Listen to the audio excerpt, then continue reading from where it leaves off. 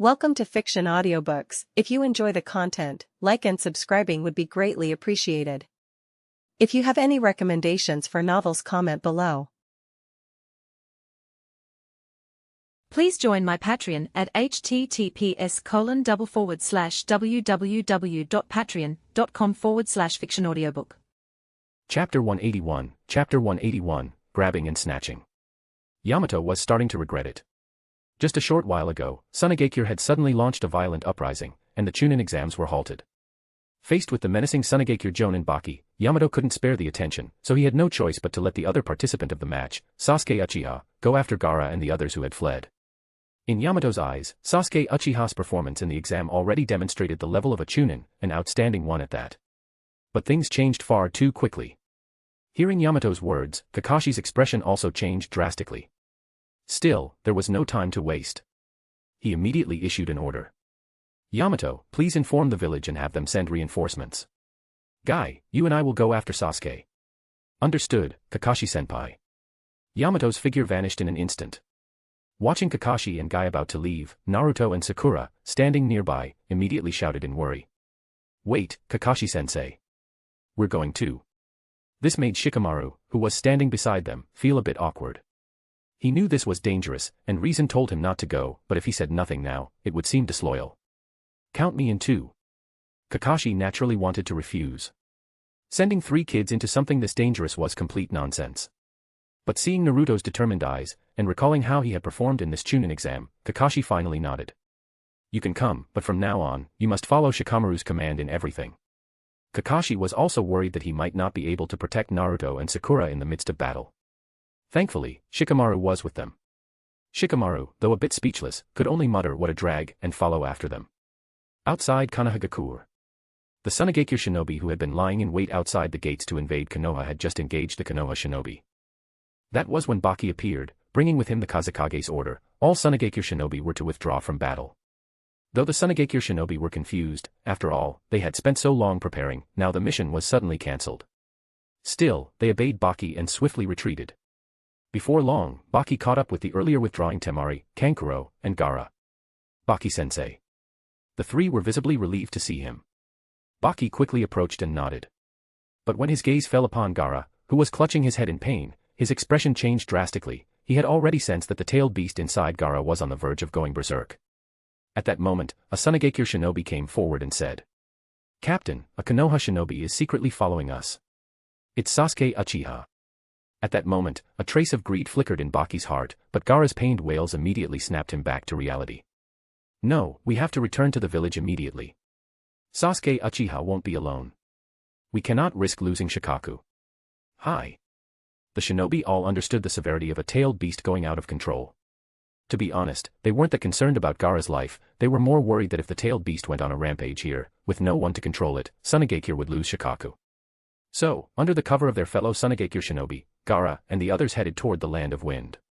Among the group, Temari glanced at her younger brother Gaara, slung over Kankuro's shoulder and clearly in pain, then at the village shinobi who had abruptly withdrawn. Unable to hold back her confusion, she asked her teacher. Sensei, what's going on? Why the sudden? Baki's answer was simple. This is the Kazekage-sama's order. As for the details, we'll wait for Kazekage-sama to return and explain. But though he said that, Baki couldn't help but feel uneasy as he recalled the Kazekage's condition when he last saw him. Father. Baki's words caused both Temari and Kankuro to freeze for a moment, and then they fell silent. Though by blood they were father and children, aside from a few good memories from childhood, their relationship had long since become more like that of superior and subordinates. Konoha. Root Division. Time passed slowly. Despite all efforts from the root shinobi, they still couldn't locate the whereabouts of the Fourth Kazekage. Useless. You can't even handle something this simple. Danzo's expression was dark.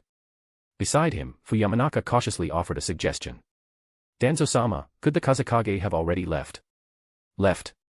The gold dust is still beneath our feet. How could that Kazekage possibly have left? Saying that, Danzo fell into thought, his eyes scanning every corner of the root base. What exactly is his goal? Fuyamanaka was also lost in thought. But even the sensor bugs from Toryun can't detect him. Where could that Kazekage be hiding? The entire root base is under the surveillance of those bugs. Danzo suddenly trembled, his pupils shrinking as he moved at once. He had just remembered that there was only one place in the entire root base that even Torian sensor bugs couldn't reach. That place was so secret that even trusted aides like Fuyamanaka and Aburaim Torian had no knowledge of it. In just a few moments, Danzo arrived at the destination. The moment he saw the undone sealing array, his expression turned grim. How did the Kazekage from Sunagakure know about this place? Was it Orochimaru? But even if that were the case, how did he break the seal placed here? While Danzo was deep in thought, Fuyamanaka, who had come to this place for the first time, asked in shock. Danzo-sama, what is this place? Danzo didn't hide the truth as he would need Fuyamanaka's help next. The second Hokage and Mito-sama constructed this place to seal the first Hokage's corpse. It was also the foundation of Root itself. There was no time to care about Fuyamanaka's shock. Danzo immediately asked. The seal's been broken, which means that Kazekage is most likely inside. Use your sensory ability to check. Hi. Fuyamanaka immediately closed his eyes and concentrated. After a moment, his brows furrowed. Eventually, he opened his eyes and reported. Reporting to Danzo-sama, I can't sense anything. Danzo was stunned. Nothing at all. What about chakra? Nothing. Perhaps the fourth Kazekage has some special ability that blocks detection. Danzo grew increasingly uneasy. He didn't care whether the fourth Kazekage could block sensory detection. However, even if Fuyamanaka couldn't sense the Kazekage's chakra, he could still feel the massive chakra from the first Hokage's corpse inside. With that in mind, Danzo didn't hesitate any longer. Be alert. We're going in. Yes. But the moment Danzo stepped into the massive cavern, what he saw made his pupils contract. Because the cavern was completely empty. Danzo even rubbed his eyes in disbelief. Where's that massive tree? And then, at that moment, a voice rang out. Ninja Art, 4 Violet Flames Formation. Chapter 182, The Sage of Six Paths. 10 odd minutes later. Inside the 4 Violet Flames Formation, the place was a wreck, with evidence of intense battle everywhere. Massive trees twisted and sprawled, while golden sand floated through the air. Rasa, in his Edo Tensei form, stood atop the floating gold dust. Beneath his feet, hanging from the gnarled branches of a tree, were 2 utterly broken corpses. Even in death, Danzo's remaining left eye was filled with deep unwillingness. It wasn't just the frustration of dying so abruptly and inexplicably, but also the shock of seeing Rasa wield would release. But Rasa only glanced at him briefly before losing interest. He had to admit, maybe it was the age, but this era's Danzo really was weak. In his original timeline, defeating Danzo required careful planning, leveraging asymmetrical intelligence, and launching a surprise attack to secure victory. But this Danzo. Rasa had eliminated him completely in under 10 minutes. Perhaps the years of power and comfort had dulled Danzo's vigilance to an extreme. The moment Rasa launched his sneak attack, he severed Danzo's right arm and stole the 3-tomo Sharingan from his right eye, giving him no chance to use his Anaji. The battle ended soon after with would release. As for the Yamanaka clan shinobi, he had been utterly consumed like an ant within the sea of trees. However, even though his objective had been achieved, Rasa had no intention of leaving yet. He had something to confirm. Even though this Edo Tensei body was unable to utilize Senjutsu chakra and thus couldn't access the Yomi world, he possessed an alternative approach. Summoning technique, Gate of Yomi. With the summoning complete, a massive stone gate rose from the ground. Seeing the gate appear, Rasa grinned in satisfaction. Success. Without a moment's hesitation, he stepped through. Before him stretched a familiar scene, a vast, empty, white world that seemed even larger than the last time he came. However, due to his current inability to access Senjutsu chakra, he couldn't sense the natural energy of this realm. Fortunately, that wouldn't be a problem for long. He was about to regain his Senjutsu chakra. However, before that, there was still one answer he needed. This answer was not hard to find. Just a few minutes later, he arrived at a familiar location, the very center of this Yomi world. There, Rasa immediately saw what he was looking for. Seated cross-legged in complete stillness was another Rasa, identical in appearance. But this Rasa had his eyes shut tightly, showing no sign of life, like a soulless corpse. At that moment, there were 2 Rasas in the Yomi world. One was the Rasa reincarnated through Edo Tensei. The other was the Rasa of Senjutsu chakra. Observing this scene, Rasa finally understood. So, the Edo Tensei merely summoned my soul into the future. Inexplicably, a theory began to form in his mind. So that means, after I replaced the original Fourth Kazekage Rasa of this world, I became a unique existence in time and space. The soul that Orochimaru intended to summon with Edo Tensei had already vanished, replaced by me instead. That's why I was summoned into the future. Rasa grinned. How fascinating. Rasa thought of something else. In the original future plot, the Fourth Kazekage would be summoned twice more, once by Kabuto during the Fourth Great Ninja War, and once at the very end, when the Sage of Six Paths summoned the previous Kage. Now the question was whether the changes in the timeline had erased that future altogether, or, just like now, led to the creation of a parallel world. If it were the second case, that would be truly interesting. Rasa was inclined to believe the second possibility. The answer was simple. He looked down at the comma on his hand. 2 corners of the black diamond-shaped mark remained unchanged. But that was a matter for the future. For now, it was time to return to his body. With that thought, Rasa immediately released the Edo Tensei on himself. He felt his soul lifting from his body. This was his first time seeing what his soul looked like. It wasn't his former self from his past life, but rather the current Fourth Kazekage Rasa. It seemed his original soul had fully merged with this Rasa. But then, all of a sudden, an ominous sensation struck, and Rasa's expression shifted dramatically. It was a feeling much like a summoning technique, a force from the outside world pulling at him uncontrollably. Fortunately, the Yomi space erupted with energy, effectively countering that external force. Rasa, however, showed no hesitation. He immediately returned to his original body. Then, without pause, he raised his right hand and absorbed all the Edo Tensei chakra present in the area. Only after confirming that the Yomi world was now completely devoid of chakra did he take a deep breath and speak. That immense power, was it the Sage of Six Paths? Deep within the shinobi world, in a realm accessible only to souls, known as the Pure Land, a low voice slowly echoed. That power, is that mother's? And also, time-space power. In the distance, a man hovered cross-legged in midair. Beneath him floated black orbs. He wore a long white robe, had brown hair, 2 horns, 6 black tomo across his chest, and a red spiral mark on his back. This was the founder of Ninshu, Hagoromo Otsutsuki, also known as the Sage of Six Paths. In truth, ever since Rasa had arrived in this world, Hagoromo had sensed something unusual. As the originator of chakra across the world, every shinobi's soul was linked through chakra and firmly under his surveillance.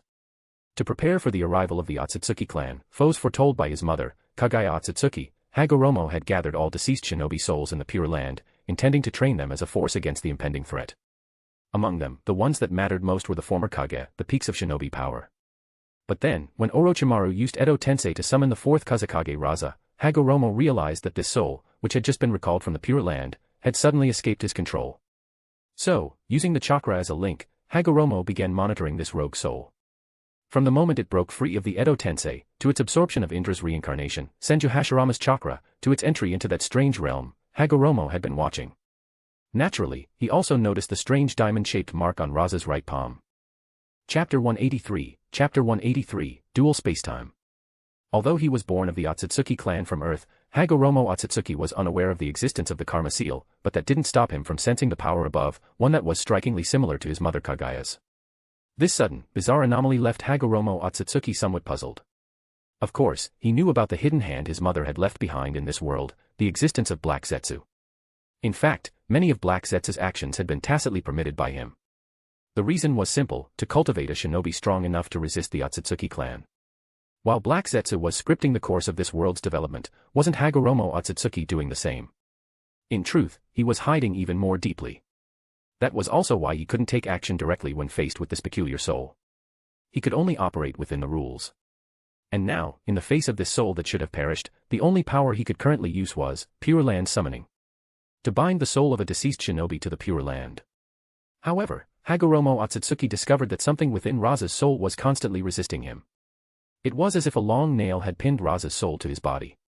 Fortunately, at the moment Rasa came into contact with Edo Tensei, the soul separation gave Hagoromo an opening. But just as he attempted to continue using Pure Land summoning to summon this strange soul, another strange force emerged. A wave of spacetime power came from that unusual space, once again stopping him. Then he watched as the other party absorbed all the chakra, completely erasing any trace of their presence from his senses. What exactly happened? Could this be another backup plan left by Mother, one that even I don't know about? Although Hagoromo Otsutsuki was filled with doubts, he chose to do nothing for now and opted to observe further. Compared to the script he had written for this world, Rasa's appearance was merely a minor episode. He wouldn't allow a minor episode to affect the entire course of the shinobi world's development. Unless Rasa did something that even he could not tolerate. In the Yomi world. After returning to his own body and absorbing all the remaining chakra from the Edo Tensei, Rasa recalled that terrifying force which had nearly grabbed and dragged him away, feeling lingering fear. At this moment, he was certain, any power that's strong, he is the one. In this world, the only being present was the Sage of Six Paths. Rasa hadn't anticipated that his first encounter with the Sage as a transmigrator would not be with the version from his original timeline, but rather a future version of himself. Nevertheless, this did confirm one important fact: the words of the White Snake Sage were indeed true. The combined spacetime abilities of Ryuchi Cave and the Yomi world could effectively obstruct the Sage of Six Paths. This indicated he now possessed an additional advantage in confronting the Sage of Six Paths. At the very least, if he couldn't win, he could retreat into this world. Letting out a long breath, Rasa began thinking about what to do next. First, upon returning to his body, he had confirmed one thing. That meant from now on, he could freely travel between the two timelines and even bring others with him. He could treat the Yomi world as a transit point. There was no need to mention his original timeline.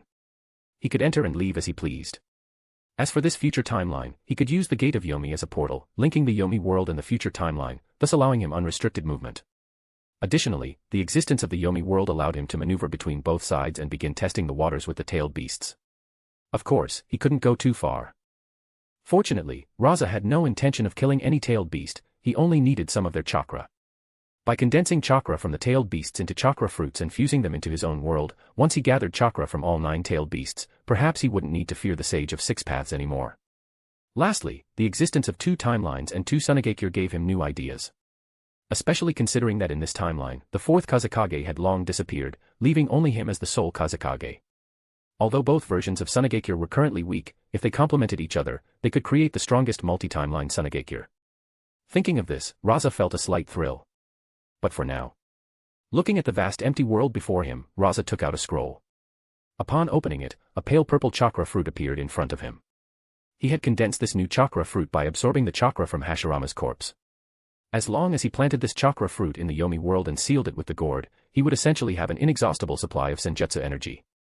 As Rasa formed hand seals, the senjutsu energy in the air transformed into a vast layer of sand and gravel. Under his control, the chakra fruit gently floated up and landed within the sand. In an instant, countless roots extended from the chakra fruit, burrowing deep into the gravel. The fruit then began to grow upward, forming a straight tree trunk, from which branches and leaves began to spread.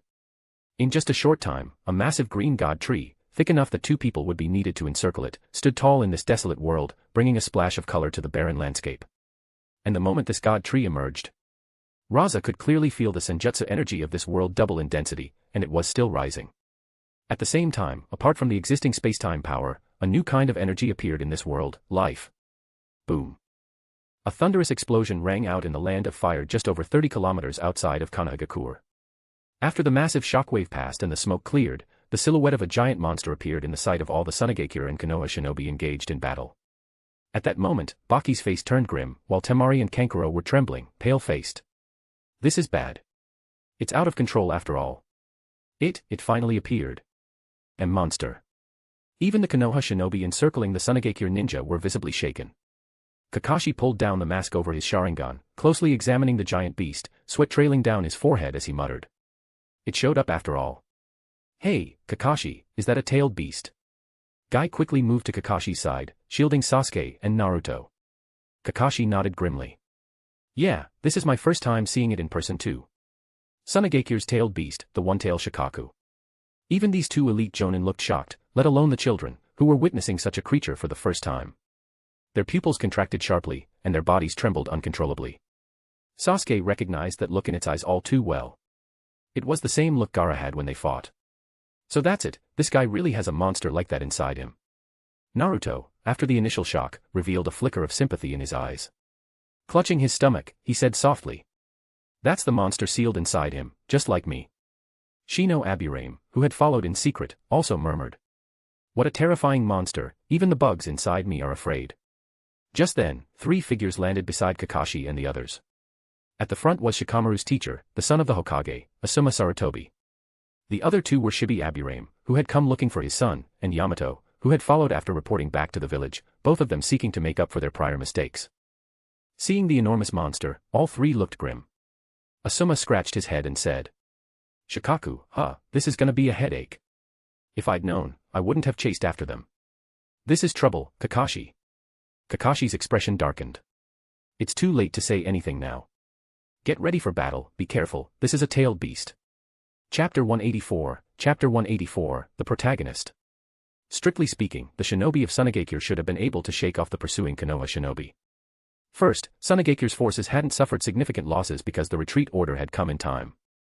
Second, the Konoha shinobi were still primarily focused on Orochimaru and the shinobi from Otogakure. However, Gaara's unstable factor ultimately led to Konoha's forces catching up to the Sunagakure shinobi. The reason was simple. After hearing the name Sasuke Uchiha, Gaara, whose mind had already been unsettled, lost control and entered his Jinchuriki transformation, a state that was half-tailed beast, half-human. He launched an attack on Sasuke, who had secretly been tailing them. Baki immediately realized something was wrong, but it was already too late to stop it. Once Gaara entered that state, even Baki, his teacher, was powerless to intervene. Of course, given their numbers at the time, the Sunagakure shinobi still could have taken down Sasuke Uchiha and continued fleeing. But that's when one of the Konoha 12 appeared, Shino Aburame. Though still a child, Shino was already one of the strongest among the Konoha 12 at this stage. His bugs caused significant trouble for the Sunagakure shinobi, and together with Sasuke, they managed to buy a bit of time. As for why Shino was even there, though he often seemed low profile, Shino actually took great pride in himself. During the Chunin exams, his opponent, Kankuro, chose to forfeit the match. Shino had never let that go. So, when he noticed Sasuke leaving, he immediately sent some of his bugs after him and quietly followed behind. Still, he hadn't expected things to escalate like this, two kids facing off against so many Sunagakure shinobi. Fortunately, the Sunagakure shinobi underestimated them a little. They managed to hold out briefly, just on the brink of death, when Shino's father's bugs arrived. Of course, it wasn't just about underestimating their opponents. Sunagakure shinobi didn't dare strike down Sasuke and Shino. Baki wasn't a fool. Though he was confused about the Kazekage-sama's sudden retreat order, he understood that the Konoha crush plan had failed, and the Kazekage's strange condition had given Baki a sense of unease. So he didn't want to provoke Konoha too much. With the arrival of Shino's father's insects, Kakashi, Guy, Naruto, and the others soon caught up as well. And then, a full-blown battle broke out. Sunagakure's shinobi versus Konoha's Jonin. Temari, Kankuro, and Gaara face off against Shikamaru, Shino, Sasuke, Naruto, and Sakura. It wasn't that Kakashi and the others had lost their minds by sending Naruto and the others to confront a Jinchuriki like Gaara. The issue was that Gaara, already in his partial transformation, had completely lost control. The only thought dominating his mind was to kill Sasuke Uchiha to prove his worth. Even with Asuma and Yamato arriving later, there were still only 5 Konoha Jonin in total. Meanwhile, the opposing Sunagakure shinobi numbered in the hundreds. Kakashi and the others were already overwhelmed trying to hold them back. Fortunately, Sasuke and Naruto's performance stunned even the seasoned Jonin. Sasuke's Chidori combined with Naruto's multi-shadow clone jutsu actually managed to suppress Gaara's Jinchuriki transformation state. Then came the current scene. Gaara, growing more and more berserk, finally lost control completely and entered his perfect form. Roar. Since you've given me such pleasure, I'll show you the true power of the Avatar of the Sand. Above the massive Shikaku, half of Gaara's body slowly rose, his voice sending chills down Naruto and Sasuke's spines. Sasuke's eyes immediately glazed over, and Naruto's body trembled. Fortunately, at that moment, Kakashi stepped forward, standing between them and said, "All right, Sasuke, Naruto, you both did well just now, but the next fight isn't for you to be involved in." That was only natural, and Sasuke instinctively stepped back half a pace. But Naruto stepped forward one step and said, "Kakashi-sensei." What is it, Naruto?" Naruto's unusual behavior made Kakashi a little suspicious, but then he seemed to understand something and reassured him. "Don't worry, Naruto. You two take care of yourselves from here on. We're going in." "Kakashi." "What's that?" Might Guy's anxious voice rang out as he stared seriously at Shikaku. Kakashi looked and saw Gaara atop Shikaku, who had fallen into a sleep-like state. Kakashi was shocked, still unsure what was going on, but the nearby Sunagakure shinobi quickly gave him the answer. "Damn, Gaara has activated hypnotic sleep jutsu. Shikaku is about to awaken. Everyone fall back." The Sunagakure shinobi immediately abandoned their fight with the Konoha ninja and retreated, fully aware of how devastating Shikaku's power could be in this state. At that moment, the enormous Shikaku let out a sharp, piercing cry. Finally, it's out.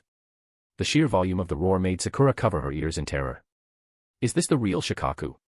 The awakened Shikaku immediately noticed the surrounding shinobi. It didn't care whether they were from Sunagakure or Konoha and instantly roared.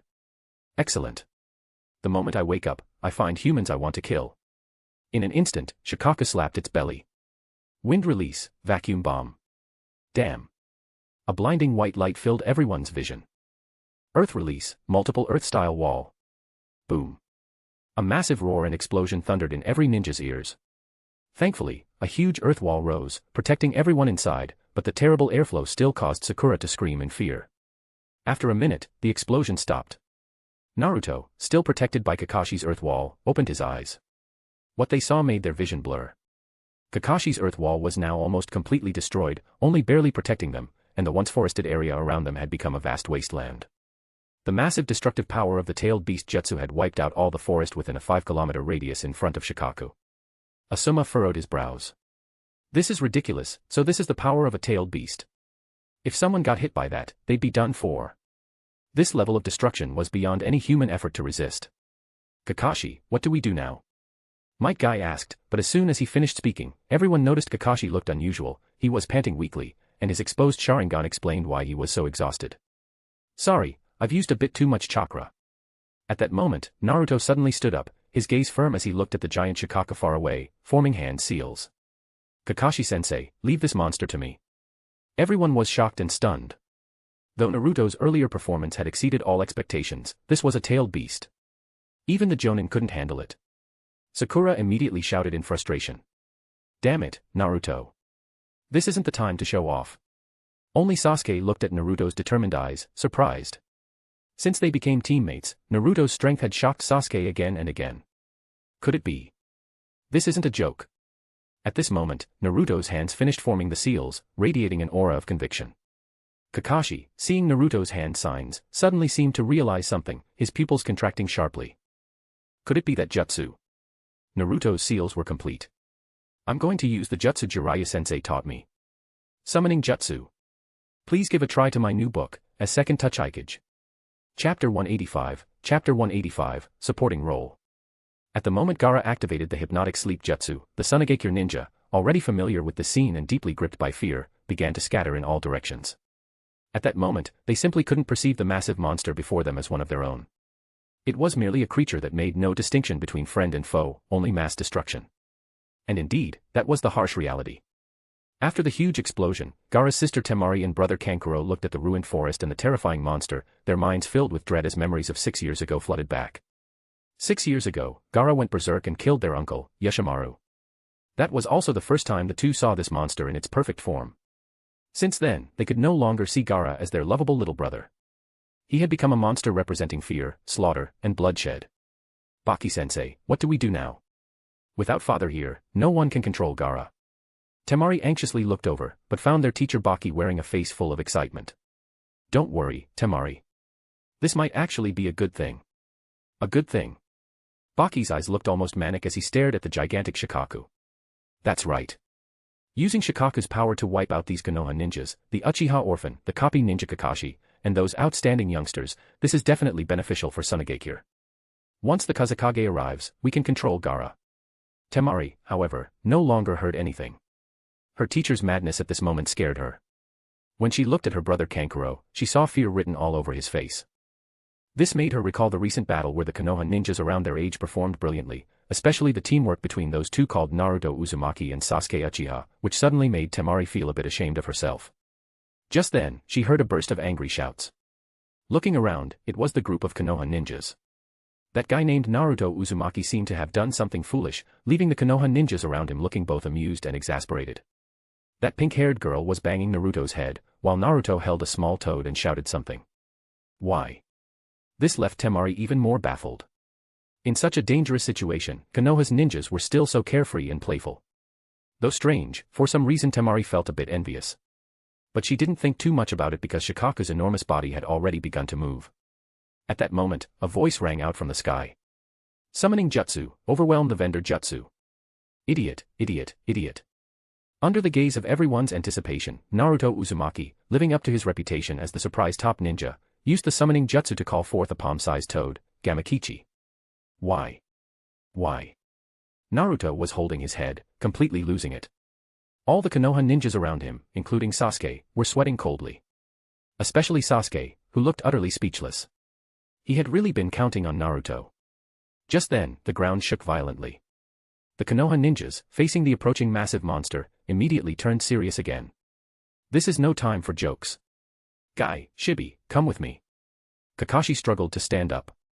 It wasn't that the other Konoha ninjas were useless, but against such a huge-tailed beast, the Yamato's swordsmanship and Asuma's ninjutsu were barely effective.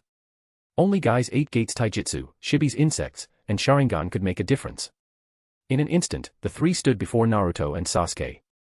But just as they were about to attack, a voice rang out from the sky. Summoning jutsu, overwhelmed the vendor jutsu. Hearing that voice, the three immediately breathed a huge sigh of relief. Naruto also jumped up excitedly. Boom. With a massive shadow descending from above, the perfect form of Shikaku was instantly crushed to the ground, stirring up sand waves more than 10 meters high. On the giant Shikaku's back appeared a huge blue-green toad carrying 2 swords on its back. And on top of the toad's head, a man with white hair and a kanji, oil, on his forehead appeared in everyone's view, striking a cool pose and announcing himself. My Iboka Mountain Toad Sage, Senin Jiraiya, here to pay respects. Unfortunately, the coolness only lasted 3 seconds. Pervert Sage. Naruto's voice rang out. On top of the toad's head, Jiraiya immediately frowned with the kanji, well, on his forehead, angrily shouting at Naruto. Baka, baka. I told you not to call me that. Watching this quarrel between master and student, all the shinobi on the battlefield, whether from Tsunagakure or Konoha, were sweating bullets. The Konoha ninjas felt embarrassed, but the Tsunagakure ninjas were genuinely terrified. Hey, this man. Are you kidding? Could it be the legendary Sannin, Toad Sage Jiraiya? No way, wasn't this man said to have left Konoha long ago? At this moment, fear filled the hearts of the Tsunagakure ninjas. Even Baki, the Umbu captain, felt despair for the first time facing this man. Temari standing beside him was stunned. Baki-sensei, is this guy really that strong? Ah, this man might be even stronger than the Kazekage. What? In Temari's heart, her father Rasa was already the strongest. Now Baki-sensei told her this man was even more powerful. At that moment, Shikaku's angry roar echoed from the earth. Bastard, who is it? Oh, waking up so soon. Jiraiya immediately jumped away with Gamakichi, the toad. Shikaku's shattered body reformed, glaring angrily at the enormous toad before him. Bastard, unforgivable. You let me dash. Before he could finish, deep purple chakra began to gather at his mouth. This is. Kakashi looked horrified, Sasuke trembled. Because through their Sharingan, both saw the enormous chakra inside that ball of chakra. Asuma, Yamato, and Shibi were also shocked. Having experienced the Nine-Tails rampage, they knew well the destructive power of a tailed beast bomb. The Tsunagakure ninjas knew this even better, since Shikaku had gone berserk many times in their village. Jiraiya's expression was serious but confident, his hands formed seals as he prepared to use the Yomi Numa, underworld swamp, technique to disrupt the tailed beast bomb's launch. Suddenly, his pupils shrank, and his hands froze mid-seal, staring in disbelief at what unfolded. At that moment, Shikaku's giant lantern-like eyes fixed on a familiar figure suddenly appearing beside the tailed beast bomb. The man stretched out his right hand, completely absorbing the chakra inside the tailed beast bomb. Chapter 186, The True Protagonist. Father. In just an instant, Temari recognized the men who had appeared beside Shikaku's tailed beast ball. The other Tsunagakure shinobi also reacted, immediately becoming excited. The fear they had just felt at the appearance of one of the legendary Sannin, Jiraiya, vanished in an instant. This is great. It's Kazekage-sama. But only Baki felt that something was very wrong at that moment. Because he noticed that the Kazekage's state had changed again. He no longer looked like a lifeless corpse, as he had when they encountered him not long ago. Now he looked like a normal person. But strangely, Baki couldn't sense any chakra from him. And was it just his imagination, or had Kazekage-sama become younger? Baki had followed the Kazekage for over a decade, so he knew him better than anyone else in this world. It was precisely because of this that he was able to sharply detect what was off about the Kazekage in front of him. How should he put it? The youthful appearance of Kazekage-sama before him reminded Baki of over 10 years ago, when the Kazekage had just taken office. And if he wasn't mistaken, Kazekage-sama was absorbing Shikaku's chakra right now. He had never known the Kazekage possessed such an ability. So what the hell is going on? However, even though his heart was filled with questions, he couldn't show it right now. Because if the man in front of them wasn't the real Kazekage, then where had Kazekage-sama gone? Right now, Tsunagakure couldn't afford to lose its Kage. Rasa, however, had no intention of paying attention to the Tsunagakure and Konohagakure shinobi below. His entire focus was on Shikaku's chakra. Since he had come to this world, as a traveler from a different timeline, he no longer needed to act cautiously. Besides, Gaara's condition was much better than Bunpuku's had been. If he didn't take this chance to extract Shikaku's chakra, when would he? The Tsunagakure and Konohagakure shinobi below, along with Jiraiya, were also confused by the situation before them. So none of them made any sudden moves, simply staring in shock as Rasa absorbed Shikaku's chakra. However, to form a chakra fruit, just the chakra from a single-tailed beast ball was clearly not enough. You bastard. You're actually stealing my chakra. Watching as the familiar figure absorbed his tailed beast ball, Tsunagekyu's fourth Kazekage, Shikaku flew into a rage. Just as he was about to resist, 4 stone pillars suddenly erupted from the ground around him. Countless sealing marks spread out from the pillars and completely bound Shikaku's body. Dragon Vein Seal. Damn it. This scene left everyone around stunned. What kind of sealing technique is that? Even someone as well-versed as Jiraiya had never heard of this seal. Rasa had already finished absorbing the chakra from the tailed beast ball and descended from the sky, landing atop the immobilized Shikaku. Shikaku glared at Rasa above him with eyes full of hatred. Rasa didn't immediately awaken the future son he saw in front of him. Instead, he seized the opportunity and pressed the "Kama" on his right hand directly onto Shikaku's head. In an instant, an even greater surge of Shikaku's chakra burst out from Gaara's seal, gathering onto Rasa's right hand. No one knew how much time passed before a deep purple chakra fruit slowly materialized in Rasa's hand. At that moment, everyone present was dumbfounded. Even Jiraiya stared in shock at the chakra fruit floating beside Rasa's hand, utterly stunned and unable to comprehend what was happening. Only Black Zetsu, who had rushed over upon receiving the news, widened his pupils in disbelief when he saw the scene unfold. How is this possible? That's the power of the Otsutsuki clan. That's Mother's Kama. What the hell is going on? Black Zetsu was completely stunned. Wasn't Mother sealed away by those 2 bastards, Hagoromo and Hamura? Why was Mother's Kama appearing on the 4th Kazekage? Black Zetsu couldn't make sense of it at all. This sudden twist had scrambled even his thoughts. Meanwhile, as the massive amount of chakra from Shikaku was absorbed by Rasa, Gaara's full transformation was completely undone. Shikaku's enormous body disintegrated into sand and vanished, leaving behind Gaara's frail body lying in Rasa's arms, slowly regaining consciousness. The first thing Gaara saw when he opened his eyes was the blurry figure of his father, Rasa. His gaze was filled with confusion. Was this a dream? Father. He had just begun to speak when he heard a gentle voice, something he had never heard before. Get some rest. When you wake up, everything will be better.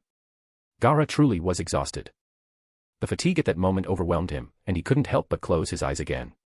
Looking at the child in his arms, a convenient son from this world and a character Rasa had always liked in the manga, Rasa sighed and gently descended with a cloud of gold dust. In many ways, Gaara was Naruto without the protagonist's aura. Temari, Kankuro. Upon hearing their father call out, Temari and Kankuro immediately ran over. Both of them looked at Rasa with a mix of fear and unease.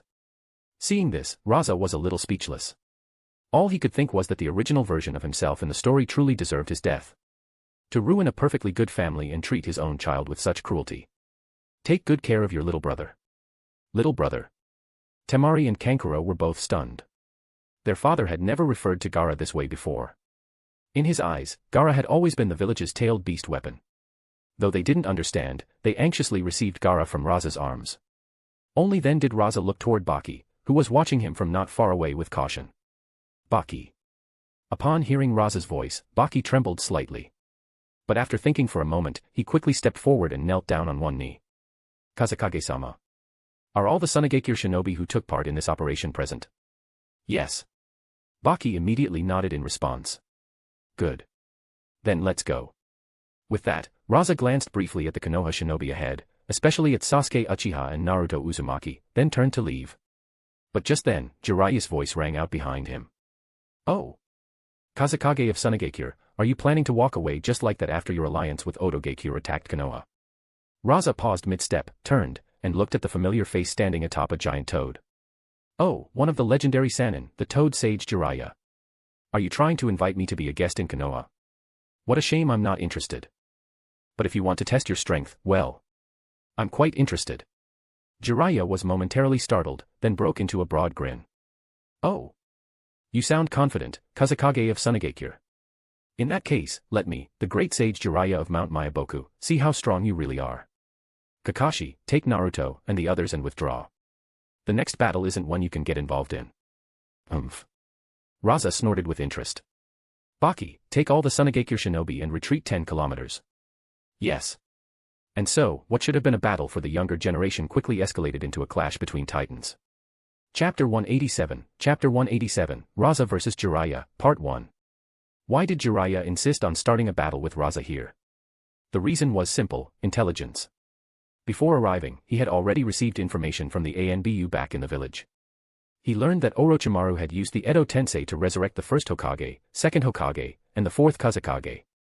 However, the Kazekage had somehow broken free from the jutsu's control on his own, severing Orochimaru's influence. Though Jiraiya wasn't a forbidden jutsu enthusiast like Orochimaru, he knew very well what the Edo Tensei entailed. It was a forbidden technique that resurrected the dead. Which meant the fourth Kazekage should also be a dead man. And yet, just look at the men standing in front of him. He didn't resemble a reanimated corpse in the slightest. More than that, there was the mysterious ability to absorb chakra, and that strange chakra cluster that looked like a fruit. What was that? Jiraiya had far too many unanswered questions. If he allowed this man to return to Sunagakure, he might never get the answers. So naturally, he wasn't about to pass up this chance. And Jiraiya was very confident in his own strength. Rasa accepted the challenge because his reasons were simpler. He simply wanted to see what kind of power Jiraiya, one of the strongest shinobi of this generation, truly possessed. With Orochimaru's hands now sealed and the third Hokage dead, Jiraiya was, without question, among the top-tier powerhouses in the current shinobi world. Following the orders from Rasa and Jiraiya, both sides shinobi retreated without hesitation. When they had fallen back about 10 kilometers, Kakashi didn't even look back as he spoke. Sasuke, Naruto, watch this fight carefully. This level of battle defines the strongest in the shinobi world, the strength of a Kage. Sasuke and Naruto were taken aback at first, then their expressions turned serious. One sought revenge against his brother to avenge his clan, the other wanted to become Hokage and earn everyone's recognition. At that moment, Sakura could clearly feel herself drifting farther away from her two teammates. Asuma patted Shikamaru on the shoulder with a look that conveyed encouragement without words. As for Shino, mature beyond his years, he was already focusing intently on the battle even without his father's guidance. On the other side, Kankuro nervously carried his unconscious younger brother Gaara, while Temari stood by looking deeply worried. Baki's brows were furrowed, his silence representing the mood of Sunagakure's side. Perhaps this was why the protagonists became protagonists, while the supporting cast remained just that. But in the future, everything would change. Whoosh! A soft breeze swept through the forest canopy. Rasa stood upon his cloud of gold dust, facing off against Jiraiya atop the giant Gamabunta. Since he was seeking information, Jiraiya naturally took the initiative to speak. Come to think of it, I've fought plenty of skilled Sunagakure shinobi before. I've experienced the iron sand technique of the third Kazekage firsthand. I wonder, which is stronger, the gold dust technique of the fourth or the iron sand of the third? The first thing Jiraiya needed to confirm was whether the man before him was truly the fourth Kazekage. Ninjas could easily disguise themselves, but their techniques, especially something as unique as Sunagakure's magnet release, were far harder to fake. Kumogakure also possessed a version of magnet release, but theirs was a combination of wind and lightning nature transformation. In contrast, Sunagakure's magnet release combined wind and earth. That created a fundamental difference. Kumogakure's focused on magnetic force, while Sunagakure's excelled at manipulating metal. Of course, Rasa understood what Jiraiya was getting at, and he was more than willing to play along. Is that so? In that case, let me show you, Sage of the Toads. As he spoke, Rasa brought his hands together in a seal. Sage art, limit release, magnet release, quicksand waterfall. Boom. In an instant, the entire forest began to quake. Even the Konoha and Sunagakure shinobi who had retreated 10 kilometers away could feel the earth shaking like a natural disaster had descended. Cracks split across the ground, forming jagged fault lines. Before they could even comprehend what was happening, the sky darkened. Massive waves of sand, glinting with golden flecks, surged forth like a tide from the distance, hurtling toward Jiraiya to engulf him. At that moment, the Konoha genin's pupils dilated in shock. When they'd seen Shikaku in its complete form earlier, their entire understanding of the shinobi world's power had already been shattered. But now, this was something else entirely. The full-body Shikaku had only been about 50 meters tall. Yet this sandstorm, laced with gold, towered nearly 100 meters high, blotting out the sky. Unlike the Konoha nin, the shinobi of Sunagakure were practically ecstatic. So powerful. This is the power of the Kazekage. This kind of power, it must be divine. All hail the Kazekage-sama. Even Rasa's own children, Temari and Kankuro, stood frozen, mouths agape at the overwhelming display of golden sand. Only Baki's expression remained deeply troubled. He could confirm this was indeed the Kazekage. No one else could wield gold dust, but having grown up under Rasa's command, Baki knew the Kazekage had never possessed this level of power before. And that's when Kakashi, watching with his Sharingan, suddenly shouted in disbelief. Impossible. What is it, Kakashi? Guy asked, alarmed. Kakashi's face was grim, the three tomo in his left eye spinning rapidly. Chakra. I can't see any chakra from this Kazekage at all. What? At Kakashi's words, Sasuke, who had also activated his two-tomo Sharingan, looked toward the swirling storm of gold. Sure enough, he saw no trace of chakra within the sand. What the hell is going on? And of course, Jiraiya, facing Rasa directly, sensed something too. Staring at the massive tidal wave of golden sand blotting out the sky, Jiraiya's brows furrowed. He spoke to the toad beneath him. Bunta, you feel it too, right? Yeah, Jiraiya-sama. But it's strange. It's not chakra, and it's not natural energy either. Could this be the secret to his resurrection? Never mind, first let's stop this move. Combination technique. Got it. Jiraiya instantly wove hand seals. Ninjutsu, toad oil flame bullet. Flames erupted from Jiraiya's mouth in a blazing torrent. Gamabunta, from atop the battlefield, spewed the special oil of Mount Myaboku, rich in natural energy. The combination of the oil and Jiraiya's fire style burst forth in a wave of fire like a tsunami, painting the entire sky a blazing red. Even from over 10 kilometers away, both Konoha and Third Shinobi could feel the searing heat. So strong. Naruto was speechless. He had always known the pervy sage was strong, but until now, he had never truly understood how strong. As he watched the sky ignite in flames, he finally grasped it, and became utterly fired up. Beside him, Sasuke Uchiha's face darkened. Because he knew Jiraiya was Naruto's teacher. With a mentor like this, Naruto would undoubtedly surpass him soon. Sasuke couldn't stand it. He clenched his fists in frustration. But the battle wasn't going to wait for the musings of young protagonists. The golden wave of sand and the crimson blaze of fire collided with a thunderous roar. Chapter 188, Rasa vs. Jiraiya, Part 2. The blazing fire and golden sand dyed the entire sky in two halves, one red, one gold. Even from a great distance, everyone present could feel the scorching heat radiating from the clash. This battle, moment by moment, was shattering Sasuke Uchiha's understanding of the shinobi world. Up until now, Sasuke had always believed that the Uchiha clan's fire-style jutsu were the strongest. But as he gazed at the inferno before him, fire so intense it looked like it could incinerate the sky, that Uchiha pride was once again ground into the dirt. The fire style he was so proud of, when compared to the one Jiraiya now displayed, was like a firefly trying to outshine the moon. And the gold dust jutsu controlled by the Kazekage far surpassed Gaara's sand, one ruled the sky, the other barely the ground. So this is the power of a Kage. The clash between fire and gold continued. To the naked eye, the front of Rasa's golden sand began to melt instantly before the blazing heat, losing form and control. This alone was enough to prove the intensity of the flames and the sheer power behind Jiraiya's fire style. And yet, Jiraiya didn't relax at all. In fact, he grew more tense, forehead clutching with wrinkles, because as someone directly engaged in the battle, he could clearly see, it was only the front layer of the gold dust being melted. Gold, being a metal, didn't conduct heat efficiently. And the sheer volume of the gold dust spread across the sky was simply too massive. Then suddenly, from within the sea of flames that looked like a mountain of fire, a gigantic golden spinning top shot forth, rotating rapidly as it flew straight toward Jiraiya. So it's spinning to generate a vacuum barrier, shielding itself from the flames. Clever. Ninjutsu, Wild Lion's main technique. Jiraiya's silver-white hair instantly extended and transformed into countless white tendrils that shot out toward the spinning gold dust top. In mere moments, they wrapped tightly around it. As his hair constricted, an ear-piercing grinding sound rang out, and under that pressure, the spinning top was forcibly brought to a halt by nothing but Jiraiya's hair. At that moment, Jiraiya had already prepared his next move. A bright chakra sphere formed in his right hand, emanating intense chakra. Leaping forward, he closed the distance and slammed the chakra sphere directly onto the golden top. In an instant, what had looked like an unbreakable construct now turned fragile before that chakra sphere. Like ice meeting fire, the gold dust began to shatter. As the chakra sphere dug into the structure, penetrating it, Jiraiya immediately leapt away. And then, boom. A thunderous explosion rocked the battlefield. Golden dust scattered into the air like a rain of shimmering gold. So strong. Kakashi-sensei, what jutsu was that? Naruto's eyes were wide with awe, practically glued to the scene. Kakashi blinked, then glanced at Naruto before replying, his tone filled with nostalgia. That jutsu is called the Raise-Non. It was created by the hero who saved Konoha, the fourth Hokage himself. What's more, it's a jutsu that requires no hand seals. Sasuke stiffened in shock, but Naruto was already hopping in excitement. So strong.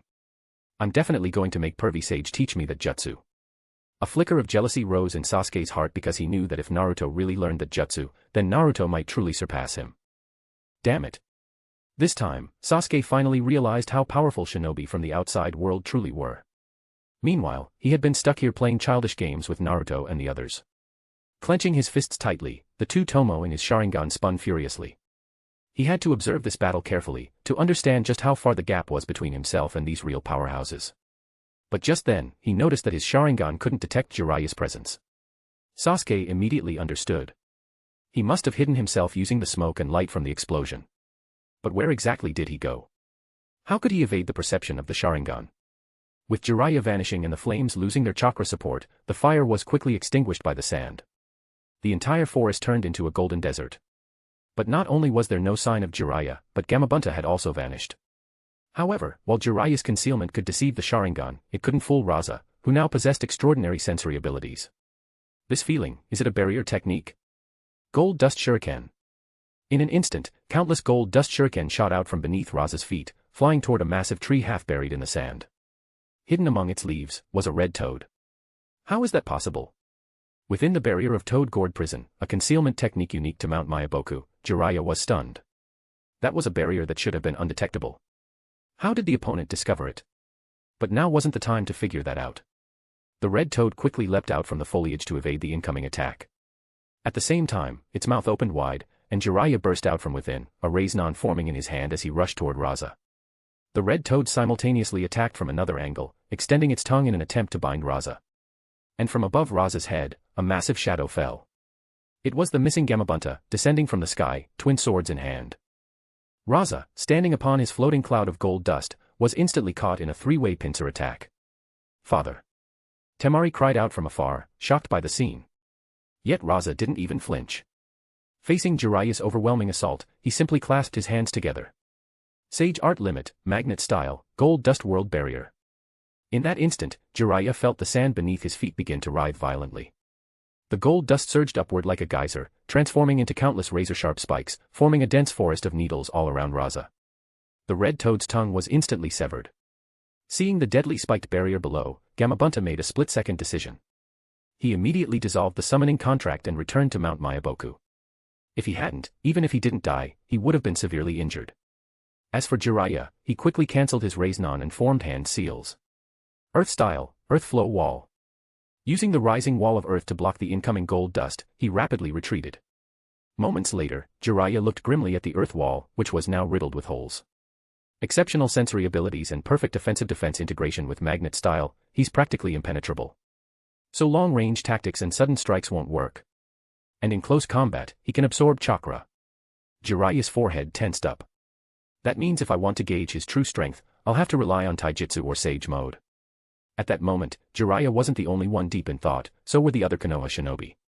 As expected of a Kazekage, he's really tough to handle. Shikamaru, if it were you, what would you do?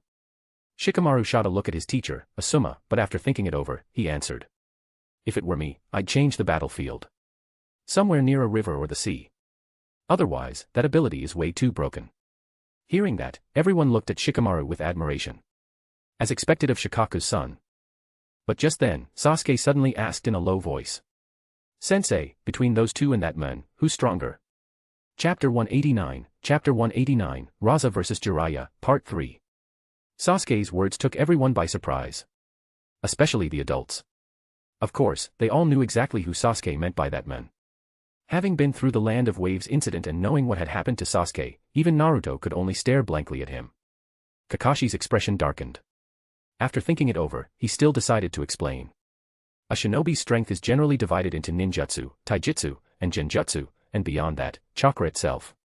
Jiraiya-sama and the Kazekage have already reached the pinnacle in ninjutsu, taijutsu, and chakra. As for genjutsu, while I've heard that Jiraiya-sama isn't particularly skilled in it, at this level, most genjutsu wouldn't work on them anyway. As he said this, Kakashi noticed Sasuke's tightly clenched fists, and he continued.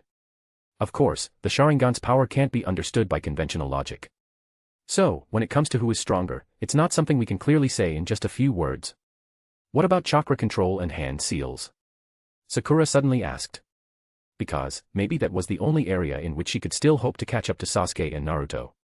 Kakashi had once praised her for it. This time, it was Asuma who answered, looking toward the two distant figures. At the level of Jiraiya-sama and the Kazekage, chakra control and hand seals are merely basic abilities. Asuma spoke up partly to help his laid-back student Shikamaru recognize the reality of the shinobi world. Basic abilities.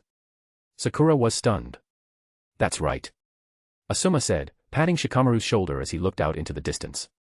You all watched the battle just now between those two, did you notice anything? Notice what? Team 10's trio looked confused, except for Shikamaru, who seemed to realize something. Jiraiya-sama and the Kazekage barely used hand seals. Or rather, their seals were extremely simple. All the jonin present looked at Shikamaru with approval. Exactly. That's what I meant. Once you reach Jiraiya-sama and the Kazekage's level, chakra control and hand seal speed are merely the fundamentals. But that doesn't mean they aren't important. Heck, on the contrary, they're the foundation required to reach that level. So you really need to stop slacking off, Shikamaru. Shikamaru's face stiffened. Yeah. What a drag. And at that moment, with his next battle strategy now decided, Jiraiya launched his assault. This time, he abandoned ninjutsu altogether, and began probing with pure taijutsu. Whoosh! As a non-bloodline limit user, Jiraiya's taijutsu was absurdly strong. His figure turned into a blur as he dashed across the gold dust-covered forest floor, heading straight toward Rasa. So fast. Sasuke realized, to his shock, that even with the Sharingan activated, he couldn't follow Jiraiya's movements. That kind of speed, even someone like Lee using the 8 gates couldn't keep up. As a taijutsu user himself, Guy suddenly lit up with excitement. As expected of Jiraiya-sama. His taijutsu mastery is truly formidable.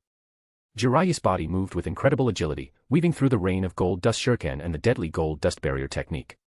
He evaded everything flawlessly, closing in on Rasa in a matter of moments.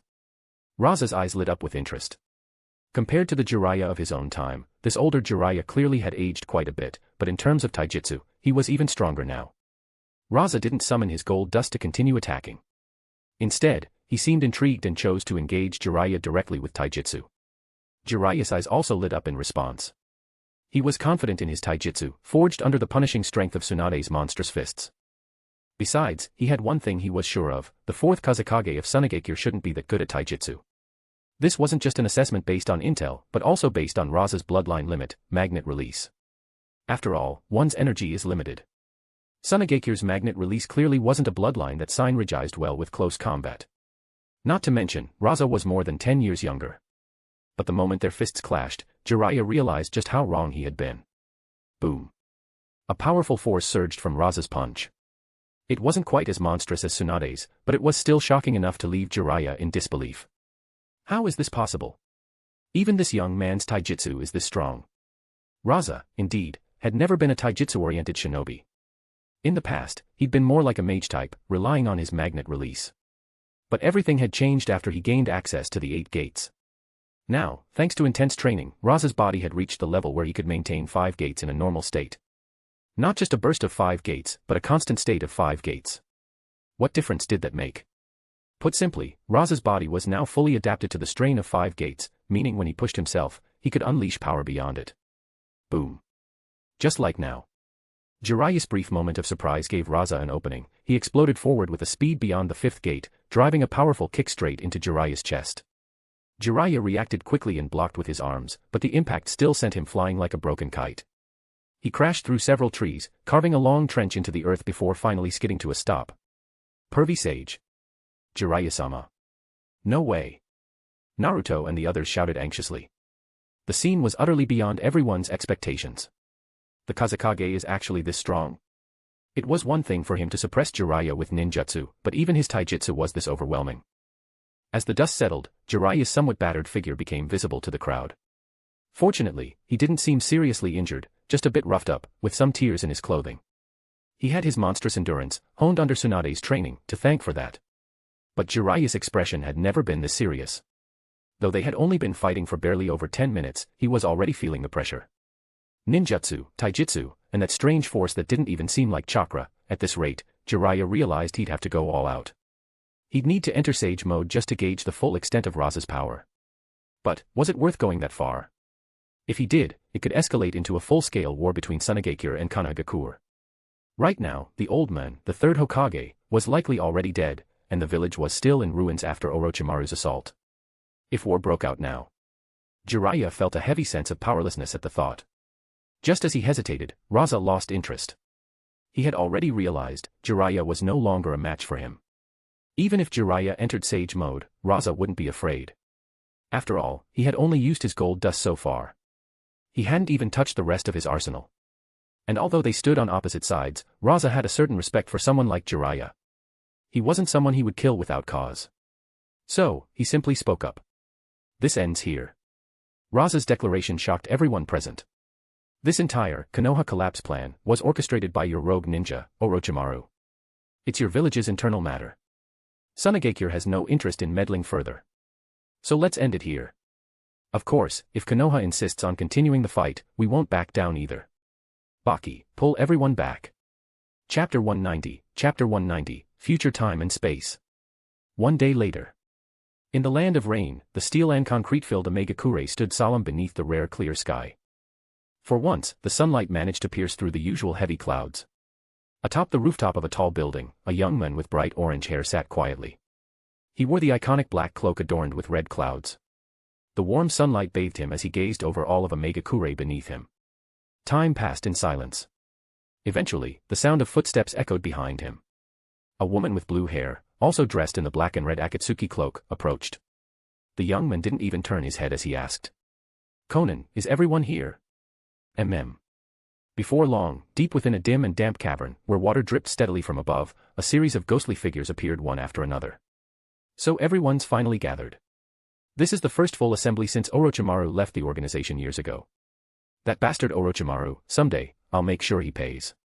Hey, what's going on, Pain? Delaying my money-making, unforgivable. Once everyone had arrived, the long silent Pain finally opened his eyes and spoke slowly. This gathering of the Akatsuki is because there is something that everyone must know. Oh. What is it? Could it be that the plan is finally starting? Pain didn't answer. Instead, he turned to Zetsu. Zetsu, share the intelligence you just received. Zetsu, his form resembling a carnivorous plant, scanned the gathered members and began to speak in a low tone. Just yesterday, on the final day of Konoha's Chunin exams, Orochimaru launched the Konoha Crush plan in collaboration with Sunagakure and launched an attack on the village. Oh. Zetsu's words instantly caught everyone's attention. A shark-toothed figure immediately looked toward a comrade with crimson Sharingan eyes. Itachi-senpai, you're from Konoha, right? A smaller figure asked bluntly. What was the result? The entire event was quite interesting. Initially, Sunagakure was meant to be allied with Orochimaru. But mid-battle, they abruptly withdrew. However, Hiruzen Sarutobi, the third Hokage, was still killed by his former student. As for Orochimaru, his arms were sealed. His arms were sealed. Yes. According to our intel, Hiruzen used a sealing technique called the Reaper Death Seal to seal both of Orochimaru's arms. This means Orochimaru can no longer use ninjutsu. The small figure's eyes lit up. Interesting. That means we might be able to retrieve that ring from Orochimaru soon. No, retrieving the ring isn't urgent. Pain's voice cut in coldly. Zetsu, continue. What do you mean? There's more. A figure with glowing green eyes asked curiously. Ah. Zetsu seemed almost excited now. During Orochimaru's battle with the third Hokage, he used the forbidden technique Edo Tensei, and summoned the first Hokage, the second Hokage, and the fourth Kazekage of Sunagakure. At that moment, everyone was stunned. So that's how it is. Orochimaru actually has such methods. In that case, we really can't just strike at Orochimaru recklessly. Oh. Kakuzu-senpai, are you afraid? The figure with green eyes snorted coldly, showing no shame in his fear. You who haven't experienced that era don't understand what the name Senju Hashirama represents. He was a monster who single-handedly unified the entire shinobi world, no, a god. Even if all of us joined forces, we wouldn't stand a chance against him. Hey, Kakuzu-senpai, aren't you exaggerating a bit? No, not at all. Silence fell over the entire cavern. Everyone here had no doubts about Kakuzu's strength. If even Kakuzu feared him, then the true terror of the shinobi god was unquestionable. Even Pain, who always claimed to be a god himself, remained quiet and coldly continued. Continue. Oh, the interesting things aren't over yet. The truly interesting part has just begun. The fourth Kazekage who was killed by Orochimaru and resurrected through Edo Tensei suddenly broke free from Orochimaru's control. Moreover, he used some unknown method to fully revive himself and fought a battle with Jiraiya, one of Konoha's legendary Sannin. Fully revived. What does that mean? The short figure let out a surprised sound. It means exactly what it sounds like. Edo Tensei summons the souls of the dead from the Pure Land, meaning those resurrected by it must be deceased. However, we have confirmed that the Fourth Kazekage who fought Jiraiya is truly resurrected, not merely a puppet controlled by Edo Tensei. What? Hey, fully revived. You're not joking, right? Is that really possible? At this moment, the usually silent Pain spoke. Sasori, you're from Sunagakure, right? Does your village have any forbidden jutsu that can bring back the dead? The short figure gave Pain a side glance. No, at least none that I know of. At this point, everyone understood. So that's why, boss, you were so eager to have us here. At that, Pain issued a direct order. Sasori, since you're from Sunagakure, you and Konan will go investigate how this dead but revived Kazekage managed to come back. Zetsu, you will support them. No problem, I'm very interested in this ability to truly revive the dead. Then, Itachi. You and Kisame will go to Konoha to gather information. Focus especially on the Ninetales Jinchuriki. Also, take a look at your little brother, apparently Orochimaru is very interested in his eyes. After the death of the third Hokage, big changes are sure to come to Konoha. Other great ninja villages may see this as an opportunity to attack. As for the rest of you, continue with the plan as scheduled. That's all for now. Meeting dismissed. Meanwhile, in Sunagakure, Rasa sat on his Kazekage seat, looking over various reports about this world sent by Baki, and discovered something intriguing. Though this world was indeed the future world from his own, it was not completely identical. Because he initially assumed that since this was a parallel world where his past did not exist, he might be able to regain the powers of dragon veins and monsters again. But when he asked Baki to send related information, he found there were no legends about Rorin here, no shrine maidens, and no monstrous spirits in the land of demons. Moreover, as he looked closer, Rasa realized what the real difference in this world was. To be exact, this was a world that only had the main Naruto storyline, without any movies or original characters. For example, Rasa did not find a centipede in the list of ninja from this era's Sunagakure. This dashed some of Rasa's hopes. However, that did not hinder his next plans. At that moment, a knock came from outside. Without lifting his head, Rasa said, "Come in. Give a try to my new book, My Crazy Journey with My Summons." Chapter 191, The Fifth Kazekage. As the door to the Kazekage's office was pushed open, a group of people walked in. Leading them were familiar faces to Rasa.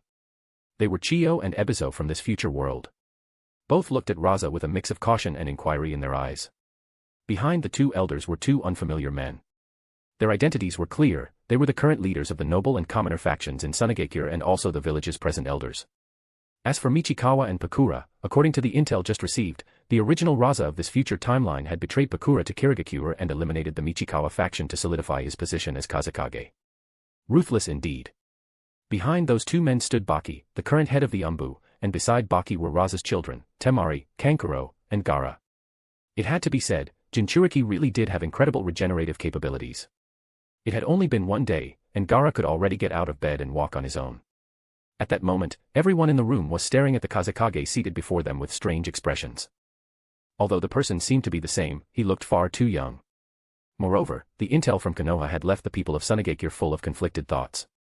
Seeing this, Rasa set down the scroll in his hand and addressed everyone. "Sit." The four elders took their seats, while Baki, along with Temari and the others, remained standing at the side. Rasa didn't waste time, as he didn't intend to linger here. "I'll get straight to the point. I believe you've received some intel already. It's true, I'm already dead." In an instant, everyone in the office had a sharp reaction. Even Gaara was startled, and Temari anxiously cried out, "Dad. Father." Of course, Rasa had no intention of telling the truth. He wouldn't reveal his origin to this world's sage of six paths. He had already prepared what he was going to say next. "4 days ago, while I was on my way to Konoha to meet Orochimaru, that bastard suddenly attacked me." Understanding the cause, everyone was not only shocked but also erupted in anger. "Damn Orochimaru. We must avenge you, Kazekage-sama. Konoha must pay the price." Only Elder Chiyo remained calm and asked, "Then Kazekage-sama, what is your current state?" That question instantly drew everyone's attention. Orochimaru, in order to strike against his former master, used the Edo Tensei to resurrect me. Edo Tensei. You mean the forbidden jutsu invented by the second Hokage, Senju Tobirama? Chiyo and Ebizo had once fought against the second Hokage, so they naturally knew about Edo Tensei. The two new elders, along with Baki, Temari, and the others, heard this and immediately concluded that the Kazekage must truly have died. Temari was unable to accept it, and her expression turned pained. Yes, however, I was fortunate to know the method of releasing Edo Tensei, and thanks to a special secret technique, I can now be considered temporarily truly revived. Truly revived. Temporarily. This time, everyone in the room was once again stunned. I'm not sure how long I can remain in this state. That's why I had Baki summon all of you here, only for one purpose. While I'm still alive and able to maintain stability in Sunagakure, I want to appoint a new Kazekage. Just when everyone thought they had reached the limit of their surprise, Rasa's next words sent an even stronger shock through the room. I've already chosen the fifth Kazekage. It will be Gaara. At that moment, a collective gasp filled the office. Gaara's pupils contracted sharply. Temari and Kankuro stared at their father and younger brother in disbelief. Chiyo and Ebizo furrowed their brows in deep silence. Baki, however, seemed thoughtful. To him, this was actually a favorable decision. As Kazekage's confidant and Gaara's mentor, having Gaara as Kazekage would indeed be ideal. However, one major obstacle remained. The two new elders immediately sprang to their feet and shouted angrily. I object. Kazekage-sama, not only is Gaara still just a genin, but his identity also makes it impossible for him to become Kazekage. That's right. Never in Sunagakure's history has a Jinchuriki become Kazekage. Gaara is far too unstable. He could lose control at any moment. Handing the village over to a ticking time bomb. I refuse. The atmosphere in the office instantly turned tense and hostile. Rasa merely snorted coldly and began to speak slowly. I think you're mistaken about something. I'm not asking for your approval. I'm informing you. Chiyo and Ebizo's pupils narrowed, they could clearly sense Rasa's killing intent in that moment. But the two new elders still shouted. No. Kazekage-sama, the appointment of a new Kazekage isn't up to you alone. It requires the approval of the Council of Elders. That's right. And let's not forget, you're already dead. Even when you were alive, you couldn't act with such impunity. Rasa narrowed his eyes, but his face returned to its usual relaxed expression. Is that so? Then I suppose I have no choice. What? Schlunk. Two golden sand spears pierced straight through the hearts of the two elders, pinning them to the wall with immense force. Bright red blood trickled down the gleaming spears as the men struggled in vain. At that moment, everyone in the office froze. Even Chiyo and Ebizo stood up in shock, staring at Rasa in horror. His attack had been so fast that even they couldn't react in time, which meant that if Rasa wanted them dead, it would take only a heartbeat. Baki, Temari, Kankuro, and Gaara all looked panicked and terrified. But Rasa acted as though he had done nothing more than flick away a speck of dust. He spoke plainly. Baki, take care of the cleanup. Also, have the Umbu keep a close watch. These are extraordinary times, and we will take extraordinary measures. Anyone who tries to cause trouble during this period should be arrested immediately. Baki was trembling as he looked at the corpses still hanging from the wall. He responded shakily. Why yes, understood, Kazekage-sama. Only then did Rasa turn his gaze toward Chiyo and Ebizo. As soon as he did, both of them grew highly alert. Chiyo's expression darkened as she spoke. What? Does the fourth Kazekage plan to eliminate us old geezers too? Of course not. Though they were old, both of them possessed Kage-level power. If they died as well, Sunagakure would truly be left without anyone capable. Rasa couldn't afford to touch them. No. I want to trade a piece of intel with you, to gain your support for Gaara becoming the fifth Kazekage. The two elders were taken aback. Chiyo asked with a hostile expression. What kind of intel? Of course, it's about your beloved grandson and the culprit behind the death of the third Kazekage, Sasori. In this future timeline, the death of the third Kazekage remained an unsolved mystery. So when those words left Rasa's mouth, everyone present was shocked, followed by expressions of total disbelief. That said, Chiyo from both timelines had already suspected as much, so she had always been prepared for this truth. Of course, if you're willing, I can go right now and capture Sasori, bring him to you, and let you reunite with your grandson. Chapter 192, Black Zetsu. The office fell silent. Chiyo looked at Rasa with a grave expression. The two of them simply stared at each other for a long while. Finally, Chiyo slowly withdrew the vigilance in her eyes and asked coldly. Where is that child, Sasori, now? Seeing this, Rasa knew Chiyo had made her choice. No matter which world it was, Sasori was always Chiyo's soft spot. Sasori has joined an organization called Akatsuki. Orochimaru is also a part of that group. Sasori even turned himself and the corpse of the third Kazekage into human puppets. At that moment, Baki was too shocked to speak. He could only gape at the two elders and the Kazekage. I agree. I will help Gaara become the fifth Kazekage. Hearing this, Ebizo couldn't say anything either. However, he still voiced his concern without hiding it. Kazekage-sama, having a Jinchuriki become Kazekage, the instability of Shikaku within him is a serious issue. Gaara, who had been shocked at first, now wore a cold expression. Being made Kazekage, this was something Gaara never expected. But he didn't believe it was out of love for his father. To him, this was just another form of being used. I will take care of Gaara's problem. As for the rest, I'll leave it to you two elders. Baki, you'll lead the Umbu and assist them. Temari, Kankuro, Gaara, you three stay behind. Yes. Chiyo, Ebizo, and Baki all wore complex expressions as they slowly began to leave. Baki even thoughtfully handled the corpses of the two elders. Once the three of them left, only Rasa's family was left in the office. Rasa looked at his three discount children, Temari, Kankuro, and Gaara. The three of them looked at their father in return, their eyes filled with confusion, sorrow, and coldness. All right, you all heard what I just said. Temari, Kankuro, you're Gaara's older sister and brother. Once Gaara becomes Kazekage, you must fully support him. Kankuro was immediately thrown into confusion. Looking at his younger brother, there was a hint of fear in his eyes. Temari hesitated, then spoke. Father. Don't worry. I've already absorbed a large portion of Shikaku's chakra from Gaara. On top of that, I've reinforced his seal. Even if Gaara uses his feigned sleep technique, Shikaku won't break free so easily anymore. Upon hearing this, Kankuro let out a breath of relief. Temari's expression grew more complicated as she looked at Gaara. Gaara's face remained cold, as he had never dared to say anything in protest to his father. Seeing this, Rasa understood, because of him, Gaara never had that pivotal battle with Naruto. As a result, his inner wounds remained unresolved. If Rasa weren't the Kazekage, he might have welcomed the idea of Naruto and Gaara becoming friends. But given his current role, he couldn't allow the future Kazekage to become the Konoha Hokage's fanboy.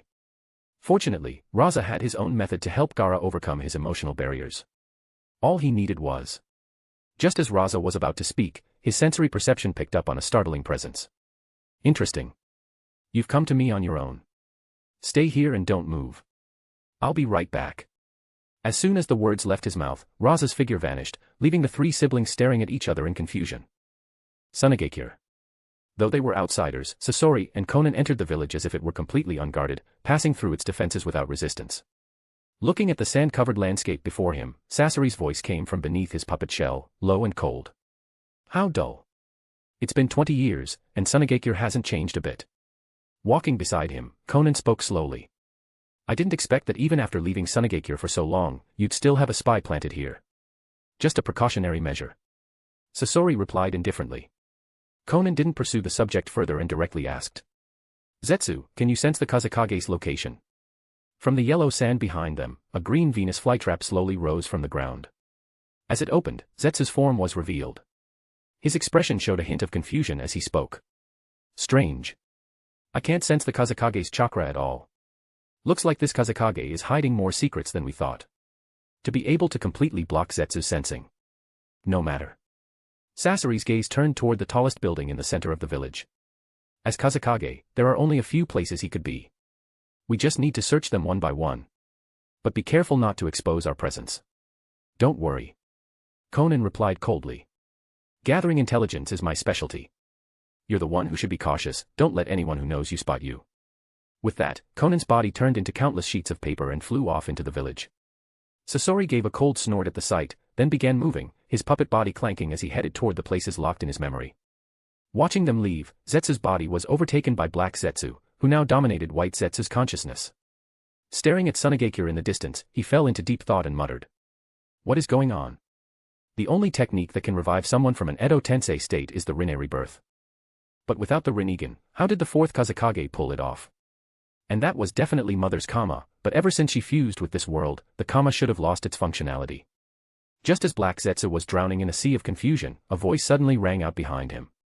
If you want answers, why not just ask me directly? Black Zetsu's pupils shrank instantly.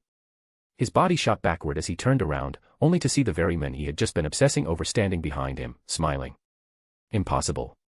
You actually. Instinctively, Black Zetsu tried to activate Mayfly to escape, but Rasa's next words made him pause. No need to be afraid. I'm here to propose a collaboration. Collaboration. Black Zetsu froze, but indeed didn't try to run again. With a guarded expression, he stared at the men before him and asked in a cold tone. What do you mean? Rasa's expression was calm. Exactly what I said. But before we continue this conversation, can you guarantee that everything I say here won't be sensed by Hagoromo Otsutsuki? Black Zetsu's face suddenly showed panic. For Rasa to mention that name, could it be? Of course I can. That Hagoromo guy may have strong sensory abilities, but he's not omniscient. As long as there's no chakra presence, he can't detect anything. And you? Is it because of Kagaya's power that Hagoromo can't sense you either? Black Zetsu's round eyes widened in shock, then filled with fury. You. How do you know about Mother's existence? Who the hell are you? But Rasa didn't answer. He only asked. Now, do you think we have grounds for cooperation? Chapter 193, Seeking the Skin of a Tiger. Sunagakure. A gust of yellow sand swept through the village. For the first time in countless years, Black Zetsu, who had always believed the entire shinobi world to be within his grasp, felt truly unsettled. In that moment, he even considered striking down the men before him to eliminate the source of this unease. But the other party's mysterious aura and his stated intent to cooperate made Black Zetsu suppress his agitation and slowly speak. Cooperate? What kind of cooperation do you want? Rasa didn't answer directly. Instead, he said. You haven't answered my earlier question yet. Black Zetsu's face darkened, but he gave a short reply. I am the manifestation of Mother's will, born from the power of the Otsutsuki, not created from chakra. And what about the other half of your body? That question made Black Zetsu even more certain the men standing before him truly knew too much. That's one of the white Zetsu created from the 10 tails chakra 1,000 years ago by Mother herself. Even Hagoromo has no control over them. I see. With that, Rasa finally asked the question that mattered most to him. Then, do you have a method that can completely block the Sage of Six Paths from using others' chakra to sense into our world? That will be the foundation of our conversation. Black Zetsu's expression grew more unpleasant, but he still replied. The Tengen Fuin, a sealing technique that fuses a ninja's chakra with the surrounding natural world. It can mask someone from Hagoromo's sensing abilities. Very good. Give me the technique, and we can proceed with the rest of our discussion. Seeing Rasa's commanding tone, Black Zetsu's expression turned dark as he said coldly. Why? What makes you think I would simply hand it over? Rasa's answer was straightforward. Because I know everything about you, while you know nothing about me. In my current state, I can easily prevent Kagaya Otsutsuki's resurrection. If you don't believe me, I can go to Omegakure right now and destroy Nagato's eyes. Black Zetsu's face turned darker than ever before, and yet he found himself helpless in the face of it. Still, he wouldn't give in so easily. You think you can threaten me with that? Even if you destroy those eyes, so what? I've waited nearly 1,000 years already. I can wait another 1,000. I'll wait until another Hashirama and Madara appear. But can you live that long? Rasa didn't argue. Instead, he replied calmly. You're right. That's why I'm not threatening you. I'm simply making it clear that I have the leverage and qualifications to work with you. And to be honest, I don't even intend to stop Kagaya Otsutsuki's resurrection. That caught Black Zetsu even more off guard. You think I'll believe that?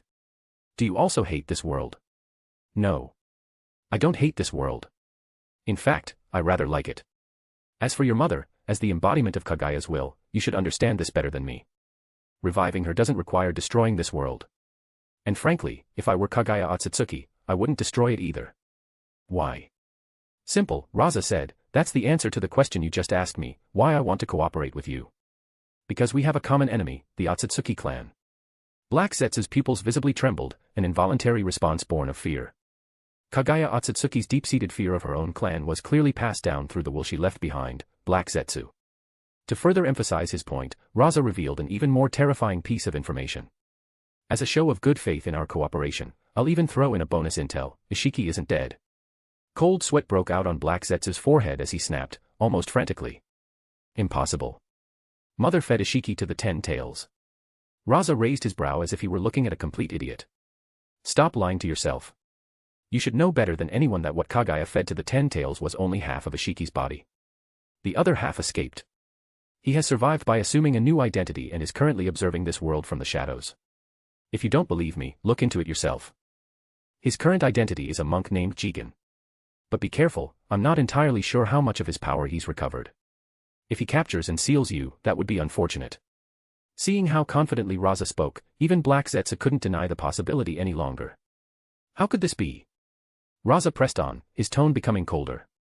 Also, you should be aware that the time you calculated for the chakra fruit's maturation has long since passed. It won't be long now before the Otsutsuki clan sends someone to retrieve it. Ishiki, and whoever else they send. Do you really believe that even if your mother Kaguya is resurrected, she can defeat them? After that, Rasa pressed further. To be honest, I'd sooner believe your unfilial child could take on the Otsutsuki clan before I'd bet on your mother. Sure, Kaguya has overwhelming power, but when it comes to actual combat, she's not particularly good at it. Black Zetsu's expression darkened. Though he didn't want to admit flaws about his mother, he couldn't help but acknowledge that, should that day truly come, her fate might already be sealed. And as for Hagoromo, who sealed her once, he was obviously not an ally. Maybe, this man standing before him truly was the better option.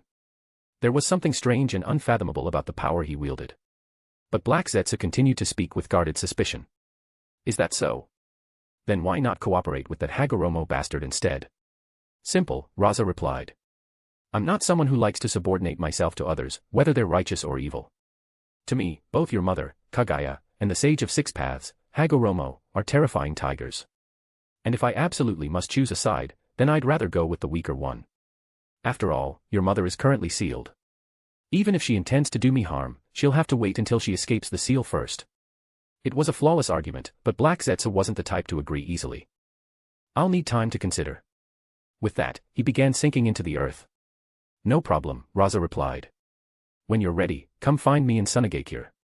Don't worry, I'll know the moment you appear in the village. Rasa said, and then he remembered something he was forgetting.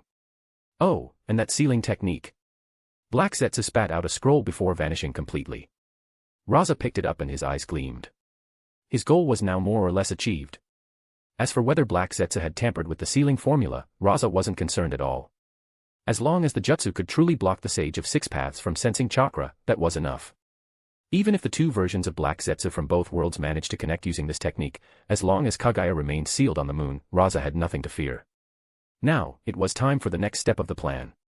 By briefly testing the technique, Rasa confirmed that it could be powered by Senjutsu chakra. Moreover, it truly could create a chakra-blind nation. He returned directly to the Kazekage's office. Looking at the 3 children he had taken in, he placed seals on each of them.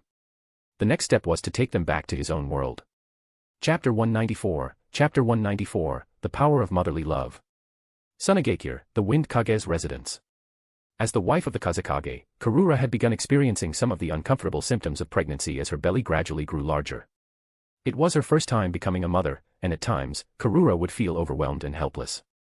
But even when she felt terrible, she would do her best to endure it, because she didn't want to trouble her husband. Razakuen was the Kazekage of the entire village. Though he always carried himself with confidence and composure, Karura could feel the weight of the pressure on his shoulders. In the past year, he had not allowed himself a moment of rest, dedicating himself completely to the welfare of the village. Especially now, during a time when Kimogakure and Iwagakure had joined forces to attack Sunagakure. Fortunately, good news had come just the day before. Razakuen, along with Michikawa-kun and Pakura, had successfully defeated the advance units of Iwagakure and captured 2 of their Jinchuriki. This forced Iwagakure into a cautious position and instantly broke the dangerous deadlock that Sunagakure had been trapped in. This morning, when she went out to buy groceries, she once again heard cheers echoing through the village. It was all thanks to her husband, Razakuen, and as his wife, Karura felt incredibly proud. However, amidst her pride, perhaps due to the heightened emotions of pregnancy, she found herself having other thoughts as well. She knew she shouldn't feel this way, but she couldn't help wishing that she were the one fighting at her husband's side, not some other woman. As Karura sat on the couch, gently stroking her belly and feeling ashamed for even thinking such thoughts, a knock came from the door outside. She snapped out of her reverie and was about to stand up when a lively voice rang out. I got it, Karura-sama, leave it to me. A cheerful figure dashed out from the bedroom and ran to the entrance. Seeing Hana in such high spirits, the tangled emotions in Karura's heart seemed to ease a little. She had to admit, she truly liked Hana. If the child in her belly turned out to be a girl, she hoped she could grow up to be as joyful and bright as Hana. Just then, a delighted voice rang out from the entrance. It's Rasa-sama. Karura turned her head and saw Rasa, who had changed out of his shoes and coat, stepping into the house. She was about to happily stand up when Rasa gently pressed her back down. No need to get up. He came to the couch, sat down beside her, and gently placed a hand on her belly. How is it? Has the baby been restless these past few days? Feeling her husband's tenderness, all of Karura's earlier worries and insecurities melted away. Her heart filled with sweetness as she answered. Not so soon. The baby is still small, it'll be a few more months before it starts kicking. Hana quickly chimed in, eager to share her contribution. Rasa-sama. I've been taking really good care of Karura-sama and the baby in her belly these past few days. Thank you. Rasa gently patted Hana's head as a reward, then turned back to his wife and said. You've been working hard too, Karura. As your husband, it's painful not being able to stay by your side. No. Karura shook her head. I understand, Rasa-kun. As Kazekage, you belong to the entire village. I can't be that selfish. Hearing such a gentle and considerate response from his wife, what else could Rasa do but pull her into a warm embrace? Watching from the side, Hana's cheeks turned bright red. Only when Karura noticed the girl's gaze did she let go, a bit embarrassed. Rasa also released her and said with a smile. Besides coming to see you today, I brought you a gift. Then, as if second-guessing himself, he added. Well. I suppose it counts as a gift. Karura blinked, confused by his hesitant tone. Rasa called Hana over as well and then placed a seal on both of them, the heavenly seal of origin. Karura and Hana both felt something strange coursing through them and looked around in amazement. This is called the heavenly seal of origin, Rasa explained. While this seal is active, it can completely block your chakra and your presence from any external sensory perception. Amazing. Hana tried using her sensing abilities and was shocked to find she could no longer sense Karura's chakra at all. Karura, on the other hand, simply looked at her husband with eyes full of wonder. She knew Rasa would never do something meaningless. Just then, Rasa waved his hand, and a distortion appeared in the room, an actual rift in space. Karura quickly realized, the gift he mentioned, was likely inside that rift. But, what exactly could it be? Come on out, Rasa said. In Karura's astonished gaze, 3 children stepped out of the space-time rift, eyes full of alertness, confusion, and wonder as they looked around. But the moment their eyes fell on Karura, their pupils shrank in shock, as though they recognized her. Karura was stunned. What is going on? Before she could even react, the blonde girl in front, clearly the oldest, had already run straight into her arms, crying uncontrollably with tears streaming down her face. Karura didn't push her away. She trusted her husband completely. As long as Rasa was present, she believed there was no danger. But still, what was happening? She was sure she didn't know this girl. Yet oddly, it wasn't just the blonde child who seemed to recognize her. Another boy with face paint had tears welling up in his eyes too. He clearly wanted to come forward but didn't dare take the step. And finally, the smallest boy, with red hair and the word love etched on his forehead, his body trembled as he stared at her, eyes brimming with emotion. Karura was completely lost. She could only turn toward her husband for answers. Rasa finally spoke up. These 3 children are named Temari, Kankuro, and Gara. There are children. Karura wasn't the only one shocked this time. Even Hana stood frozen, her brain barely processing what she'd just heard. Knowing how absurd it all sounded, Rasa patiently continued, pointing at the girl in Karura's arms. If history proceeds without deviation, Karura, the child you're carrying right now, is this girl, Temari. Temari slowly lifted her tear-streaked face and looked at the woman who looked exactly like the mother in her memories. She couldn't hold back any longer and cried out. Mom. Even if Karura had been confused before, by this point, she could sense the truth. She turned to Rasa, her voice trembling with disbelief. Rasa-kun, could it be that they're... Rasa nodded. Yes. The full explanation is complicated. But to put it simply, because of a certain special power, I used spacetime ninjutsu and ended up in what may be Sunagakure 13 years in the future. I investigated thoroughly. Although the 2 worlds are very similar, ultimately, they are not the same world. Chapter 195, 2 Sand Villages. At that moment, Rasa's words not only resolved the doubts in Karura's heart but also left the 3 siblings, Temari, Kankuro, and Gara, utterly shocked. At the same time, they finally understood why their father had been acting strangely all along. So, something like this is really possible. Karura looked completely incredulous. Hana covered her mouth in astonishment. Rasa nodded in agreement. I think it's unbelievable too, but it truly happened. And, how should I put this, that version of me from the future didn't seem to be a very good father. The moment those words fell, the expressions on the 3 siblings subtly changed. Karura, especially after sensing the familiar chakra and the faint but undeniable scent of blood coming from Gara, seemed to understand something. But no matter what, they are still our children. So there are things I simply couldn't ignore. That's why I brought them here. Besides, with them around to look after you, I can feel more at ease. Having said that, Rasa looked toward the 3 siblings. Of course, if you don't want to stay, that's fine too. No. Temari immediately shook her head. I want to stay with mother. Kankuro also nodded firmly in agreement. As for Gaara, though his eyes were wet, he still managed to ask the one question that lingered in his heart. So, are you really our father? The question made both Temari and Kankuro's expressions shift slightly with unease. Rasa thought for a moment and then replied. That's a difficult question to answer definitively. But I believe that sometimes, the answer itself doesn't matter as much as how we choose to see things. At the very least, the reason I was able to bring you here is because I already considered you my children. Gaara's pupils contracted slightly, and Temari and the others' eyes lit up. Karura, sensing the emotions in her husband's heart, reached out and gently stroked Temari's head with tenderness. Feeling that familiar gentleness once again, Temari couldn't hold back any longer and cried out.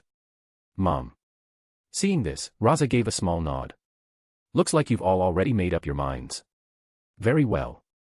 From now on, live here in this version of Sunagakure for a while. Get familiar with it, see what's different between the two villages. But during this time, you must hide your identities. Also, no chakra use or ninjutsu. Baki, come in. At Rasa's command, Baki, who had been waiting outside, walked in, curiously eyeing the three children. The trio also stared at the younger version of their teacher Baki, full of surprise at how much younger she looked. Their names are Temari, Kankuro, and Gaara. Have the ANBU arrange identities for them? Baki didn't question it much. After all, over the past year, the Kazekage had already brought in two highly gifted children, Hana and Anoka, from other parts of the shinobi world. This wasn't exactly unprecedented. Got it. Thanks for your work. Go on ahead. Oh, and pass on my order, have Yoshimaru return from the front lines. The moment they heard that name, all three siblings were visibly stunned again. As Baki left, Temari finally couldn't help but ask. Uncle Yoshimaru, he's alive too. That question made Karura's heart tremble. Did it mean that in the future timeline, her little brother had died? Thankfully, Rasa's next words eased her heart. Yes. That's exactly why I said our two worlds are not the same. It's not just Yoshimaru, Bakura, Michikawa, they're all alive and well in our timeline. There are also others you don't know.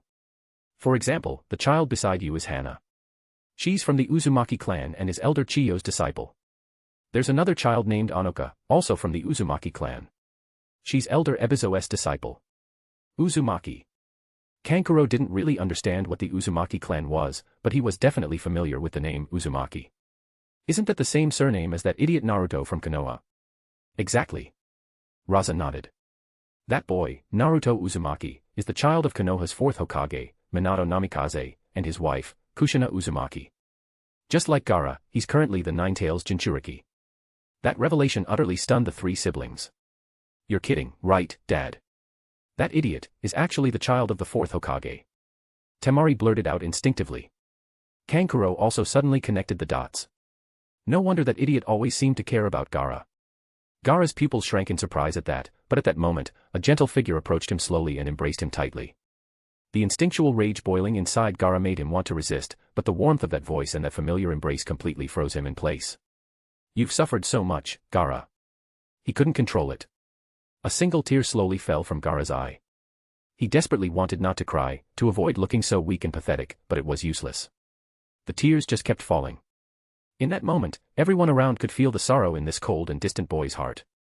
Karura held Gaara even tighter.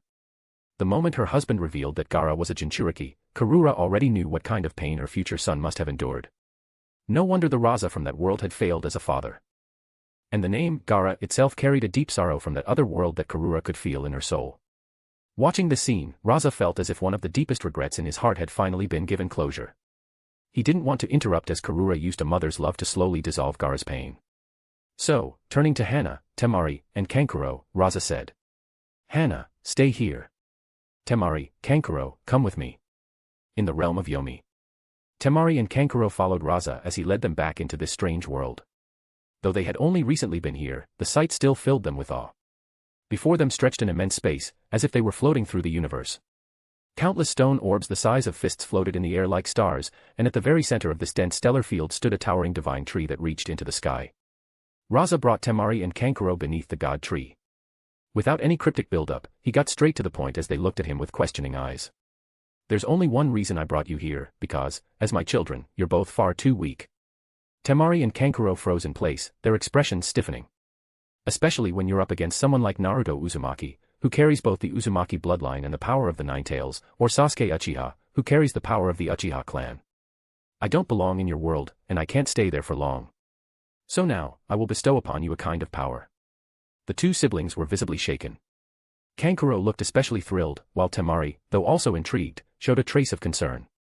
What about Gaara? Gaara's situation is unique. The one tail inside him will interfere with this power. So from now on, as his elder sister and elder brother, it's your turn to protect him. Chapter 196, The Mist Poisonous Plan. Temari and Kankuro's process of gaining new powers went smoothly. This not only proved that Rasa's idea was correct, that the god tree he planted could transform the people of this world into a constitution capable of naturally using senjutsu energy, but also meant that he had embedded a stake in this future parallel timeline. As for what kind of effect this stake would have, that would depend on how useful this future world would be to him. However, some things were verified during this process. Namely, the type of chakra fruit produced by the senjutsu constitution gained through the god tree, and the special abilities that came with it, were not determined by Rasa's will. The bloodline present more influenced the individual's body. For example, the abilities Temari and Kankuro gained were exactly the same. Wind release plus magnet release. No other abilities at all. The god tree in Rasa's underworld was grown from Hashirama's chakra fruit and Shikaku's chakra. This also allowed Rasa, after a year, to regain the power of wind release. After all, wind release was one of Shikaku's innate abilities. As for the rest, Rasa already possessed them.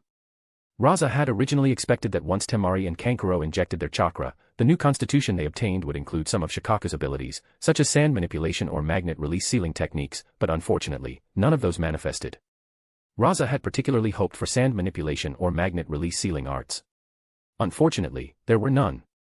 Still, the senjutsu-infused wind release and magnet release provided a significant power boost for both of them. Regarding the current lack of senjutsu energy in the future timeline, that is indeed a problem. However, Rasa believes 2 years will be sufficient to resolve it. In the time that followed, Rasa became even busier. His own world was already in the midst of a shinobi world war, and he had numerous matters to handle daily. Now, with the arrival of a future timeline, he became so busy that he barely had time to breathe.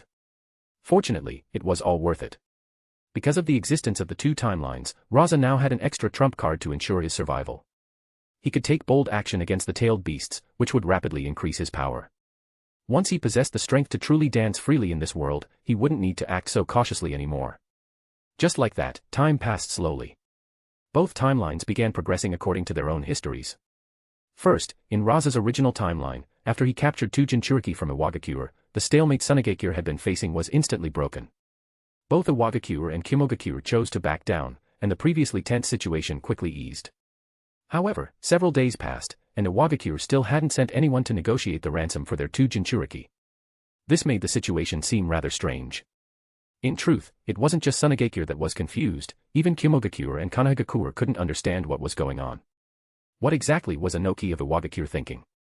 Two of his village's precious Jinchuriki had been captured, and yet there had been no response from Iwagakure.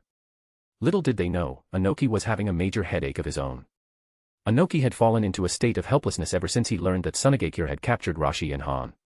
He didn't even need to think about it because if he negotiated with Sunagakure, they would definitely make outrageous demands. However, trying to use force instead, the current Iwagakure simply wasn't capable of that. It could only be said that Inoki's worst fear had come true. Sunagakure had truly become a fierce tiger. He read every word of the intel coming from the front lines. Setting aside Rasa, the Kazekage, who had demonstrated power enough to effortlessly suppress two full-tailed beast forms alone, even his two trusted aides, Pakura and Michikawa, had displayed strength comparable to full-tailed beasts. One had to understand, in all of Iwagakure, the only person capable of such feats was Inoki himself. But now, Sunagakure had 3 such individuals. This meant that, in terms of top-tier power, Sunagakure had already surpassed Iwagakure. Perhaps only Kanahagakure could still match them now. As for Kimogakure, there was no need to even bring them up. Besides that old man, the Third Shinobi, the rest, including his son and the village's two Jinchuriki, hadn't matured yet. Maybe in 10 years they'd be able to challenge Sunagakure, but right now, not a chance. Especially when considering Sunagakure's demonstrated ability to suppress tailed beasts, this made it even more impossible for the Third Shinobi to risk sending his Jinchuriki into battle. This is a real headache. What should I do now? Inoki genuinely had no idea how to save face or turn the situation around. That was also why, after so many days, he still hadn't made a decision. But just then, a group of unexpected visitors appeared, a delegation from Kirigakure. Anoki was quite surprised by this. Ever since the Second Shinobi World War 10 years ago, when his teacher, the Second Kazekage, Mu, perished together with the Second Mizukage, Gungetsu Hozuki, the two villages had become sworn enemies. The hatred between them was even deeper than that between Iwagakure and either Kanagakure or Sunagakure. Logically speaking, Anoki should not have agreed to meet with these Kirigakure shinobi. However, given Iwagakure's current difficult situation, he decided to at least hear them out.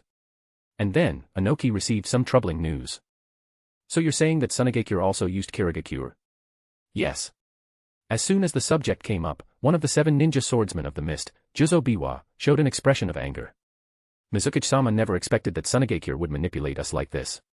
While Mizukage-sama did intend to cooperate with Sunagakure, they not only flatly rejected the offer but also exploited Mizukage-sama's goodwill. At this point, Anoki could confirm that Sunagakure truly hadn't entered into any collaboration with Kirigakure. However, it was already too late to dwell on that. So, what does your Mizukage want? The Mizukage's intention is simple. Since we've all been used by Sunagakure, why not become allies instead? Our request is also simple, the girl from the Uzumaki clan in Sunagakure must be handed over to us. Anoki's brow furrowed. And what benefit does Iwagakure gain from cooperating with Kirigakure? Juzo Biwa glanced around. Anoki immediately understood and had everyone in the area retreat. He even set up a ceiling barrier. Kirigakure may have received the 3 tails and 6 tails from the first Hokage Hashirama Senju, but due to our lack of sealing techniques, our attempts to create Jinchuriki have always ended in failure. Anoki's frown deepened. Don't waste my time with meaningless talk. But Juzo Biwa didn't mind and instead said something that made Anoki's pupils contract. No.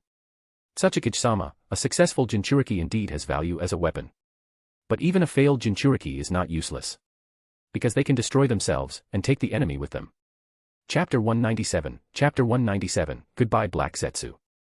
Future Timeline. Sunagakure. The deaths of the 2 elders indeed caused quite a stir within Sunagakure, but with the Umbu in control and Chiyo and Ebizo stepping in, the situation was swiftly suppressed. As for the official reason for executing the 2 elders, it was claimed they had collaborated with the Konoha rogue ninja Orochimaru in a plot to assassinate the Kazekage. Sometimes, the excuse didn't matter. After all, those around them had no means to verify the truth. Just as things were beginning to settle down in Sunagakure, the final word arrived from Konoha. The 3rd Hokage, Hiruzen Sarutobi, had indeed been confirmed dead at the hands of his former student, Orochimaru. One of the legendary Sannin, princess of the Senju clan, Tsunade Senju, had succeeded him as the 5th Hokage.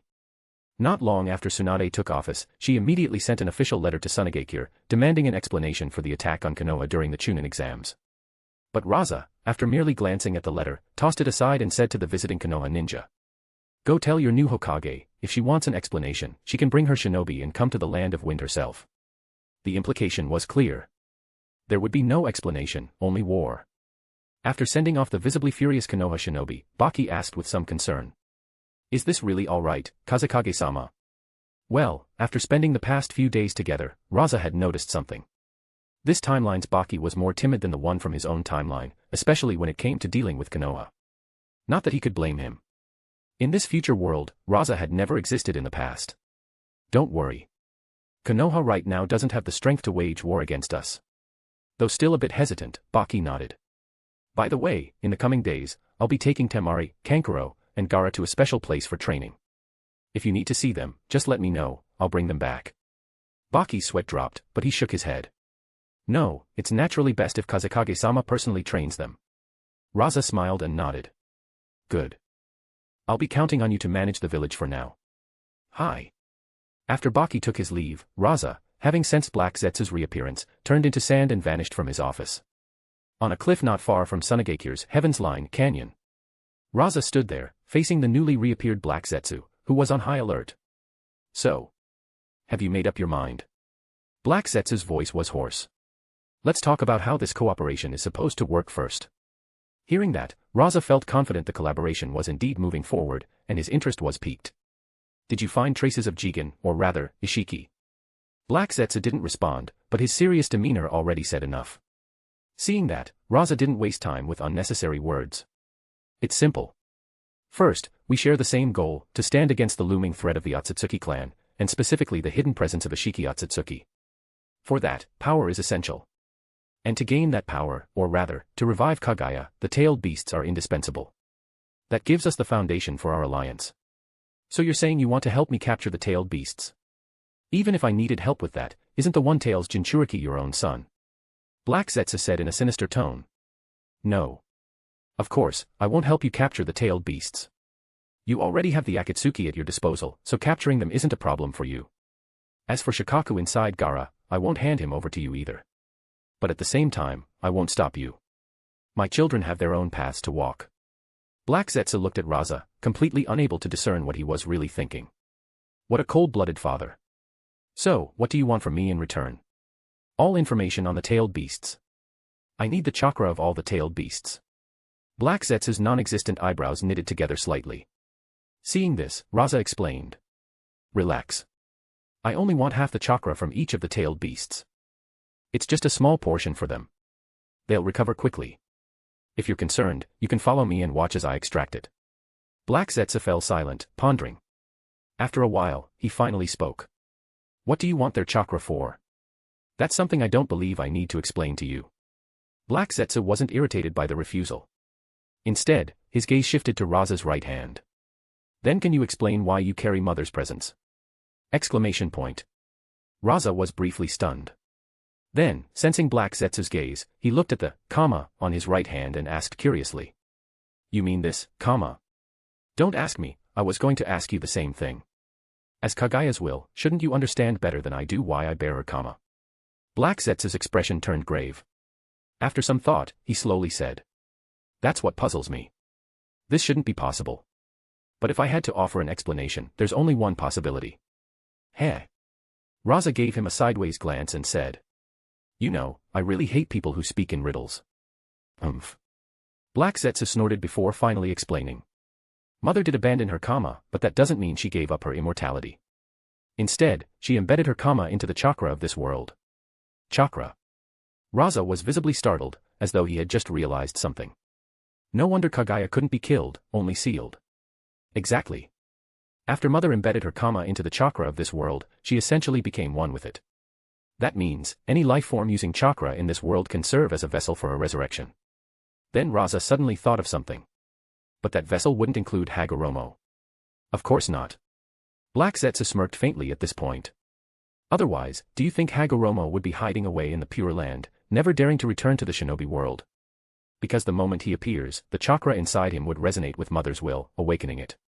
Rasa narrowed his eyes. That doesn't add up.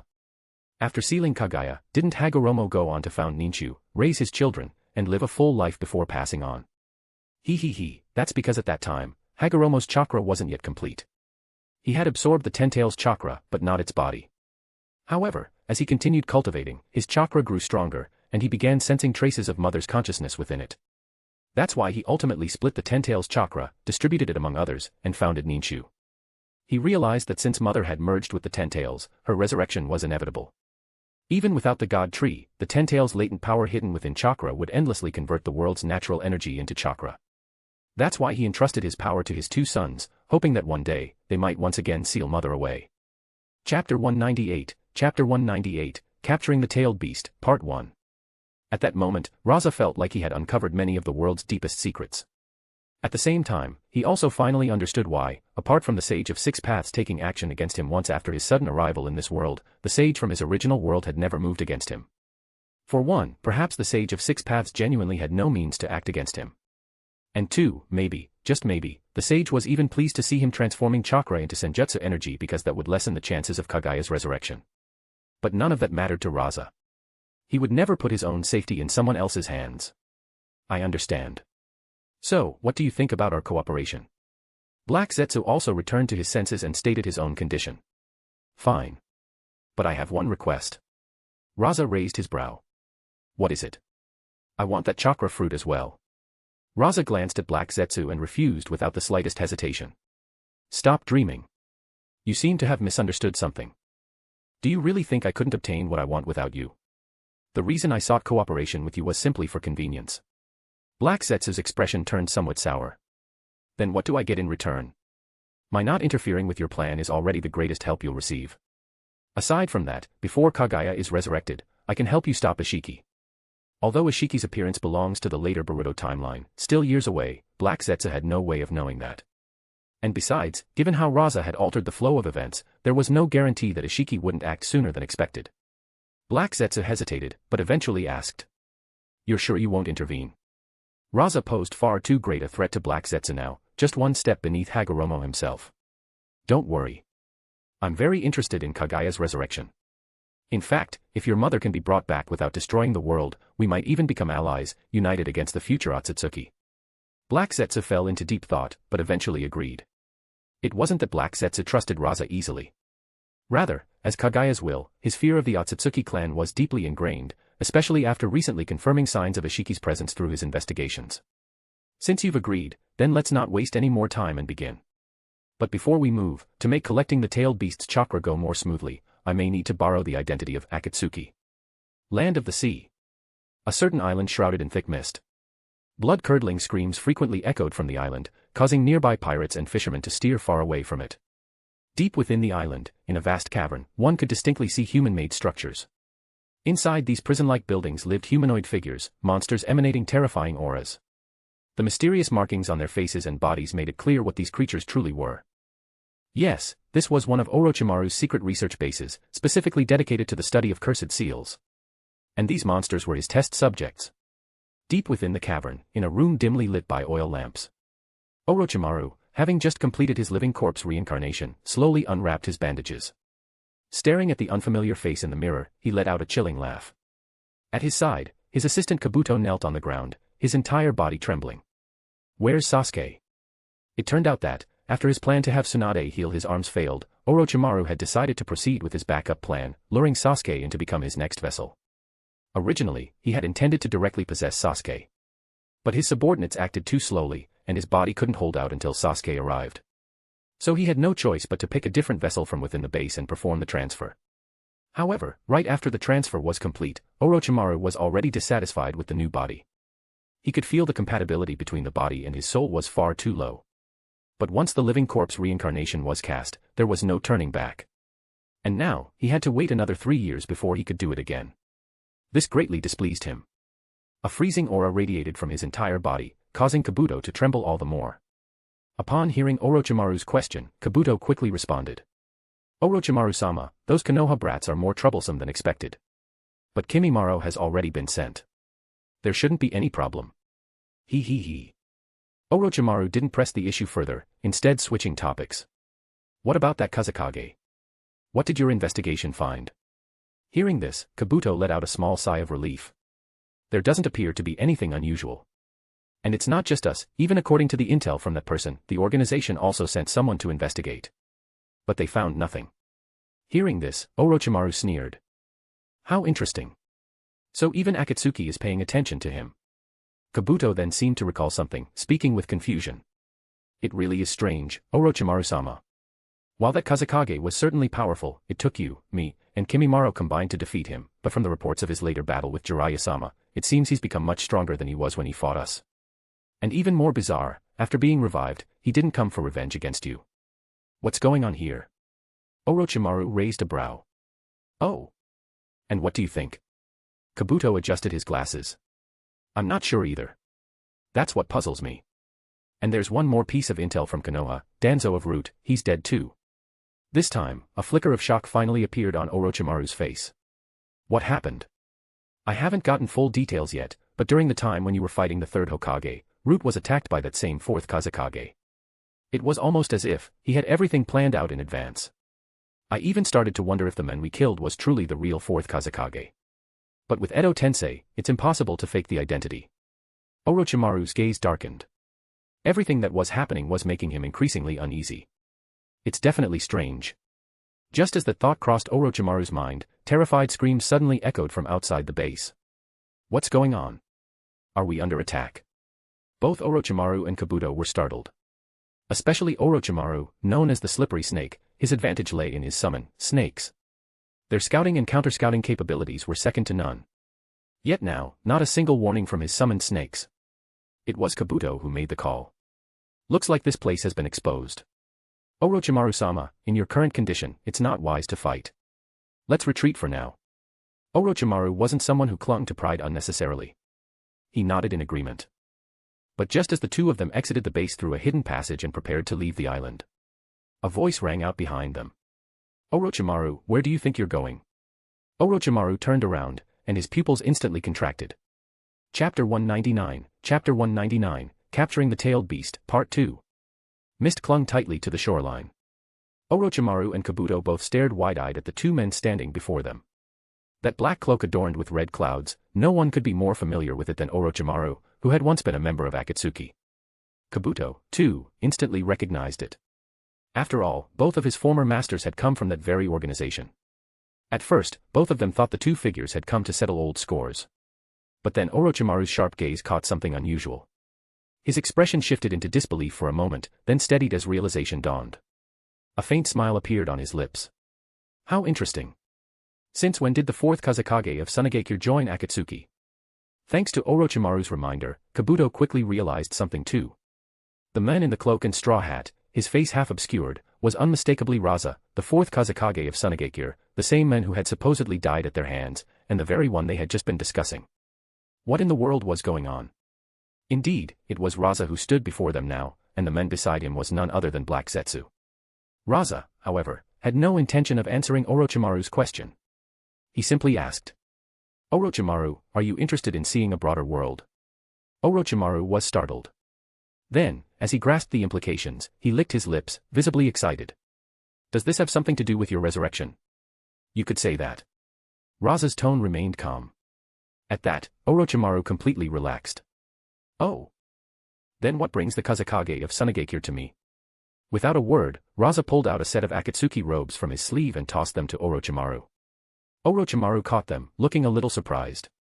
Only then did Rasa speak again. From here on, I'll be using the identity of Akatsuki to capture the tailed beasts and extract some of their chakra. While I could do this alone, for the sake of convenience, I need a partner. And no one is more suitable than you, a former member of Akatsuki. Orochimaru was stunned, his gaze shifting to the figure beside Rasa, Zetsu. As a former member of Akatsuki, Orochimaru certainly recognized Zetsu.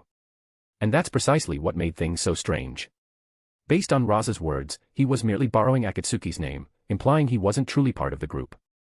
So then, what was Zetsu doing by his side? Could it be that Zetsu, one of Akatsuki's intelligence agents, had also betrayed the organization? Orochimaru couldn't make sense of it. But since he couldn't, he didn't bother to think too hard. How fascinating. Orochimaru didn't refuse. Holding the Akatsuki cloak in his hands, he looked at Rasa with clear interest. I do have one question, though. I wonder if the Kazekage Dano might indulge me. Rasa remained unfazed. Ask. He. Could you tell me how you managed to come back to life? Rasa wasn't surprised by the question. He responded half-truthfully. Strictly speaking, I don't owe you an answer.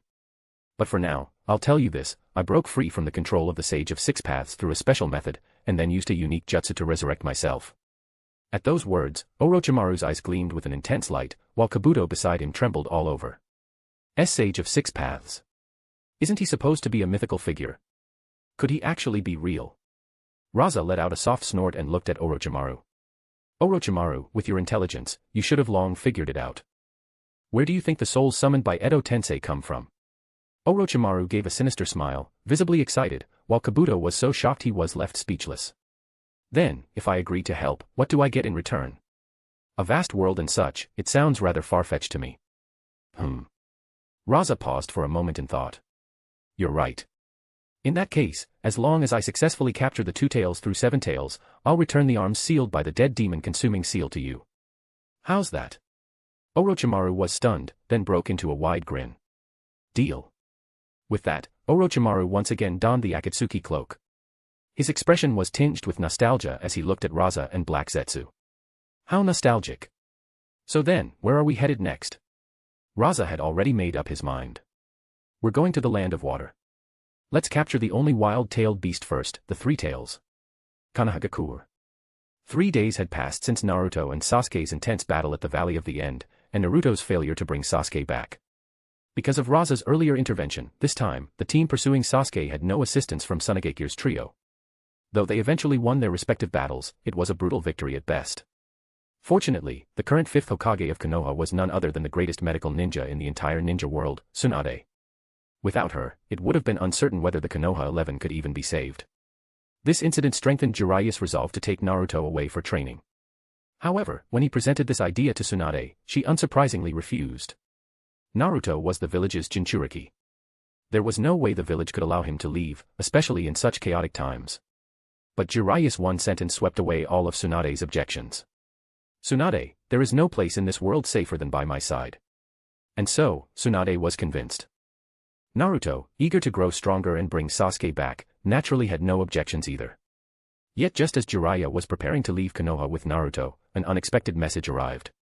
"Jiraiya-sama, the great Toad Sage wishes to see you." Mount Myaboku. In the vast palace where the great Toad Sage resided, when Jiraiya laid eyes on the great Toad Sage again, he was taken aback. He had never seen him so serious before. This wasn't the forgetful old frog from his memories. Even Fukasaku and Shima, standing at his side, looked extremely grave. This gave Jiraiya a deeply uneasy feeling. "Great Toad Sage-sama, why have you summoned me?" The great Toad Sage's voice was completely devoid of his usual playfulness, stern and solemn as he spoke. "Jiraiya, remember carefully what I'm about to say." Jiraiya gulped a mouthful and nodded. "The future has changed. A soul that was never meant to exist in fate has appeared. I don't know what it means, but in my dream, I saw him. He is about to make a move on the tailed beasts and Jinchuriki. If he gathers the power of all nine, the entire ninja world will be destroyed." Jiraiya was shocked. He wanted to ask more, but the great Toad Sage had already fallen asleep, as if nothing had happened. All Jiraiya could do was leave Mount Myaboku in confusion and deep worry. And after he left, in a mysterious, pure realm beyond the living world. "Hagoromo, I've carried out your request. Jiraiya should begin noticing soon. But, even you can't identify the origin of that strange soul." "No. I know where he comes from. What confuses me is how he escaped my control. But in any case, our plan must not be disrupted. It's not yet time for Mother to be revived, Indra and Azura have not yet fully matured." Before this white-haired elder, a transparent crystal orb hovered in the air. Inside the orb, the images of two figures shimmered, and before them lay a vast, still lake. Chapter 200, Capturing the Tailed Beast, Part 3. Ever since Yugura, the fourth Mizukage of Kirigakure and Jinchuriki of the Three Tails, was killed, the tailed beast within him, the Three Tails, had perished alongside him. Fortunately, tailed beasts cannot be killed permanently except through sealing, so not long after, the Three Tails revived. As for where it revived, Kirigakure naturally knew the location. After all, ever since the Sage of Six Paths created the nine-tailed beasts, he also found them places to dwell, places that became their respective homes. And this lake was precisely the dwelling that the Sage of Six Paths had chosen for the Three Tails. However, even though Kirigakure knew that the Three Tails had revived, they still made no attempt to recapture it. The reason was simple: Kirigakure no longer had the strength to capture or seal a tailed beast. At this point, Kirigakure's situation was even more pitiful than that of Tsunagakure. Tsunagakure had always been poor, but Kirigakure had been different. Despite having three powerful Kekkei clans and the formidable 7 ninja swordsmen of the mist, the chaos within the village led to the eradication of the bloodline clans, and the swordsmen defected one after another. As a result, Kirigakure was now beset by internal strife and external threats. If not for its geographic advantage, similar to that of Tsunagakure, the village might have long since been devoured whole by the other great villages. Still, while they lacked the ability to capture the tailed beast, Kirigakure at least stationed guards at the lake where the Three Tails resided. After all, the Three Tails had been acquired from the first Hokage at great financial cost. If someone else captured it, Kirigakure would suffer a huge loss. Unfortunately, those stationed guards were no match for Orochimaru. Within just a dozen minutes, all of them had vanished without a trace. At the misty lakeside, Rasa and Black Zetsu stood waiting in silence for only a short time. When Orochimaru emerged from the forest behind them, a hint of excitement on his face. Though his arms were unusable, many techniques of Orochimaru's serpent style didn't rely on his hands. Dealing with those low-level shinobi had been effortless. Handled. MHM. Orochimaru nodded.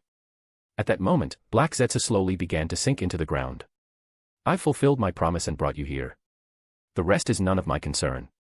With that, he completely disappeared from sight. Orochimaru's eyes gleamed with interest. He had already realized that this creature called Zetsu was far from simple, not just the silent informant he remembered from his time in Akatsuki. "Well then, shall we?" With that, Rasa and Orochimaru stepped onto the surface of the lake. Roughly 10 minutes later, the two had reached its center. The area was thick with mist. Both Rasa and Orochimaru could sense the vast chakra interwoven into the fog. Orochimaru glanced around and dipped his hand into the water. His yellow, snake-like eyes stared deep beneath the surface. This should be it. I can sense the immense chakra of the three tails. Rasa sensed it too.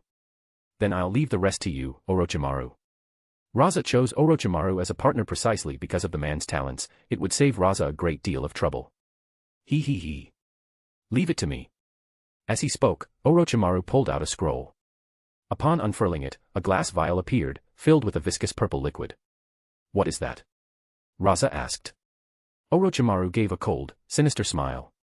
A poison I've developed specifically for tailed beasts. It agitates them and drives them into a frenzy. As he finished speaking, a small white snake slithered out from his sleeve, bit onto the vial, and dove into the water. All done. Now all we have to do is wait.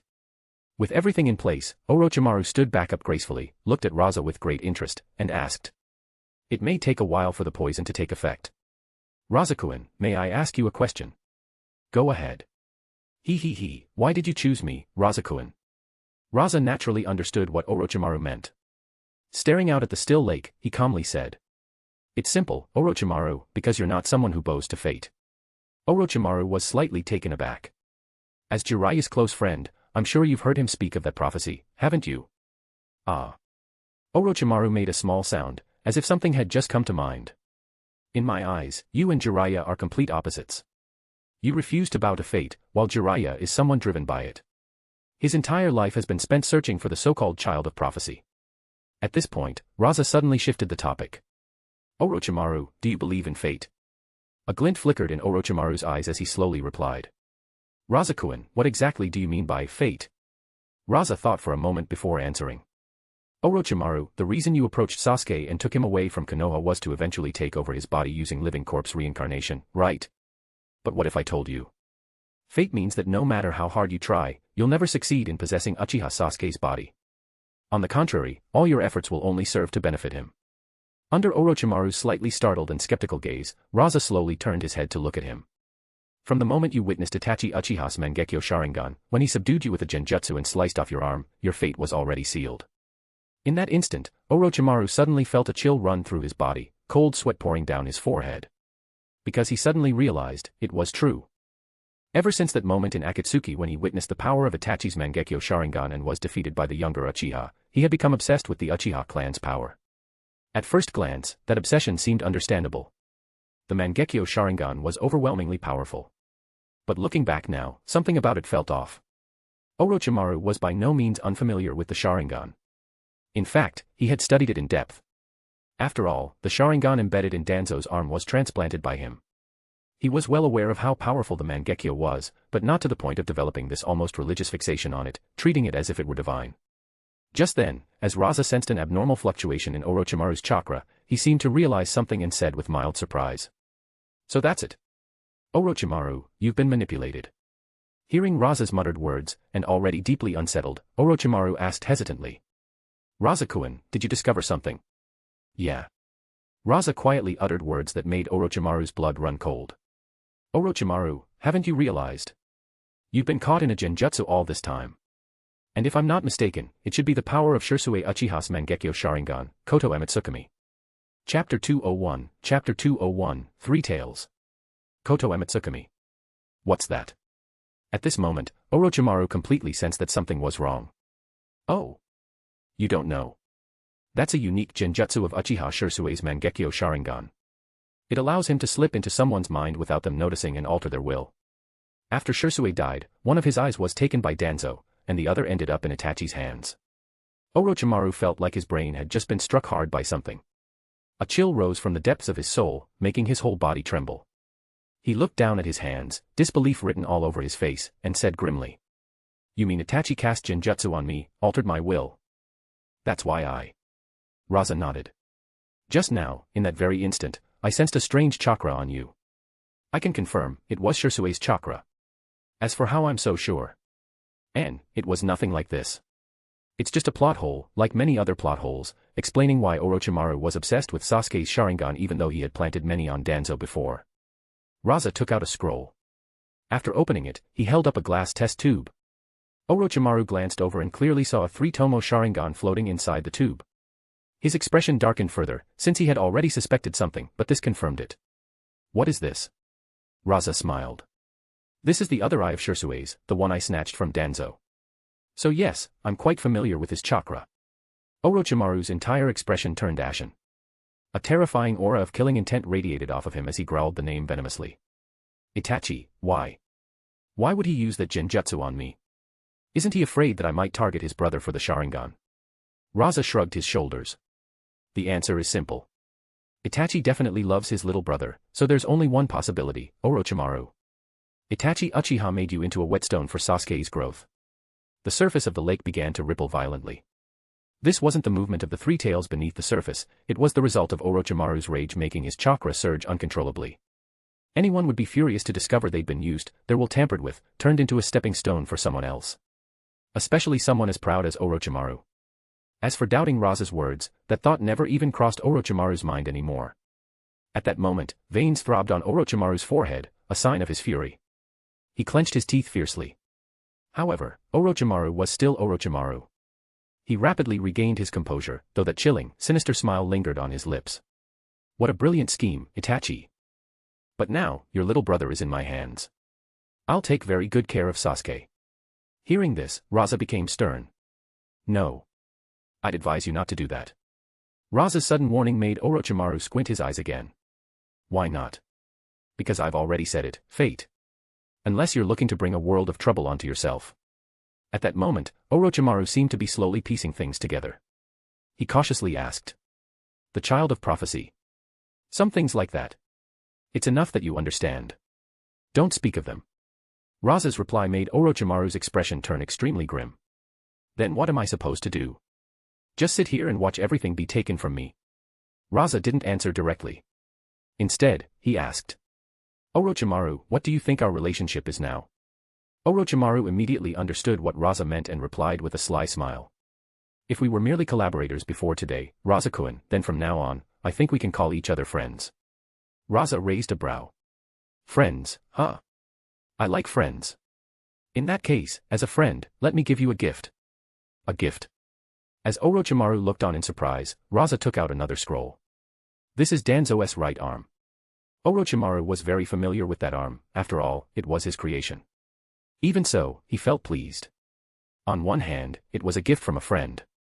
On the other hand, Danzo had always been extremely stingy with Sharingan, which were embedded in it. But what did this mean? Just as Orochimaru was puzzled, Rasa slowly spoke his thoughts. I've always wondered, Orochimaru, with your scientific prowess, why are you so fixated on Sasuke's body? Don't you think that with your own genetic material, you could easily cultivate or clone a body far more suitable for yourself? At that moment, Orochimaru truly began to believe that Itachi had altered his will. Yes, why hadn't he thought of this? Using his own genes as the base, integrating Hashirama's cells and the power of the Sharingan, he could absolutely clone a body perfectly suited to his soul. Instead of remaining in this strange, genderless state. In that instant, the look in Orochimaru's eyes toward Rasa changed completely. Now that I think about it, accepting Rasa-kun's invitation was the best decision I've ever made in my life. And this is only the beginning. I can already glimpse the vast world you spoke of. Rasa smiled and nodded. I'm glad. That means our cooperation will only become more pleasant moving forward. Of course. Just then, the surface of the lake started to churn again. But this time, it wasn't caused by Orochimaru's chakra, it was due to the emergence of a massive creature from beneath the water. Countless bubbles surged up, and waves began to ripple across the lake. Looks like the Three Tails is coming up. This time, Rasa stepped forward. Leave the rest to me. As the water beneath their feet surged up like a mountain and turned into a torrential downpour, a gigantic turtle covered in sharp spikes, with 3 massive tails, rose from the lake. It glared at them with its single eye, radiating fury. That's seriously impressive. Orochimaru muttered in awe, curious about how Rasa would subdue a tailed beast. Rasa calmly stepped forward a few paces and pressed his hands together. I know you have a will of your own. I bear no ill will toward tailed beasts. I merely need a bit of your chakra. So. I apologize. Under Orochimaru's astonished gaze, Rasa clasped his hands together. With style, birth of the tree world. Rasa wasn't someone who liked to say unnecessary things. But sometimes, words were essential because, in that moment, he wasn't just speaking to the tailed beast. He was making his stance known to the true master of all tailed beasts, the Sage of Six Paths. After all, he still didn't have the strength to speak boldly yet. One day later, when the shinobi of Kirigakure noticed something was wrong and rushed to the scene, all they found were the corpses of their fallen comrades, the calm surface of the lake, and no trace of the Three Tails. Chapter 202, Chapter 202, The Need of Peace. Land of Wind, Sunagakure. The frontline shinobi were returning to the village in batches to rest. They had been facing off against Kumogakure's forces in the Land of Rivers for quite some time, but aside from a few minor skirmishes, Kumogakure had not taken any steps to escalate the war. The shinobi of Sunagakure naturally understood the reason. Kumogakure was afraid. After all, both of Iwagakure's Jinchuriki had fallen into Sunagakure's hands. Without Iwagakure's cooperation, Kumogakure didn't dare provoke Sunagakure on their own. This fact lifted the spirits of Sunagakure's shinobi greatly. Their cheerful smiles upon returning to the village conveyed everything. At the same time, they had finally found someone who could serve as a true pillar of support in their hearts. That person was the current Fourth Kazekage of Sunagakure, Rasa. Thanks to him, they no longer felt inferior when facing shinobi from the other four great nations. Before this, while the upper echelons of Sunagakure loudly clamored for war with the other great nations and to engage in the Fourth Great Ninja War, the lower-ranked shinobi understood all too well that, compared to the other villages, Sunagakure was pitifully weak. First, in terms of numbers, Sunagakure shinobi were far fewer than those of the other great villages. Second, when it came to tailed beasts, Iwagakure and Kumogakure each had two perfect Jinchuriki. Konohagakure had the strongest of them all, the Nine-Tails Jinchuriki. Kirigakure, though lacking Jinchuriki, still had firm control over two-tailed beasts. And what did Sunagakure have? Just one, Shikaku's Jinchuriki, who was elderly and already had one foot in the grave. Finally, when it came to top-tier powerhouses, Sunagakure's shinobi had been skeptical of their newly appointed Fourth Kazekage. Not because they thought he was weak, but because the Kage of the other villages had simply been too powerful. Aside from a few encounters, like that brief clash with Konoha's Yellow Flash, Minato Namikaze, and the legendary Sanin Jiraiya, Rasa had no outstanding combat feats to speak of. So most shinobi didn't know how strong he truly was. But now things were different. His solo suppression of two Jinchuriki had completely changed how the village viewed him. In fact, a new saying had begun to spread in the village: the Fourth Kazekage, Rasa-sama, is the strongest Kazekage of all time. Some even went as far as to bestow a new title upon him, the demigod of Sunagakure. To be able to suppress two-tailed beasts single-handedly was something only the legendary god of shinobi, Hashirama Senju, had ever done. While no one in Sunagakure dared claim their Kazekage had surpassed that legend, they could proudly call him their village's demigod. And it wasn't just Sunagakure's self-congratulation. Even across the broader shinobi world, more and more people had begun referring to Rasa by that title. As for the former bearer of the same moniker, the now-aging salamander Hanzo, no one cared anymore. In the Kazekage's office, for the first time in a while, Sunagakure's top officials had all gathered together again. With the front lines calm, Chiyo, Ebizo, and Bunpuku had all returned to the village. However, Bunpuku wasn't present in the office. Upon returning to the village, he had gone directly back to the Dragon's Oasis. Pakura had also returned to the village, while Michikawa remained stationed at the front lines. Until the shinobi of Kumogakure had fully retreated, the front still required a general to hold the line. Rasa now felt completely assured about the capabilities of both. With their mastery of Senjutsu chakra, both had reached the pinnacle of Kage-level strength, fully capable of turning the tide of a battlefield alone. So, there was no need to waste manpower by keeping them both at the front. Aside from them, Saramu, Baki, Anoka, and many of Sunagakure's top officials were present. The reason for such a large gathering today was that just yesterday, word finally came from Iwagakure. Iwagakure would be sending an old acquaintance of Sunagakure, Anoki's son, Kuratsuchi's father, Kitsuchi, as the envoy to negotiate terms for the ransom of the two Jinchuriki and an end to the war. This news greatly excited Sunagakure's leadership.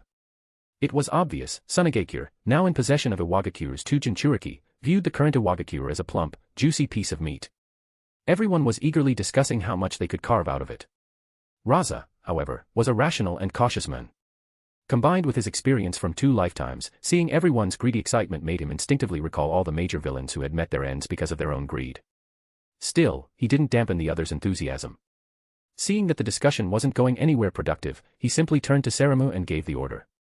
Saramu, gather everyone's opinions and draft a formal strategy for dealing with the Wagakure's envoy. Saramu nodded, and the high-level officials tactfully took their leave. Only the 2 elders, Pakura, Saramu, and a few others remained. Once everyone had left, Ebizo asked, "Does Kazekage-sama think our earlier discussion was inappropriate?" Rasa nodded. "Much as I would love to take a big bite out of Iwagakure, the current situation speaks for itself. We can't push them too far." Pakura asked in confusion. "Why? With Sunagakure's current strength, aside from Konohagakure, we don't have much to fear, do we?" It was Ebizo who answered. "That's true, but only in isolated combat. If Kazekage-sama hadn't pulled a brilliant move and captured their 2 Jinchuriki, stabilizing the situation, Sunagakure would have struggled. Don't forget, Kyumogakure also has 2 Jinchuriki, and both the Third Shinobi and Third Raikage are exceptionally powerful. Plus, there's Konohagakure lurking in the shadows. Though Kazekage-sama, Pakura, and Michikawa have grown much stronger, it would still be difficult to face such a united force. Rasa agreed with a nod. That's why, for us, the most important thing right now is balance. What Sunagakure needs is time. We need at least 10 years of peace and development to reach a point where we no longer fear a combined threat. With that, he turned again to Seramu. Go ahead and draft the negotiation plan based on our discussion. You'll be in charge of this round of talks. Understood. Leave it to me. Rasa then took out a scroll and placed it on the desk. Chiyo-sama, this is for you. Chiyo blinked in surprise. Baki stepped forward and handed her the scroll. As she opened it, her pupils contracted slightly. This is. Rasa didn't explain in detail. It's enough that you know, Chiyo-sama. Chiyo immediately nodded and put the scroll away. The contents were simple: research notes Orochimaru had given Rasa regarding his work on wood release, the Sharingan, and cursed seals, a return gift for Rasa helping him uncover the effects of Koto Ematsukami on himself. Still, Rasa felt it was time to start pushing Chiyo a bit. By the way, Chiyo-sama, I don't mean to rush you, but I've already provided you with quite a few valuable materials, and so far, the results have been minimal. There's likely to be a longer period of peace coming, so I hope you won't slack off. Chiyo's expression stiffened. She understood, but still grumbled defiantly. You little brat. Do you think developing new jutsu is easy or something? Rasa, of course, understood how difficult it was, but it was still his job to apply pressure when needed. At that moment, Ebizo surprised him with an unexpected announcement. Kazekage-sama, that reverse summoning technique you asked me and Anoka to develop, it's complete. Chapter 203, Real Mastermind. Rasa was momentarily stunned, but quickly remembered and immediately took the scroll to examine it.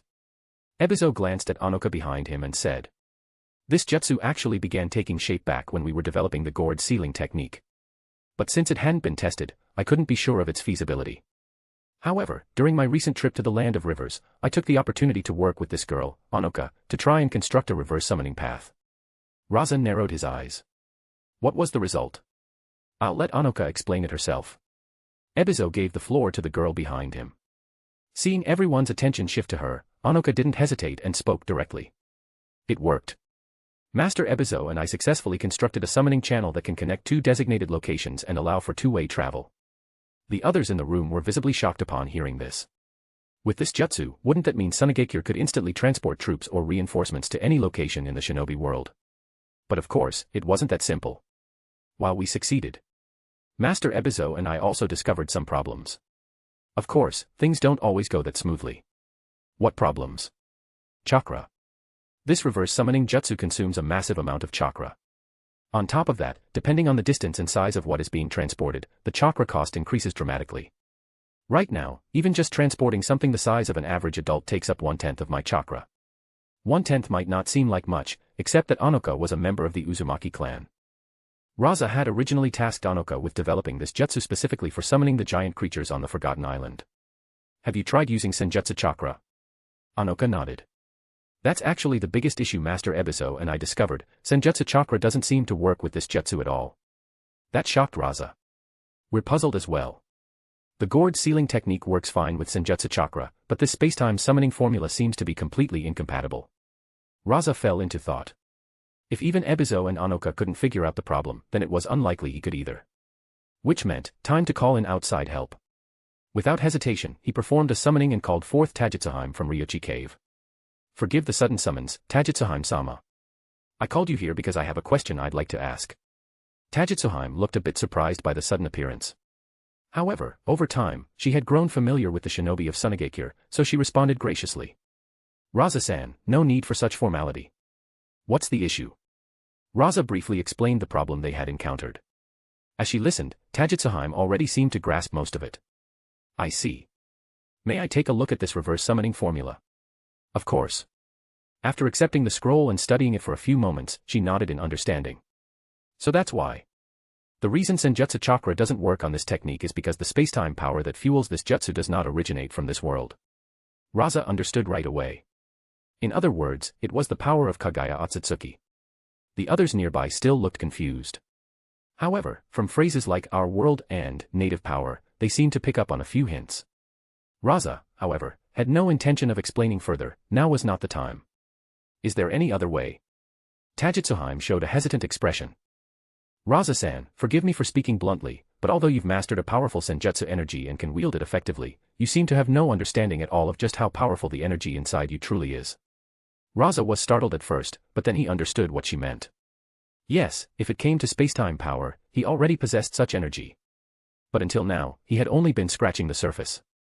It seemed he needed to settle down and properly study the senjutsu energy within his own body. Otherwise, he would remain a puppet to that power, rather than its master. Understanding this, he bowed slightly in gratitude. Thank you for the guidance. Seeing Rasa's sincere attitude, Tajitsuheim gave a small nod. Then she added. As for this technique, if possible, I can help modify it. After that, it should work. Rasa nodded. I truly appreciate that. And, please inform the White Snake Sage that once I've dealt with the matters here in the village, I will head to Ryuchi Cave to fulfill our agreement. Tajitsuheim's eyes lit up immediately. That's wonderful, Rasa-san. The White Snake Sage and I will be waiting for your arrival. Once she departed, Chiyo, Ebizo, and the others also took their leave, leaving only Pakura in the office. Just as Rasa wondered what Pakura had stayed behind for, Pakura suddenly spoke. Congratulations on becoming a father, by the way. You found out. Rasa was a bit surprised, but then gave an apologetic smile. Sorry, Karura didn't want the news to spread, so we didn't tell anyone. It's fine. Pakura's expression turned a little complicated, but after thinking for a moment, she asked. I remember you know how to use the technique Konoha's Minato developed, the jutsu called Reiznan, right? Rasa blinked, then realized what Pakura meant. Oh. You want to learn it? A tint appeared on Pakura's cheeks. Yeah. Land of water. Within the mist-shrouded Kirigakure. A strange, eerie atmosphere permeated the Mizukage's office. Yagura, student of the Third Mizukage, stood facing his teacher. In the room, another Kirigakure shinobi stood frozen in place, his eyes blank and lifeless. All right, Yagura. You'll take this man and lead the team to cooperate with the Wagakure's upcoming operation. Here's the hand seal formula to unlock the seal within him. Yagura accepted the scroll, though a trace of hesitation flashed in his eyes. Sensei, is this really worth it?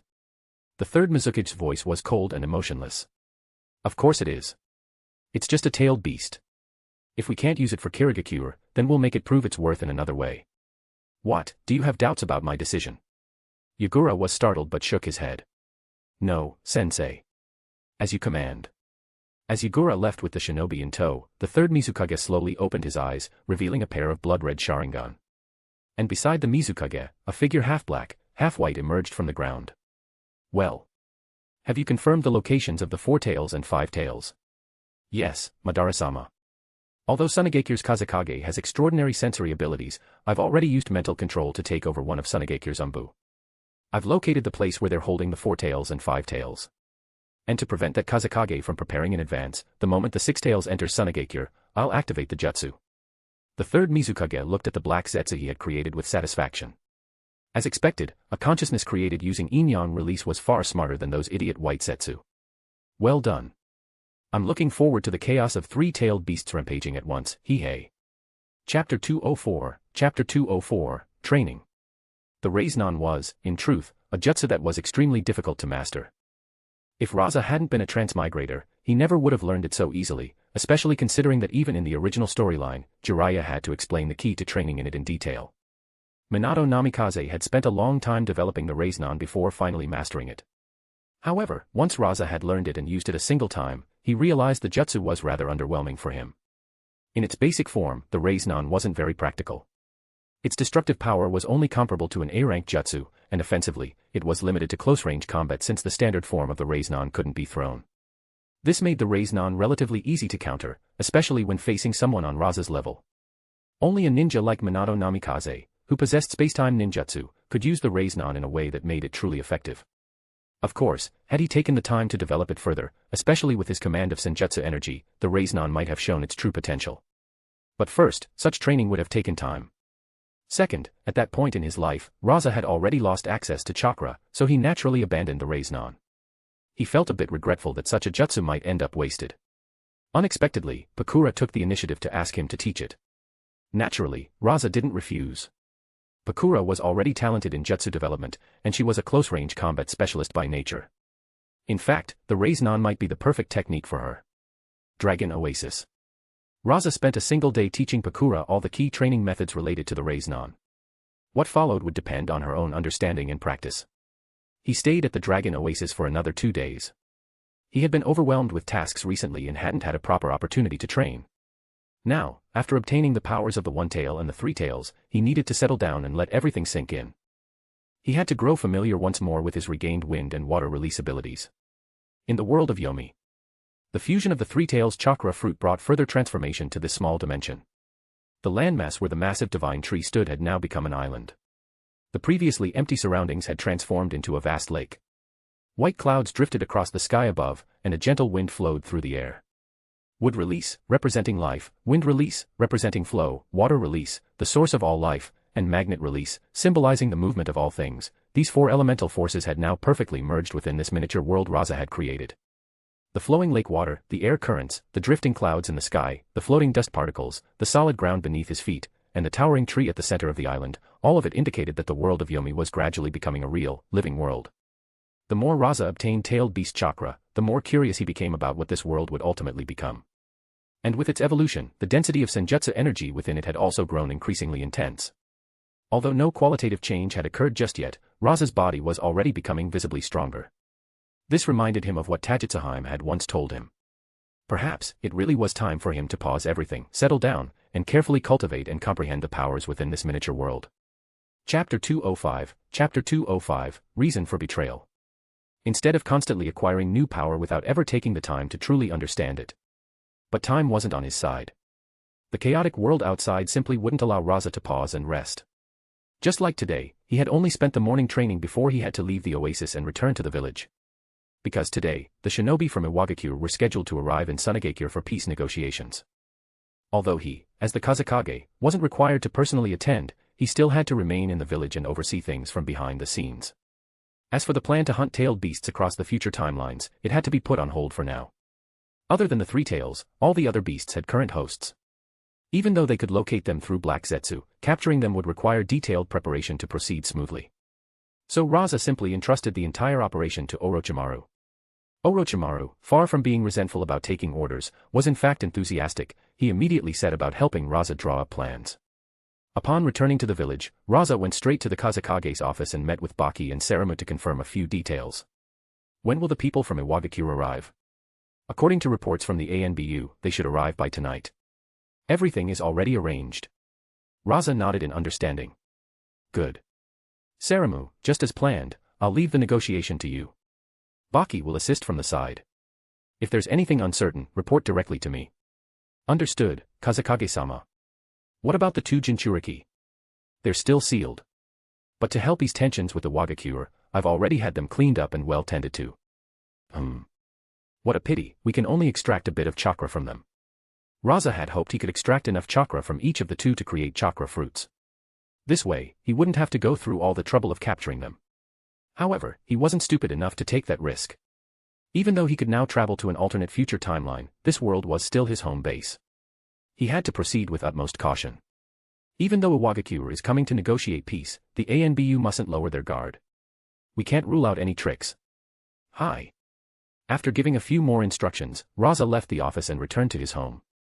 At Rasa's residence. It was unusually lively. 2 timelines worth of family now gathered under one roof. Under the soft, warm lighting. In the kitchen, Temari stirred the pot with joy. Gaara, under Karura's guidance, gently sliced carrots. Kankuro was in the dining area setting the table.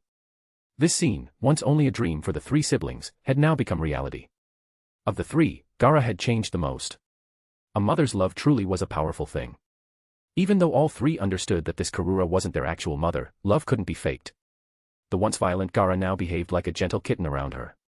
And with Shikaku's chakra having been absorbed and the seal reinforced, Gaara was finally able to rest properly, and his entire demeanor had become much brighter and sunnier. Just then, the door opened. Rasa walked in.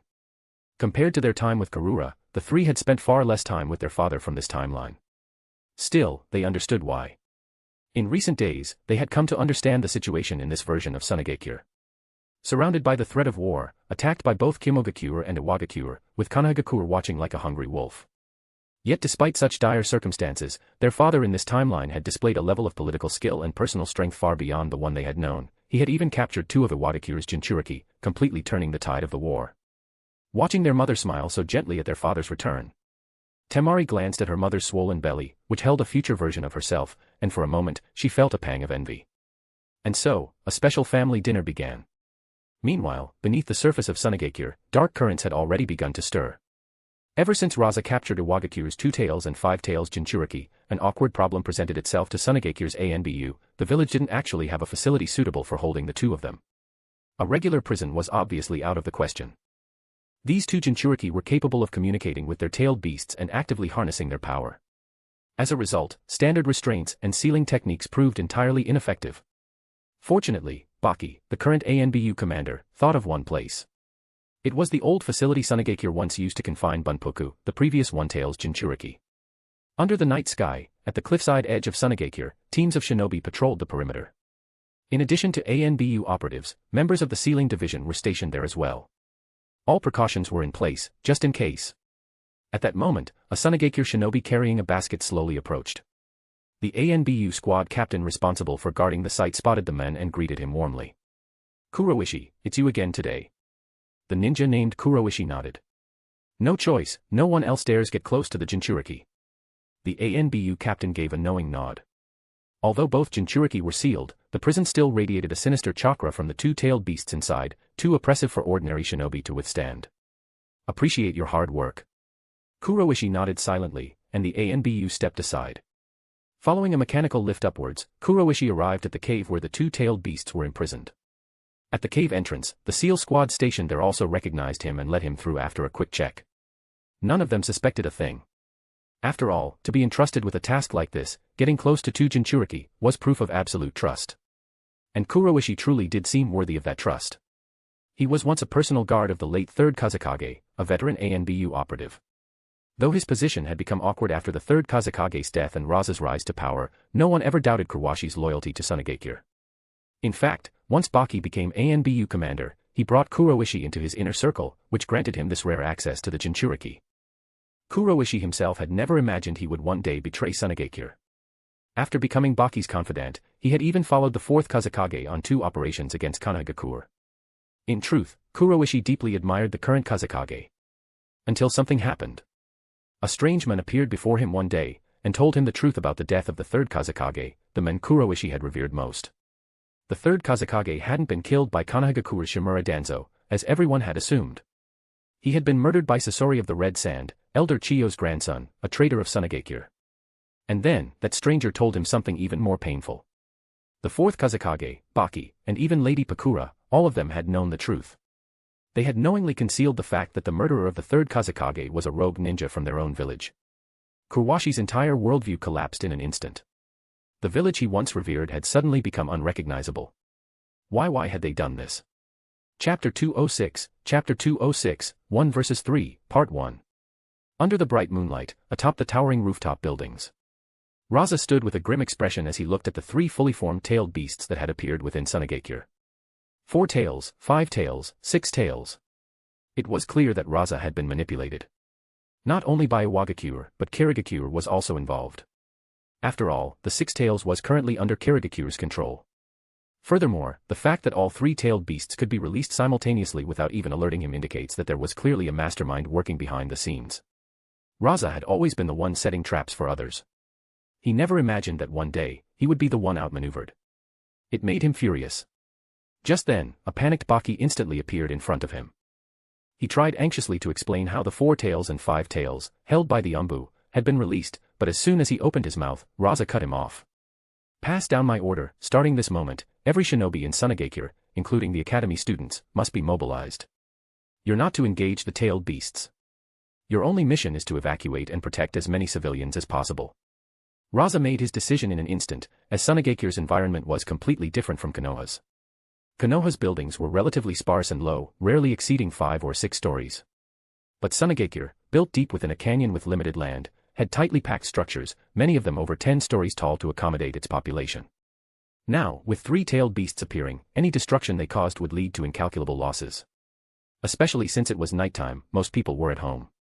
Fortunately, there was one stroke of luck: the three-tailed beasts had not shown up in the village center. The six tails had manifested near the entrance to the crevice path, while the four tails and five tails emerged at the far edge of the village. These areas had no major buildings and were sparsely populated. For that reason, the three-tailed beasts absolutely could not be allowed to move toward the village center. Rasa's icy tone made Baki tremble. He had never sensed the Kazekage this furious before, so he didn't dare to hesitate. He vanished instantly. As Baki disappeared, Rasa immediately began forming hand seals. There was no time to wait for Chiyo, Pakura, and Anoka to arrive. They were in Dragon's Oasis. Mikawa was still at the front lines. It seemed this mastermind had seized the perfect opportunity. In other words, he now had to face all three-tailed beasts alone. Today would surely become the most terrifying day in the history of Sunagekure. Just minutes earlier, the village had been bustling with life. The taverns, barbecue stalls, and night markets were packed with people. 3 days ago, wave after wave of shinobi had returned from the battlefield. The joy of victory and the relief of coming home alive had led them to indulge freely, sparking a wave of spending and celebration across the village. But in the midst of their joy, a thunderous roar tore through the skies above Sunagekure. Then, under the night sky, every shinobi in the village saw it, those colossal monsters, so vast they blotted out the moonlight. What's going on? Those are tailed beasts. You've got to be kidding, 3 of them at once. At the entrance of the crevice path in Sunagekure. The massive body of the 6 tails caused the nearby Sunagekure shinobi to retreat in fear and shock. At that moment, it wasn't just Sunagekure's ninja who were terrified, even Iwagakure's shinobi showed a drastic change of expression. The instant the 6 tails appeared, they also heard the roars of 2 other tailed beasts. Then, they saw the fully formed 4 tails and 5 tails. What the hell? This wasn't part of the plan. The original plan between Iwagakure and Kirigakure was to use the chaos caused by the appearance of the 6 tails in Sunagekure as cover for Inoki's son, Kitsuchi, and others to rescue the 2 Jinchuriki, those of the 4 tails and 5 tails, from where they were supposedly being held. But now, the 4 tails and 5 tails had already been unleashed and were in full form. Based on their behavior, it was clear they were not being controlled by the consciousness of their Jinchuriki. Captain Kitsuchi. The desperate cries of nearby Iwagakure ninja snapped the pale-faced Kitsuchi back to his senses. Even an idiot could see now, Iwagakure had been used by Kirigakure. At the edge of Sunagekure. Boom. The fully formed 4 tails and 5 tails appeared, immediately destroying the entire cliff. Countless massive boulders rained down from above. Fortunately, everyone stationed here was at least a Chunin-level shinobi, so there were no injuries. However, when they saw those towering, monstrous figures emerging from the collapsed cliff, every member of the Umbu and Sealing squads knew something had gone horribly wrong. What's going on? How did the tailed beasts get out? No way. Clearly, no one here had any answers. They hadn't even considered the possibility that this could be Black Zetsu's doing. But then, an even more terrifying sight caused every shinobi present to go pale. The freed 4 tails and 5 tails didn't hesitate at all. They raised their massive heads, and at their mouths, 2 deep purple chakra spheres began to form. The overwhelming energy stirred up the dust around them, swirling like a tornado. We're done for. Stop it, now. Every shinobi in Sunagekure understood what would happen if a tailed beast bomb landed in the village. It would be total annihilation. But it was already too late. Fully formed tailed beasts only needed a few seconds to charge chakra. Boom. 2 massive tailed beast bombs, each 3 meters in diameter, shot straight toward the heart of Sunagekure. At that moment, in the sky above Sunagekure, a torrent of golden sand surged upward, intercepting the 4 tails tailed beast bomb. The sand transformed into 2 enormous golden hands that seized both bombs tightly, then twisted midair and raised them high above the village. Boom. In the skies over Sunagekure, an explosion of apocalyptic proportions erupted. The blinding light illuminated the entire dark night sky. Even cities hundreds of kilometers away witnessed that flash in the sky. At Dragon's Oasis, where Pakura, Chiyo, and the others were training, they instantly sensed it. That's the direction of the village. This is bad. They immediately dropped everything and rushed toward Sunagekure. Back in the village, though the explosion had the power to annihilate everything, it caused no damage at all. Because a thick cloud of golden sand had formed above the village, like a colossal umbrella, shielding all of Sunagekure from harm. The shinobi and civilians, just barely spared from certain death, finally realized that it could only be one person. It's Kazekage-sama's sand manipulation technique. Kazekage-sama protected us. And 10 kilometers away from Sunagekure, hidden in the shadows, Madara Uchiha watched it all from behind his mask and let out a voice of excitement. controlling three-tailed beasts for the first time. I'm still a bit rusty. But next time, I won't miss. Now then, how will you deal with this next move? Chapter 207, 1 vs 3, Part 2. At that moment, the four tails and five tails began gathering tailed beast bombs once again, this time even larger than before. And from the other side, the six tails also raised its head, a tailed beast bomb nearly 10 meters wide forming at its mouth. Sensing the unusual state of the three-tailed beasts, Rasa finally understood what was happening. Each of the beasts had a black iron rod embedded in their bodies. No wonder, they've been manipulated without me being able to sense a thing. So that's how you want to play, huh? Rasa scoffed coldly. The same trick won't work on me twice. Sage Art Limit Release, Wood Style, Wood Human Technique. Sage Art Limit Release, Magnet Style, Manifestation of Shikaku. Golden Dragon Staff. What? At the compound of the Sand Clan in Sunagakure. Since the last incident involving the raid from Kimogakure, the bond between Kunmi, Sarah, and Maki had only grown stronger. Realizing their weakness, all three had begun training even harder. As the strongest among them, Kunmi naturally took on the role of guiding the other two. After all, first-year students at the Ninja Academy had not yet learned ninjutsu. So, Sarah and Maki often visited Kunmi's home during their free time. Today was no exception. As the three of them practiced kunai throwing under Kunmi's instruction, the tailed beasts appeared. From the moment they appeared until now, barely a minute had passed. But the sheer destructive power they displayed in such a short span made the three children feel truly insignificant for the first time in their lives. For the first time, they felt just how powerful their Kazekage truly was, the one who had always protected them. Amazing. This is Kazekage-sama's strength. Sarah and Maki, just beginning to learn chakra, couldn't fully sense Rasa's true might. But Kunmi was different. As someone who had also awakened the magnet style, Kunmi could, at most, control less than a quarter of his body weight in iron sand. Before this, when his father told him that Kazekage-sama was far stronger, that the difference between them was like heaven and earth, Kunmi didn't take it seriously. To him, his father was the strongest person in the world. But now, gazing at the expansive cloud of golden sand that covered the sky above Sunagakure, Kunmi finally understood. However, there was no time for admiration. Because he could clearly see those three massive monsters had once again begun forming those terrifying chakra spheres, this time several times larger than before. The thunderous explosion from earlier still echoed in his ears. In that instant, Kunmi felt the weight of fear and despair. But just then, heaven and earth began to shift. From the sky, golden sand gathered and condensed into the form of a gigantic tanuki monster, descending from the heavens to block the ape-like creature. From the earth, the ground roared as massive, thick wooden limbs burst upward, forming a colossal wooden humanoid that stood before the horse-like white beast. At that moment, the two newly emerged giant entities made the same move, each extended their right hand and seized the tailed beast bombs formed by the four tails and five tails, then hurled them straight at the faces of the respective beasts. On the other side, although no gigantic creature had appeared, a massive golden staff suddenly came into view. As the slug-like beast fired its chakra sphere, the staff swung powerfully and sent the tailed beast bomb flying back toward its source. Boom, boom, boom. Massive explosions erupted once more, and the pitch-black night sky was lit up again. This time, without the protection of the golden sand clouds, the blinding flash forced everyone to instinctively shut their eyes. Though the manifestation of Shikaku and the wooden humanoid served as barriers, the shockwave still swept through the entire village. Sunagakure was hit like a tornado had struck, buildings were torn apart, and countless people were sent flying. Watch out. Mom. Faced with the oncoming shockwave, Temari, Kankuro, and Gaara's expressions changed drastically. Instinctively, Gaara was about to break the restriction Rasa had placed on him and use his chakra to protect Karura. But just then, a thick sand wall rose up in front of them. It was Karura. Though she was now a housewife, she had once been the only successful subject of the Shikaku experiments, and she still possessed the ability to control sand. Don't be afraid, Mommy is strong too. I'll protect all of you. As the shockwaves of explosions echoed around them, Temari, Kankuro, and Gaara looked at Karura with wide eyes, and from that moment on, truly saw her as their mother. A desire to protect her began to rise in their hearts. Temari quickly asked with concern. Will father be okay? Don't worry. Believe in your father. The explosions quickly subsided, and the smoke began to clear.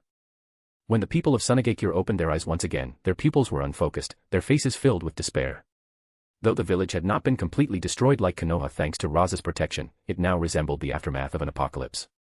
Countless buildings had been demolished, the village was in utter chaos, and beneath piles of rubble lay buried civilians of Sunagakure. As they looked around, fear crept into their hearts, and their bodies began to tremble. The crevice path at the village entrance and the cliff at the rear had completely vanished. Only the mountain walls on both sides remained, like the waste of a broken body. The canyon where Sunagakure lay had now expanded to 4 or 5 times its original size. In that moment, the canyon housing Sunagakure had taken on a strange new shape, like a giant gourd. Every shinobi and civilian in Sunagakure swallowed hard, their throats dry. No one could say a word. Their eyes were filled with terror, and their bodies wouldn't stop trembling. What the? Even the jonin in the village were no exception. Then, a deep voice echoed above the ruins of Sunagakure. Don't just stand there. Now is the time for Sunagakure shinobi to unite. The voice snapped everyone back to awareness. Those familiar with it instantly recognized who it belonged to. It's Kazekage-sama. That's Kazekage-sama's voice. In that instant, every confused and frightened heart in the village found its anchor again. Indeed, it was Rasa. Wasting no words, he declared loudly.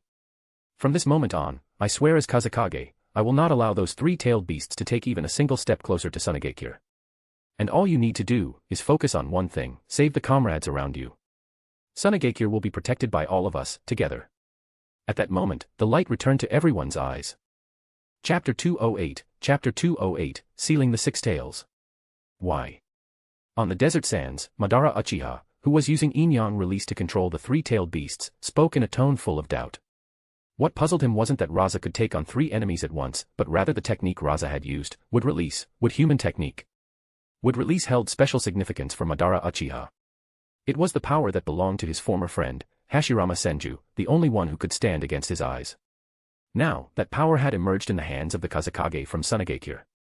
Although Madara Uchiha, who had defected from Konohagakure, held little affection for the village, seeing his friend's power appear in another shinobi village still stirred some displeasure in his heart. In that case, from beneath the mask, Madara let out a deep growl and began forming hand seals. Even for a tailed beast, being struck by a tailed beast ball of its own creation was no trivial matter. Not to mention when the Jinchuriki were being controlled through yin-yang release by Madara Uchiha. So, under Rasa's counterattack, returning force with force, the 3 quickly reverted to their Jinchuriki forms. However, that state lasted only briefly. As Madara once again infused his chakra and used yin-yang release to manipulate the black rods, he regained control over the Jinchuriki. In the blink of an eye, the 3 returned to their complete tailed beast forms and charged straight toward Sunagakure. Upon seeing this, Rasa summoned his golden dragon staff once more. As he focused on the charging 6 tails ahead, the corner of his eye also caught sight of the approaching 4 tails and 5 tails from behind. Then I'll take care of you first. As his words fell, Rasa hurled the golden dragon staff into the sky. Under Rasa's control, the golden dragon staff began to thicken and expand. Then it split into 2, 2 into 4, 4 into 8. Golden dragon staff, adamantine prison. The staffs fell from the sky and landed around the rampaging 6 tails. In an instant, they formed a square cage that trapped the massive beast. But just then, the 6 tails' enormous body suddenly liquefied and slipped right through the gaps of the adamantine prison. That surprised Rasa. Did the 6 tails have an ability like that? In that case, the adamantine prison wasn't going to be of much use. Then, Rasa clasped his hands together, and from beneath his feet, massive amounts of gold sand burst forth like a spring, surging toward the 6 tails like waves. The 6 tails abruptly halted and, from the many nostril-like holes on its face, expelled pink mist toward the incoming gold sand. The moment the gold sand touched the pink mist, it began to corrode and dissolve. Oh! As expected, each tailed beast had some incredible abilities. Had it been in the past, Rasa might have been in the mood to have a little fun with them. But now. Sage Arts, Magnet Release, Thorn Binding Seal. Ever since arriving in this world, most of Rasa's opponents in battle had been massive creatures like the tailed beasts, and that had allowed him to accumulate plenty of experience in dealing with them. As Rasa clasped his hands together, countless senbon made of iron sand began to form around his body, each etched with swirling violet patterns. The materials Rasa now controlled through Sage Art energy, whether gold sand, iron sand, or ordinary sand, could be divided into 2 types. The first type existed naturally, like the gold sand corroded by the acidic gas emitted by the 6 tails. The second type, however, was created through Sage Art's elemental transmutation, produced entirely from Senjutsu energy. The key difference between the 2 was that the latter, being formed entirely from Sage Art energy, possessed a powerful chakra-absorbing effect. Just like right now, as the countless senbon rained down from the sky toward the 6 tails, the acidic mist released by the 6 tails no longer affected these senbon. Madara Uchiha wasn't particularly surprised by this. Not long ago, during the battle between Rasa's group and the 2 Jinchuriki from Iwagakure, he had personally witnessed Rasa using this technique and had seen its chakra-absorbing power. However, what happened next made him realize he had underestimated the technique's true potency. Based on Madara's calculations, even though the Senbon could absorb chakra, it would barely make a dent against the massive reserves of a tailed beast. Moreover, considering the corrosive acid layered on the six tails' skin, the Senbon would likely melt away before absorbing anything significant. But the moment the Senbon struck the six tails' body, Madara noticed something was off. He saw that once they pierced into the six tails, these Senbon began interfering with the chakra flow inside the beast, much like the black rods he created using yin-yang release. While the Senbon lacked the overwhelming control power of the black rods, they had one major advantage: sheer numbers. And once even a single Senbon hit its target, it disrupted the tailed beast's movements, making it easier for more Senbon to strike. If Madara's chakra sensing was accurate, then the power disrupting the tailed beast's chakra resembled Shikaku's sealing script. Interesting. For once, Madara expressed a rare voice of admiration and immediately relinquished his control over the six tails. He understood that he could no longer manage it. Sure enough, just a few seconds later, the six tails' entire body was covered in thorny iron trees, completely immobilizing it. And at the very moment Madara severed the chakra link with the six tails' Jinchuriki. Raref. As a tailed beast, the six tails' giant slughound finally regained consciousness and let out a furious howl toward the sky. Damn humans, it hurts so much. That enraged roar echoed throughout Sunagakure. Everyone had shocked expressions on their faces. A tailed beast could speak. At the same time, Rasa understood the reason behind the six tails' agonized wail. It was because the Jinchuriki's life force was slowly fading away. And for a tailed beast, the death of the Jinchuriki also meant its own death. Although tailed beasts were immortal, from that pain scream just now, Rasa could feel that, even for an immortal creature, death was an excruciating experience. In that case, a spark of inspiration hit Rasa. He looked at the Jinchuriki whose complete transformation was receding, slowly revealing his original body. With a sand body flicker, Rasa appeared in front of the Jinchuriki. At a glance, he spotted the black rod embedded in the Jinchuriki's chest. He easily pulled it out, then immediately used a forbidden technique he had learned from the future version of Chiyo. Forbidden Technique, One's Own Life Reincarnation. Chapter 209, Four Tails and Five Tails, Part 1. Forbidden Technique, One's Own Life Reincarnation. It was developed by the future version of Elder Chiyo for the sake of her grandson, Sasori of the Red Sand. One of only two known jutsu in the Naruto world capable of bringing someone back from the dead. After traveling to the future timeline, Rasa naturally began collecting various powers that existed in that era to strengthen both himself and Sunagakure. There was no way he could overlook such a legendary technique. This jutsu transforms chakra into life force.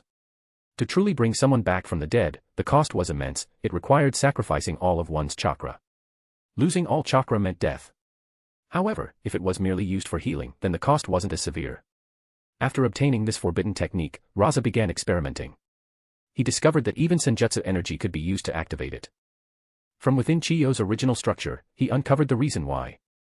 This technique resembled the sealing arts practiced by the Uzumaki clan. Realizing this, Rasa instantly identified the origin. This resurrection ability did not arise from the Sage of Six Paths power. Instead, it came from the Shinigami, whose strength was utilized by the Uzumaki clan. This revelation piqued Rasa's interest in the Shinigami even more. Because while the senjutsu energy he possessed could grant life to non-living matter, it couldn't grant life to living organisms or bring the dead back to life. That level of power, true resurrection, was something even senjutsu couldn't achieve. So why was Rasa trying to save this Jinchuriki who was on the verge of death? There was only one reason: he had suddenly thought of something. Considering the Sage of Six Paths was still watching over the shinobi world, Rasa didn't want to act too aggressively toward the tailed beasts.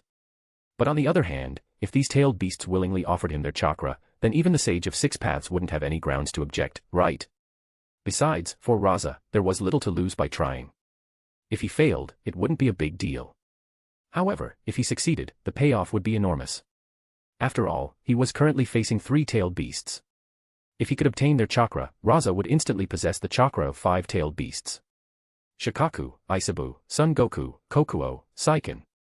Under the effects of life-for-life rebirth, it didn't take long for the Jinchuriki's condition to stabilize.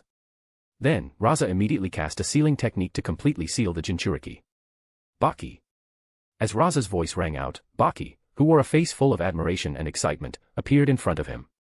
He had just witnessed the entire battle without daring to blink even once. Such overwhelmingly powerful tailed beasts had been effortlessly and cleanly sealed by the Kazekage-sama before his very eyes. Once again, Baki found himself worshipping the strength that Rasa possessed. And it wasn't just Baki. All the Sunagakure villagers and shinobi who were busy tending to the wounded and injured paused upon seeing that scene. For the first time, they had truly witnessed the might of their Kazekage with their own eyes. At the same time, a powerful sense of pride and confidence rose in their hearts toward their village, prompting them to redouble their efforts in healing their comrades. As for the many spies hidden within Sunagekure from various other factions, after witnessing what had just happened, they were completely dumbfounded. Incredible. Is this the Kazekage of Sunagekure? The demigod of the sand? As for Rasa, after casually tossing the six tails Jinchuriki to Baki, he immediately flew off toward the other side of Sunagekure. At the same time as Rasa was sealing the six tails, the battle on the side of the four tails and five tails was still raging. The manifestation of Shikaku was fighting against the four tails Jinchuriki, while the wood human battled the five tails Jinchuriki. On the vast plains blasted open by tailed beast balls, four colossal creatures, each over 50 or 60 meters tall, were locked in close quarters combat. Every punch and every step they took unleashed enough force to tear the earth asunder. In terms of pure offensive power, the four tails and five tails were clearly stronger than the Shikaku's avatar and the wood human. Because neither the Shikaku's avatar nor the wood human could use the tailed beast's most destructive move, the tailed beast ball. Without powerful offensive abilities, they relied solely on the brute strength their massive forms provided. However, in terms of defense, the Shikaku's avatar and the wood human were not at any disadvantage. First of all, the sand, iron sand, and gold sand making up the Shikaku's avatar, and the body forming the wood human, were all created by Rasa using senjutsu energy. This gave them a natural advantage against chakra-based beings like tailed beasts due to their chakra-absorbing properties. Second, unlike the living tailed beasts, the Shikaku's avatar and the wood human were non-living constructs. This meant that damage to their physical forms didn't affect their functionality much. Even if broken, they could quickly regenerate, just like fearless, deathless warriors. Because of that, while Rasa was sealing the six tails, the Shikaku's avatar and wood human perfectly fulfilled their roles. They kept the four tails and five tails restrained, preventing them from advancing a single step. They couldn't even launch a tailed beast ball, because the moment they tried, what awaited them were massive fists slamming into their faces. This, however, also marked the limit of Rasa's power. With his current strength, he could only manage to take on three tailed beasts at once. Any more, and Sunagekure would likely face inevitable destruction. It was a valuable lesson. Ever since Rasa had created the Dragon's Oasis, all of the village's elite forces had been moved there, leaving Sunagekure itself rather vulnerable. But that was a problem for later. Right now. Shoo! Rasa used the body flicker technique to instantly appear atop the Shikaku's avatar's head. The equally massive wood human stood firmly at his side. Facing him were the controlled four tails Son Goku and five tails Kokuo. The Shikaku's avatar and wood human did lack attack power when not under Rasa's control. But once Rasa was actively directing them, everything changed. And now that he no longer had to control the six tails, Madara's control over the four tails and Kokuo became more refined as well. Then let's see how excited you can make me. As Madara Uchiha formed hand seals, the enormous forms of the four tails and five tails once again began condensing tailed beast balls. This time, they did it faster, with even greater power. Continuous tailed beast bombs. In an instant, dozens of tailed beast bombs, each 1 meter in diameter, shot toward Rasa like a barrage of cannonballs. Sage Arts, Magnet Release, Shikaku's Shield. A massive desert wall, like a great fortress, rose directly in front of Sunagekure's entrance. Boom, boom, boom. Everyone in Sunagekure could feel the tremors and witness the blinding flashes of light from the continuous explosions in the distance. It was evident that if even one of those tailed beast bombs had struck the village, the devastation would have been unimaginable. Yet, after a whole minute of relentless bombardment, the end of Sunagekure was shrouded in clouds of sand and dust. Not a single tailed beast bomb had broken through Rasa's absolute defense. Then, in the sudden silence that followed, a cold, indifferent voice rang out. Sage Arts, Magnet Release, Gold Sand Waterfall. Boom. From within the swirling sandstorm, the Shikaku's avatar transformed into a colossal wave of sand, 40 to 50 meters tall, and surged toward the four tails and five tails. Chapter 210, Four Tails and Five Tails, Part 2. That really is a solid defense. Seeing that even the barrage of continuous tailed beast bombs failed to break through Rasa's sand wall, Madara Uchiha's voice grew lower and more serious. Meanwhile, on the battlefield, as he faced the oncoming wave of golden sand, the four tails, Son Goku, roared and slammed his fist into the earth. The ground split open, and searing magma burst forth, forming a wave of molten lava that surged toward the golden sand tsunami. The five tails, Kokuo, moved swiftly. Just before the sand wave could reach him, he stomped with both hooves and launched himself into a high-speed leap. In an instant, lava and golden sand clashed. The earth trembled violently. Kokuo soared through the sky, directly leaping over Rasa's head, aiming to launch an attack on the village behind him, Sunagekure. But there was no way Rasa would allow that. Sage Arts, Wood Release, Wood Dragon Technique. From the massive body of the wood human, a wooden dragon with 4 claws burst forth, letting out a ferocious roar as it soared into the sky. Its serpentine body wrapped around Kokuo's midsection, gripping him tightly, and its gaping jaws latched onto Kokuo's throat. Ack! Though the Five Tails was known for its raw strength, capable of snapping even the strongest chains, with the wooden dragon latched onto him, it couldn't resist at all. Because the moment the dragon clamped down, his chakra was being rapidly drained. However, the wooden dragon's absorption couldn't last long, because the Four Tails had already charged forward. Seeing this, Rasa immediately commanded the wood human to grab the dragon and, like swinging a hammer, hurled the Five Tails' massive body away. Boom! The two mountain-sized tailed beasts collided midair, releasing a thunderous impact that shook the heavens and the earth. And just as both tailed beasts stumbled and lost control of their bodies, countless streams of golden sand surged toward them again. As long as the golden sand could fully envelop the Four Tails and the Five Tails, Rasa could then seal them completely with a sealing technique. But how could Madara Uchiha possibly let Rasa succeed? Just as the golden sand was about to engulf the two-tailed beasts, they instantly exited their full-tailed beast forms and transformed into chakra-cloaked, half-transformed Jinchuriki. They darted straight at Rasa in a surprise assault. In this state, without the massive body slowing them down, both Jinchuriki had become far more agile. Their speed hadn't decreased at all, in fact, it had increased. The Five Tails Jinchuriki especially moved so fast that a sonic boom echoed in the air, blowing away the gold sand Rasa sent in pursuit. At such a speed, even the massive wood human was rendered ineffective. Boil release, unmatched strength. In the blink of an eye, the Jinchuriki was already in front of Rasa, launching a powerful kick directly at his face. Bang! A sand wall appeared before Rasa, but it was torn apart like paper. So this is the power of boil release, both the speed and force are flawless. Although Rasa's physical strength had already reached the level of maintaining the fifth gate at all times, he still didn't dare take this lightly. Monster arm technique. Rasa's right arm instantly transformed into a gigantic sandarm and collided head-on with the Five Tails Jinchuriki. Boom. The force of their clash caused shockwaves to ripple through the air. This time, Rasa was genuinely shocked. He could clearly feel the force from the opponent, it had already reached a level close to the seventh gate of the 8 gates released formation. But Rasa had no time to be shocked because the moment their clash ended. PSSH. Countless streams of scorching white steam surged out from the mouth of the Five Tails Jinchuriki, instantly turning the entire area into a white fog. Rasa held his breath and focused his chakra, forming a layer of sand armor around his body to guard against any potential poison in the mist. At the same time, he formed a one-handed seal while keeping his eyes fixed on the Five Tails Jinchuriki before him. Wind release, great breakthrough. The power obtained from Shikaku had allowed Rasa to reawaken his wind release, and he had even learned to use Senjutsu energy to cast wind release techniques. A powerful gust of wind blasted directly toward the Five Tails Jinchuriki at point-blank range. Boom. The force was so great that even the Jinchuriki in partial transformation was sent flying. Just then, the Four Tails Jinchuriki, his body gleaming with molten fire in his lava-release chakra mode, attacked from the side. I've been waiting for this moment. Water release, exploding water shockwave. The method to deal with the Four Tails Jinchuriki had already been laid out perfectly in the original story. And that was, using water release.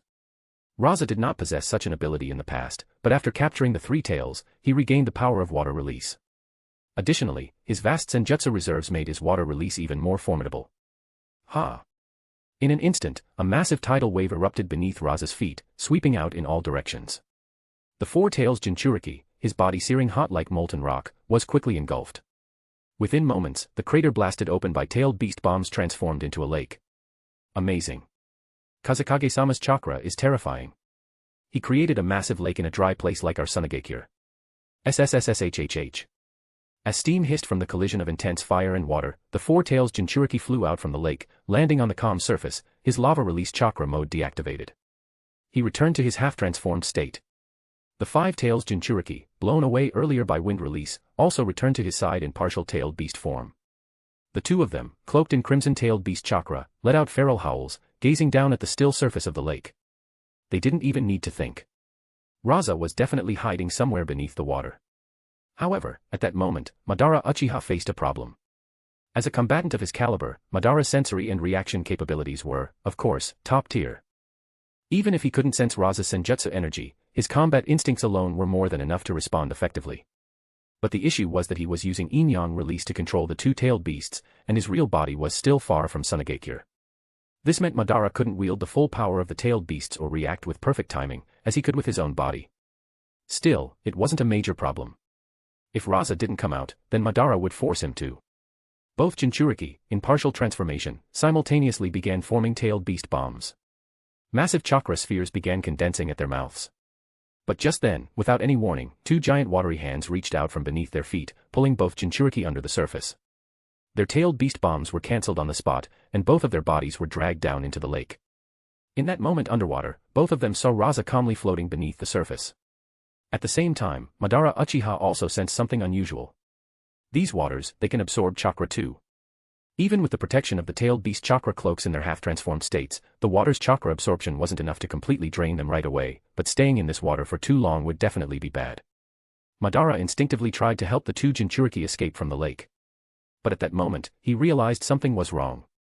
Something's wrong. With the speed of a half-transformed Jinchuriki, it should only take a moment to breach the surface.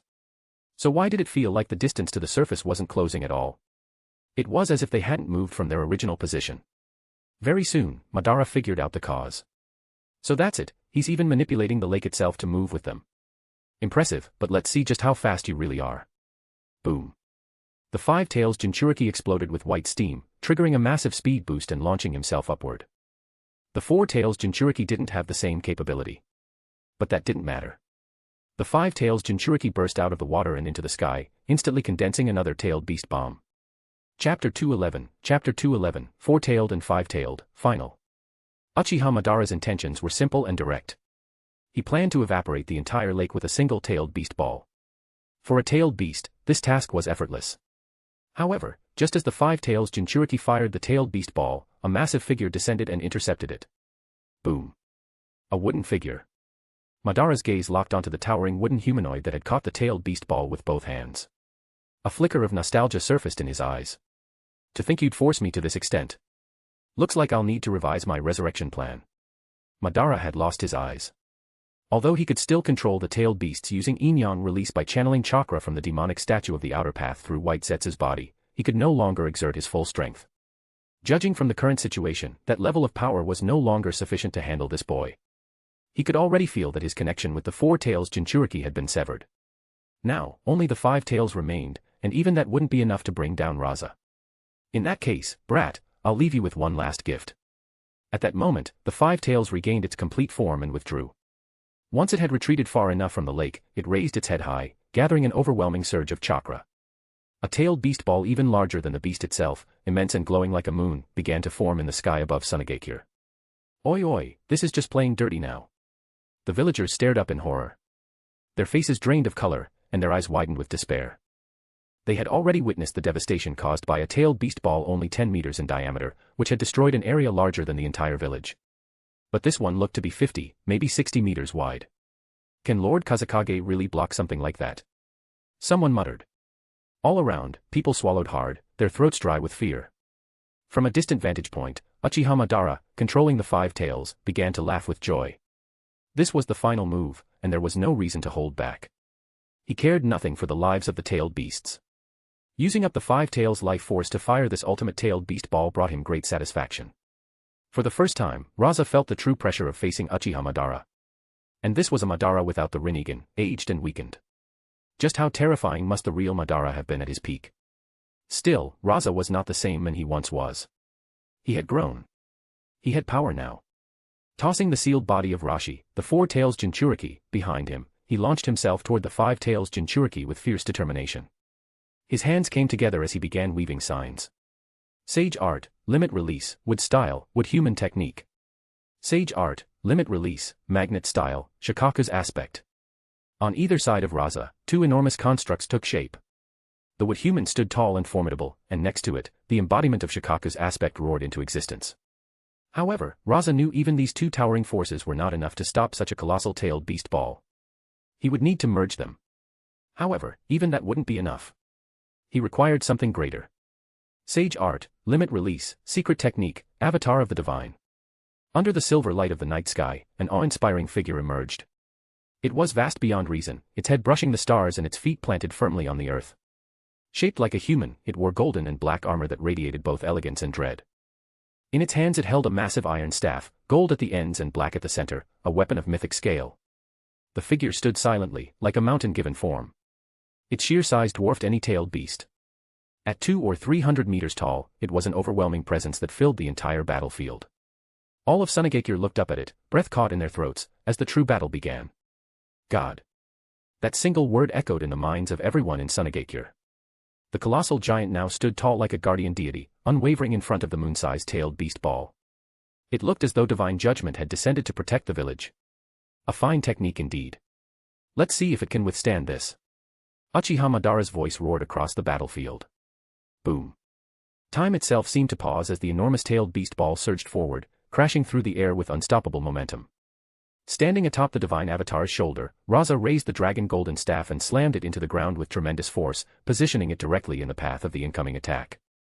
At that moment, the staff lived up to its legendary name, transforming into a stabilizing pillar, as though it had the power to pacify raging seas and violent skies.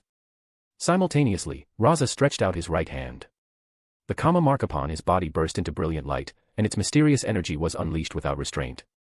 Boom. Far away in the desert, Chiyo and her group were racing anxiously toward the battlefield.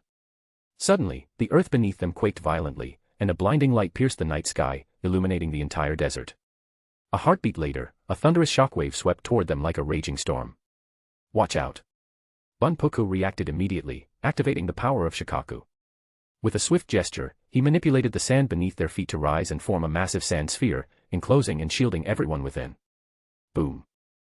The shockwave struck without mercy, engulfing everything around them in a storm of wind and force. At the border between the land of rivers and the land of wind, Sunagakure and Kumogakure shinobi were locked in a tense standoff. Although the frontline war had temporarily calmed, neither side had lowered their guard. Patrols continued even into the dead of night. Just as everyone assumed the night would pass quietly, a sudden explosion ripped through the air. Light erupted on the horizon, shaking the sky and grabbing everyone's attention. Both sides scrambled out of their tents, startled and on high alert. Is it an enemy attack? Someone shouted as the shinobi rushed to their posts. However, despite their readiness, there was no enemy in sight. What's going on? Confusion spread among the ranks. Then, someone pointed at the sky. A streak of light cut through the heavens, too fast and too unnatural to be mistaken. What the hell? Even the seasoned Kumogakure shinobi were momentarily frozen in disbelief. Mikawa burst from his tent, and as soon as he laid eyes on the light, his pupils constricted in shock. On the Sunagakure side, several shinobi shared the same realization. That light, it's coming from the direction of the village. Land of Fire, Konohagakure. The village had enjoyed rare peace in recent days. Since the capture of Iwagakure's 2 tails and 5 tails, the shinobi world had fallen into a heavy, uneasy silence. Iwagakure and Kumogakure's plans to invade Sunagakure had completely collapsed. Even Konoha, once tempted to act, began to reassess Sunagakure's strength, choosing caution over confrontation. In this brief moment of stillness, Minato was finally able to spend peaceful evenings with Kushina. That night, they sat facing each other, enjoying a simple dinner and sharing light conversation. Suddenly, the dining table shook. An earthquake. Minato murmured, frowning. Yet, something felt off. The vibration didn't seem natural. Across the table, Kushina's face turned pale. She stood up abruptly, eyes wide and filled with fear. What is it, Kushina? She raised her hand and pointed toward the window. Her voice trembled. From that direction. I'm sensing an incredibly terrifying chakra. Minato's expression hardened. He never once doubted Kushina's sensory abilities. He dashed to the balcony and looked in the direction she had indicated. His eyes widened as he saw a bright light radiating in the far-off sky. Despite the distance, its glow pierced the night with terrifying intensity. That's Sunagakure. Chapter 212, Chapter 212, A New Era Arrives. That night, the entire shinobi world saw the light that lit up the sky and felt the rumbling that shook the earth. But what exactly had happened, aside from Sunagakure, no one knew. It wasn't until 3 days later that word of the battle that took place that night in Sunagakure finally reached the ears of the heads of the other major hidden villages. Land of Fire, Konohagakure. Inside the Hokage's office. The atmosphere was extremely heavy at that moment. Hiruzen Sarutobi, the third Hokage, sat solemnly in his seat, puffing on his pipe, clouds of smoke curling in the air. Beside him stood his advisors, Kohara Udatane, Hamura Mitokado, and Shimura Danzo, all with grave expressions. Also present were the leading figures of the younger generation, Namikaze Minato and his teacher Jiraiya, along with Orochimaru and the clan heads of Konoha's major families, including the Uchiha, Hyuga, Akimichi, Nara, Yamanaka, Aburame, Inuzuka, and others. In short, all of Konoha's top leadership was present. Among them, only Orochimaru showed a trace of curiosity, while the others wore solemn expressions. After an unknown period of silence, Hiruzen tapped his pipe, cleared his throat, and finally spoke in a slow tone. You've all seen the intelligence report about the incident in Sunagakure 3 days ago. What are your thoughts? Everyone looked around at each other. Shimura Danzo was the first to speak, not because he lacked patience, but because he simply couldn't hold it in. It seems my original suspicion was correct. This Kazekage from Sunagakure possesses the ability to steal others' Kekkei. Everyone was startled at those words, and the third Hokage immediately frowned and asked. You mean to say the wood style shown by the fourth Kazekage isn't the result of unlocking the cells taken from you, those of the first Hokage? It was no secret anymore that the fourth Kazekage had displayed the power of wood style, once unique to the first Hokage, during his battle with the tailed beasts. Especially techniques like the wood human technique and wood dragon technique, which demonstrated the power to suppress tailed beasts, these clearly showed that the Kazekage had acquired a wood style comparable to that of Hashirama Senju. Yes. Regarding the fourth Kazekage, both the ANBU and the Foundation have long had intelligence on him. While he may have concealed part of his strength, there's one thing that's certain, he absolutely wasn't this strong before becoming Kazekage. And after his appointment, he took action involving the dragon vein in Rorin and the demon spirit Morio in the land of demons. Seeing the confused looks on the others' faces, Danzo revealed the decisive evidence. Of course, our understanding of the dragon vein and Morio is limited and wasn't enough to draw any conclusions, until I discovered two key pieces of information. First, the sand manipulation technique and the magnet release sealing style possessed by this Kazekage, though they originated from the second Kazekage after his research into Shikaku's chakra, according to repeated confirmation by our intelligence operatives in Sunagakure, there is only one person in the entire village currently alive who possesses the power of Shikaku, the fourth Kazekage's wife. This fourth Kazekage himself was never involved in any of the second Kazekage's research on Shikaku's chakra. Everyone instantly understood what Danzo meant. As for the second matter, Danzo's expression turned even darker as he continued. When he took my arm, I saw it with my Sharingan. This fourth Kazekage was actually able to absorb and suppress the chakra within the first Hokage's cells. Danzo didn't continue, but everyone present understood what he was implying.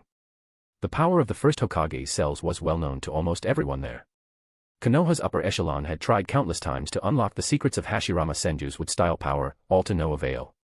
And now, that very power had ended up in the hands of Sunagakure's fourth Kazekage. The conclusion was clear. At that moment, Kohara Utatane frowned and spoke up, her tone full of discontent. Danzo, why didn't you report this to the village earlier? Do you have some hidden agenda? As a fellow disciple of the second Hokage and a senior elder of Konoha, not to mention a woman, Kohara wasn't the least bit afraid of Danzo. Humph. Danzo snorted coldly. At the time, I wasn't certain. After all, the Kazekage hadn't yet revealed his wood-style power. But things are different now. Then what do you think we should do? Danzo answered decisively. Of course we should spread this information and rally the other shinobi villages to launch a joint attack on Sunagakure.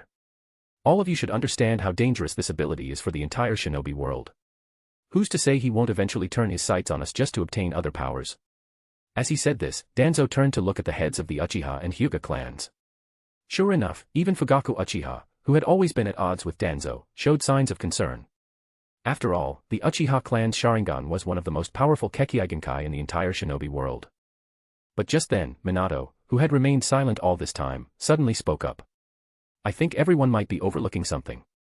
What is it, Minato? Hiruzen Sarutobi asked. Looking around at everyone, Namikaze Minato slowly voiced what was on his mind. Even if the four of our villages join forces, can we truly defeat the fourth Kazekage of Sunagakure? The entire room erupted in an uproar. Danzo immediately sneered. Minato, this isn't the place for nonsense. Has Sunagakure scared you so badly that you'd say something like that? Do you truly believe that one village could stand against the combined might of the four great shinobi villages? Don't be ridiculous. Minato's expression remained calm as he replied. Danzo-sama, perhaps you didn't hear me clearly. I said, can we defeat that man, the fourth Kazekage of Sunagakure? Seeing the confused expressions on everyone's faces, Minato calmly explained further. You've all read the intelligence reports. Though I hate to admit it, the current fourth Kazekage has acquired power comparable to our founding Hokage, Hashirama Senju. He was able to suppress three-tailed beasts alone. That kind of power, tell me, Danzo-sama, can you name a single person in the shinobi world right now, including within Konoha, who can defeat him? Some people present had already begun to understand what Minato was getting at. Even if we destroy Sunagakure, if we cannot truly kill the Kazekage, it will mean nothing. Worse, it will create a powerful, unrelenting enemy who will never stop coming for us. So I ask you all, do any of you have the confidence to kill him? Everyone fell silent, understanding the truth of Minato's words. Indeed, with the kind of power that Kazekage had just demonstrated, unless they could be absolutely sure of killing him, it was better not to provoke him at all. Hearing this, Hiruzen Sarutobi sighed and looked toward Minato. Minato, if you were the Hokage, what would you do? The whole room was stunned. Minato's pupils contracted slightly, but his eyes quickly grew firm with resolve. Reporting to Hokage-sama. Tsunagekyu's rise is already unstoppable. Given the current state of the shinobi world, I believe both the Wagakure and Kimogakure no longer wish to continue this war. Therefore, as Hokage, I would convene a 5-Kage summit in the name of peace. It is time to bring this war to an end. For a long moment, Hiruzen was lost in thought. Eventually, he let out a long breath and slowly spoke. Do as you believe is right, Minato. I am already old. I will inform the daimyo and arrange for you to succeed me as the 4th Hokage of Konohagakure. Chapter 213, Chapter 213, New Tsunagakure. Land of Wind, Tsunagakure. From high above, the sight of Tsunagakure had completely changed. Once cradled in a massive canyon surrounded by steep cliffs, endless dunes, and harsh terrain, the village now stood alone on an open, scorched plain. The only remnants of the old landscape were 2 jagged cliff edges, each barely 10 meters thick, framing what remained of the village's original position. Without those, no one would believe this had once been a hidden village nestled within the heart of the desert canyon. There was no mistaking it. The destructive power of the tailed beast ball had been utterly devastating. Even though Rasa had absorbed most of its chakra using the Kama, the sheer force of the explosion had still reshaped the entire terrain around Tsunagakure. The blast hadn't just destroyed buildings. It had erased mountains, cracked the bedrock, and sent shockwaves so intense that sand had turned to glass in places.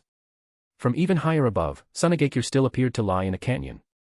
But now that canyon stretched more than 30 times its original size. Though the village core had been protected by Rasa's final technique, the damage to the surrounding area had been unavoidable. The cost had been immense. The iconic Kazekage Tower, once the proudest symbol of Tsunagakure, now stood in ruin. Its peak had been torn away, its foundation cracked, its outer walls scarred and scorched. On the rooftop of the damaged Kazekage Tower, Rasa stood with his arms crossed, eyes scanning the broken skyline. Around him were Chiyo, Ebizo, Pakura, Michikawa, Baki, Saramu, and other core members of Tsunagakure's leadership.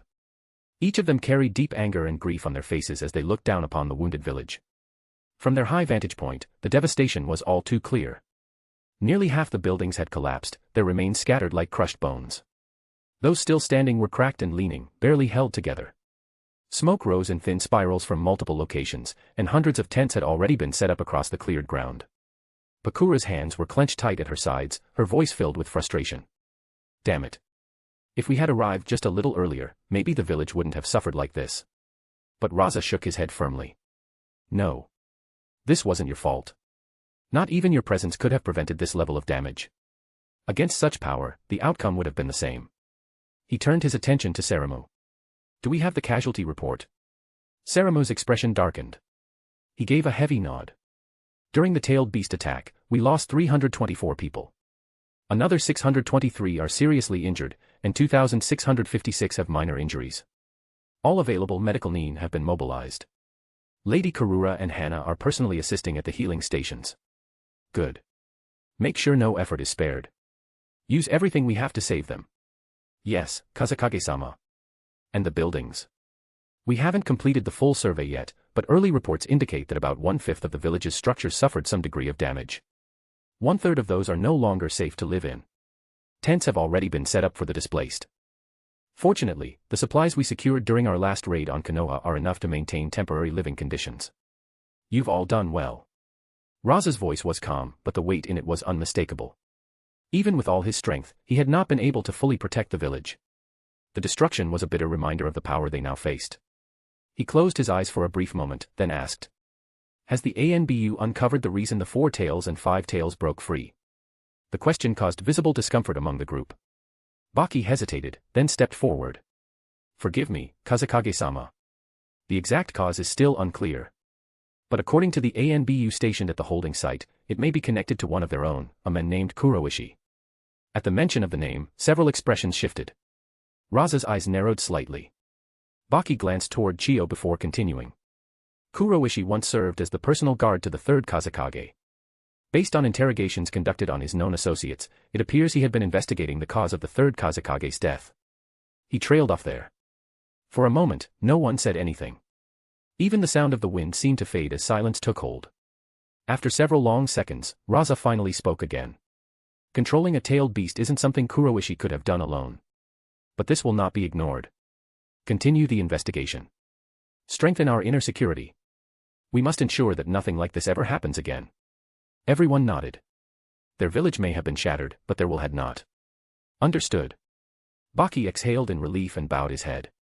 Rasa stepped forward, slowly walking to the edge of the rooftop. His gaze swept across the battered village and the vast plain beyond. Then, in a tone unexpectedly light, he spoke. Although this rampage from the tailed beasts brought great loss to Sunagakure, at least it didn't destroy us entirely. In a way, you could call it a blessing in disguise. Hearing him speak like that, Chiyo, who had been weighed down by guilt since learning the disaster was somehow tied to her grandson, lowered her head slightly. Her voice was quiet but filled with sincerity. It's all because of you, Kazekage-sama. If you hadn't been here, Sunagakure wouldn't have survived this at all. The others nodded solemnly. Rasa didn't reply to the praise. He kept his eyes fixed on the horizon, the endless desert stretching beyond the ruined canyon walls. His voice turned thoughtful. The tailed beast attack left behind something unexpected. The canyon surrounding Sunagakure has expanded 30-fold. If nothing else, we don't have to worry about space anymore. His tone shifted slightly, regret flickering in his eyes. It's just a shame about the vegetation we worked so hard to cultivate. Seramu immediately straightened up. Starting today, don't cluster the village buildings too tightly. Keep them low and spread out. We've got more than enough land now, so let's make use of it.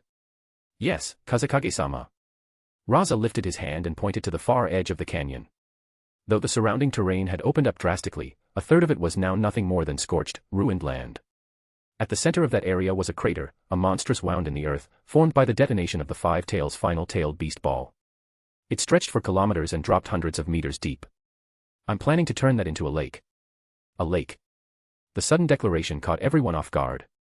Yes. I've been thinking about how to improve Sunagakure's climate and transportation. Originally, I considered building a train system that could move across the desert. But after seeing the crater, another idea came to me. With the right jutsu, I can dig a channel that brings seawater in from the coastal edge of the Land of Wind. The crater would become a lake. We would no longer suffer water shortages. The desert's harsh climate would soften. And more importantly, we'd gain a direct water route linking us to the outside world. Everyone stood stunned. None of them had expected such foresight. Not when the village was still blanketed in smoke and sorrow. Even now, after all the destruction, their Kazekage was planning the future with clarity. Bakura's eyes flickered. She looked at Rasa with admiration and spoke slowly. Having you as Kazekage is not just our fortune, it's the village's salvation. Rasa blinked, then looked at Bakura with a small smile. You complimenting me? That's rare. In that case, I definitely can't afford to let everyone down. Gold dust rose beneath Rasa's feet, lifting him gently into the air. Below, Sunagakure's villagers and shinobi were already hard at work, clearing rubble, erecting tents, treating the injured. They moved with weary limbs and tired eyes, but when they looked up and saw the golden cloud rising into the sky, all voices hushed. It's Kazekage-sama. Hope shimmered in those gazes as everyone paused, watching silently. Rasa raised one hand. Sage art, limit release, wood style, springtime of all things. Only moments earlier, the land had been stripped bare. A year's worth of greenery, nurtured in the unforgiving desert, had been wiped away in a single night. But now, life began to return from the cracked and scorched earth. Fresh blades of grass emerged from the soil. Buds opened into colorful blossoms. Saplings took root, growing taller with every passing second. Green spread rapidly, a sea of vitality chasing away the dead silence of the ruins. Sunagakure, shattered and bleeding, began to breathe again. Chapter 214, again. Rasa's actions were not in vain. Although Sunagakure had avoided complete annihilation, unlike the devastation that struck Kanagakure during its own tailed beast incident, the damage was still grave. The entire ordeal left a heavy and lingering shadow on the hearts of the people. At a time like this, when fear and uncertainty were thick in the air, medicine and rebuilding were not enough. Something even more critical was needed, hope. As expected, when the villagers saw grass and flowers blossoming once again across the ravaged landscape, the crushing pressure that had taken root in their hearts finally began to lift. Children who had been too terrified to speak began to smile again. Their fear faded as they watched the miracle unfold before their eyes. After overseeing the renewal of the village, Rasa left quietly with Baki, making his way toward another part of Sunagakure. They arrived at the Anbu prison. This was the facility now holding the 2 surviving Jinchuriki, whose unexpected rampage had nearly destroyed the village. Having learned from their previous mistakes and determined not to give Madara Uchiha a second chance to exploit their weakness, Rasa had personally assigned 2 elite guards to the prison. Bunpoku, the Jinchuriki of Shikaku, was stationed here alongside Anoka, a kunoichi whose sensory perception rivaled the best in the village. Hana, whose sensory ability surpassed even Anoka's due to her special constitution, was currently dedicated to healing the severely wounded and was temporarily unavailable for guard duty. When Rasa entered the dimly lit interior of the prison, the 2 captives sat before him. They were restrained with heavy chakra-suppressing chains and layered sealing techniques. The weight of the bindings alone would have crushed an ordinary shinobi. In front of the prisoners sat Bunpoku, calm and watchful, his eyes closed in silent concentration. Anoka stood nearby, observing everything from a small monitoring chamber with her chakra spread out like a web, ready to detect even the slightest fluctuation. "Kazekage-sama, you have arrived," Bunpoku said, his voice quiet but composed. Rasa nodded and spoke evenly. "You have done well, Bunpoku-dano. You too, Anoka. I am here to personally interrogate them. We need to find out the truth behind the tailed beast rampage that occurred in Sunagakure. Please wait outside the chamber." Without hesitation, the 2 obeyed his order and stepped out, leaving only Rasa and the 2 Jinchuriki within the sealed room. On the surface, the incident looked like a joint assault by Iwagakure and Kirigakure. However, Rasa had already concluded that a far greater force had been manipulating events behind the scenes. Ever since he mentioned this possibility, Sunagakure's upper ranks had sensed that something did not add up. The enemy had caught them off guard and caused serious damage, but even so, neither Iwagakure nor Kirigakure had gained much from the assault. In fact, Kirigakure's involvement could still be explained, but Iwagakure's actions were suspicious. Given Inoki's cautious and pragmatic nature, it made no sense for him to sacrifice 2 tailed beasts just to inflict some damage on Sunagakure. That kind of self-destructive strategy had never been Inoki's style. More importantly, there was Rasa's own observation. In the current shinobi world, there should not be anyone who could control 3-tailed beasts simultaneously through sheer will. Even if the evidence pointed toward Iwagakure and Kirigakure, Sunagakure would not allow the incident to pass without retribution. Neither the village nor Rasa himself could ignore it. However, for now, the priority was to rebuild and recover. Only once Sunagakure had healed and stood tall again would the time come to answer this attack. Once Bunpoku, Baki, and Anoka had taken their positions outside the chamber, Rasa turned back to the 2 restrained Jinchuriki. His expression darkened as he formed a seal with his hands. Summoning Jutsu. With a sudden shimmer of light, Tajitsuhime appeared before him, her presence gentle but firm. "Rasa-sama," she said, bowing slightly. "I am counting on you," Rasa replied. Of course, she answered with a smile. The reason Rasa had summoned Tajitsuhime was simple. He needed to communicate with the tailed beasts inside the Jinchuriki. Without the use of the Sharingan or any spiritual genjutsu techniques, he had no means to enter the beast's mental space directly. However, Tajitsuhime did. As one of the high-ranking serpents of Ryuchi Cave, Tajitsuhime possessed the ability to communicate through a mental wavelength that resembled telepathic transmission. That power allowed her to guide others into the mental realm of tailed beasts, bypassing traditional genjutsu or visual dojutsu. Under her guidance, the world before Rasa's eyes shifted dramatically. The dim prison cell dissolved from view, replaced by a vast and endless spiritual plane. In this place of consciousness, 2 colossal creatures appeared before him, Son Goku, the 4 tails, and Seiken, the 6 tails. Both were chained down with heavy spiritual bindings, interlaced with layers of sealing jutsu that pulsed faintly in the air like molten script. Though restrained, they were far from unaware. Despite being sealed inside human Jinchuriki, both tailed beasts had sensed what was happening in the outside world. Still, their ancient resentment toward humans had not faded. Their eyes burned with fury as they stared down at Rasa, radiating the same primal intensity they once showed in battle. You damn human, caused that pain. It really hurt." Seiken screeched with a high-pitched tone, thrashing about like an angry child. Rasa regarded the 6 tails calmly, without flinching. His voice remained steady. "But did I not save you? If I hadn't stopped you, you would have ended up just like the 5 tails. Though I'm well aware that tailed beasts never truly die." "Bastard!"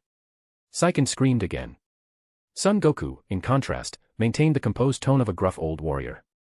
His deep voice echoed like thunder. "What do you want from us, human?"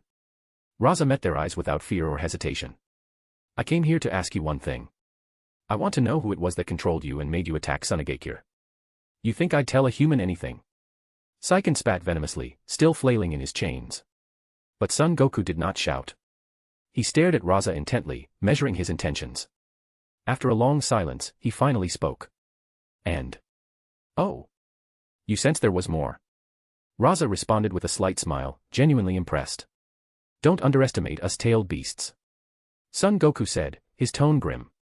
After being sealed for so long in this man's body, I've come to understand how humans think. If you were only here to ask that question, you wouldn't have spared our Jinchuriki. You want something else? Rasa gave him a quiet nod of acknowledgement, his respect for the Four Tails deepening. You are right. Besides uncovering the mastermind, I need one more thing. I need you to give me at least half of your chakra, voluntarily. The two-tailed beasts froze. Son Goku's eyes narrowed in surprise, while Saiken instantly erupted into another tantrum. Are you insane? That will never happen. You humans never change. Son Goku ignored the six tails this time and instead focused solely on Rasa, contemplating his request. After a pause, he spoke again. And what if I refuse? If you refuse? Rasa repeated with a light chuckle, his expression relaxed. Well, I suppose there's nothing I can do. That smile of his was calm, but behind it lay an aura so dangerous that even Son Goku's breath caught for a moment. He understood the meaning well enough, Rasa might not have been bluffing. After several moments of silence, the Four Tails finally made his decision. I'll answer you. But I have one condition. The words triggered an immediate shriek from Saiken. Are you serious? You're going to compromise with a human? Son Goku turned to him sharply. Shut up, Saiken. You felt it too. That presence that hijacked our minds, its power, its familiarity. That control wasn't natural. And if we deny this human, what do you think he'll do? You saw what he did to the Five Tails. He could take our chakra by force. That blunt statement made the Six Tails visibly recoil. The rebellious tone melted away. Saiken curled in on himself, embarrassed and quiet. Rasa, watching this silent exchange, understood the shift immediately. Tell me your condition. It's simple. You said it yourself. We tailed beasts never truly die. Still, between death and survival, I will always choose survival. I want you to guarantee the life of this Jinchuriki. Keep Rashi alive. Rasa looked directly into the eyes of Son Goku, seeing the firm resolve in them. He nodded slowly with understanding. It all made sense now. No wonder the Four Tails had been able to achieve full transformation. His bond with Rashi must have reached an uncommon level of mutual respect. At that moment, Saiken finally spoke again, his tone quiet but defiant. Fine. I'll give you what you want too. But I don't care about humans. I don't care about your village or your war. I want one thing only. When all this is over, I want my freedom. Rasa turned his gaze to the Six Tails, then gave him the same nod of recognition. Then I will give you that chance. And so, beneath the pale sky of the mental plane, two ancient beasts, born of hatred and chaos, agreed, if only temporarily, to place a fragment of their power in human hands once more. Chapter 215, Yahiko arrives. The different conditions set forth by the Four Tails and the Six Tails revealed the complicated and deeply rooted tensions between Jinchuriki and their tailed beasts. Why had Rasa remarked that the Four Tails seemed to have a decent relationship with its Jinchuriki? Beyond the fact that the Four Tails had achieved full tailed beast transformation, there was another reason. When it came to tailed beasts, as long as they were extracted before the host's death, the Jinchuriki's passing did not significantly endanger the beast's survival. And yet, even so, the Four Tails had asked that Rashi's life be preserved as a condition. The Six Tails, on the other hand, had made a much more straightforward demand. Naturally, Rasa had no objections. To both him and Tsunagakure, tailed beasts had become something of a burden. He never intended to claim the beasts for himself. He had no desire to engage in conversations about understanding or trust with them. Choosing not to treat them purely as chakra weapons was already the furthest extent of his tolerance. As Rasa absorbed chakra from both the Four Tails and the Six Tails, Tsunagakure received two groups of guests. Land of Wind, Tsunagakure. In the wake of the chaos unleashed by the tailed beasts, Tsunagakure had temporarily set aside foreign matters, focusing entirely on reconstruction. Chiyo, Ebizo, and the others had returned to help oversee the recovery process. Only Bunpuku had made his way back to Dragon Oasis. 2 more days passed. At dawn, Bakura received a report from the ANBU and departed the village with several of her trusted guards. Before long, they spotted 5 figures standing at the edge of the massive crater in the desert left behind by the tailed beast explosion. All 5 wore cloaks marked with red clouds against a black backdrop. There was no mistaking it. These 5 were prominent members of the Akatsuki. At the front stood Yahiko, Nagato, and Konan. The other 2 were Kyusuke and Daibutsu. Even before the tailed beast rampage in Tsunagakure, Yahiko had already intended to visit. But as the leader of Akatsuki, he could not make decisions unilaterally. Although the group had formed a cooperative relationship with Sunagakure and had helped resist some of the Iwagakure invasion, internal disputes had slowed Yahiko's plans. The core of the conflict was clear. Many Akatsuki members from smaller nations were happy to benefit from the alliance with Sunagakure but were not ready to accept any kind of subordination. Yahiko's sudden change in tone had left many of them uncomfortable. Then came the latest intel. Now, as the 5 members of Akatsuki stood before the vast canyon carved into the earth, their pupils contracted and their faces darkened. You've got to be kidding, this is the power of a tailed beast. This kind of destruction. Kyusuke's voice trembled as sweat beaded on his forehead. Beside him, Daibutsu looked just as shaken. For the Kazekage to have defended Sunagakure against a creature like that, this goes far beyond what we understand. No wonder people are calling him a demigod now. No. I saw Hanzo-sama at the height of his strength, and even he didn't have power like this. Konan stood still, her face pale as she looked out at the canyon stretching endlessly across the desert. She turned to glance at Yahiko and Nagato. To her surprise, Yahiko met her gaze with a gentle, reassuring smile. Looks like we can completely let go of our worries. We really don't have to be afraid of the Kazekage making a move against us. Everyone paused in surprise, then let out a dry chuckle in spite of themselves. It was true. If someone with that level of power truly intended to crush Akatsuki, there would have been no need for such complicated maneuvering. At that moment, Nagato's gaze shifted toward the distance. Sunagakure's shinobi are approaching. The two groups met not long after. When Pakura saw the 3 somewhat familiar faces from Akatsuki standing before her, her expression turned slightly complicated. Yahiko stepped forward to speak. Apologies, Pakura-sama. We hope our visit during such a turbulent time doesn't inconvenience Sunagakure in any way. Pakura, never one for politeness, responded with blunt honesty. It is an inconvenience. Of course it is. Yahiko's smile stiffened a little. Normally, visitors wouldn't be welcome during a sensitive time like this. But strangely enough, when the Kazekage received your request, he seemed quite pleased. He even assigned me personally to welcome you. Is that so? Then we're truly thankful. This time, Yahiko's expression showed genuine relief, but the other 4 exchanged puzzled glances, each looking a bit unsure. There's no need to be that thankful. You're not the only guests today. Huh? Yahiko blinked in confusion, and Konan was the one to ask, her curiosity piqued.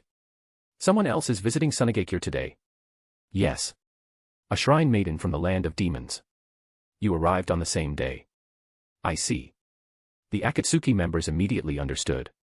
The long-standing relationship between the land of demons and Sunagakure wasn't news to them. All right then. Follow me. Under Pakura's lead, the 5 Akatsuki members walked towards Sunagakure. As they drew closer, they noticed something strange. The ground beneath their feet had turned pitch black. Seeing their reaction, Pakura explained in a calm voice. This used to be golden desert sand. But after the tailed beast bomb hit, the sand was melted. When it cooled, it formed something like obsidian, similar to lava. That's why the land looks like this now. Yahiko stared at the hardened surface and asked in surprise. So this is all stone now? Doesn't that mean nothing can grow here anymore? Pakura gave him a look that was half confusion and half mockery. Nothing grew in the desert to begin with. It was Yahiko's first time visiting Sunagakure, and he was clearly caught off guard. The environment here is really this harsh? Pakura's tone relaxed just slightly. Well, it's not entirely a bad thing. Now that the sands turned into solid ground, it helps block the wind and the sandstorms from the demon desert beyond. Also, we've got a massive supply of stone for building. And whoever said nothing can grow on stone? The Akatsuki members exchanged confused looks, but their confusion didn't last long. As they moved forward, the outline of Sunagakure gradually emerged in the distance. Around them, flecks of green began to appear on the charred earth. Looking closely, they saw tiny cracks in the stone from which small green sprouts had emerged, stretching eagerly toward the sky. The closer they got to the village, the more abundant and vibrant the greenery became. By the time they reached the outskirts of Sunagakure, what lay before them resembled an oasis hidden in the desert. A city wrapped in blooming flowers, lush grass, and rising trees. A paradise seemingly separated from the rest of the world. Chapter 216, The Bait I Can't Refuse. When Yahiko and the others, led by Pakura, arrived at Sunagakure and stepped into the Kazekage's office within the Kazekage Tower, they were immediately taken aback by the bustling scene inside. The spacious office was packed wall to wall with people, easily over 100, and the air buzzed with intense discussion. All eyes were drawn toward 2 massive maps that hung prominently on the wall, commanding the attention of everyone present. Yahiko instinctively assumed Sunagakure was preparing some kind of counteroffensive against Iwagakure and Kirigakure. However, he quickly sensed something unusual, as the 2 maps told a different story. One of them was a topographical map detailing Sunagekyu's terrain, clearly updated to reflect the dramatic changes caused by the recent tailed beast upheaval. The village, represented as a small dot, lay nestled in a canyon shaped like a gourd, narrow at the top and widening out below. The second map portrayed the larger territories of the Land of Wind and the Land of Demons, and featured a bold red line stretching across the area with precise intent. Please wait here for a moment. With a few quiet instructions, Pakura wove her way into the crowd. Yahiko and the others exchanged glances and remained where they stood, trying to shake off the uneasiness settling in their chests. The surrounding people, meanwhile, had also noticed the unfamiliar faces in their midst. Yet upon seeing that they were brought in by Pakura-sama herself, they relaxed visibly, with a few even offering friendly greetings. I am Ryosuke, a merchant from the Land of the Sea. You don't appear to be shinobi from Sunagakure, are you? A merchant. Akatsuki's members were briefly taken aback. None of them could figure out why a merchant would be allowed inside the Kazekage's office during such a critical time.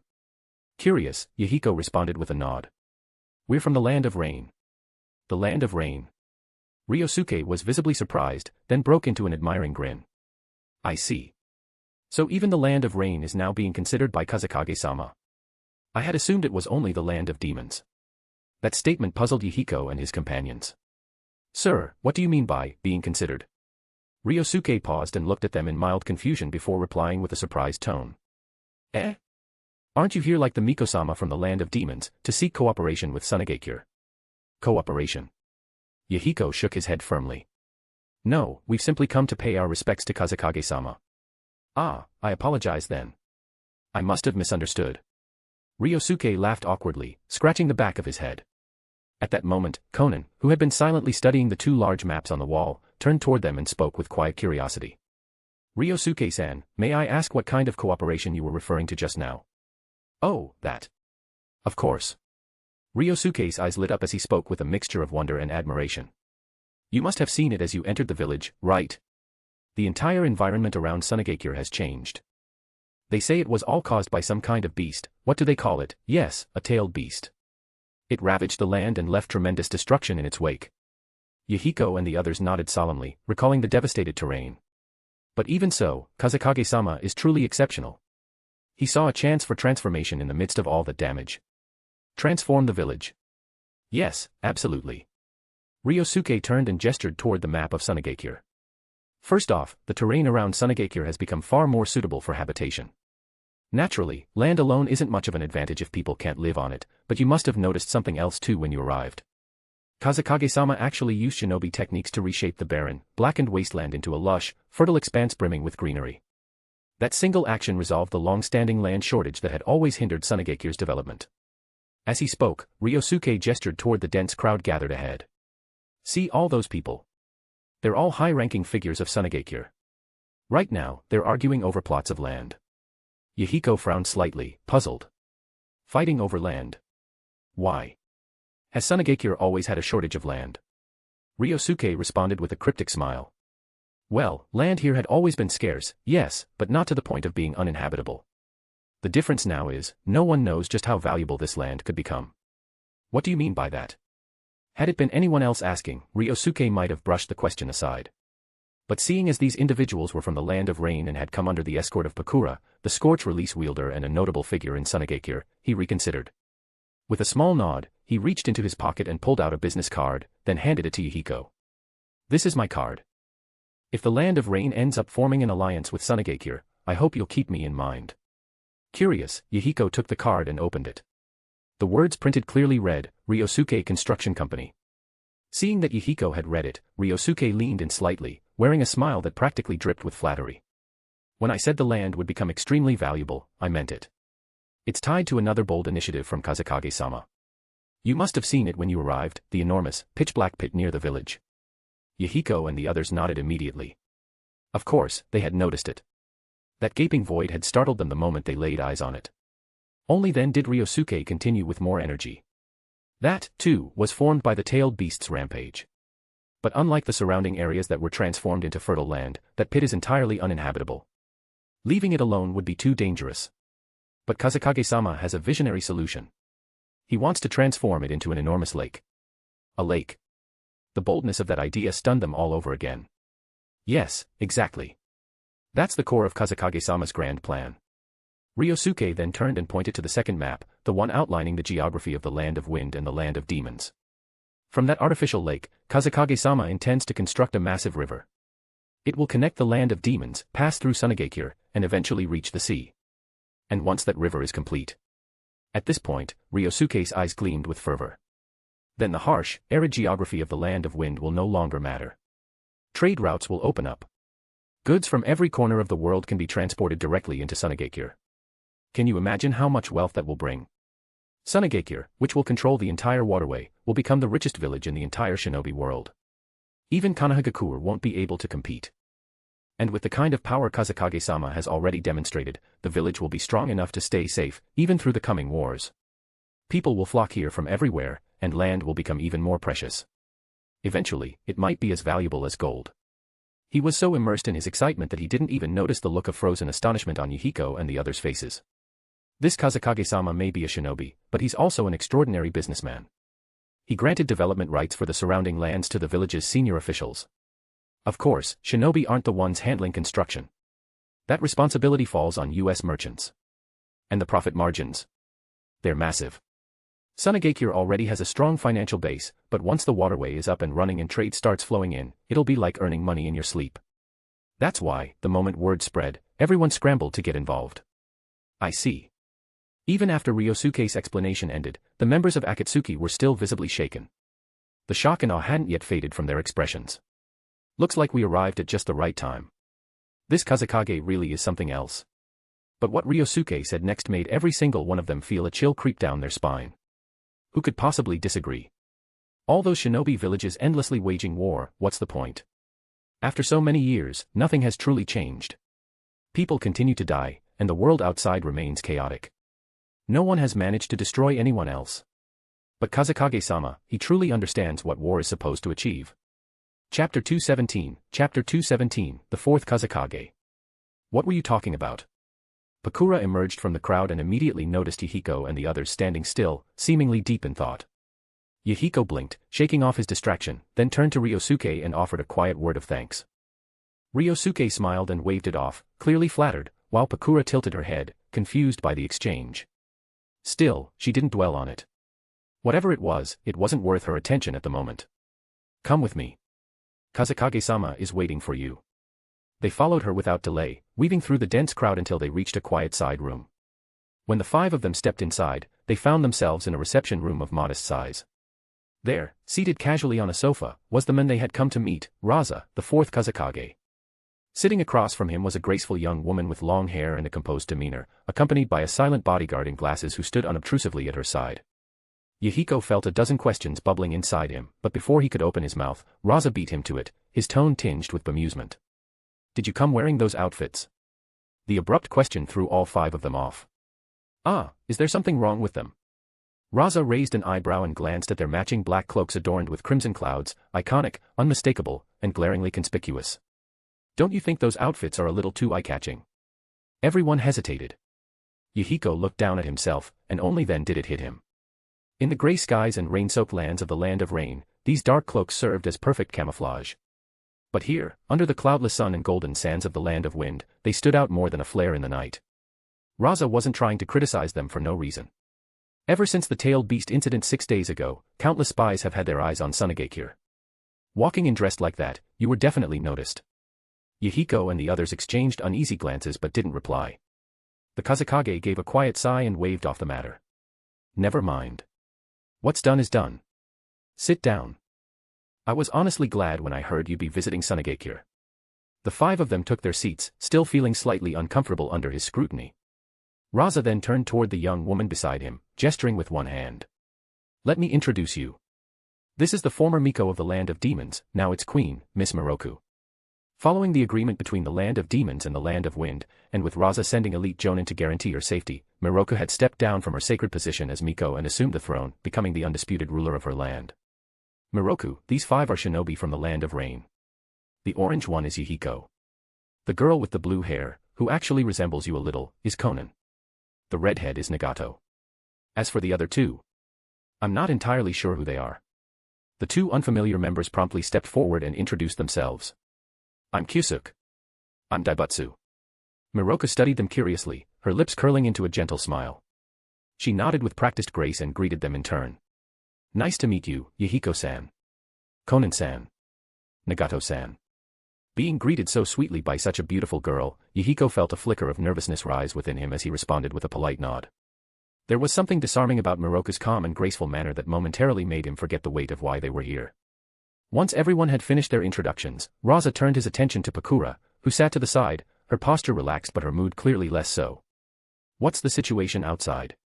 At his question, Pakura's face twisted into a scowl.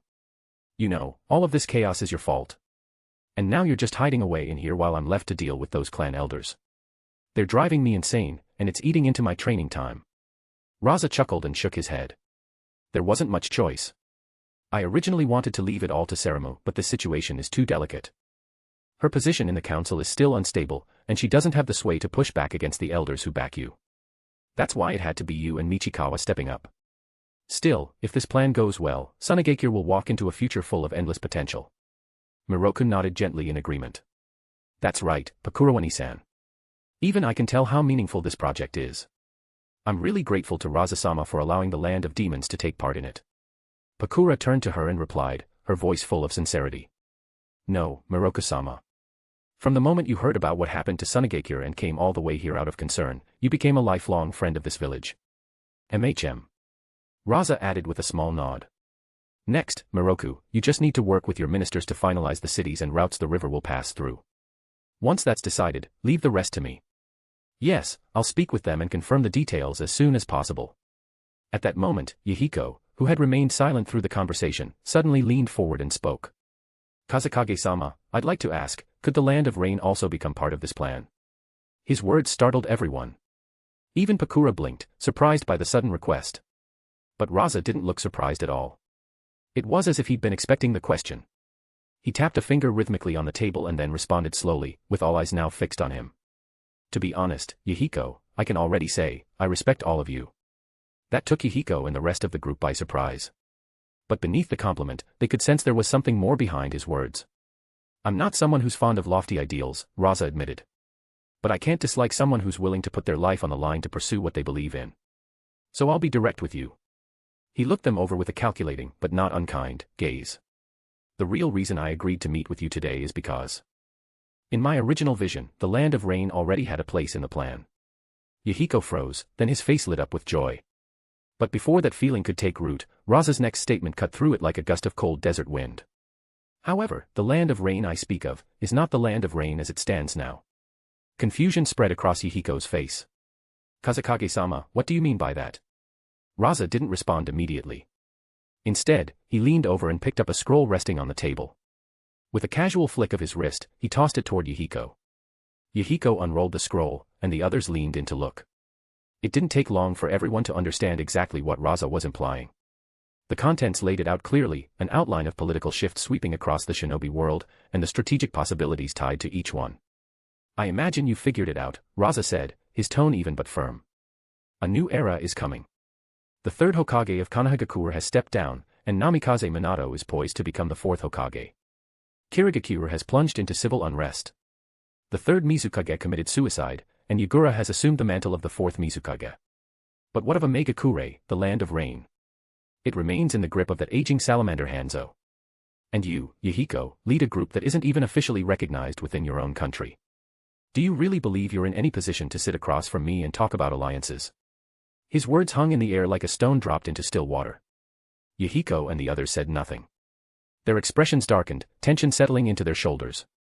Rasa's tone remained civil, but the meaning behind it struck like a blade. He was telling Yahiko, without pretense, that only by seizing control of Omegakure would he be taken seriously. Only then would Yahiko be acknowledged as a leader worthy of political negotiations. But the weight of those words clashed with everything Yahiko stood for. He hadn't founded Akatsuki to pursue dominance or political recognition. He had created it to bring peace to the shinobi world, to build a bridge between villages, and put an end to senseless bloodshed. Overthrowing Hanzo would ignite a war between Akatsuki and Omegakure, a civil conflict that would drag innocent people into suffering and violence, the very thing Yahiko had sworn to avoid. Rasa understood that Yahiko would not accept the idea easily. His eyes held no impatience.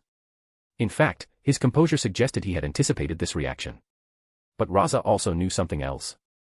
Even if Yahiko refused to make that choice now, even if he clung to his ideals a little longer, the growing hatred festering between shinobi throughout the world, the endless cycle of betrayal, suffering, and war, would eventually push him to that decision. Whether he chose it willingly or was cornered by reality, the path ahead was inevitable. Chapter 218, Flowing Sand River and Fierce Fighting Lake. Yahiko had never imagined that a simple visit to Sunagakure would end with Rasa placing such a difficult dilemma in his hands. At that moment, the flaw in the idealism shared by Yahiko, Konan, and Nagato became painfully clear. Faced with a decision of enormous weight, none of them could abandon their emotions and ideals to make the most pragmatic choice in terms of benefit and consequence. But it was hard to fault them for it. They were still young, and despite everything they had been through, they still carried within them a trace of hope that the world could be changed without resorting to the same cycle of violence they had sworn to escape.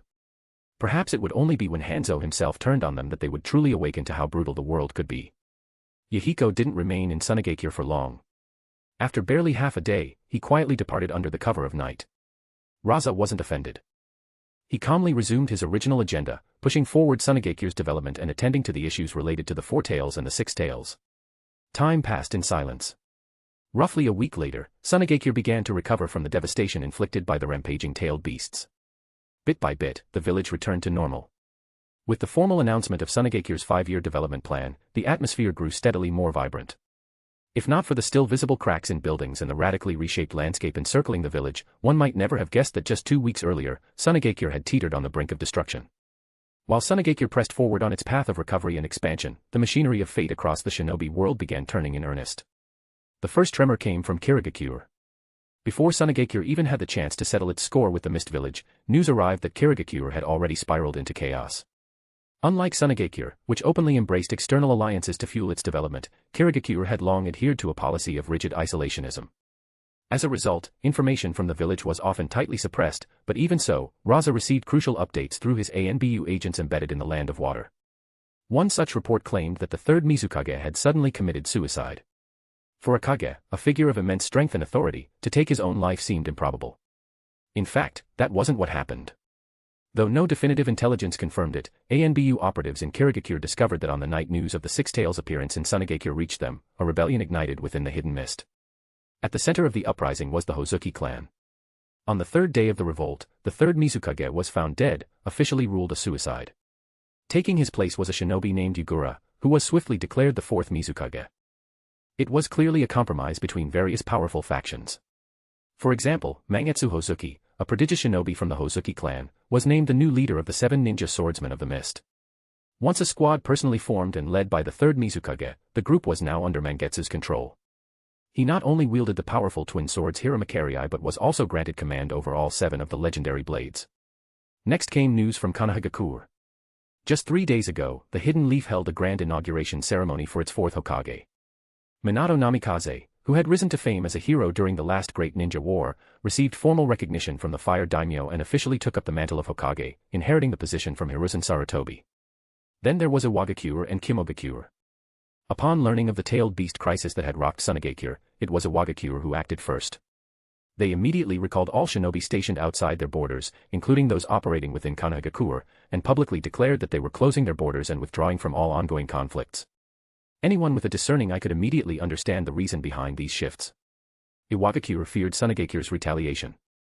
A village that had stood its ground against 3 tailed beasts without external aid, such strength was something Iwagakure no longer had the power to challenge. The show of force was enough to shake their confidence, and so they chose to retreat. Following Iwagakure's withdrawal, Kimogakure acted quickly, also recalling its shinobi from foreign deployments. However, unlike Iwagakure, Kimogakure did not shut its borders completely. Instead, they adopted a cautious wait-and-see stance toward global affairs. This was largely because Kimogakure had suffered minimal damage in the recent chaos and still retained enough strength to take part in conflict if the situation demanded it. And just like that, the shinobi world slipped once again into an eerie silence. No one could count how many times this cycle had repeated, brief moments of calm, always preceded by catastrophe and followed inevitably by more war. But this time, there was one thing everyone could agree on. This current peace had been made possible by the Kazekage of Sunagakure. It was his unmatched strength and strategic brilliance that had, for the moment, stabilized the entire shinobi world. A feat so great that only mythical figures like the god of shinobi, Hashirama Senju, or the demon of the shinobi world, Madara Uchiha, had ever achieved anything comparable. And now, with Sunagakure announcing its massive 5-year development plan, particularly the ambitious excavation of a canal linking Sunagakure to the sea and to the land of demons, the attention of the entire shinobi world had shifted toward the desert village. Ordinary civilians might not have grasped the significance of it all.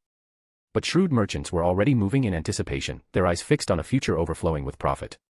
They saw 3 key reasons for Sunagakure's potential. First, with such a powerful Kazekage at the helm, long-term peace and security in the land of wind were practically guaranteed. Second, unlike other hidden villages that remained closed off or overly cautious, Sunagakure welcomed outsiders and fostered a highly favorable environment for trade and business. And third, prosperity was no longer a vague dream, it was reality. In just the past year alone, numerous merchants had made fortunes by doing business in Sunagakure. The only thing that had ever limited the village's growth was the harsh desert terrain that acted as a natural barrier. But now, with the canal officially approved as part of the 5-year plan, that final obstacle was about to be swept away. Across the continent, caravans were already being assembled. Warehouses were being stocked to capacity. Everyone was waiting for the canal to open, ready to flood the land of wind with commerce. Meanwhile, within Sunagakure itself, the route of the canal had been finalized after a week of intense planning and engineering surveys. It would be called the River of Flowing Sand, Ryusagawa. Construction began immediately. As for the lake from which the river would begin and into which it would feed, the village had named it Lake Redo, in honor of Redo, the first Kazekage. It was a gesture wrapped in national pride and symbolism, a tribute to the village's origins as it charged toward a new future. Since this project was deeply tied to Sunagakure's destiny, the village treated it with the highest level of importance. Ceremonies had been planned in meticulous detail. And so, at dawn, the edge of the massive pit, now transformed into a basin lined with reinforced earthen walls and steel railings, was teeming with people. Not just Sunagakure residents, but merchants and nobles from every corner of the continent had made their way here to witness what many expected to be a miracle. The village had made a stunning announcement: the River of Flowing Sand would be completed within a single month. To many, that seemed completely impossible through normal means. But according to the official announcement, the river would consist of 2 major branches. One branch would stretch west across the land of wind and connect Sunagakure directly to the sea.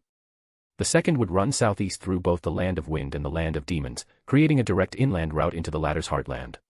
Construction would begin with the western branch. Thanks to the sparse population and lack of mountains along the planned path, there were no major relocation or demolition obstacles. Still, the distance alone was staggering. The first branch would extend over 1,300 kilometers. That meant Sunagakure would need to deploy a large number of shinobi, including the Kazekage himself.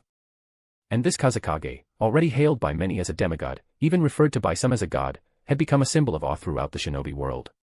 Not everyone had seen his power firsthand, but those who had would never pass up a second chance. And so, beneath the crisp light of morning and the excited chatter of thousands, the work began. Sage art, limit release, wood style, all things bloom anew. Earth style, willed transformation. Chapter 219, Chapter 219, the 5 Kage Conference. Earth style, willed transformation. It was a remarkable jutsu among earth release techniques.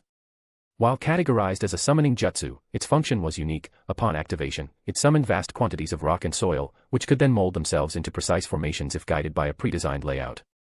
Once the decision was made to use shinobi techniques for constructing the River of Flowing Sand, Rasa immediately chose this one. The reason was simple. The river's path stretched across the great expanse of the land of wind, a land dominated by soft desert sands. That terrain posed a deadly challenge. There were no natural rocks or stable ground, only ever-shifting dunes. Any trench dug into it would inevitably be swallowed again, buried under waves of sand. Even seawater, if channeled through it, would be absorbed quickly, turning the entire region into a toxic saline marshland. But willed transformation offered a perfect solution. It didn't excavate, it replaced. It allowed for the direct formation of a structured stone riverbed atop the sand, bypassing all the hazards of the environment. Of course, Rasa himself possessed an even greater ability. His object conversion technique allowed him to transmute any material into solid earth or stone. With enough time, he could have handled the entire project alone. But he had 2 reasons not to. First, the scale of the river was immense, and time was limited. Second, and more importantly, he intended to use the project as a means to generate income for the village's shinobi. A total of just over 900 shinobi were mobilized for the project. That number wasn't chosen randomly. It represented the full roster of Earth release users within Sunagakure. Rasa organized them into 3 rotating teams, ensuring constant, uninterrupted progress while maintaining efficiency and energy. That didn't mean Rasa stood idle. At regular intervals, he stepped in personally to carry out the river's ecological phase. Using his object conversion technique and other powerful nature-based methods, he planted vegetation along the banks and reshaped the surrounding landscape. This wasn't just for appearance. It was a deliberate effort to gradually modify the entire environment, preparing it for sustainable life and growth. Rumble, rumble. Under the astonished eyes of thousands, hundreds of shinobi from Sunagakure formed seals in perfect synchronization. In the next instant, the golden desert cracked and split. A massive trench, 400 meters wide, carved itself from the sand. Simultaneously, a deluge of stone materialized out of thin air and paved the channel, transforming the raw trench into a reinforced stone riverbed capable of withstanding both time and water. Then came the greenery. Lush vines and vibrant foliage erupted from the newly formed banks, weaving threads of green into the barren desert. Grass, shrubs, and trees flourished where nothing had grown before. In a matter of minutes, the lifeless sand had become a corridor of flowing vitality. To the gathered villagers and foreign merchants, it was nothing short of a miracle. The riverbed extended steadily, crawling toward the desert's endless horizon like a great serpent of stone and life. It was a spectacle no one would ever forget. The villagers of Sunagakure erupted in cheers, elated by the strength of their village. The visiting merchants, seasoned, shrewd, skeptical men and women, were shaken to their core. Their skepticism was gone. Now they knew with certainty, Sunagakure had not exaggerated. At this terrifying pace, the river truly could be completed in just 1 month. All that remained was for them to return home and prepare. The wealth promised by the canal was real. The opportunity of a lifetime was upon them, and they would not let it pass. Joyous cheers rose like waves across the desert skies, echoing from the canyon walls surrounding Sunagakure. Land of Fire, Kanahagakure. The grand succession ceremony of the Fourth Hokage had concluded days earlier, and the village of Kanahagakure now basked in the afterglow of celebration. But that celebration was not for Minato Namikaze. As the newly appointed Hokage, he didn't have time to enjoy the festivities. The moment the Hokage's cloak had settled on his shoulders, so too had the burden of the entire village. The weight of every life within Konoha now rested on him, its safety, its politics, its future. And Minato, though brilliant and respected, felt that burden with suffocating clarity. To better understand the duties of the Hokage, Minato hadn't returned home in 3 days. An unending torrent of official work had piled up, pressing down on him with an almost physical weight. He couldn't help but feel that even facing off alone against 100 Iwagakure shinobi had been less exhausting than this.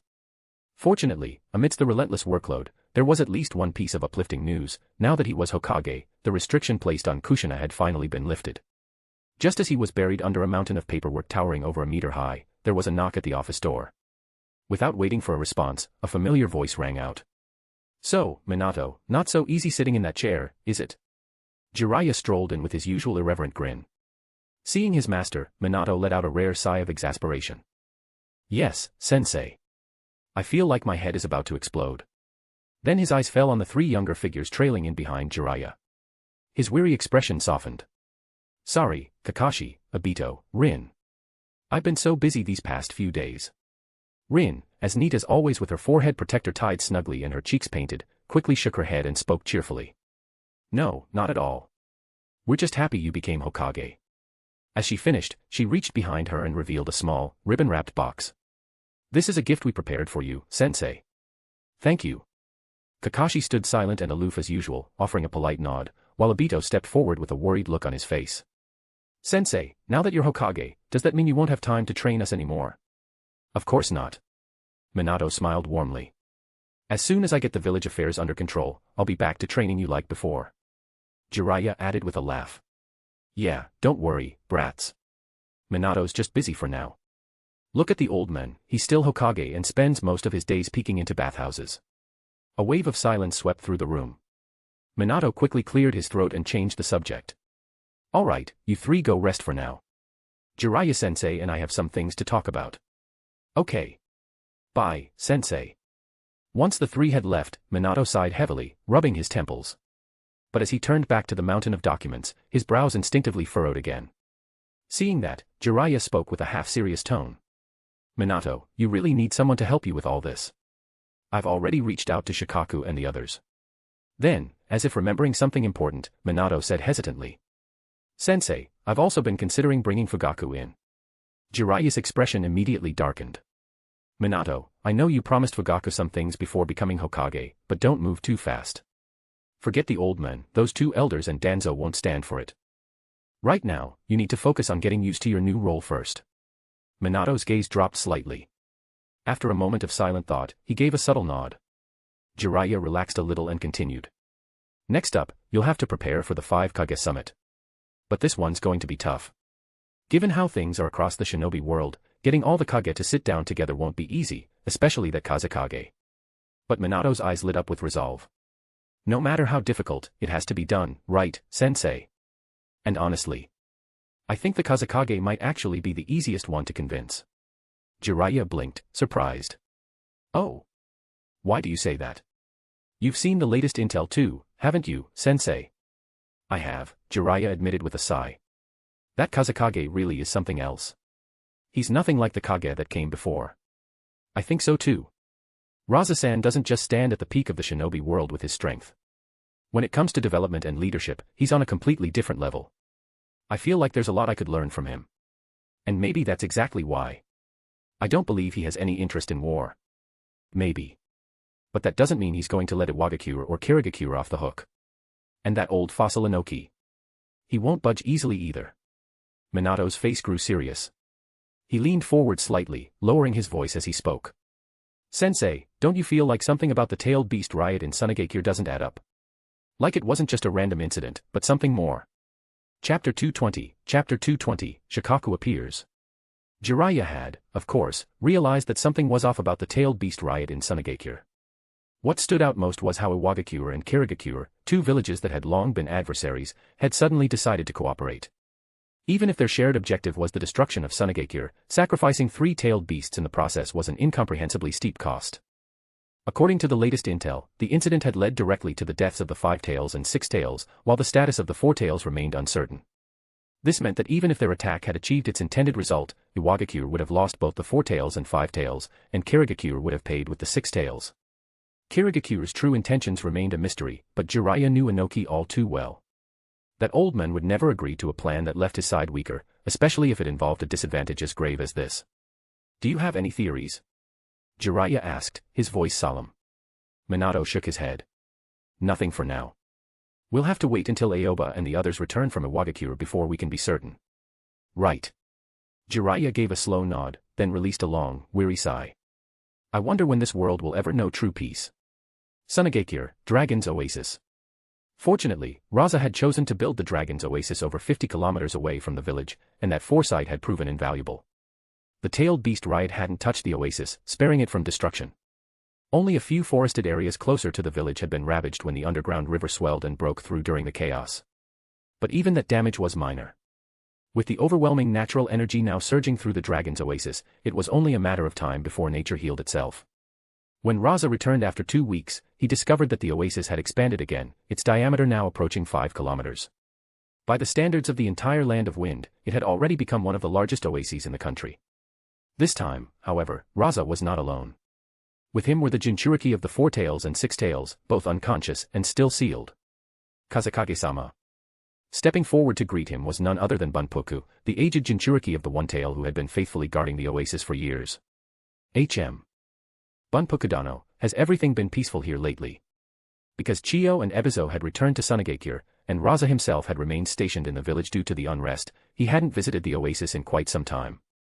Bunpuku respectfully pressed his palms together. Rest assured, Kazekage-sama. I've remained here the entire time, using Shikaku's power to watch over the entire forest. There have been no strange movements or disturbances.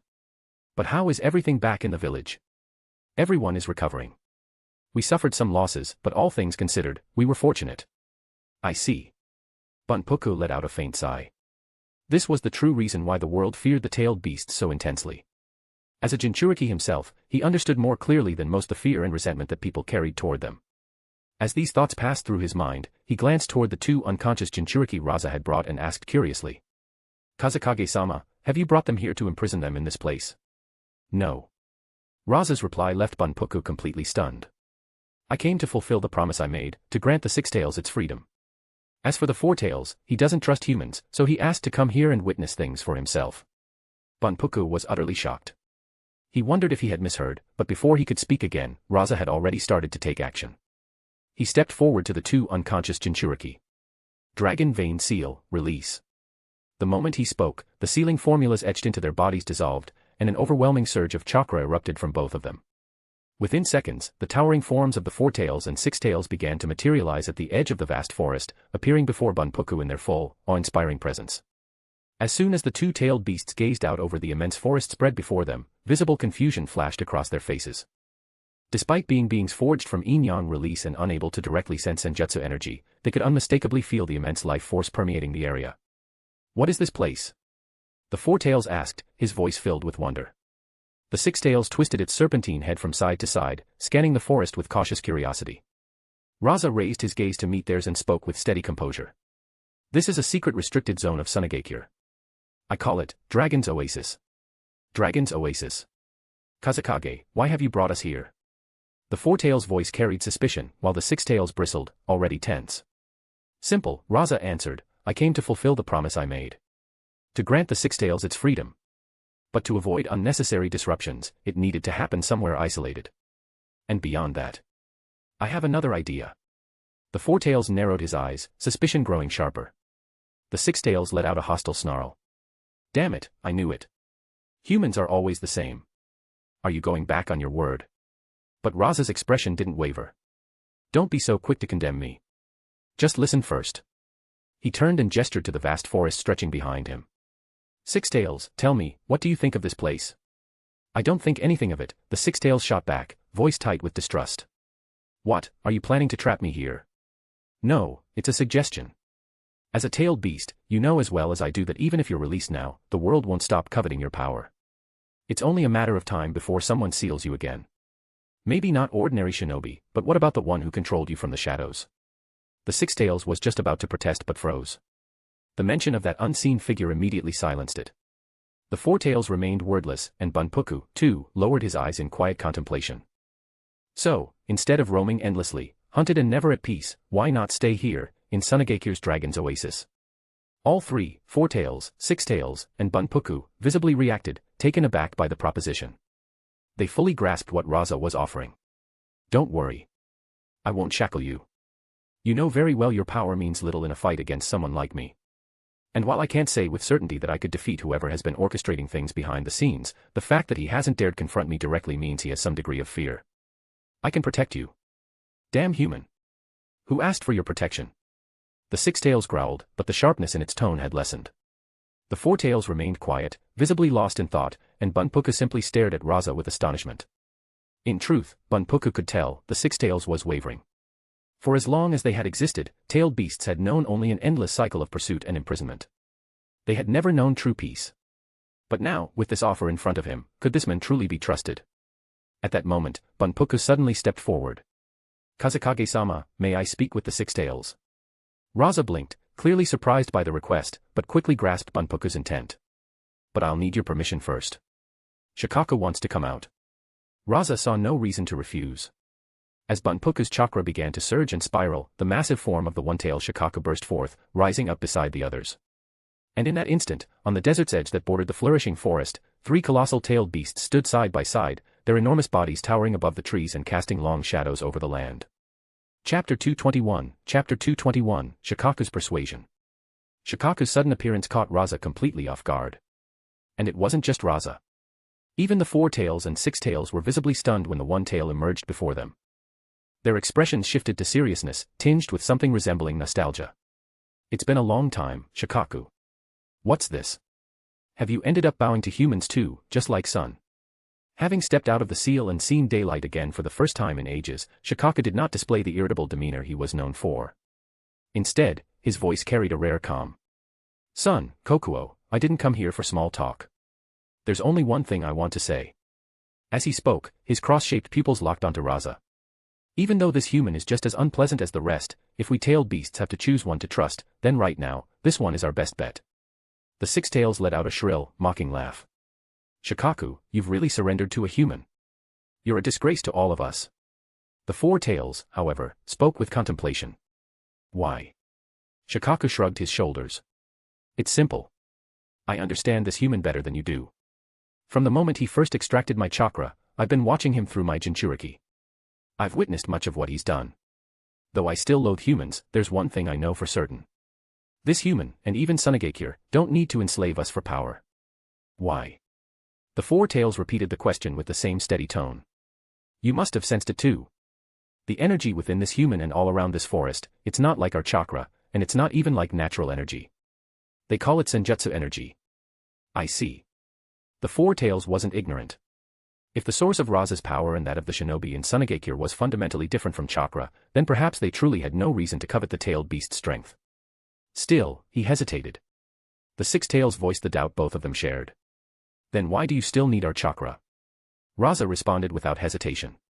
Because senjutsu energy is produced by converting chakra and natural energy. I need your chakra as seeds to turn the trees here into ones that generate senjutsu energy and enrich this world with it. And what will that do to us tailed beasts? Hearing this, Rasa scratched his cheek. I'm sorry. I don't know. His blunt honesty left both the Four Tails and Six Tails momentarily silent. I haven't done it yet. Right now, the senjutsu energy in this dragon oasis mainly comes from the dragon vein chakra of Rorin and the chakra of the demon Morio from the land of demons. The Four Tails was taken aback. You mean to say, you didn't use Shikaku's chakra? But didn't he just say? The amount of tailed beast chakra I need is massive. Given the condition Bunpuku was in at the time, it wasn't possible to extract that much chakra from him. I see. For the first time, the tailed beast's presence began forming a genuine impression of who Rasa truly was. How could he be described? Not bad, actually. He cared deeply about the lives of his comrades, showed honesty, and wielded great power. Even though he needed their chakra, he had never resorted to coercion or forceful means. Perhaps that was the most important thing for tailed beasts. After all, they were living beings deserving of respect. Yet the tailed beast still carried one lingering worry. Could this so-called senjutsu energy truly leave them unaffected? Just as the Four Tails sank deeper into doubt, Shikaku suddenly spoke up. If you're still uneasy, then I'll be the first test subject. The moment he said this, not only were the other two tailed beasts stunned, but Rasa himself stared at Shikaku in disbelief. He couldn't understand why Shikaku had suddenly become so eager.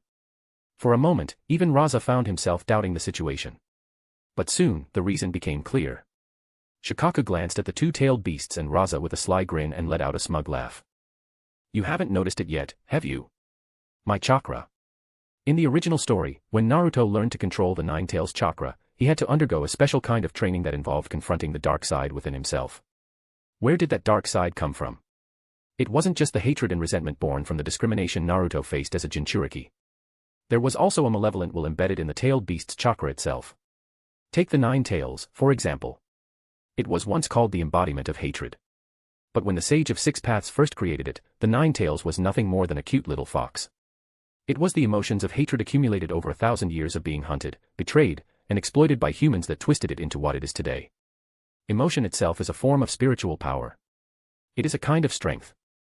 Karen of the Uzumaki clan possesses a Kagura mind's eye that allows her to sense these emotions. The same applies to the other tailed beasts. They, too, have been influenced by this malevolent force. From a power perspective, this evil intent has little effect on them. However, mentally, it makes the tailed beasts extremely irritable.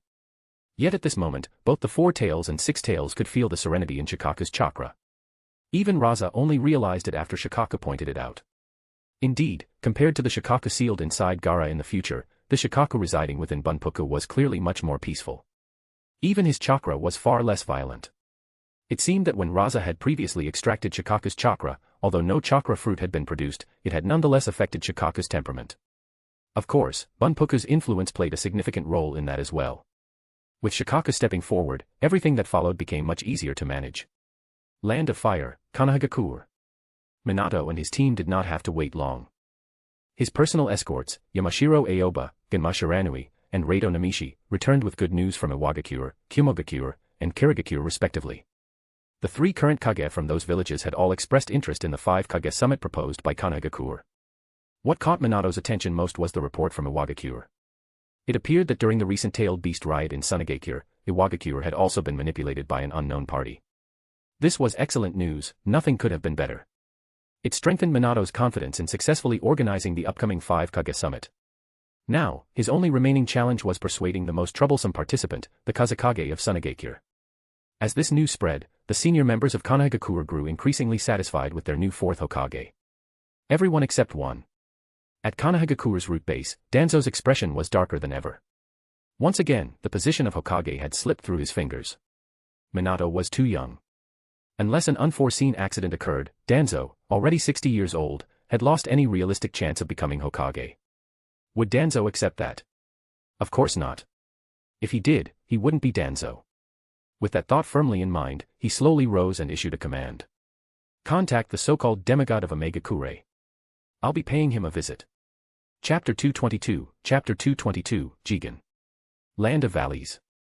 A country with almost no presence in the world of shinobi. It was so insignificant that most maps didn't even bother marking its existence. Tucked away between the land of earth and the land of lightning, its territory was no more than a black speck, a place where barely anyone lived. But judging this land by its size alone would be a grave mistake. Despite its obscurity, it harbored medical techniques so advanced that even Tsunade, one of the legendary Sannin, had been left astonished. Just over a year ago, after leaving Kanagakur behind and setting off on her travels with her disciple Shizun, Tsunade had come across a man. His name was Victor. He claimed to loathe the unending shinobi wars and had dedicated his life to developing medical ninjutsu aimed at restoring those crippled by battle. His approach centered on exploring the regenerative abilities within human cells. When he learned that Tsunade, the most revered medical ninja in the shinobi world, had left her village, he didn't hesitate. Boldly, Victor approached her and invited her to join him in the Land of Valleys to collaborate on researching regenerative medical technology. Though Tsunade initially refused, Victor's vision stirred something within her. In the end, she agreed and brought Shizun with her to assist in developing a revolutionary technique that could enable human tissue to autonomously regenerate. Though the Land of Valleys had astonishing advancements in medicine, it lacked understanding of chakra and medical ninjutsu. Tsunade's arrival changed that overnight. Her expertise bridged the gap, and the progress of their research accelerated dramatically. However, more than a year passed, and despite their efforts to stimulate autonomous tissue regeneration using activated human DNA, they had yet to see any real success. Now, Tsunade was preparing to leave. The reason was straightforward. She had received a message from Jiraiya, telling her that Minato had officially become the fourth Hokage and expressing his hope that she would return to lend her strength. Although she had left Kanagakur in anger a year ago, Tsunade could never sever her bond with the village entirely. This was, after all, the village her grandfather, Hashirama Senju, had founded. With the old man stepping down and Minato taking the helm, Tsunade saw a new opportunity, a chance to shape the village's future once more. And of course, Jiraiya had added in the letter that Kanagakur now faced threats that required someone of her power and experience. The Land of Valleys had originally planned a farewell ceremony for her, but Tsunade declined. Without ceremony or attention, she and Shizun quietly departed, slipping away as master and disciple. In a fog-draped building poised at the edge of a canyon, a short, middle-aged man knelt respectfully before a robed figure clad like a monk. The monk appeared refined and composed, draped in a clean white cloak. Beside him stood a white table, elegantly arranged with red wine and dessert. So it failed again. Even with Tsunade's help, you still couldn't achieve it. The monk's voice was calm, but the question made cold sweat drip down the man's temples. Lord Jigen, while we haven't succeeded, it wasn't without progress. I've come to realize that the key to creating artificial humans doesn't lie in the technique alone, it's in the cells of the first Hokage, Hashirama Senju. If you can provide me with his cells, I'm confident I can produce an artificial human that meets your expectations. Yes, this so-called monk was none other than Ishiki Otsutsuki. 1,000 years ago, he had been ambushed and betrayed by Kaguya, forcing him to parasitize the body of a monk named Jigen. Ever since, Ishiki had struggled across the centuries to find a proper vessel for resurrection. But time and again, his efforts had failed. None of the hosts he encountered could endure the crushing weight of his vast chakra, just like Jigen himself, whose body was slowly deteriorating. Thus began his pursuit of artificial humans. He wanted to create a flawless vessel, one capable of completely containing and withstanding his chakra. And yet, despite countless experiments, the results were always the same: failure. Hashirama Senju's cells, is it? Victor, do you truly believe I have the power right now to seize the first Hokage's DNA from Kanagakur? Jigen didn't bother to conceal his current weakness. Despite this, he remained immeasurably more powerful than Victor, who instantly trembled harder under his piercing gaze. But if that's the case. Enough. At this moment, it's simply not possible. Then. I know what you want to say. But the Kazekage from Sunagakure isn't an option either. I can't afford to reveal myself. Kaguya's son scattered the chakra of the Ten-Tails across the shinobi world. Even if I made my move now, it would be impossible to cultivate a god tree and bear a chakra fruit fast enough. It would all be for nothing. I understand. Though unwilling, Victor nodded. That will be all. You may leave. Yes, sir. As Victor withdrew, Jigen slowly lifted his eyes toward the heavens, his face warped with hatred. Kaguya, you vile woman. Just wait. Once I resurrect, I'll turn you into my sustenance. But now that I think about it, I suppose I should thank you. If not for your betrayal, I never would have realized how unique the energy of this world truly is. Even someone like you was able to reach such terrifying power. If I consume this planet, then maybe I could attain the realm of Shirbai, shed this wretched body, and become a true god. But in that very instant, something changed. Jigen suddenly sensed it, the mark engraved on his body, the Kama, began to pulse and activate on its own. Black lines spread across his entire frame, and one of his eyes shifted into a bizarre, unfamiliar form, a black eye, pulsating with alien energy. What is this? Through this transformed eye, Jigen saw something strange. In the great expanse of the world, the colossal chakra mass representing the 10 tails had begun to shift. A segment of it was detaching from the whole, swelling outward like a blister on the surface. At that very moment, Jigen wasn't the only one who felt the shift. Deep within Ryuchi Cave, the white snake sage suddenly raised her head, flicking her tongue to taste the energy that had surged through the world. The 3 shrine maidens at her side, startled by her sudden movement, leaned in. What is it, White Snake Sage-sama? The ancient sage's eyes narrowed slowly, her voice low and grave. So, he's finally taken action. He's begun targeting the tailed beasts. If that's the case, then Hagoromo won't stay silent much longer. Far away in Mount Myaboku, the great toad sage stirred from his deep slumber, his ancient eyes opening with solemn clarity. The world has strayed completely into the unknown. Hagoromo, what path will you choose now? Fukasaku and Shima, who had been quietly keeping watch nearby, exchanged bewildered glances. What's going on? Why did the great toad sage wake up all of a sudden? Did the old man wake up confused again? What's this cryptic rambling about fate and Hagoromo? In Konohagakure, that same day, 2 women felt it as well. Kushina Uzumaki, the wife of the 4th Hokage, Minato Namikaze, and Mikoto Uchiha, wife of the Uchiha clan head, were both struck by a wave of dizziness and nausea so intense it left them momentarily breathless. We must guide fate back onto its destined path. Meanwhile, in Sunagekire's dragon oasis, a quiet miracle was unfolding. Shikaku, his form now compacted to human size after being nearly drained of chakra, stood beside the equally diminished 4 tails and 6 tails, their eyes fixed on the astonishing sight before them. After Shikaku's chakra fruit had been offered to the divine tree rooted in the dragon oasis, the entire forest responded with violent vigor. Trees erupted like geysers from the ground, the entire expanse swelling and growing as though boiling from within. At that same moment, Rasa sensed it too. The enormous chakra sphere representing the 10 tails had begun to shift. But it wasn't purifying the 10 tails chakra, as he had hoped. Instead, a separate chakra sphere, one that distinctly belonged to Shikaku, had peeled away from the 10 tails' vast reservoir. As for Shikaku himself, despite being nearly emptied of chakra, his form and temperament remained largely the same. Yet when Bunpuku, his Jinchuriki, tapped into Shikaku's power again, something astonishing occurred. Bunpuku entered an entirely new state of transformation. His body became cloaked in luminous, violet-patterned chakra, its color mirroring Shikaku's markings. The transformation bore a striking resemblance to Naruto's 9 tails chakra mode. But this was Shikaku's own variation, a unique 1-tail chakra mode, glowing with formidable energy and power unlike anything seen before. Chapter 223, Arrival of Konoha. With Shikaku setting the precedent, the 4 tails and 6 tails no longer resisted having their chakra absorbed as strongly. After acquiring 2 new chakra fruits, one from the 4 tails and one from the 6 tails, Rasa chose to merge only the 6 tails chakra fruit into the divine tree of the dragon oasis. This act triggered another explosive growth of the oasis, expanding its diameter from 5 kilometers to 15 kilometers, and it kept growing rapidly. At this rate, within a year, the people of Sunagakure would inevitably discover the existence of the dragon oasis. The reason Rasa did not merge the 4 tails chakra fruit was multi-layered. First, extracting so much chakra from the 10 tails all at once risked provoking a powerful backlash. Although signs of such a reaction may have already appeared, Rasa still chose to act cautiously. Second, the 4 tails Jinchuriki would eventually return to Iwagakure, and Rasa wanted to avoid allowing the 4 tails to enter a chakra mode that could enhance Iwagakure's strength. Lastly, Rasa planned to merge the 4 tails chakra fruit into the divine tree of his own Yomi world. Thanks to the barrier separating the 2 worlds, a realm even the Sage of 6 Paths could not detect, Rasa had already collected the chakra of the 1 tail, 3 tails, and 5 tails in his Shikaku space. Adding the 4 tails brought the total to 4-tailed beasts. As for why he didn't merge the 6 tails chakra into Yomi world, Rasa considered the 6 tails relatively easy to obtain. In the future timeline, the 6 tails Jinchuriki lived in a semi-wild, unaffiliated state. Capturing him wouldn't be too difficult, much like the 7 tails in Takigakure, who was in a similar situation. That left only the 2 tails, 8 tails, and 9 tails remaining.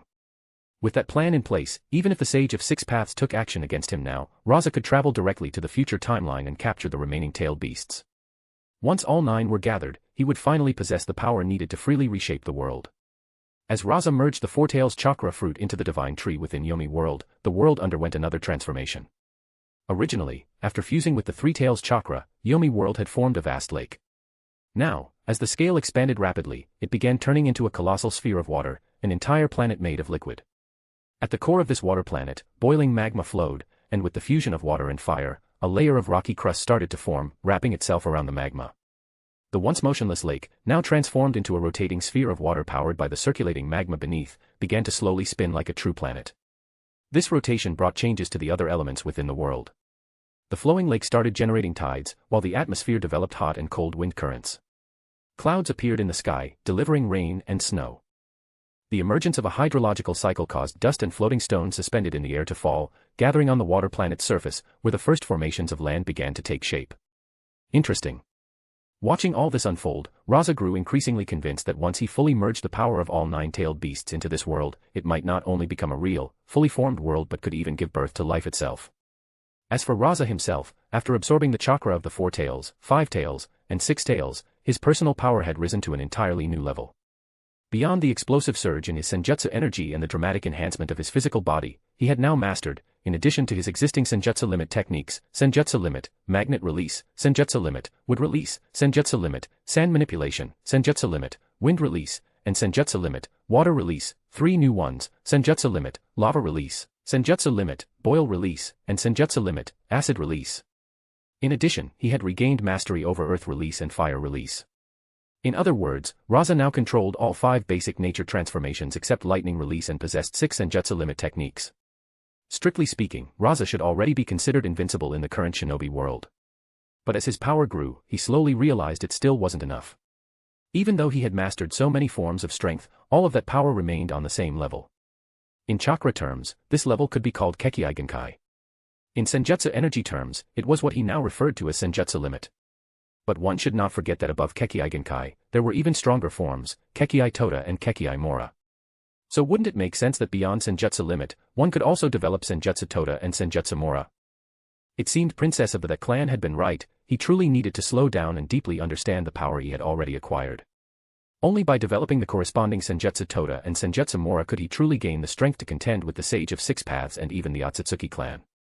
But before reaching that point, since he already possessed so much power, it remained necessary to use another special method to enhance his combat ability, even without having attained those upper tiers. And what was this method? It was none other than something Rasa had once given up on, the Raise-Non. However, Rasa harbored far greater ambitions. He aimed to develop a new technique based on the Raise-Non, merging it with the foundation of his senjutsu limit, divine power incarnate, to create a new form of tailed beast bomb. He called this new creation the senjutsu orb. Just as Rasa was deep in the desert working on the senjutsu orb, 2 pieces of news arrived that forced him to interrupt his training and return to the village. Land of Wind, Sunagakure.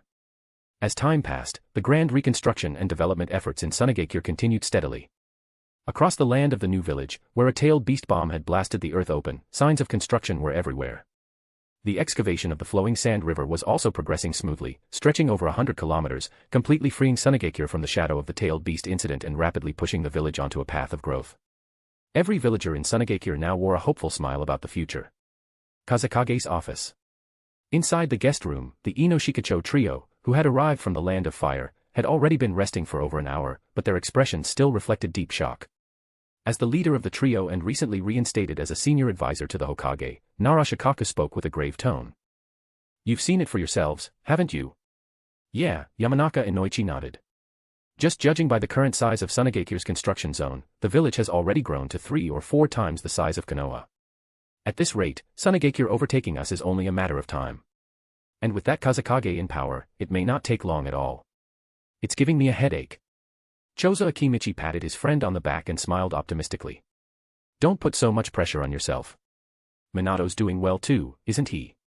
The 3 exchanged glances and laughed. Indeed, at the very least, Minato had achieved something significant as the new Hokage. For the first time in a long while, he had united all of Konoha. Even the Uchiha clan had expressed their support for Minato taking office. Just then, the door to the guest room opened and Baki walked in. "Come with me. The Kazekage is waiting for you." Chapter 224, Ino Shikacho. Kazekage's office. The room was extremely quiet. At such a sensitive time, it was impossible for Tsunagekire's shinobi to welcome Konoha's sudden visitors with open arms. The Inoshikacho trio understood this well. So, they stood quietly, waiting for the Kazekage's response. Waiting for Rasa to speak were also Pakura, Michikawa, Saramu, and several others nearby. Before long, Rasa understood the Konoha trio's purpose. Aside from a bit of surprise, he had no particular reaction. "All right, I understand your reason for coming." As Rasa spoke, he handed the scroll to Michikawa and the others beside him. Seeing that Rasa didn't intend to say more, Shikaku Nara took the initiative to ask. "May I ask if the Kazekage Dano is willing to attend the 5 Kage summit hosted by our Hokage as the organizer?" Rasa looked at Shikaku as if he were a fool. "Are you joking? Do you have any idea how much damage Tsunagakure suffered during this tailed beast riot? How many lives were lost? You think your young Hokage can just say a few casual words and expect us to let it go? Do you really think that's possible?" The Tsunagakure shinobi nearby very cooperatively displayed their outrage. Shikaku, of course, had expected this reaction. He replied calmly.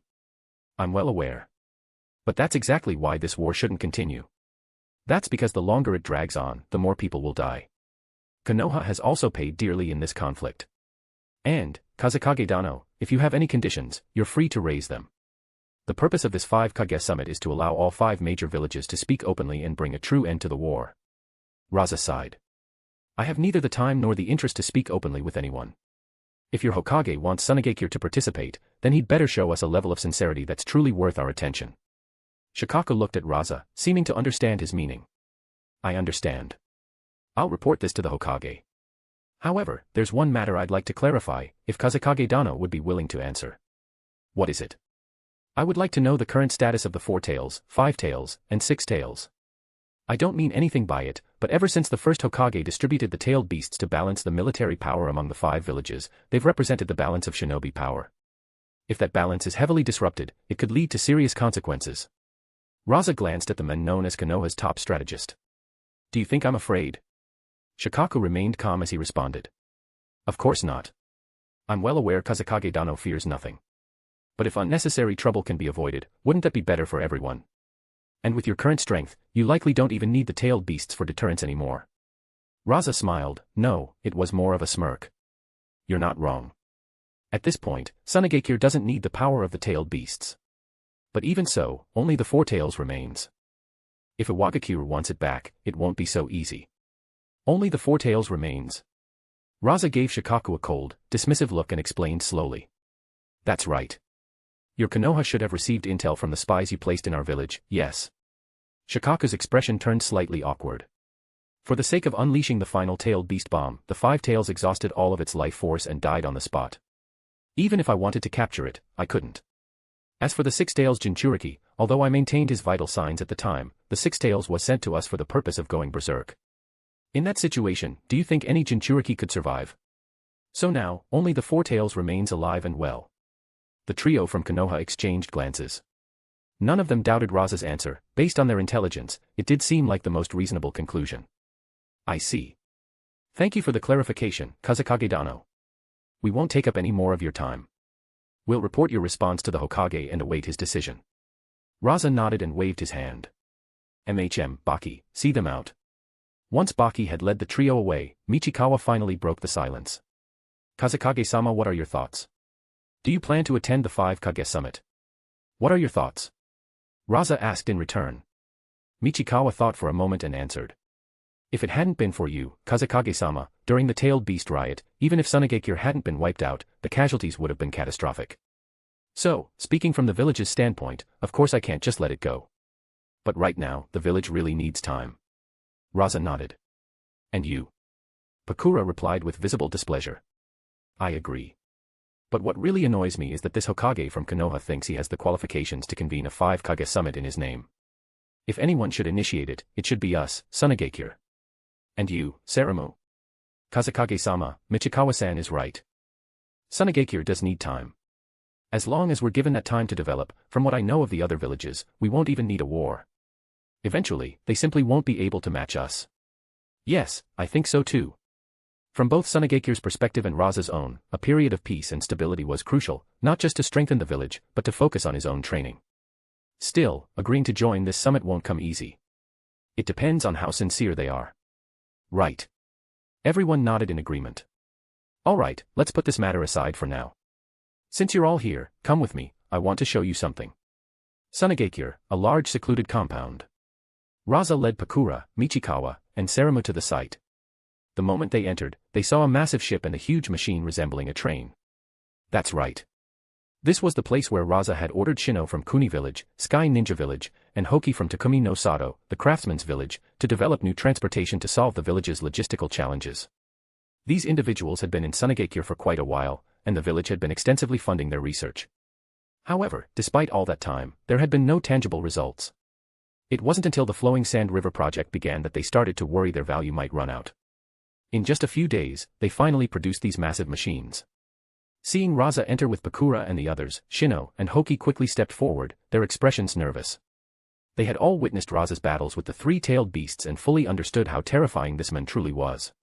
Greetings, Kazekage-sama. Rasa looked at the enormous wooden ship and the train-sized machine beside it. You've been working fast. To build something this big in just 5 days. Hoki and the 4 celestial symbols men behind him froze slightly, but Shino remained calm and explained. Kazekage-sama, it's not that we were unwilling to build them before. We ran into a problem, and we didn't know how to bring it up with you. But fortunately, we've resolved it now. Rasa raised his brow. Oh. What kind of problem? The power source. Both the ship and the train we've constructed are designed to be powered by tailed beast chakra. Chapter 225, Steam Engine from Boil Release. As Shino spoke, Rasa remained calm, but behind him, Pakura, Michikawa, and Saramu were all visibly startled. Even though Sunagakure now had power that no longer feared the tailed beasts, their very existence was still taboo in the minds of many. As for Rasa, of course, he had known all of this for a long time. Leaving aside his own sensory capabilities, the ANBU under his command were not incompetent either. Especially after the recent tailed beast riot, Baki had conducted a thorough inspection of the entire ANBU under his jurisdiction. Let's hear what you've come up with. Shino nodded, pointing to the ship and the train. Ever since our last meeting with you, Kazekage-sama, we've been working hard on the construction. Initially, we based our design on the concept of using wind release as propulsion, like ships at sea relying on wind power. But we quickly realized our expectations were too naive. The resistance from sand is far greater than seawater.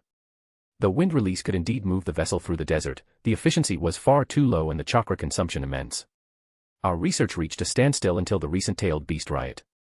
After witnessing the power of the 5 tails Jinchuriki, the way steam poured from his body, we were struck with inspiration. Even Rasa looked a bit surprised. Shino continued. We recalled that, when you first introduced us to the concept of trains, you described a power source called a steam engine, driven by steam. Rasa couldn't hold back his curiosity. Oh. Did it succeed? Seeing his interest, Shino smiled and nodded. Not quite to your expectations, I'm afraid. Then he turned toward Hoki. Hoki-san, please demonstrate the results of our recent work for the Kazekage-sama. Understood. Hoki nodded, and the 4 celestial symbols men behind him immediately sprang into action. Under Rasa's astonished gaze, a nostalgic and familiar scene unfolded before his eyes. White steam hissed out from the chimneys of the massive ship and the house-sized train, accompanied by a high-pitched whistling sound. Slowly, the wheels beneath both vessels began to turn. At that moment, Rasa genuinely admired what he saw. He clapped his hands in appreciation. Truly remarkable. Shino wavered, and he bowed with a smile. To receive your praise is an honor, Kazekage-sama. Pakura, Michikawa, and Saramu were all wide-eyed as they watched the massive ship and mobile house move without any human effort. What's the top speed for now? Currently, since this is the prototype, the speed can only reach around 10 km per hour. That was quite slow by ninja standards. With chakra-enhanced movement, even an average shinobi could travel at over 30 km per hour. But for Rasa, this was already an impressive achievement. After all, this world wasn't just made up of shinobi. There were many ordinary people too. Not bad.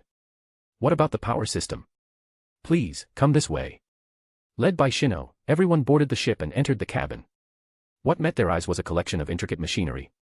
Of course, it still lay within the bounds of the steam age, with gears, axles, and steel pipes everywhere. At the center of it all was a black box, engraved with various sealing runes. This is what you use to collect tailed beast chakra. Yes. And for that, we must thank Hoki-san. The craftsman's village truly has unique craftsmanship in this field. This box, we call it the power core, can store tailed beast chakra. The runes etched onto it regulate and release the chakra, converting it into steam that drives all the mechanical systems aboard the ship. The chakra of a tailed beast is truly astounding. Even collecting just a small amount produced incredible energy. However, this also presents a problem. Of course, there would be a problem. What problem? We did collect some of the tailed beast's chakra, but it's really only a small amount. After all, this is a tailed beast we're talking about. Before Shino could finish, Rasa cut him off. No need to worry. I'm not that stingy.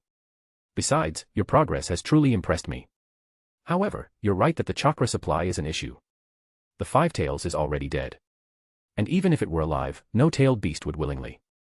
Suddenly, an idea struck Rasa. His eyes lit up. There is a way. As he spoke, Rasa took out a scroll. Summoning technique. With a puff of white mist, a creature very similar to the Five Tails appeared before everyone, but it was clearly much smaller. What is that? Shino looked startled the moment he saw the tiny version of the Five Tails. A flicker of greed even flashed in his eyes. Hoki and the others were outright frightened. The Five Tails. No, this isn't the Five Tails, Rasa explained calmly. To put it simply, it's a puppet I created. After capturing the Five Tails, I extracted a portion of its chakra and sealed it into this body. It's a pseudo Five Tails. While the amount of chakra can't compare to the real thing, it's more than enough to serve as a power source for the core engine. Shino narrowed his eyes slightly. Hoki looked shocked and asked. Kazekage-sama, may I examine it? Go ahead. Hoki stepped forward and studied the pseudo Five Tails closely, muttering incredible under his breath again and again. Then, as if realizing something, his whole body trembled. He clenched his fists tightly. To everyone's surprise, Hoki suddenly knelt before Rasa on one knee. Kazekage-sama, please forgive me for the deception I have committed against you. The room fell silent in shock. Even Shino's face changed dramatically. Rasa, however, remained composed. Deception. What have you been hiding from me? Hoki took a deep breath. The truth is, I had another purpose when I joined Sunagakure. He then explained his original plan, to use Sunagakure's access to tailed beasts to resurrect Saimai, the founder of the craftsman's village. Michikawa, Pakura, and Seramu all appeared surprised. However, when they noticed Rasa's calm expression, they understood that he had likely suspected something already. As for the four celestial symbols men behind Hoki, their faces were filled with panic. Hoki-sama, are you betraying Craftsman's village? No, Hoki said firmly. This isn't betrayal. It's a decision made for the sake of both our village and the land of craft. After witnessing Kazekage-sama's battle with the tailed beasts, I've come to understand something. Even if we did use tailed beast chakra to resurrect Lord Saimai, the revived Saimai wouldn't stand a chance against Kazekage-sama. The four celestial symbols men paused, then slowly understood what their leader meant. And what happened in the land of demons made it clear to me. There is another way to revive our village and our country, a better way than simply resurrecting Lord Saimai. Now the four celestial symbols men were completely stunned. Indeed, if they truly cared about the future of their village and their nation, then what the land of demons had achieved was the path they should follow. Their time in Sunagakure had opened their eyes to how terrifying the 5 great shinobi villages truly were. With Craftsman's village's power, even if Saimai were brought back to life, they wouldn't stand a chance against them. Rasa looked at the unexpected turn of events, then reached out his hand toward Hoki. Hoki, your honesty came at the right time. From this moment on, I'll overlook everything you've done in the past. And as for your reward, it won't be small. Then Rasa turned toward Shino. Well then, Shino-san, do you have anything you'd like to say? Chapter 226, New Department, New Elder. What could Shino even say? Compared to Hoki, Shino was far more cunning and calculating, and he still tried to feign ignorance. However, Rasa cut straight to the point and revealed that he had already ordered the Umbu to investigate the Sky Village and the existence of the Zero Tails. Shino's face darkened further. So you've known all along, Kazekage-sama. Rasa's expression remained calm. What do you think? Although your continued dishonesty disappoints me, I'm still willing to give you a chance because of your talents. But if you want my trust, you'll have to give me something else in return. Shino's fists clenched tightly. Under the cold stares of Rasa, Pakura, and Michikawa, he eventually forced a smile back onto his face and dropped to one knee. Looks like I no longer have a choice. Then, I greet you, Kazekage-sama. Inside the Kazekage's office, Rasa looked down at the 2 scrolls Shino had handed over and appeared visibly surprised. One scroll contained the Sky Village's method for controlling the Zero Tails. The other held what Shino considered his most treasured research, techniques to stimulate cellular vitality, along with an extensive compilation of medical ninjutsu. After reading through them, Michikawa spoke up with a note of doubt. Kazekage-sama, are we really just letting that Shino guy off the hook? Rasa let out a cold sneer. Of course not. Michikawa, I'm assigning him to you. Once you've extracted every drop of his worth, you can arrange a suitable place for him to rest. Michikawa nodded, clearly satisfied. He was indeed suited for this kind of task. Not only was he far more composed than Pakura, but when it came to strategy, he was no less capable than Rasa himself. Additionally, Rasa had grown increasingly dissatisfied with the Umbu following several recent failures. What about those shinobi from Takumi village? Pakura asked. Rasa raised an eyebrow. What, are you interested in them? No. I was just asking casually. Rasa smiled. Since you asked, I'll leave them to you then. Pakura was caught off guard. It's not going to be something troublesome, is it?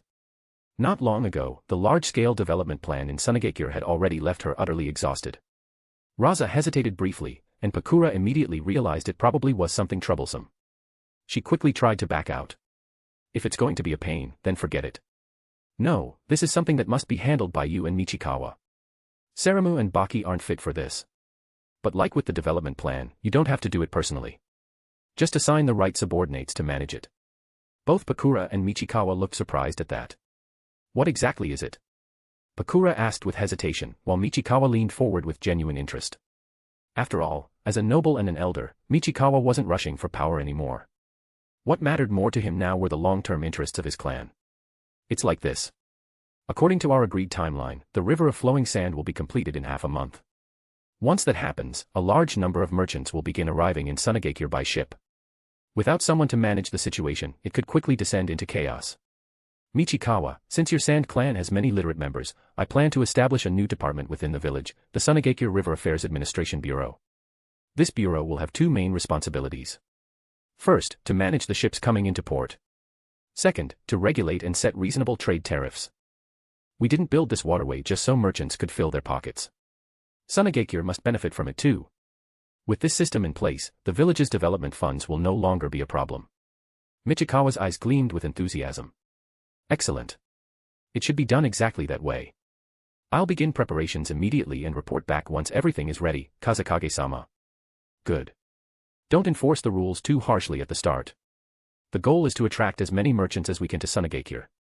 Let's prioritize growth first. We can handle everything else once we stabilized. Michikawa nodded knowingly, understanding Rasa's intentions. Don't worry, Kazekage-sama. I understand completely. Great. I'm also planning to set up another division, the Sunagakure River Construction Division. Its duties will be straightforward, shipbuilding. Now that we have a waterway, it won't do if Sunagakure doesn't have its own ships. Maritime transport is incredibly profitable. Pakura, I'm putting you in charge of this department. At the same time, I'll assign those shinobi from Takumi village to assist you. Of course, shipbuilding is just the surface. The real value lies in the unique technology that Takumi village's craftsmen possess. Here, take this document, it outlines their special methods for creating unique ninja tools. If we can harness this technology effectively, it will significantly enhance Sunagakure's overall power. Pakura wasn't naive. She could clearly see that this was a deliberate move on Rasa's part. It was a strategic decision to maintain balance between the factions within the village, ensuring both sides gained benefits and influence. I understand. I'll delegate the work accordingly. One final matter. It's been over a year since I became Kazekage, and you've both supported me loyally as my left and right hands. I believe it's time I rewarded that loyalty. It might just be a title, but I hope you won't consider it meaningless. Both Pakura and Michikawa looked startled as Rasa announced their new roles. Starting today, Pakura and Michikawa, you are officially appointed as elders of Sunagakure. Your status is now second only to me, and equal to Elder Chiyo and Elder Ebiso. From this point on, you'll have full authority to participate in all key administrative decisions in the village. For the first time, Michikawa lost his usual composure. In Sunagakure, the title of elder was no ordinary honor, it was a symbol of true power. Before this, although both Pakura and Michikawa had represented their own factions, their positions within the village hierarchy were roughly equivalent to that of a typical clan leader. They had neither the authority nor the influence wielded by Elder Chiyo or Elder Ebiso, and there were many important matters within the village that had proceeded entirely without their input. But now, everything had changed. With their new appointments, they had been granted decision-making power over nearly all aspects of Sunagakure's administration, their authority second only to the Kazekage himself. Pakura was just as stunned as Michikawa. Yet once the initial excitement faded, her sharp instincts quickly sensed something beneath the surface. She couldn't shake the feeling that Rasa's promotion wasn't merely a reward for their loyalty and achievements, it was also a way for him to offload some of the more burdensome responsibilities that came with leadership. Of course, she didn't voice any of that. The future of Sunigakure is in our hands now. There was no need for further ceremony. Both nodded resolutely. All right. I'll have Baki make the public announcement today. From this moment forward, you are Elder Pakura and Elder Michikawa. But don't let village affairs make you neglect your training. You must have noticed the rising intensity of senjutsu energy lately, haven't you? They had noticed. Both nodded once more. Seeing that, Rasa chose not to keep things hidden any longer. I've already infused the environment with the chakra of Shikaku and the Six Tails. From now on, the senjutsu energy throughout the area will carry traces of their power. Of course, how far it benefits you will depend entirely on your own progress. Michikawa looked visibly surprised by this revelation, while Pakura's eyes flashed with excitement. So that's what's been happening. That's all from me. Focus on your training from now on. Peace never lasts forever. For the sake of Sunigakure's future, I can't be the only one growing stronger. Understood. We'll be on our way. Very well. After watching the two new elders depart, Rasa summoned Yoshimaru and handed him a scroll containing Shinoe's forbidden techniques. Take this and study it thoroughly. Once you've made a copy, pass it along to Elder Chiyo. Rasa didn't intend to oversee the matter himself. He had more urgent concerns on his mind. Soon, he would be leaving the village. His destination, the one known as the Zero Tails. Chapter 227, The Zero Tails and Hanzo. According to the scroll Shino had surrendered, the creature known as the Zero Tails was actually a life form composed entirely of dark chakra, discovered by Sky Village long ago. It had been given the name Void. Despite its ominous title, the Zero Tails held no connection whatsoever to the tailed beasts. When Sky Village first uncovered this entity, it had already been sealed away. At the time, the village had no plans to release such malevolent energy. However, everything changed during the last Great Ninja War. After Sky Village was destroyed by Konohagakure, the surviving shinobi, consumed by vengeance, infiltrated Konoha, and stole a sealing technique used to control the tailed beasts. With it, they broke the seal on the Zero Tails and forcibly bent it to their will. But even after gaining control of the Zero Tails, Sky Village soon realized that its power alone was insufficient. It could not hope to stand against the combined might of the 5 great shinobi villages, let alone match the strength of the Nine Tails in their pursuit of vengeance against Konoha. So their ambitions shifted. They began eyeing the other tailed beasts. If the Zero Tails could consume the malicious chakra of other tailed beasts, perhaps its strength would multiply enough to pose a real threat. Sadly for them, they were crushed before their plan could ever begin. For Rasa, a monster like the Zero Tails was barely a threat. Moreover, he had already sent the covert tactical unit ahead of time to thoroughly scout and gather intelligence on Sky Village's secrets. And now, as Rasa absorbed the writhing, loach-like energy of the Zero Tails into his body, his focus unshaken, changes were quietly brewing far to the northeast, in Omegakure. Land of Rain, Omegakure. Ever since Yahiko and the others had returned from their visit to Sunigakure, tensions within the Akatsuki began to emerge, not from any external enemy, but from within their own ranks. Naively, Yahiko had shared everything that had happened in Sunigakure with his comrades, believing they would support his ideals. But soon after, something occurred that neither Yahiko nor his two companions had anticipated. He had assumed everyone would resonate with his dream, to reject war and pursue peace. But when he revealed that the Kazekage of Sunigakure had actually encouraged the Akatsuki to overthrow Amigakure's current leader, Hanzo the Salamander, and take over the village, their reactions shocked him. Rather than expressing concern or hesitation, the others had responded with barely restrained excitement. They immediately encouraged Yahiko to act, to overthrow Hanzo and take control of Omegakure for themselves. Yahiko couldn't understand it. Their eagerness unnerved him, filling him with a sense of estrangement. It was Daibutsu, his trusted friend, who finally spoke the hard truth. This is the reality of the world, Yahiko. Not everyone is like you. The beautiful future you envision might exist one day, but for most people, what they can gain now matters far more. And that was the heart of the matter. Yahiko's dream of peace, of a world free from conflict, was simply too far away for many of the Akatsuki members to see. In contrast, the idea of toppling Hanzo and ruling Omegakure offered immediate rewards. If they succeeded, they would no longer be nameless wanderers scraping by. They could become officials, respected leaders of a shinobi village, and finally be recognized for their contributions. They were tired of being invisible, of constantly living in the shadows, struggling just to eat, always fighting to survive. At that moment, Yahiko felt completely lost. He no longer knew what path to choose. What he didn't yet realize was that their plans, their rebellion, had already been discovered. Somewhere in the depths of Omega-Kure, news of the Akatsuki's intentions had begun to spread. Land of Rain, Omega-Kure. Since the end of the Second Great Ninja War a decade ago, Hanzo the Salamander, once hailed as a demigod among shinobi, had become a man hollowed out by paranoia and the relentless grip of power. After draining all of Omega-Kure's resources only to suffer defeat, the once revered legend had aged into a ruler consumed solely by his desire to hold onto control. Naturally, Hanzo was well aware of the Akatsuki's existence, but he had chosen not to act against them for two reasons. First, up until recently, the Akatsuki hadn't posed a significant threat to his authority. Second, their activities had actually been beneficial in some ways, helping him stabilize internal unrest and serving as a visible deterrent to the influence of the major hidden villages. But over the past month, things had shifted. The Akatsuki had begun to make Hanzo feel genuinely threatened. The reason was both obvious and dangerous. The Akatsuki had formed a working relationship with Tsunegakure of the Land of Wind. Though the Akatsuki had carefully limited the partnership to mutual interests, refusing to formally pledge allegiance or accept any official alliance, the implications were clear. For Hanzo, this move was a warning sign. The Akatsuki was beginning to encroach upon the boundaries of his rule over Omega-Kure. It was at this critical moment that he received a message from Danzo of Konohagakure. In the letter, Danzo subtly but repeatedly emphasized how dangerous the Akatsuki had become. He offered assistance, and his root division could cooperate with Hanzo to eliminate the organization entirely. Hanzo, however, was no naive warlord. He had no illusions that Danzo's offer stemmed from any goodwill toward Omega-Kure. It was plainly an attempt to further his own agenda.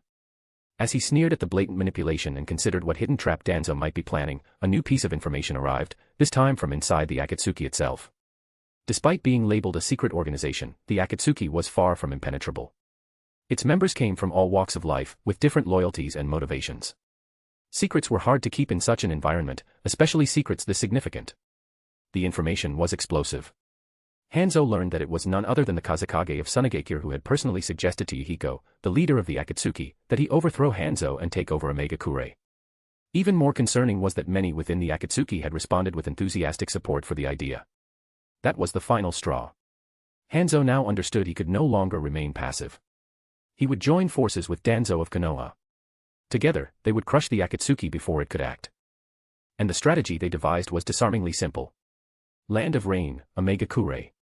Within the dim, echoing cave that served as the Akatsuki's hidden base, tension hung thick in the air. Internal friction had been growing ever since Yuhiko's return from Tsunegakure. Just as that unrest threatened to boil over, the sudden arrival of a shinobi from Konohagakure's Umbu broke the atmosphere. Despite their caution, Yuhiko and the others agreed to hear him out. A shinobi from Konoha, why are you here? The lead Umbu, face concealed behind his mask, stepped forward and respectfully presented a scroll with both hands. I've come under direct orders from the Hokage-sama to deliver a message to the members of the Akatsuki. The Hokage. The entire group reacted with visible surprise. They had a rather favorable impression of Konoha's fourth Hokage. Both he and Yuhiko's group were students of Jiraiya, which created a unique bond between them, almost like siblings under the same master. Conan accepted the scroll carefully, scanning it in detail before handing it over to Yuhiko. As Yuhiko read through its contents, his expression shifted from curiosity to astonishment, prompting concerned glances from both Conan and Nagato. The Umbu, noticing their confusion, took the initiative to explain. You may have already heard that our fourth Hokage intends to convene a 5 Kage summit in hopes of putting a definitive end to the ongoing war in the shinobi world. But bringing all 5 Kage together is no simple task. Therefore, Hokage-sama hopes to use Omega-Kure's unique position to propose peace initiatives to the lands of wind and earth. Geographically, the Land of Rain lies at the crossroads of 3 great nations. Because of this, both the wind and earth countries are likely to take its proposals very seriously. For a moment, Yuhiko was stirred by the idea. It resonated deeply with his ideals. But his instincts didn't dull, he remained cautious and clear-headed. This kind of matter should be brought to Hanzo the Salamander. He's still the recognized leader of Omega-Kure. But the Umbu, clearly expecting this response, answered smoothly. Naturally, we've already approached Hanzo-sama. However, the Akatsuki has grown into a power that can't be ignored. If your influence were combined with Hanzo's regime, it would lend unparalleled credibility to Omega-Kure's voice at the summit. Chapter 228, Malice Perception. Sky Village, just outside the Anchor Vanshin base. Rasa stood high above the ruins, supported by a drifting cloud of fine gold dust. He had just finished absorbing the chakra of the Zero Tails.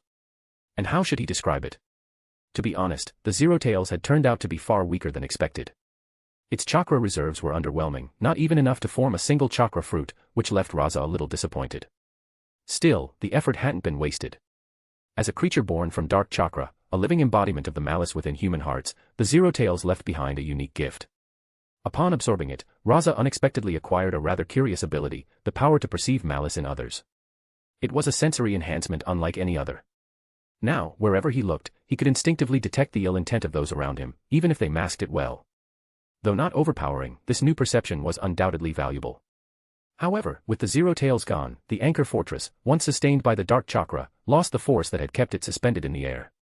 The massive structure came crashing down, slamming into the ground below. Even so, Rasa had no intention of leaving it behind. Whether as a relic of Sky Village's peculiar engineering or a monument worth preserving, the fortress held significant value. Roughly an hour passed. The muffled sounds of battle still echoed from within the collapsed structure when 6 members of the covert tactical unit arrived before Rasa, having completed their mission to secure the area. Leading them were Sand Lizard and Sand Hawk. Kazekage-sama, the rebel elements within Sky Village have been eliminated. The remaining shinobi have expressed their willingness to join Sunagakure. We also discovered several imprisoned civilians whose energy had been drained. Those who wished to leave were released, and the rest have agreed to integrate into our village. Good work. You've done well. As Rasa spoke, he pulled a scroll from within his robes and tossed it toward the 2 squad leaders. They caught it in brief confusion, but as Rasa explained, their faces lit up with excitement. This is a reverse summoning seal developed by Onoka. You 2 will each take a pair of subordinates and head to Forgotten Island. Set up the seal exactly as instructed. While you're there, feel free to tame the summoning beasts you've had your eyes on. Sand Lizard and Sand Hawk could hardly contain their joy. It had been nearly 6 months since they'd last visited Forgotten Island. They had long dreamed of forming contracts with the beasts they had chosen, but without Rasa's approval, they hadn't dared act. Now, this sudden opportunity felt like a reward beyond expectation. Ha! Thank you, Kazekage-sama. Have the other 2 escort the civilians back to the village and place them under Baki's care. Understood, Kazekage-sama. As the 6 shinobi dispersed to carry out their orders, gold dust surged up from beneath Rasa's feet once more. In moments, it expanded into a massive, glowing cloud that cradled the fallen Anchor Mansion, fortress of the Empire. With practiced ease, Rasa lifted the entire structure into the air and began guiding it slowly back toward Sunagakure. In just over 2 days, Rasa arrived at Dragon Oasis, towing behind him the massive Anchor Mansion, its bulk so vast it cast a shadow over the sky. Fortunately, due to the vast, uninhabited terrain of the Land of Wind, he had avoided passing over any major settlements, sparing the population from confusion or panic. Ever since Saiken, the 6 Tails, agreed to Rasa's invitation and took up residence in Dragon Oasis, Rasa had divided the area into 5 distinct zones. His goal was to keep civilians at a safe distance and ensure the tailed beasts could live in peace without disturbance. At the heart of it all lay the central zone, spanning a radius of 3 kilometers. This was the core of Dragon Oasis. Surrounding it were the eastern, southern, western, and northern zones, each designated for specific purposes. The eastern zone had been transformed into a habitat for tailed beasts. Currently, Bunpuku, the Jinchuriki of the One Tail, and Saiken reside there. Following the incident where Shikaku personally persuaded Saiken to stay, Rasa decided to thank the One Tail in a meaningful way. He removed the seal that had kept Shikaku forcibly restrained inside Bunpuku. Though Shikaku still lived within Bunpuku's body, it was now free to move at will, a sign of genuine reconciliation and trust between host and beast. The northern zone served as the residential area for Chiyo, Ebizo, and Pakura. Meanwhile, Rasa had plans for the western zone, intending to develop it into Sunagakure's future trial grounds and a key point of access to the Forgotten Island. As for the southern zone, Rasa initially planned to build a lake to add some beauty and depth to the otherwise plain landscape. But with the sudden addition of the Anchor Mansion, the scenery would be anything but plain. The colossal structure now promised to become the southern zone's most striking landmark. The fortress's arrival didn't cause alarm, far from it. The golden cloud beneath it, unmistakably crafted from Rasa's gold dust, assured everyone it was under his control. But while no one panicked, the curiosity spreading through Dragon Oasis was palpable. What is this? As Rasa descended from the sky, Pakura and the others quickly gathered to question him. This is a mobile base constructed by Sky Village after they were destroyed by Konoha. Rasa explained. They called it the Anchor Mansion, the fortress of the Empire. I went out specifically to deal with it. Not bad, right? I plan to install it in the southern zone as a permanent feature, something of a scenic landmark. It's truly magnificent, Chiyo commented with rare admiration. Structurally, the Anchor Mansion was indeed vast. But compared to the sheer scale of Dragon Oasis, it was relatively compact, spanning only 400 to 500 meters in diameter. Come with me. Without wasting any time, Rasa directed the fortress toward the southern zone. Those gathered stepped onto the golden cloud he had created, following closely behind him without hesitation. And then.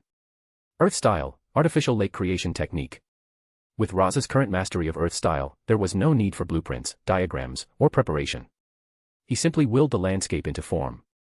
As the ground caved in beneath them, a vast crater took shape, spanning nearly 3 kilometers in diameter and plunging 7 to 8 meters deep at its center. It formed instantly, a result of Rasa's precise Earth-style control. Without pause, he guided the massive anchor vantion into position, angling it toward Sunagakure for visibility and strategic alignment. Next, with another gesture, he compressed the loose sand around the crater, shaping it into massive slabs of stone that resembled a paved plaza. At the same time, countless trees sprouted from the surrounding land, rapidly forming a natural barrier around the lake and the fortress. In only a few moments, thanks to his command of sage energy, Rasa had transformed the barren zone into a lush, balanced, artificial ecosystem, both beautiful and practical. All that remained was to fill the lake. Water-style, waterfall basin technique. With a surge of chakra, Rasa summoned a cascade of fresh water that poured into the artificial basin, quickly filling it.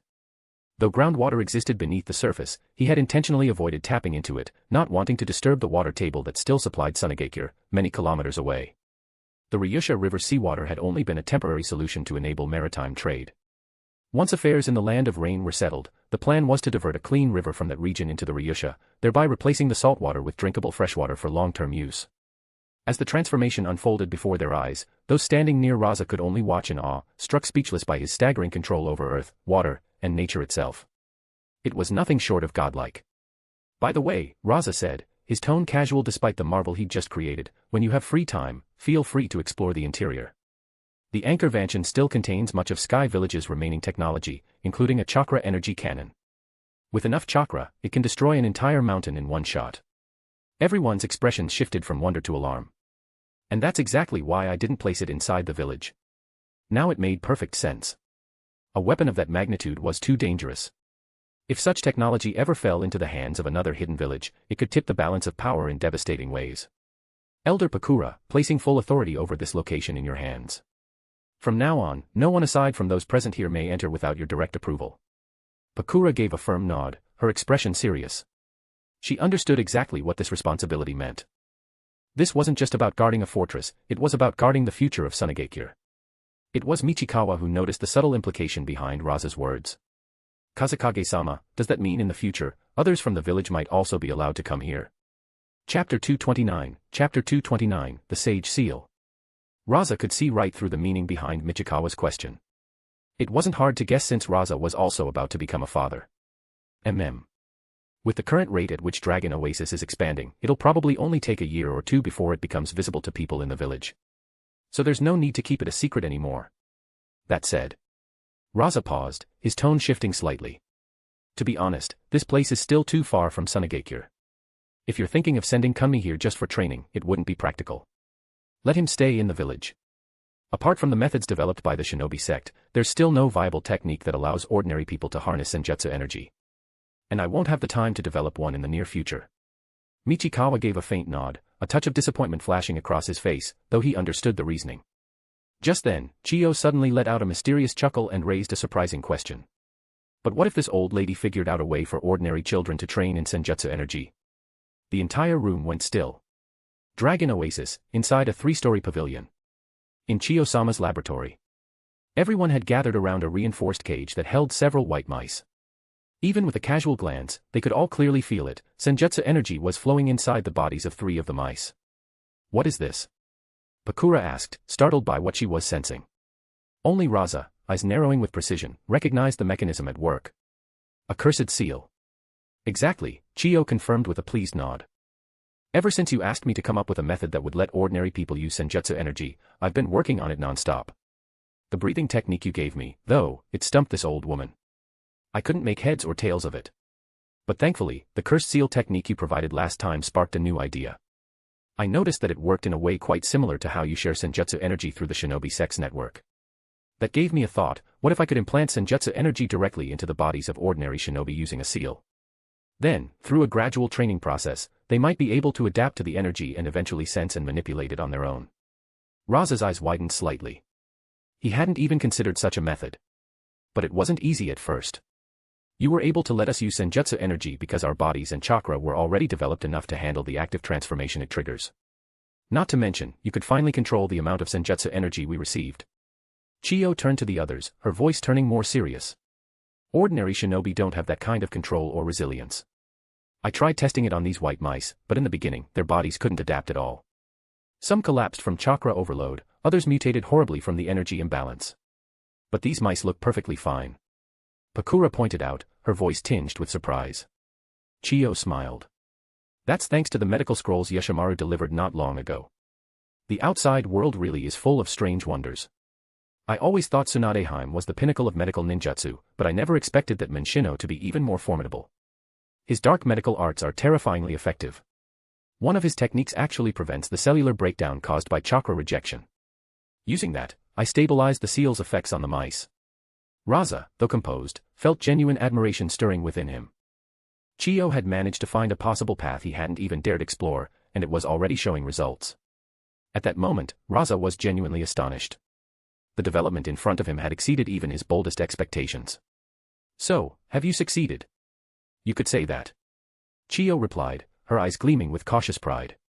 By merging the cursed seal with some of the techniques derived from dark medical ninjutsu, I created what you see here, a new seal I call the Sage Seal. For now, though, I've only tested it on animals. As for humans, I understand. Rasa gave a short nod, then paused before asking directly.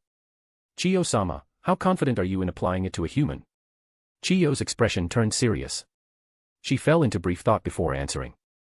I'm fairly confident. But as you know, Kazekage-sama, there's no such thing as absolute certainty. Especially with something like this, any misstep could be catastrophic. Rasa had considered a riskier route earlier. He'd thought about using children from the academy with weaker aptitude as test subjects, reasoning that failure would pose less of a threat to the village's future.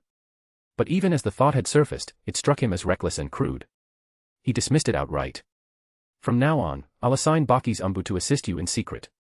Everything must proceed with safety and stability as our highest priorities. I don't need the Sage Seal to turn our shinobi into monsters. It's enough if it can raise their base strength, even modestly. I understand, Kazekage-sama. Chiyo responded with a respectful nod. Also, there's one more thing.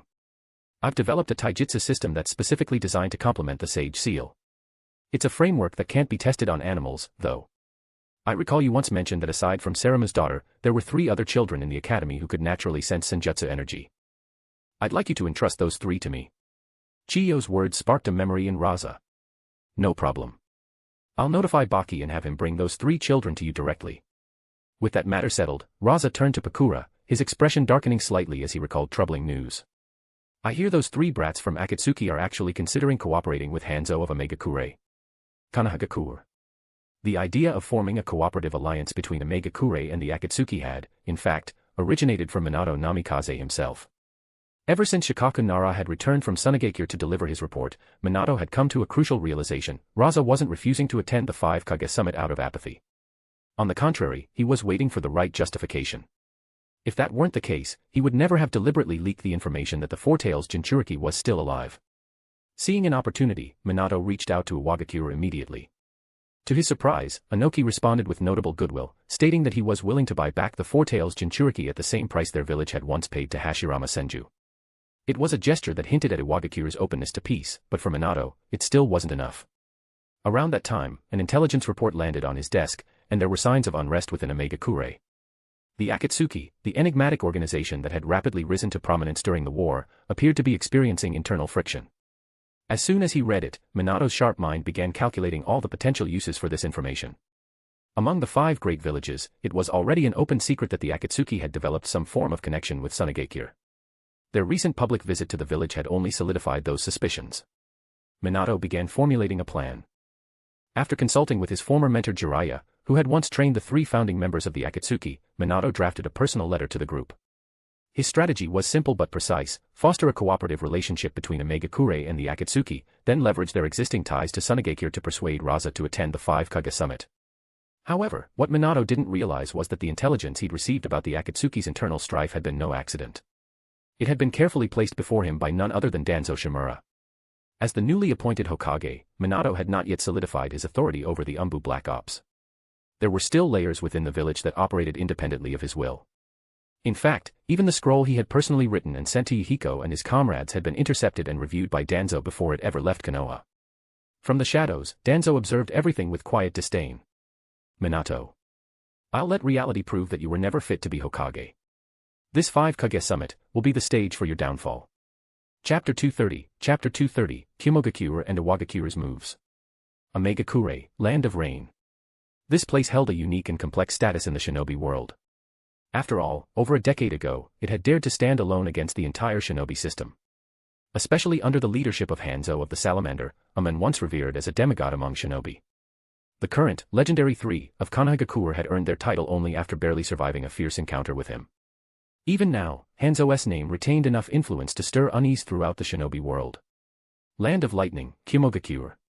When the Third Raikage received the latest intelligence report from Konohagakure, he gave a low, impressed whistle. Who would have thought that brat from Konoha actually managed to move that old monster? Akatsuki. They've been pretty active lately, haven't they? His advisor Darui responded promptly. Yes, Raikage-sama. They've developed close ties with Tsunagakure. It was Akatsuki who disrupted Inoki's operation in the Land of Rain. While their overall strength isn't overwhelming, they're certainly irritating enough. Their leader even visited the Kazekage in person recently. That brat Minato Namikaze really knows how to manipulate power. Darui, go and make the necessary preparations. Looks like the 5 Kage summit will be held in Omegakure after all. Since the 5 Kage summit required a neutral venue to ensure impartiality and safety, it couldn't be hosted in any of the 5 great shinobi villages. At the moment, Omegakure appeared to be the most fitting choice. Understood. Darui gave a serious nod and turned to begin the arrangements. Standing nearby, the future 4th Raikage looked reluctant and voiced his concern. Father, are we really going to attend this summit? We sacrificed so much trying to invade Konoha, and now it feels like all of that was for nothing. Idiot. The 3rd Raikage's voice roared with anger. Use your damn brain. Do you really think war is just about life and death? War is about profit.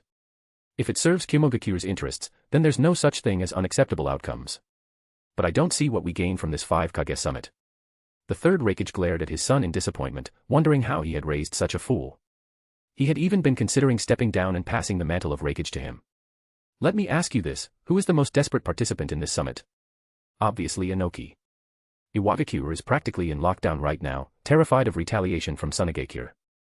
And with both of their Jinchuriki lost, I heard Inoki has been begging the daimyo for emergency funds just to ransom back the 4 tails.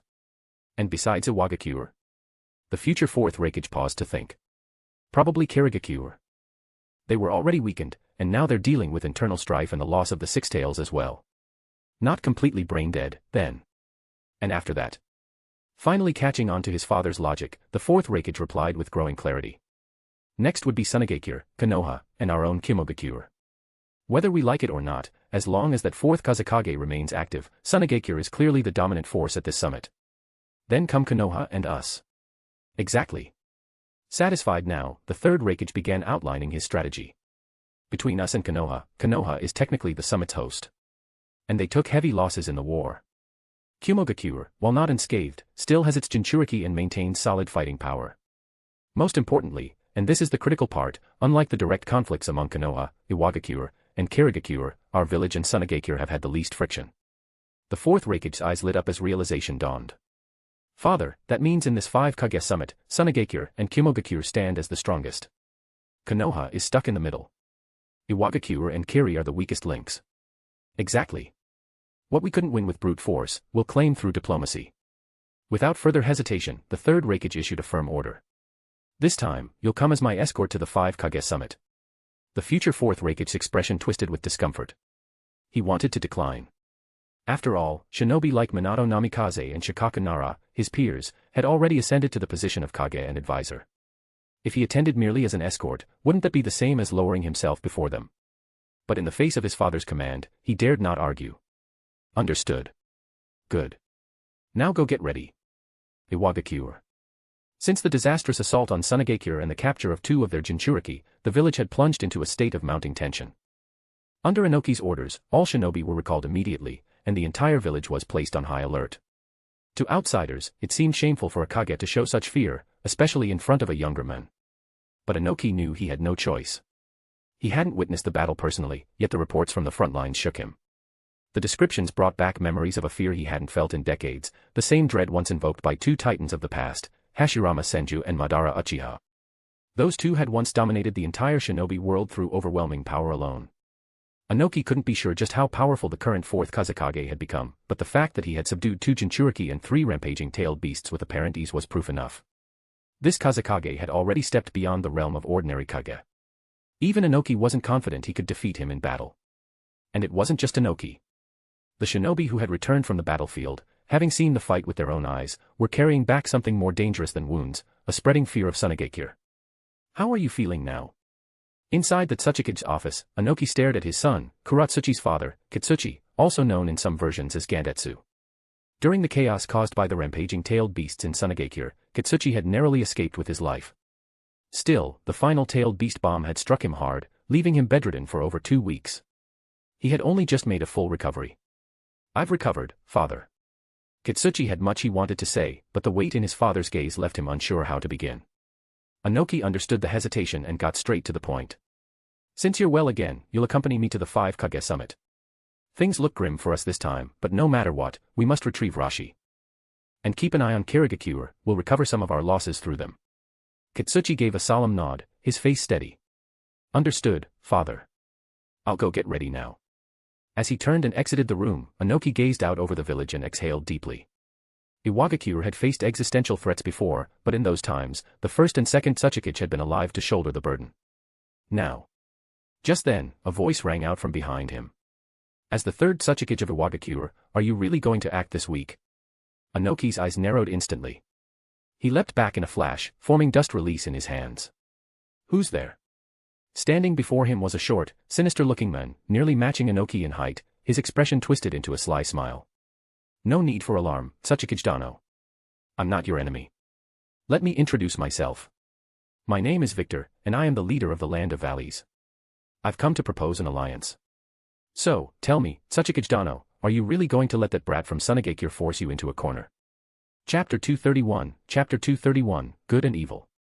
Land of Rain. The rain poured down endlessly, a curtain of cold needles drenching the earth. Although the weather was miserable, Yahiko, leader of the Akatsuki, was in an unusually good mood. For the first time in the history of the shinobi world, true peace seemed to be forming, faint but tangible, thanks to his efforts. After confirming that the letter from the Konohagakure Umbu was legitimate and truly from that senior he had never personally met, Yahiko led the Akatsuki to make their first official contact with the Megakure, mediated by Konohagakure's Umbu. The results were more than promising. Yahiko, who had once admired Hanzo of the Salamander, was surprised and pleased to find that Hanzo genuinely expressed a desire for peace. He agreed to certain conditions for reconciliation and was even willing to grant Akatsuki official status within the Land of Rain so both sides could work together for peace in a Megakure. This 5 Kage summit had become a collaborative effort, a unified attempt by former enemies to create a peaceful path forward. Everything seemed to be on track until a letter arrived that shattered the calm like a stone breaking glass. Inside a dark cave at the Akatsuki's base, Yahiko stood frozen as he read the handwritten letter from the 4th Kazekage of Sunagekure. His expression went blank. He had been expecting a meaningful reply. Just recently, he had written a heartfelt letter of his own and sent it to Sunagekure through an Akatsuki shinobi. In it, he had poured out his ideals, sharing his dream of a peaceful shinobi world and his sincere hope to end the wars. He had believed Rasa would understand. After all, they had met only twice, but Yahiko had sensed that Rasa, too, disliked war. What he received instead were just 2 words scrawled across the page in the Kazekage's own hand, good and evil. The message stunned the Akatsuki leadership. What does this mean? Confused glances were exchanged around the room. Everyone knew the words, of course, but this was not the kind of response they had anticipated. What was Rasa trying to say? Conan, more thoughtful than the others, was the first to speak. Could it be that Rasa-san is trying to warn us about something? Why would he? All eyes turned to her. Among the 3 Akatsuki leaders, Yahiko's idealism often clouded his judgment, Nagato tended to remain quiet and withdrawn, and only Conan, wise beyond her years, approached things with caution and analysis. Conan hesitated. It was only a feeling, a vague intuition. She remembered something someone had said during their last meeting with Rasa, not directly but implied, that Yahiko's flaw was his naivety. But she couldn't bring herself to say that aloud. As she thought back on recent events, a realization struck her. Maybe Rasa-san is warning us that Amagakure's intentions in accepting us might not be so pure. Her words snapped everyone out of their thoughts. It made sense. As contact between the Akatsuki and Amagakure had deepened, Hanzo of the Salamander had gone so far as to express his willingness to merge the Akatsuki into the village's structure. He had even extended a personal invitation to Yahiko, asking him to come to Omegakure as its leader. It was a dangerous proposition, yet Yahiko had agreed. Conan, I know you're worried. But this is a rare opportunity. A real chance to pursue peace. But don't worry. I'm not being reckless. I'll go with Nagato. If Omegakure tries anything, he'll make sure we get out safely. Conan's heart settled somewhat. She had lived beside Nagato since childhood. Only she knew how terrifying the power sealed within his eyes truly was. What about Rasa-san? I'll write another letter to him. Yahiko replied calmly. Okay. 2 days passed in the blink of an eye. The day of the agreed meeting between Yahiko and Hanzo of the Salamander had arrived. Don't worry. After once again comforting the anxious Conan, Yahiko turned to glance at Kyusuke and Daibutsu standing silently behind her. I'll leave things here to you too. With that, Yahiko and Nagato led a unit from the Akatsuki, their cloaked figures quickly swallowed by the endless downpour. Time crept forward, each minute stretching longer than the last. Inside the dim, stone cave, the candlelight trembled against the damp walls, its flicker casting shadows across Conan's uneasy face.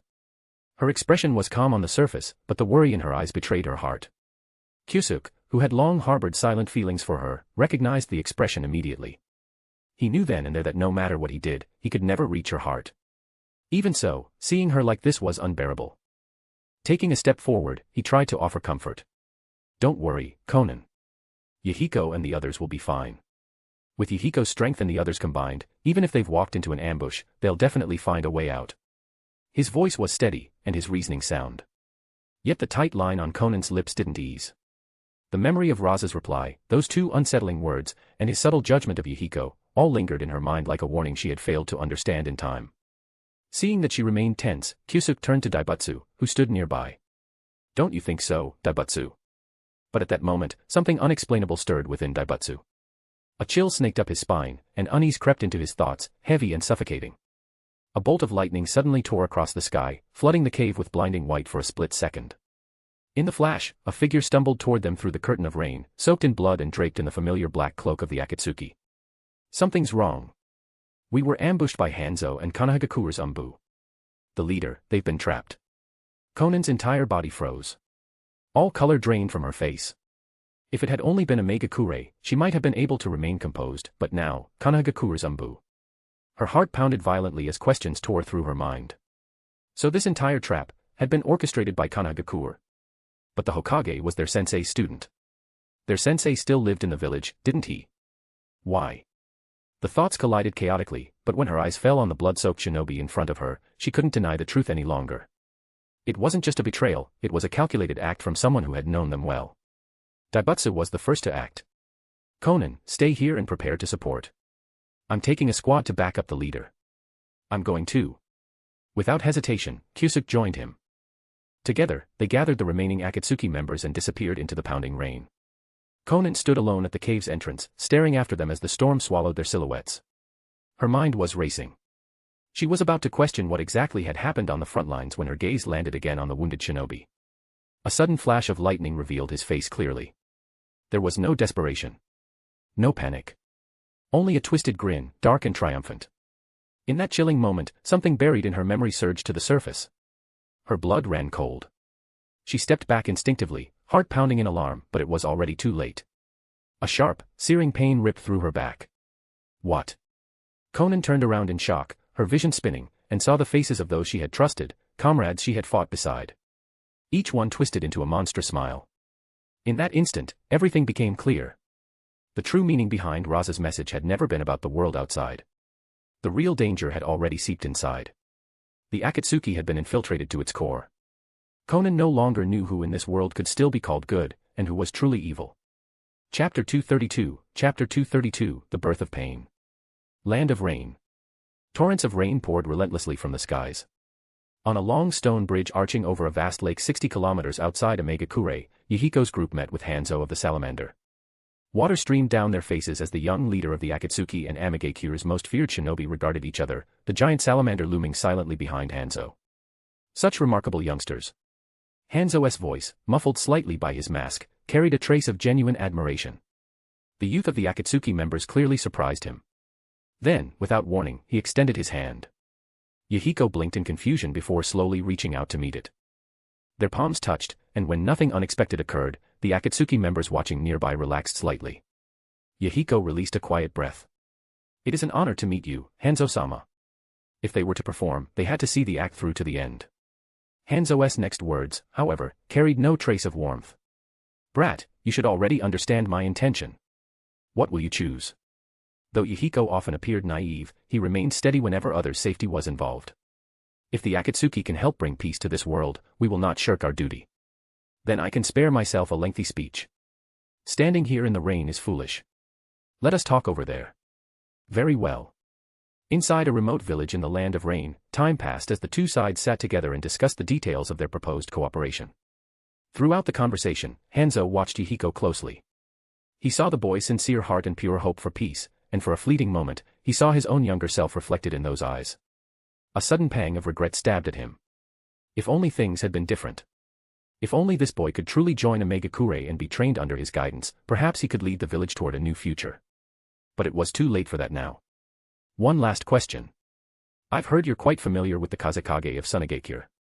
Yahiko looked confused but answered with honesty. No, I've only met Rasa-sensei by chance a few times. We can't be considered close.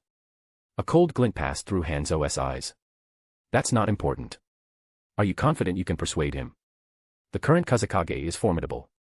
Convincing him to attend the 5 Kage summit won't be easy. Yahiko had no real certainty. All he could offer was a quiet reply. I will do my best. I understand. Then our discussion ends here for today. Once you have news, contact me again. Yes. We'll take our leave, Hanzo-sama. As Yahiko and his group disappeared into the rain, Hanzo stood still, watching them vanish. His expression grew increasingly conflicted. What a pity. Are the preparations complete? Rest assured, Hanzo-sama. We've set up an ambush along their return route. The kunoichi named Konan is already in our custody, and the Konohagakure shinobi have eliminated all Akatsuki members sent as backup. Humph. It was at this point that Hanzo fully understood why Danzo had suddenly become involved with the Land of Rain. It wasn't just to damage the reputation of the new Hokage or to sabotage the 5 Kage summit. Danzo also sought revenge on the Kazekage. But Hanzo no longer cared. Things had progressed far beyond the point of no return. Begin the operation. On the road back to the Akatsuki base, a rare atmosphere of relief settled over the group. Smiles appeared on faces that had been tight with tension. Before this meeting, they had all felt uneasy, especially after Rasa-sensei's cryptic warning. But everything had gone far smoother than expected. The once legendary demigod, Hanzo of the Salamander, had been surprisingly cooperative. No wonder I admired him when I was younger. Yahiko turned toward Nagato with a hopeful smile. Nagato, the peace we've been striving for so long, we're finally seeing a glimmer of hope. Seeing Yahiko so full of joy, the usually reserved Nagato allowed a faint smile to form on his lips as well. Behind them, the rest of the Akatsuki exhaled almost in unison, letting go of the tension they'd carried since their journey began. Once we return, I'll personally go to Sunagakure. I'll do whatever it takes to persuade Rasa-san. But just then, a wave of intense unease surged through Yahiko. His gaze caught the faint flicker of a spark on the ground. Yahiko's pupils contracted in alarm as he shouted. Watch out. His warning came just in time, but it was already too late. The calmness of the meeting, the illusion of progress, had lulled the Akatsuki into a dangerous sense of security. Boom. Boom. Boom. Explosions ripped through the valley without mercy. The thunderous blasts echoed off the mountains, sending fire and earth skyward. Thick smoke engulfed the terrain, clouding vision and spreading panic. But even as the detonations ended, the assault did not. A downpour of kunai followed, whistling through the air like a rain of steel, falling fast and fatal. When the smoke finally cleared, Yahiko, shielded by Nagato's body, took in the horror around them. What is happening? The companions who had journeyed by their side now lay scattered across the ground, their bodies torn and shredded by steel. Limbs missing. Blood was soaking into the dirt. Eyes wide open, unblinking, staring into nothingness, as if even in death they couldn't accept what had happened. Nagato, who had protected Yahiko with his own body, now stood trembling. The Rinnegan in his eyes, those divine ripple-patterned eyes, quivered as he stared at the devastation, unable to comprehend what he was seeing. Footsteps echoed across the valley floor. Yahiko turned, his heart racing, and saw the figures closing in from all directions. Dozens of shinobi encircled them, weapons ready. And at the center, leading them, stood a face they had just recently come to trust, Hanzo of the Salamander. What? Yahiko's eyes widened in disbelief. His breath caught. Emotion surged within him, shock, fury, grief. They had spoken of peace. They had come to cooperate. Why this sudden betrayal? Was everything they said a lie? So this had been the plan from the start. Hanzo stepped forward, his eyes cold beneath the mask as he spoke. Why? If you want a reason, there's only one. The land of rain has no need for the Akatsuki. To me, your existence is a nuisance. The truth struck like another explosion. Everyone understood now. There had never been a genuine offer of peace. So all that talk just now, it was all fake. For the sake of Amigakura's peace. Of course it was fake. It was all a play to make you let down your guard. Brat, you're too naive. Do you really think someone like you could change this world soaked in hatred? Don't be ridiculous. To the 5 great nations, the land of rain is just a tool. Something they remember when they need it and forget when they don't. Even if the 5 Kage summit happens, nothing will change. Yahiko bit down on his lip so hard it bled. His fists trembled. The peace they had yearned for, waited for, believed in, it had been right in front of them. Now, in an instant, it was slipping through his fingers like water in the rain. But there was no time to mourn. His expression changed the moment he saw her. Amigakura's shinobi dragged someone forward, forcing her to her knees. It was Konan. The person he cherished most. Her wrists bound, her hair soaked, her face streaked with water and blood. Yahiko, run. Don't worry about me. Hanzo and Konoha are working together. Kyusuke, Daibutsu, and everyone else. Her voice cracked as tears blended with the rain falling from the heavens. Yahiko's eyes shrank again. His face turned pale, his heart freezing in his chest. The words echoed in his ears like thunder. But Hanzo offered no time for farewell. A kunai stabbed into the ground between them. That red-haired one, use him to kill Yahiko. Then I'll let this woman go, and maybe you too. Chapter 233, Chapter 233, Akatsuki's Rebirth. Boom. As if guided by destiny itself, Yahiko lunged toward the kunai in Nagato's hand and ended his own life. That moment of agony broke something open within Nagato. Though his legs had been shredded by explosive tags and buried in shrapnel, the overwhelming pain awakened the true power of the Rinnegan for the very first time. Summoning Jutsu, demonic statue of the outer path. What is that? In that instant, Hanzo of the Salamander finally recognized the eyes staring back at him. I see now, you're no ordinary brat. Those eyes are, the legendary Rinnegan. Neither Amigakura's shinobi nor Kanagakura's Umbu could withstand the force that followed. Under the crushing weight of Nagato's power, they were erased, every last one. Only Hanzo managed to escape, vanishing into the rain with the body flicker technique. As the demonic statue faded and the battlefield fell silent once more, the endless rain returned to being the only sound in the world. Nagato, his chakra almost entirely consumed, dropped to one knee. Next to him, Konan stood frozen in grief, her gaze locked on the unmoving body of Yahiko. Why did it end up like this? Moments ago, the 3 of them had stood side by side, sharing the same dream. Now that vision had been shattered. As she looked at the madness in Nagato's eyes and the lifeless weight of Yahiko in his arms, Konan could feel nothing but despair. Time seemed to freeze. The only sound was Nagato's ragged breathing, echoing against the stone and rain. Until, through the haze of water, a new sound slowly emerged. Plap, plap, plap. Startled, Nagato and Konan turned with dread toward the approaching footsteps, expecting another wave of enemies. But the figure that emerged from the downpour was someone they never imagined. Rasa-san. Indeed, the one walking calmly through the storm was none other than Rasa. His eyes swept across the scene before him, falling on the corpse of Yahiko, then rising to meet their stunned faces. He let out a soft, weary sigh. Do you understand now what those 2 words meant? Nagato and Konan stood speechless. They understood. But what good was it now? Yahiko was dead. The meaning had arrived too late. Rasa stepped forward and halted beside Konan, lowering his gaze to Yahiko's body. His eyes narrowed with something unreadable. In the shinobi world, overwhelming offense often exceeded defense. Still, being killed outright by a single kunai was rare. Especially for someone considered a leader. This only proved how ordinary Yahiko's body truly was. If it had been Nagato in his place, even dozens of stabs wouldn't have been fatal. Like now, his body torn by the demonic statue, yet still he endured, still breathing. Letting Yahiko die here would be wasteful. Especially now. After this death, without that naive idealism holding him back, he might become something much more powerful. Rasa didn't hesitate. He pressed both palms against Yahiko's chest. Forbidden jutsu, life for life resurrection.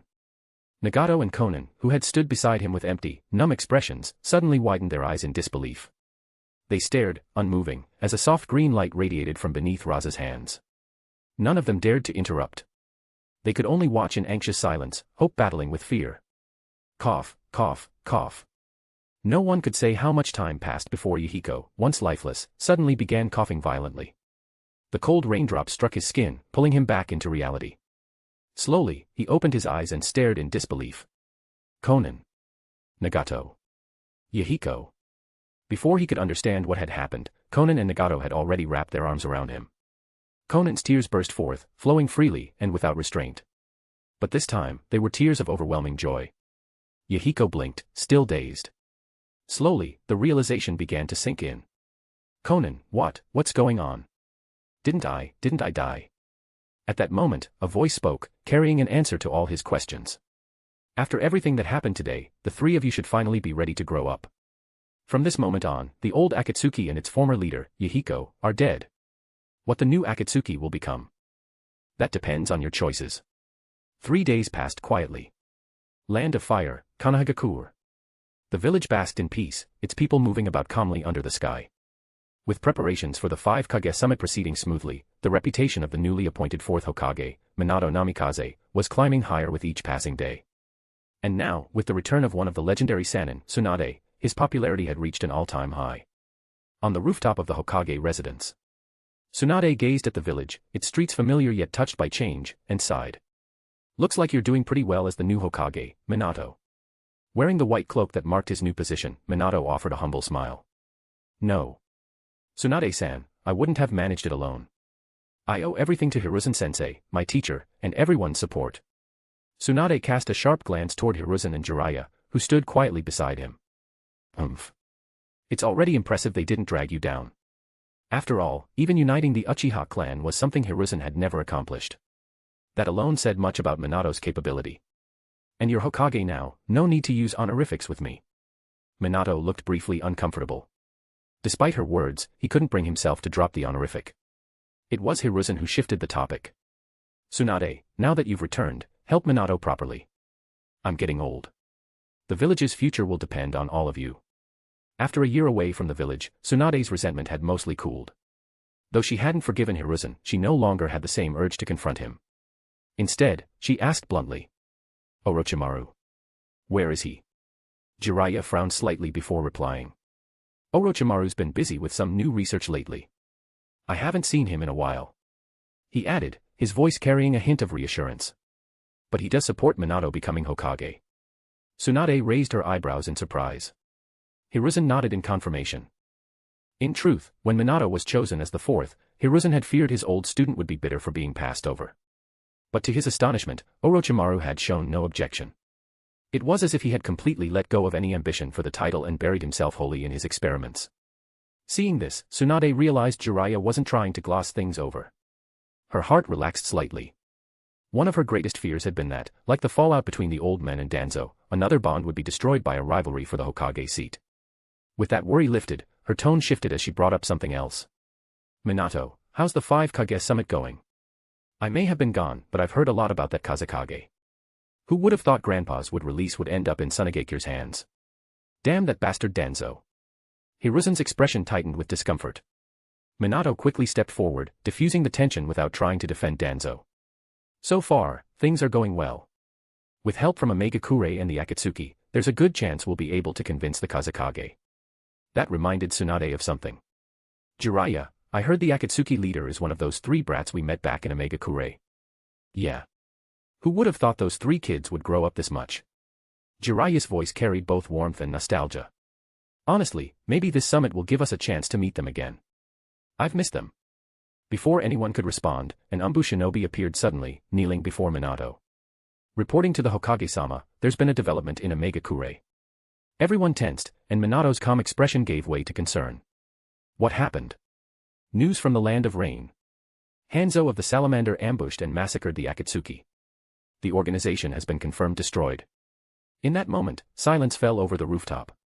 Each of their faces turned ashen with disbelief and shock.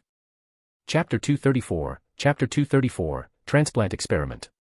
Land of Rain. 3 days had passed since the Akatsuki's rebirth.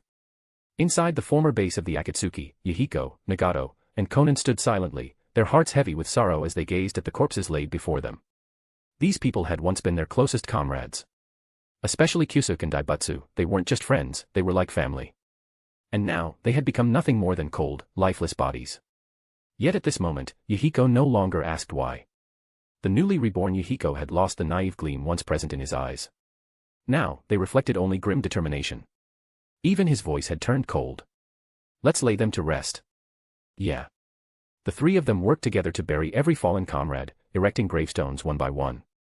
As they looked at the familiar faces on each grave marker, their expressions darkened again. Kyusuke, Daibutsu, everyone. We'll return one day. And when we do, it'll be for revenge. With one final glance, the three turned away from the cave, where a figure was already waiting at the entrance, cloaked in a raincoat. It was Rasa. They didn't ask why Rasa hadn't saved their comrades. For them, the fact that he'd arrived in time to save Yahiko was already a monumental favor. Is everything settled? Yeah. Rasa-san, where are we headed next? Rasa had long been prepared. Looking out toward the dim world beyond the cave, he smiled. Next, I'll take you to Sunagakure. As for the reason, you'll understand when we get there. The three nodded. And so, the four of them disappeared into the torrential rain. One day later. Under Rasa's lead, the three members of Akatsuki arrived at Sunagakure, in the land of wind. But Rasa didn't stop there. Instead, with the trio following in confusion, he brought them deep into the Dragon's Oasis. What is this place? It was their first time here, and all three were stunned by the vast forest stretching before them. Rasa finally halted and pointed toward the dense greenery. This place is one of Sunagakure's forbidden zones, the Dragon's Oasis. Only those with my permission may enter. The reason I brought you here is for one purpose. He turned to Yahiko and slowly asked. Do you want the power to take revenge? Konan and Nagato were startled, but Yahiko, after a brief pause, nodded firmly. Good. Let me be direct, then. Yahiko, while I called you naive, that isn't necessarily a flaw. The real problem is that you lack the corresponding power. Power. That's right. Among the three of you, Nagato is the one most suited to lead the Akatsuki. His Rinnegan and his Uzumaki lineage grant him overwhelming strength. Konan might not be as strong, but she has her own unique secret techniques. Only you, Yahiko. I don't need to spell it out, do I? I once believed hard work could make up for poor talent. But over the years, I've come to understand, cruel as it is, this world belongs to bloodlines. Only those with strong blood can seize their destiny. Yahiko's face darkened. He knew all too well how lacking he was. While everyone's trust helped him become Akatsuki's leader, it was Nagato's unwavering support that truly held the organization together. Still, Rasa wouldn't say all this unless he had another path. And indeed. Now, there's an opportunity before you. A way for you to obtain a powerful bloodline. It's dangerous, but are you willing to try? Without hesitation, Yahiko nodded. I'm willing. Good. A year ago, during my battle with Danzo from Konoha, I acquired several Sharingan, and cells from the first Hokage, Senju Hashirama. I assume you've heard of this. The pupils of all three contracted sharply. They instantly understood what Rasa meant. After more than a year of research, I've finally made some progress. It's now possible to transplant the Sharingan and Hashirama cells into an ordinary person, allowing them to acquire both would release and the Sharingan. However, the entire experiment is still in its testing phase. There hasn't been a single successful case on a living human subject. Hearing that, Yahiko understood immediately and spoke without hesitation. I'm willing. My life belongs to you, Rasa-san, after all. Good. That's what I wanted to hear. Rasa nodded. There's no need to be overly worried. Based on cellular tests, the safety margin is fairly high. One more thing, my ability to revive the dead must not be leaked. So from now on, you'll remain in Sunagakure. I'll assign you a new identity, and you'll be in charge of matters between Sunagakure and the Land of Rain. Yahiko had no objections. All right. Then let's go see Elder Chiyo. She'll be responsible for this entire transplant experiment. So this is the brat. Inside Elder Chiyo's laboratory, she stared at Yahiko with sharp, assessing eyes. Yes. His name is Yahiko. He used to be the leader of Akatsuki. But from now on, he belongs to Sunagakure. I see. Then leave the rest to me. Chiyo was already well informed about what had happened in Omegakure. She looked over at Yahiko with a sharp tongue but a soft heart and said, Kid, the Sharingan's power is relatively easy to control, but Hashirama's cells are a different matter. you'll need to endure. Don't go dying on me. Don't worry, Chiyo-sama. Whether it's for the comrades we lost, for Konan and Nagato, or because I owe my life to Rasa-san, I'll hold on no matter what. Good. Then the experiment will begin tomorrow. At that moment, Anoka, standing behind Chiyo, turned to Nagato and asked. You're from the Uzumaki clan too? Who's your mother? In truth, ever since Nagato arrived, his vibrant red hair had caught the attention of both Hana and Anoka. Hana was shy and hadn't dared to approach this stranger, but Anoka was much more direct. Nagato was thrilled to meet members of his clan here. My mother's name was Fuso. So it really was her. Clearly, Anoka knew that name, though she didn't want to go into detail. After joining Sunagakure, the Uzumaki clan had become a thing of the past. Still, that didn't mean she didn't care for her kin. What happened to your body? Although Rasa had healed Nagato's legs in time, the chakra that had been drained by the demonic statue of the outer path had left his body severely weakened. It's nothing. I just used a few forbidden techniques. Anoka didn't press the matter further. Seeing this, Rasa issued his instructions. From now on, the three of them will live here. Until Yahiko's transplant experiment is completed successfully, Anoka, you and the others as fellow clansmen will take care of their daily needs. Understood. Then I won't stay any longer. There are still matters in the village that require my attention. Because just now, he had received a message from Baki. Minato Namikaze actually wanted to meet with him in the Land of Rivers. Chapter 235, True Ambitions. At the border between the Land of Wind and the Land of Rivers, shinobi from Konohagakure had assembled in a modest village. Leading them was the young fourth Hokage, Minato Namikaze. Yet, unlike his usual calm and confident demeanor, Minato now appeared burdened. The events that had unfolded in the Land of Rain had completely upended his plans, and for the first time since becoming Hokage, he found himself facing a serious setback. If things were mishandled, not only could all his efforts until now be rendered meaningless, but the shinobi world might plunge back into chaos, and Konoha would be forced into war once again. It was this very possibility that pushed Minato, despite facing considerable opposition, to insist on meeting Rasa, the Kazekage of Sunagakure, in private. By his side were the trusted aides who had supported him since his appointment. Nara Shikaku, his chief strategist, Akimichi Choza, serving as his guard, Yamanaka Inoichi, managing communications, and Aburame Shibi, overseeing intelligence. Meanwhile, Jiraiya and Tsunade had stayed behind in the village to ensure everything remained stable during his absence. Minato knew he had no room for hesitation. Another piece of disturbing intelligence had recently come from the Land of Rain. During the joint operation to eliminate Akatsuki, members of Konoha's ANBU had been sighted. There was no need for much thought. Minato immediately recognized where those ANBU had come from. Who else could it be but Elder Danzo? Yet knowing this didn't mean he could act. He had no concrete evidence, and Danzo, being a member of the Council of Elders, possessed a level of authority that the newly appointed Hokage could not openly challenge without serious consequences. Seeing Minato's weariness, Shikaku spoke in a steady voice, offering reassurance. Hokage-sama, there are some things that can't be rushed. Take it slow. I understand, Shikaku. Thank you. Then I'll stop worrying. For the most part, the leadership of Konoha welcomed the new Hokage. Even the Uchiha clan, which had long been at odds with the village's leadership, began to show signs of cooperation. The reason was simple: unlike his predecessors, who had been backed by deeply rooted political interests, Minato emerged from a clean, unaffiliated background. This alone suggested the potential for real change in Konoha's long-standing power structure. It was this very hope that had drawn support from mid-tier clans such as the Ino Shikacho trio and the previously marginalized Uchiha clan. Just then, Shibi Aburame spoke in his calm and quiet manner. They've arrived. Everyone turned their attention toward the Land of Wind. Beneath the intense sunlight, through the shimmering heat haze, a group of black-clad figures slowly came into view. Seeing them approach, Shikaku exhaled slowly and deeply. Brace yourselves. This negotiation won't be easy. Roughly 5 minutes later, Rasa finally arrived, accompanied by his subordinates, ready to meet with Minato. This time, he had not brought Pakura or Michikawa. Instead, Baki and Anoka stood beside him.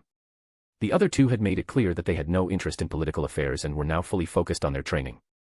Although only a year had passed since their last meeting, Minato had expected Rasa to have made significant progress. Still, standing before him now, Minato was left stunned. Rasa stood directly in front of him, yet Minato could not feel even the slightest trace of his chakra. I can't sense anything. Not being able to sense an opponent's chakra was more than unsettling.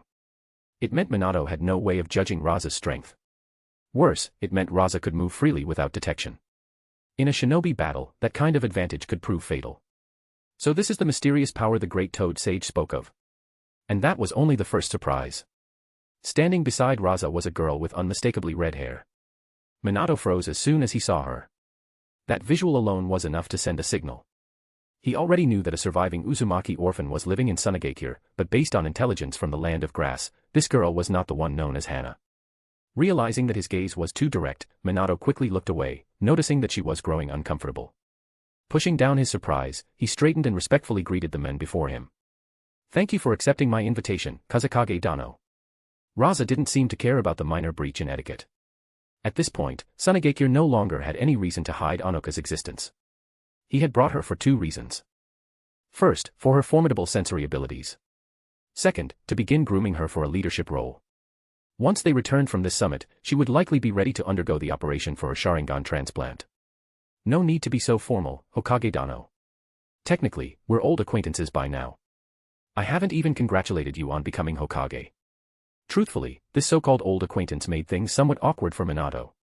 After all, their past encounters had always been on the battlefield, as enemies. You flatter me. Please, come this way.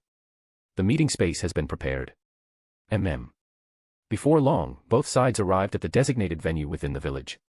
Rasa and Minato took their seats across from each other, while their respective guards remained quietly positioned behind them. Just as Minato was about to begin the conversation, Rasa abruptly interrupted him. "All right, Hokage. Since I'm here, I assume you already understand my stance." Minato was slightly surprised by the bluntness but nodded lightly in acknowledgement. "Then I'll skip the formalities. As the Kazekage, I'm willing to announce that Sunagakure will suspend all hostilities and officially join the Five Kage Summit. But I have a few conditions." That statement made Minato feel both hopeful and tense. "Please speak freely, Kazekage Dano." "Very well. First, the Five Kage Summit must be hosted in Sunagakure." The demand visibly took aback Minato and his aides. Observing their reaction, Rasa shot a glance at the Konoha delegation. "What? Are you afraid I'll pull something? Even if I did, do the four of you really think I could pose a threat alone?" Minato paused briefly, then offered a faint, strained smile. Truthfully, he had no clear sense of Rasa's current strength. But since Rasa had said it so directly, he had to offer a careful and diplomatic reply. "I personally have no objections, but I can't speak for the other Kage. I'll need to consult with them first. I'll wait for your response. Now, my second condition. A summit limited to just the Five Kage is too narrow in scope. I propose we turn it into a Five Nations Conference." A Five Nations Conference. Everyone on the Konoha side was visibly startled, and Minato couldn't help but question him with a furrowed brow. "Kazekage Dano, what exactly do you mean? Sunagakure is known for its hospitality. If we only invite the Five Kage, don't you think that seems a bit exclusive? I propose we also invite the heads of major clans, prominent merchants, and essentially anyone with an interest in attending. Anyone is welcome in our village. Additionally, if the lords and merchants from smaller countries wish to join, we will extend invitations to them as well. Most importantly, I want the daimyo of the five great nations to be present too." This time, the Konoha delegation was completely stunned. Minato, however, began thinking back to the drastic transformation Sunagakure had undergone in recent months, and he finally grasped the scale of the ambition behind Rasa's proposal. "As for the timing, let's schedule it for 1 month from now." "I understand. Since Kazekage Dano is so open-handed, it would seem impolite for me to decline. But as before, I can only represent Konoha. I still need to get the approval of the other Kage and especially the daimyo." "Understood. Then I'll await your good news." Chapter 236, Opening the Gate. Land of Wind, Sunagakure. More than a month had passed in a flash, and Sunagakure had fully recovered.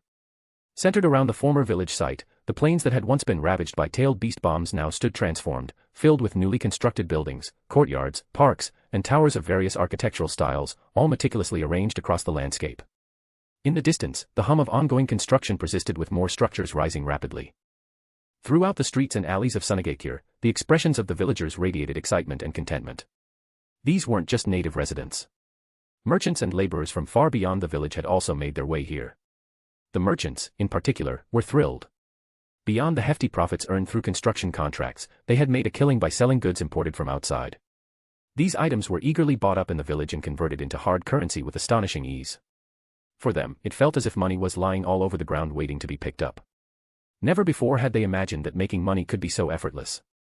For the laborers, many of whom were ordinary civilians struggling to survive in a turbulent world, the chance to hold a stable job that provided enough to avoid starvation and even save a little was like a gift from heaven. A significant number had already decided to settle permanently in Sunagakure, leading to a rapid surge in population. The original residents of Sunagakure had their own reasons to rejoice.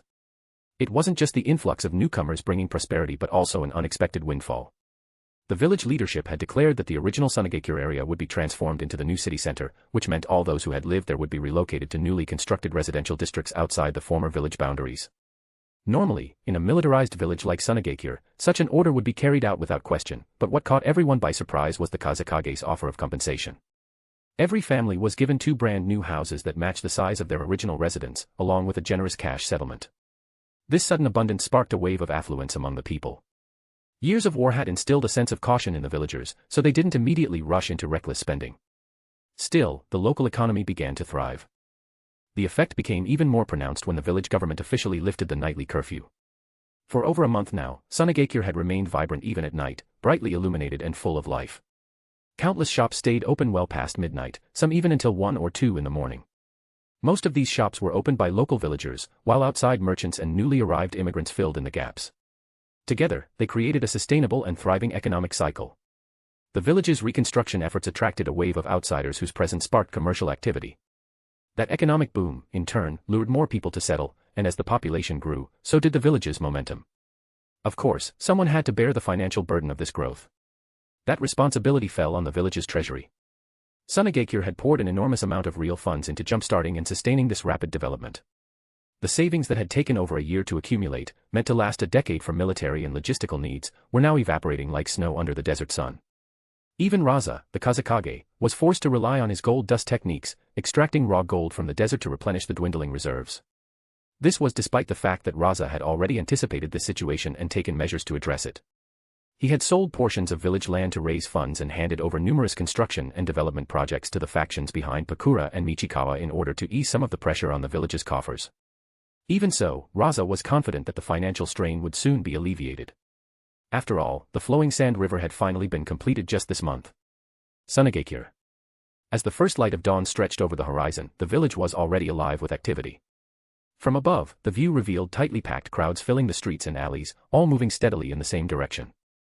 That destination was the very edge of what used to be Sunagakure, now transformed into a new landmark at the site of the massive crater left behind by a tailed beast bomb. The village had reshaped the ruin into a place of honor, naming it after the first Kazekage, Lake Reto. Unlike a month ago, Sunagakure had evolved into a genuine oasis. Lush greenery, once a rare and isolated miracle, had now spread to every corner of the village, wrapping its streets and structures in vibrant life and turning the entire area into a living sanctuary. This transformation even attracted desert wildlife, and the presence of these animals brought a sense of vitality that had long been absent. In the eyes of most villagers and outsiders, all of this was the result of the Kazekage's powerful jutsu. But only a handful knew the truth. The miraculous energy radiating from the mysterious dragon's oasis was the true source of the village's rebirth.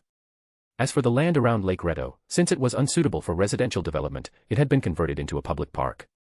Now, the entire park was filled with a dense crowd. People of all kinds had come, all waiting for another miracle to unfold before their eyes. Even though the sudden explosion of plant life had already swept away the dryness and sterility that had defined Sunagakure for generations, the village still faced one critical issue: its chronic water shortage. But after today, that long-standing problem would finally come to an end.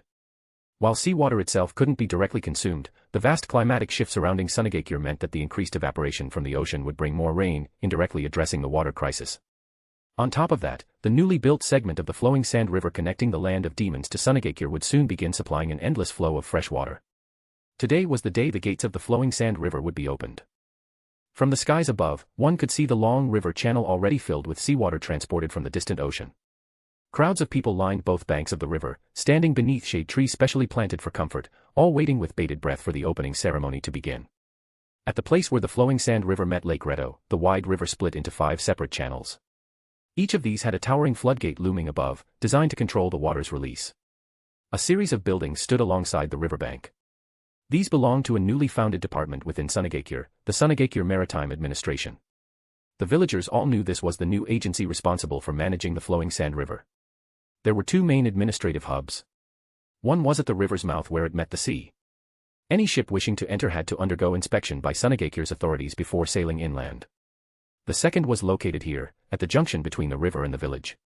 Ships arriving with goods would be taxed 10% of the total value of their cargo before they were permitted to enter Sunagekire's territory. Though that 10% tax made many merchants uneasy, none dared to protest. The savings in transport costs brought by the flowing sand river far outweighed the tariff. It was an unavoidable trade-off and one they had all accepted. Just then, under the collective gaze of the assembled crowd, the man responsible for all these sweeping changes stepped forward, the one whose presence inspired both awe and reverence. The Kazekage of Sunagekure, Rasa. He didn't say anything unnecessary. He stood tall, his gaze fixed ahead, and calmly spoke 2 words. Open it. Chapter 237, Preparations. Rumble. A.B. Tataki. With an earth-shaking roar that left everyone stunned, the 5 enormous floodgates creaked open. Seawater burst forth like a wild beast let loose, surging into Lake Reto with tremendous force. Mist sprayed along both banks as the water slammed forward, and the sharp, salty scent of the sea immediately filled the air. Some onlookers even caught sight of fish darting through the churning waves, carried along by the torrent. Once the initial awe faded, a wave of jubilation swept through the crowd. The people of Sunagekure erupted into cheers. Merchants, especially, could barely contain their elation as they looked eagerly toward the officials for updates. The answer came swiftly. Stepping forward was Saramu, the newly appointed high-ranking officer in charge of the River of the Flowing Sand construction project. Reporting to Kazekage-sama, the floodgate release is proceeding smoothly. It is estimated that Lake Reto will be completely filled within 36 hours. Lake Reto was no small basin. With a diameter of 15 kilometers and a depth that reached 200 to 300 meters at its deepest point, filling it was no easy feat. Good. Make sure it's closely monitored. Report any issues immediately. Understood. This was one of the benefits of having supernatural power on their side. No matter what might go wrong with the River of the Flowing Sand, Rasa and the village's shinobi could always rely on their jutsu to contain or repair the damage swiftly. Seeing that everything was unfolding according to plan, Rasa wasted no time. He turned and made his way back to the Kazekage Tower. The others followed behind. Naturally, Chiyo, Ebizo, Pakura, and Michikawa were not among them. All 4 had stepped back from the village's day-to-day affairs after being named elders. They had chosen instead to devote themselves entirely to rigorous training within the Dragon's Oasis. Walking behind Rasa were Baki, Saramu, Oshima, Ruji, Ibara, and Yoshimaru. But they weren't the only ones. Alongside them were 2 unfamiliar faces and 1 well-known figure. The first new face was Kamado, a curvaceous young kunoichi recommended by Pakura to handle the routine tasks she no longer had time for. The second was Shur, a man wearing the iconic robes and facial paint of the Sand Clan. His presence needed no explanation. Both were among the most outstanding members of Sunagekure's younger generation. Of course, that praise only applied within the realm of civilian-born shinobi. Neither Kamado nor Shur possessed a Kekkei Genkai or any secret techniques. But both had displayed unwavering loyalty to the village and a reliable sense of duty. It was clear that Pakura and Michikawa understood exactly what Rasa prioritized, stability above all.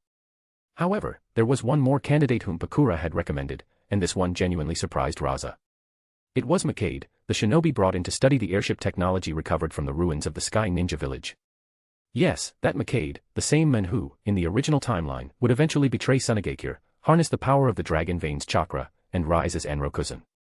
But for now, Makade was just a young, promising shinobi born to civilian parents. He was just beginning to showcase his talents, particularly in puppet jutsu, and at this stage, his loyalty to the village remained strong. As for the veteran presence among them, it was none other than Nono, the spy from Konohagakure. With Karura's pregnancy entering a critical stage, Rasa had deemed it inappropriate for her to continue managing the orphanage. In her place, Nono had seamlessly stepped in as the new director. Thanks to her excellent work, Rasa had entrusted her with even greater responsibilities, including oversight of village logistics, post-war welfare programs, and the disbursement of relocation compensation. To some, it might have seemed strange that such vital roles were handed to a spy and a possible future traitor. But in Rasa's eyes, their abilities had proven themselves beyond all doubt. Nono's patience, attentiveness, and gentle disposition made her the perfect fit for her responsibilities. As for Makade, his natural talent needed no further proof. The fact that he could devise entirely new puppet techniques by channeling chakra from the dragon vein demonstrated his brilliance in research and innovation. With the course of the future now irrevocably changed, Rasa had chosen to fully trust them and had assigned each of them critical roles within the village's framework. Seeing that everyone had assembled, Rasa didn't waste another moment. The upcoming 5 Nations Summit to be held here in Sunagekure. How are the preparations coming along? For Sunagekure, this summit was more than a diplomatic gathering, it was a rare and invaluable chance to present itself to the great nations. If the village could fully showcase its transformation, strength, and potential, its future development would be solidified. Rest assured, Kazekage-sama. We've already issued all necessary orders.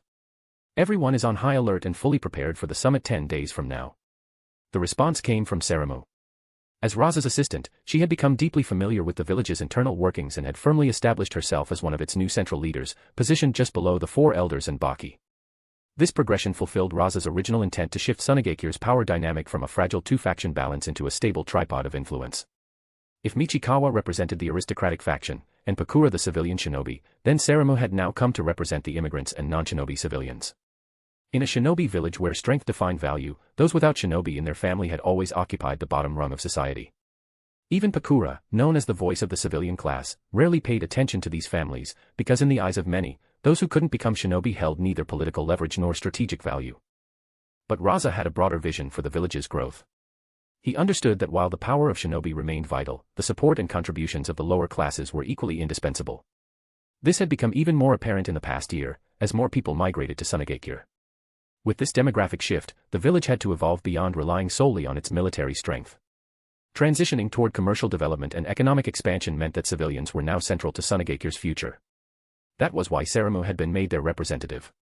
In fact, if one measured influence purely by administrative authority and the size of the population she represented, Seramu had already surpassed both Pakura and Michikawa. Yet neither of their factions objected to her rise. The reason was simple. From the shinobi's perspective, civilians, regardless of their number, posed no threat to their core interests. A shinobi village still belonged to the shinobi. Rasa had no intention of challenging that belief. As harsh as it sounded, shinobi remained the true protagonists of this world. Their strength was the bedrock upon which Sunagekure stood.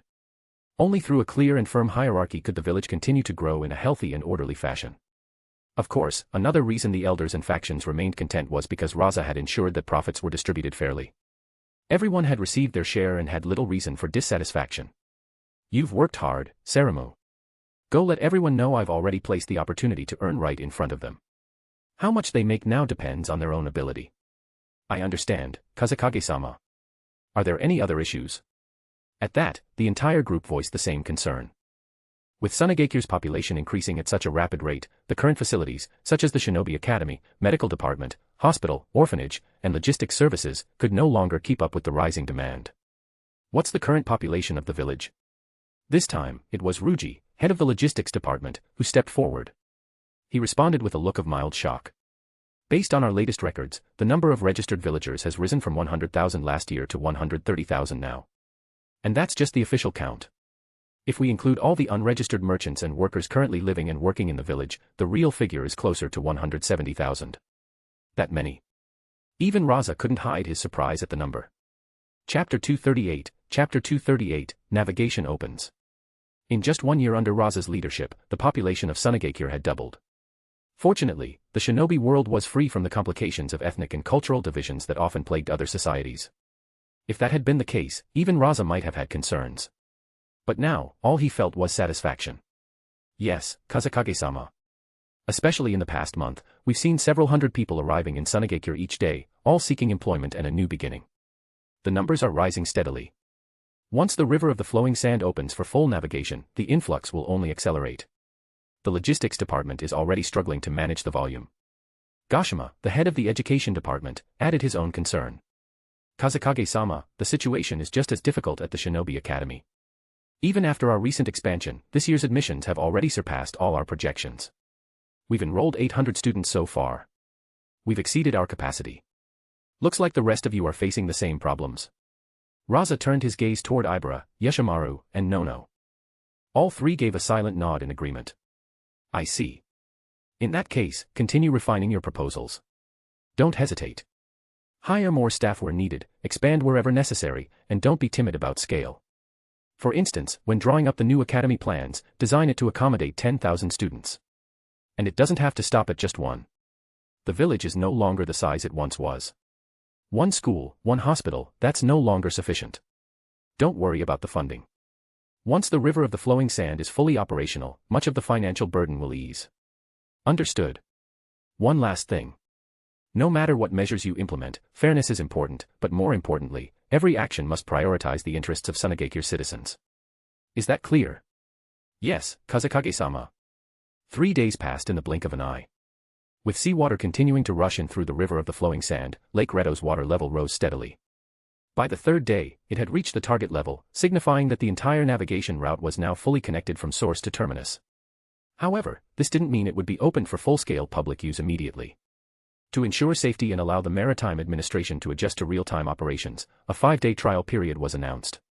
Even so, over 100 vessels had already submitted applications for passage. Most of these were merchant ships, while others carried workers and civilians eager to relocate and start a new life in Sunagakure. Though the shinobi world had enjoyed relative calm in recent years, the scars left behind by 3 successive great ninja wars still ran deep in the hearts of ordinary people. Many now yearned for safety and stability, a peaceful life free from conflict. Naturally, the 5 great shinobi villages became the ideal destinations for such aspirations, protected as they were by powerful military forces. And among them, Sunagakure had rapidly become the most attractive choice. First, Sunagakure was now considered the most stable of the 5 great villages. Public sentiment across the continent held that as long as the current Fourth Kazekage remained in power, the village would continue to prosper peacefully for decades. And Rasa, at just 25 years old, still had many decades of leadership ahead of him. Second, since launching his village development strategy a year ago, Rasa had implemented a steady and pragmatic policy of openness. As long as an outsider could provide a guarantor and complete a basic registration, they were granted permission to enter and work in the village. This simple yet effective system gave Sunagakure an edge that the other 4 great villages had not yet matched. Of course, this approach did carry risks, such as the potential infiltration of spies. But as had been said many times before, as long as Rasa held firm control over the village, such internal threats were unlikely to succeed. The recent announcement that the 5 Nations Summit would be hosted in Sunagakure only reinforced the world's confidence in the village. Very soon, Sunagakure would no longer just be one of the great shinobi villages. It would become the very center of the shinobi world. According to unofficial sources, not only would representatives from all 5 great villages attend, but even the daimyo of each of the 5 great nations were expected to travel to Sunagakure in person. This revelation stirred both the citizens of Sunagakure and the outside merchants. They realized this gathering might surpass anything the shinobi world had ever witnessed. Anticipation buzzed through the village as everyone threw themselves into preparations, eagerly awaiting the arrival of this historic summit. Sunagakure, Dragon's Oasis. Inside the training grounds next to Chiyo's laboratory, an area had been cordoned off for a highly specialized purpose. Yahiko, who had recently undergone transplantation of both Sharingan and would release cells, was sparring with Nagato. Nearby, Rasa, Chiyo, Anoka, Hana, and Konan quietly observed from the sidelines. The experiment had been an undeniable success. Yahiko showed no signs of rejection or instability following the procedure. On the training field, his eyes whirled with fully matured 3-tomo Sharingan, and with precise hand seals, he executed would-release techniques with seamless ease. This wasn't due to some hidden bloodline or exceptional compatibility. In fact, the would-release cells used in the procedure weren't direct samples from Hashirama. The original material Rasa had obtained from Danzo had long since deteriorated, the life force within completely expended. Likewise, the more potent samples Rasa had stolen from the future version of Danzo were deemed too dangerous for immediate use. Instead, the cells currently supporting Yahiko's transformation were from white Zetsu, specifically those that had once parasitized shinobi from Kimogakure using the spore technique. Unlike the volatile and overwhelming nature of Hashirama's cells, white Zetsus were significantly more docile and easier to manage. However, they were also much weaker in vitality, incapable of producing would release on par with even Yamato. To overcome that shortcoming, Rasa made a bold move. He contributed his own cells to the fusion, bolstering the strength of the transplant. This wasn't just an experiment for Yahiko, it was also a preparatory trial for Anoka, who was scheduled to undergo a similar procedure soon. Unexpectedly, the combination of Sharingan, white Zetsu cells, and Rasa's chakra created a nearly flawless balance. The modified white Zetsu cells exhibited life force almost on par with Hashirama's, while the ocular power of the Sharingan was noticeably enhanced. Yahiko's strength surged dramatically, leaping from Jonin level to that of a Kage-class shinobi in one step. There was only one flaw: because Yahiko lacked Uchiha lineage, he couldn't evolve the Sharingan beyond its 3-tomo form. The awakening of Mangekyo Sharingan required a unique emotional chakra that only the Uchiha bloodline could produce. So far, Rasa had not moved against the Uchiha clan, meaning no viable source of their bloodline existed in his control. As a result, even with Chiyo's cloning capabilities, she could only reproduce unawakened Sharingan, essentially blanks. That meant Rasa's ambition of mass-producing awakened Sharingan had reached a dead end. Of the 5 Sharingan eyes taken from Danzo, only 3 remained. Yet the outcome of the experiment was proof enough that the investment had been worthwhile. Inside the training field, after several days of fine-tuning and adaptation, Yahiko had fully mastered his new abilities. Feeling the sheer power coursing through him, his heart swelled with a deeper sense of gratitude toward Rasa. Eventually, Yahiko and Nagato concluded their sparring and walked toward the group. Yahiko looked straight at Konan, his voice brimming with confidence. "Konan, I finally have the strength to protect you now." Konan's cheeks flushed red, while Nagato gave a quiet, amused smile. The others subtly averted their eyes, choosing to politely ignore the exchange. Chiyo, however, was far less reserved. "Humph, looks like you've adjusted just fine, brat. But what you do with that power from here on, that's your responsibility." Despite her gruff demeanor, Yahiko felt genuine gratitude toward the older kunoichi. He bowed deeply in respect. "Thank you, Chiyo-sama. I won't let this power go to waste." "Humph. That's your business. Anoka, Hana, come with me. The rest of you, stop wasting this old woman's time." Chapter 239, Arrangements. After Chiyo left with Anoka and Hana, only Rasa and the 3 members of Akatsuki remained behind. "Come walk with me." "Okay." At this point, with Yahiko's transplant experiment deemed a success, all 3 of them understood that Rasa was finally about to reveal the true reason he had summoned them here. He led them deep into the heart of the village. When they reached the Kazekage's office, Rasa spoke without delay. "You must have seen it on the way here." Yahiko nodded, visibly stirred. In just over half a month, Sunagakure had undergone drastic changes, and once again, the transformation left the 3 of them shaken.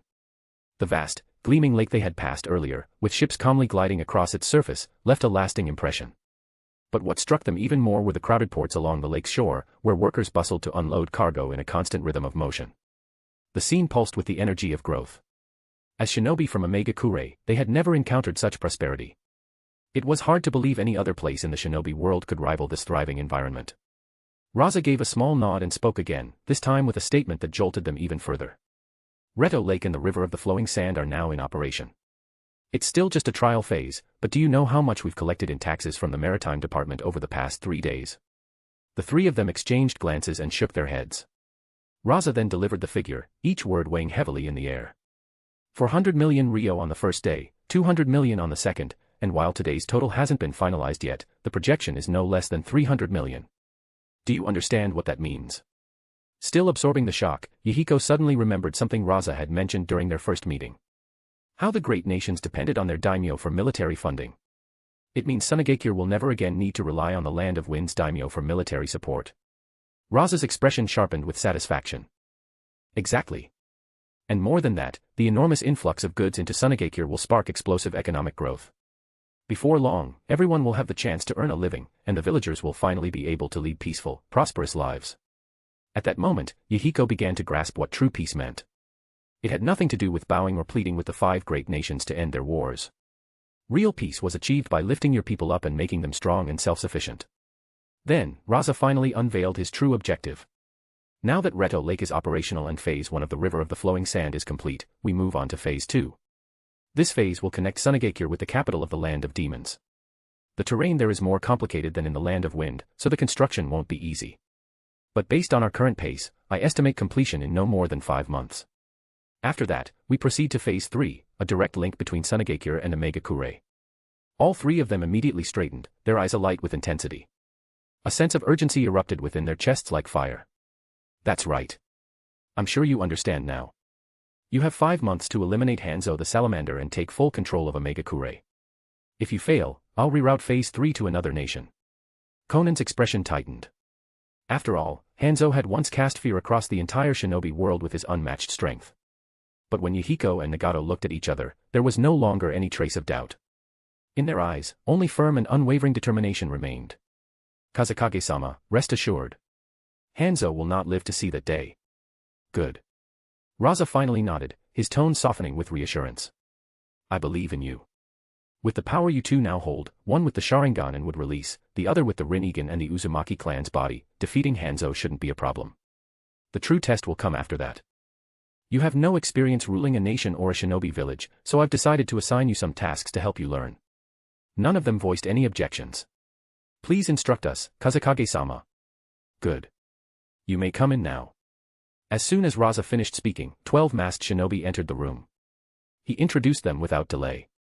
They were selected from the ANBU and reorganized by me into a special operations group.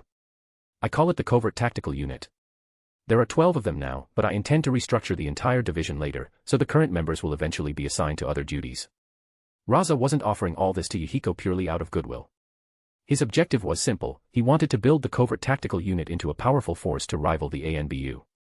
Over time, he had grown increasingly dissatisfied with the ANBU's performance, especially after their repeated failures. True, their opponent had been Madara Uchiha, but that didn't excuse the structural vulnerabilities exposed in the village's defenses.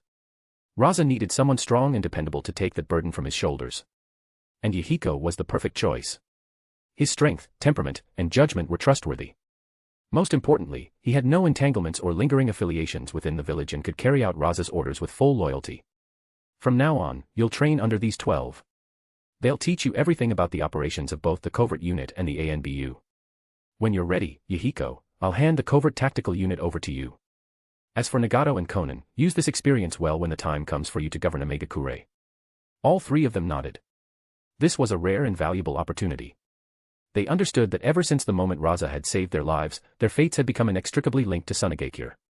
Becoming part of Rasa's inner circle would only bring long-term benefit to a Megakure. As for the 12 shinobi themselves, Rasa had no plans to treat them unfairly.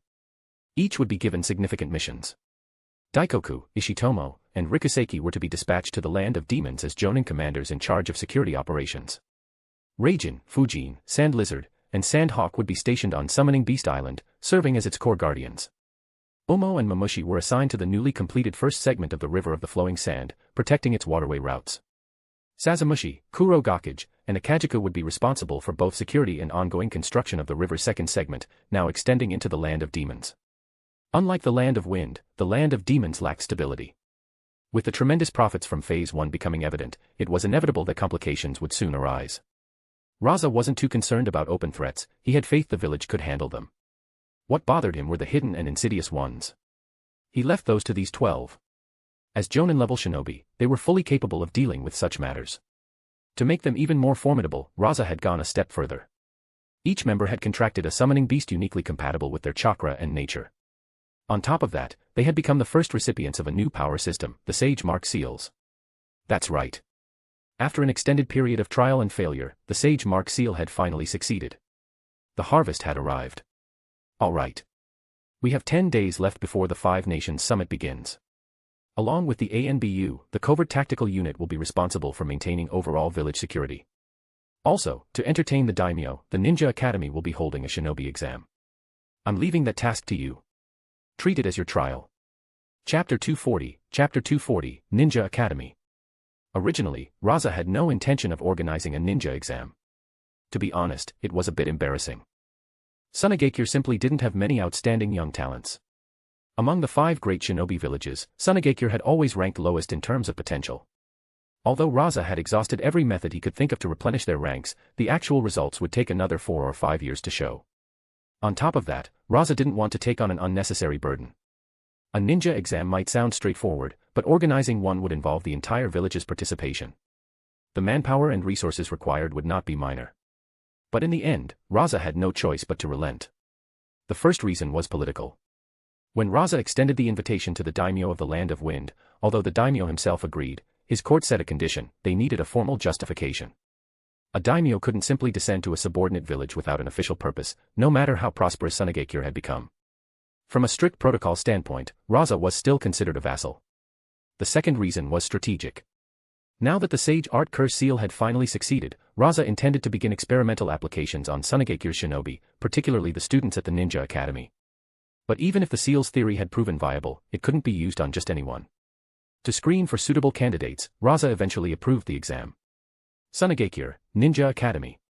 With another year gone by, Kunmi, Sarah, and Amain had grown taller and entered their second year at the academy.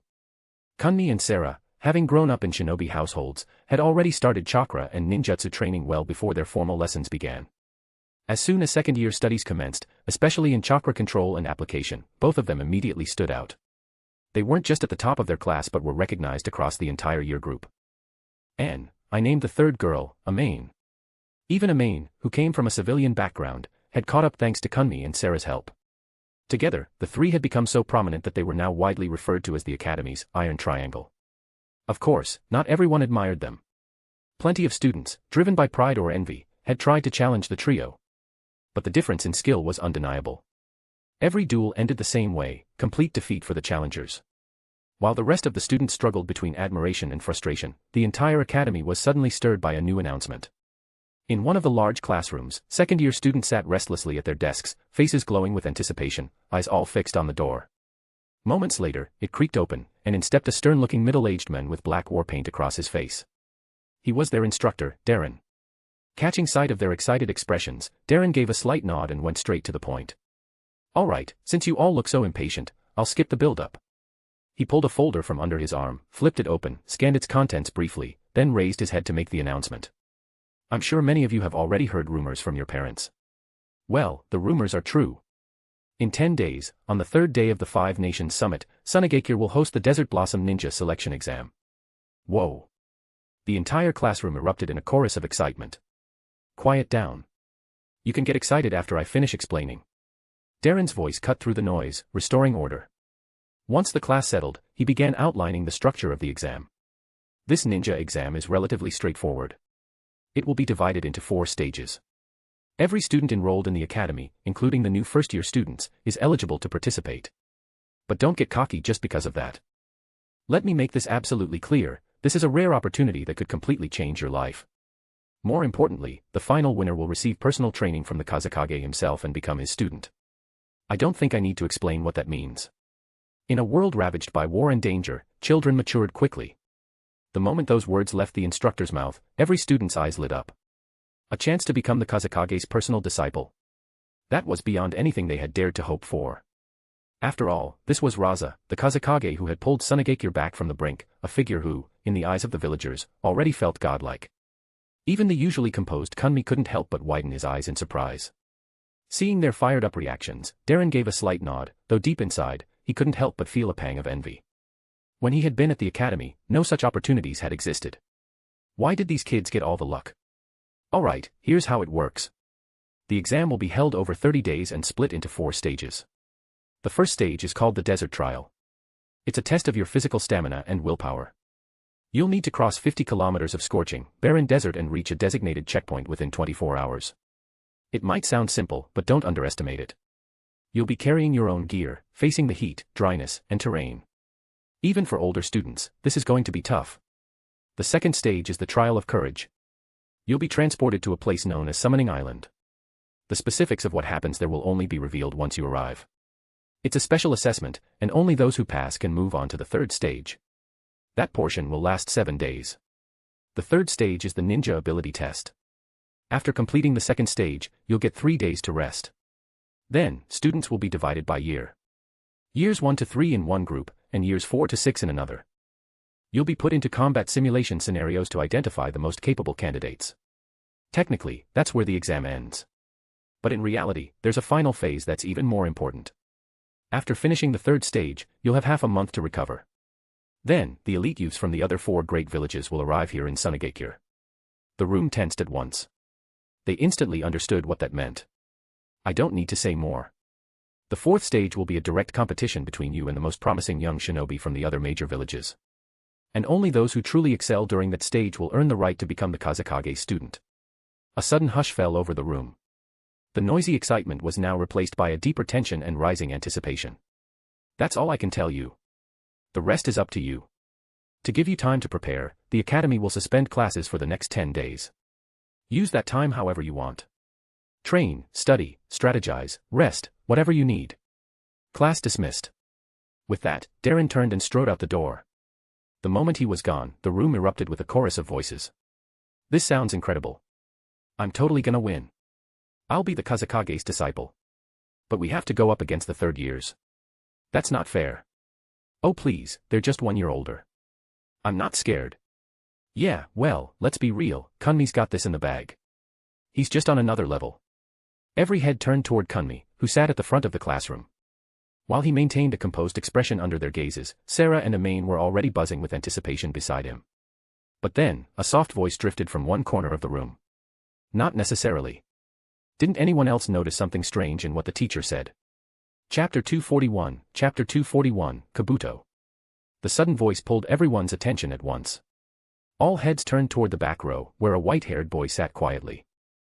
He wore glasses and looked frail, almost as if he didn't belong in a shinobi academy. Kunmi, too, looked in that direction, and as soon as he saw the boy, he recognized him. He was about the same age and went by the name Kabuto. He had transferred into their class earlier this year under rather unusual circumstances. Rumor had it he came from the village orphanage. Though still young, he already showed a notable ability to manipulate chakra, particularly in terms of control. That talent had earned him a direct placement into the second year. Up until now, Kabuto had kept such a low profile that most students barely noticed he existed. Strange. What's strange? A curious student asked, his voice carrying no hostility despite the sudden interjection from the quiet transfer. Kabuto, only 7 years old, adjusted his glasses and spoke slowly. Why is it that even though there are still 10 days left before the ninja exam, the teacher already explained the exam content in such detail? The class fell silent in confusion. Most of the children blinked in surprise, not understanding what he meant. Only Kunmi seemed to grasp something deeper. He stared at the boy he had never really paid attention to, his mind reeling. What do you mean? Sarah, just as puzzled as the others, spoke up. Kabuto answered in a hesitant tone.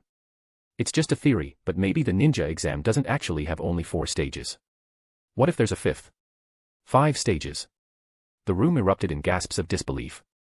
Yes. The teacher said the exam begins in 10 days, but in truth, it may have already started. Already started. That revelation shocked everyone even more. Kabuto nodded lightly. Think about it. The 4 stages the teacher described test a lot of things: physical endurance, chakra usage, teamwork, and combat. But there's one thing they don't cover: intelligence gathering. At that moment, a few of the sharper students began to catch on. Kunmi, too, sank into thought and muttered. So that's what it is. The teacher told us early on purpose. It was a clue, letting us know we had 10 days to gather intel and prepare strategies in advance. Exactly. Take the first stage, for instance. Covering 50 kilometers in 24 hours might not be difficult for upperclassmen, but for us, or even the students younger than us, it's practically impossible. Most of us have only recently begun refining the chakra. And yet, the village still wants us to participate. With the Kazekage's level of foresight, he wouldn't assign us something meaningless. Don't forget, the teacher clearly said we can use any means necessary. The realization settled across the classroom, finally reaching everyone. So that's what's going on. Kabuto pushed his glasses again. But there's something else none of you have noticed yet. Under the odd stares of his classmates, Kabuto went on to reveal another detail he had worked out. The teacher never said whether the exam would be taken individually or in teams. But traditionally, Chunin exams are done in 3-man squads. So the teacher's hinting that we should form our teams ahead of time. The students turned to each other, and their eyes suddenly filled with newfound enthusiasm.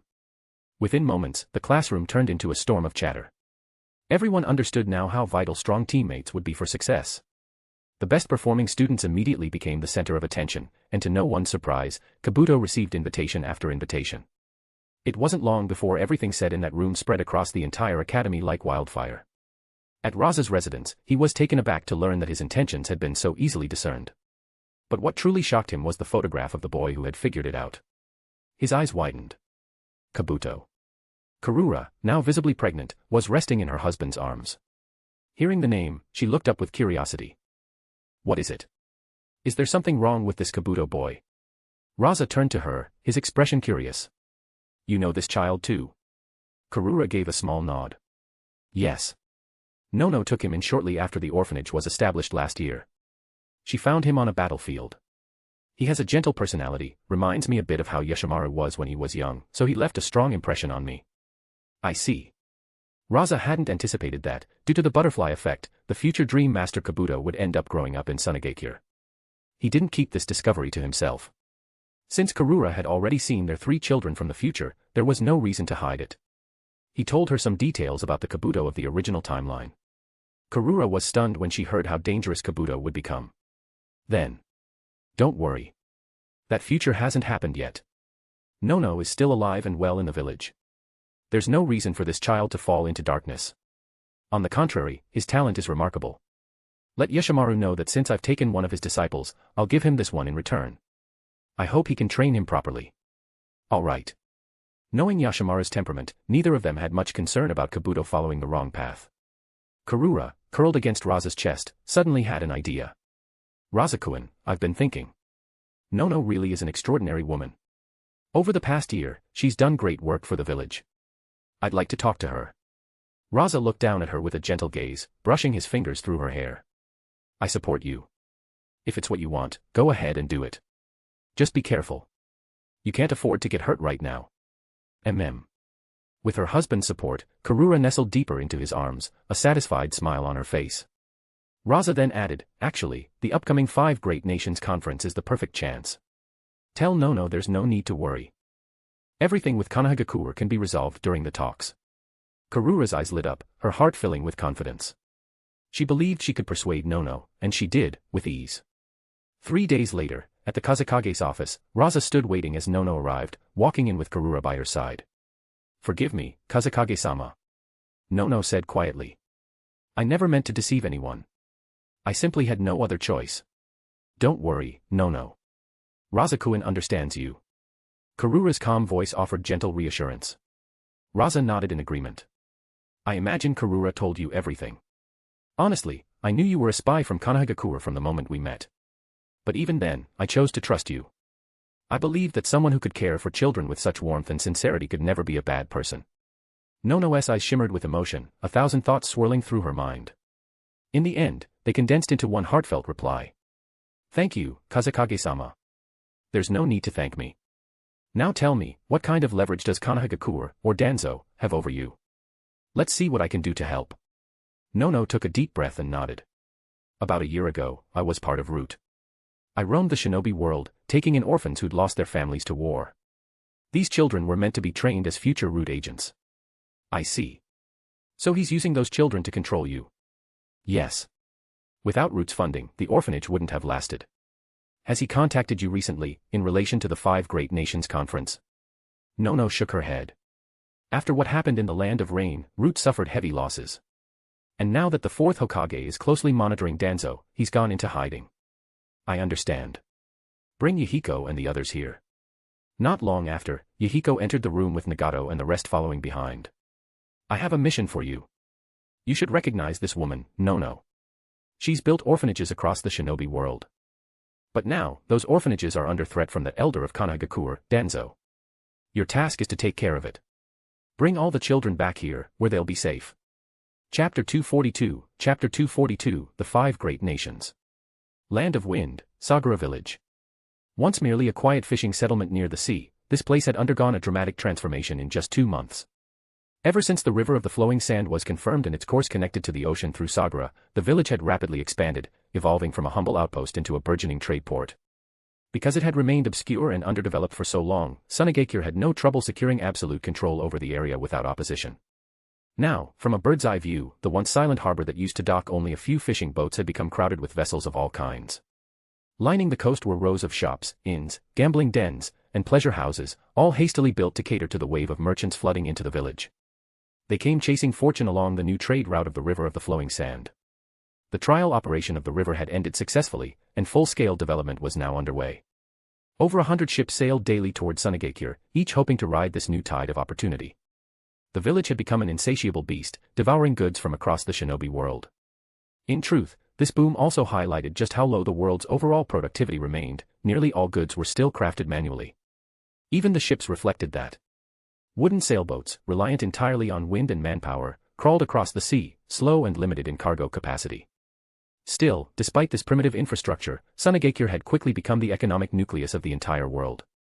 But today, the mouth of the river was sealed. Not because of any trouble with the river, but because 2 days from now, the Five Great Nations Conference would be held in Sunagakure.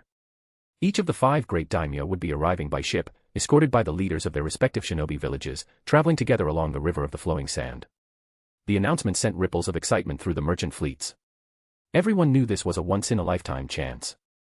For the next month, Sunagakure would be the center of power and wealth in the shinobi world. If one could gain even a sliver of opportunity during this time, their future could change overnight. As dawn broke, those aboard merchant vessels anchored near the port spotted an awe-inspiring sight. Across the vast expanse of water, a grand formation of ships approached. At the head were 5 majestic vessels, each constructed in the unique architectural style of its homeland. Their opulence radiated power and wealth. Surrounding them were slightly smaller but still extravagant ships, likely bearing guards and retainers. The contrast with the merchant ships was stark.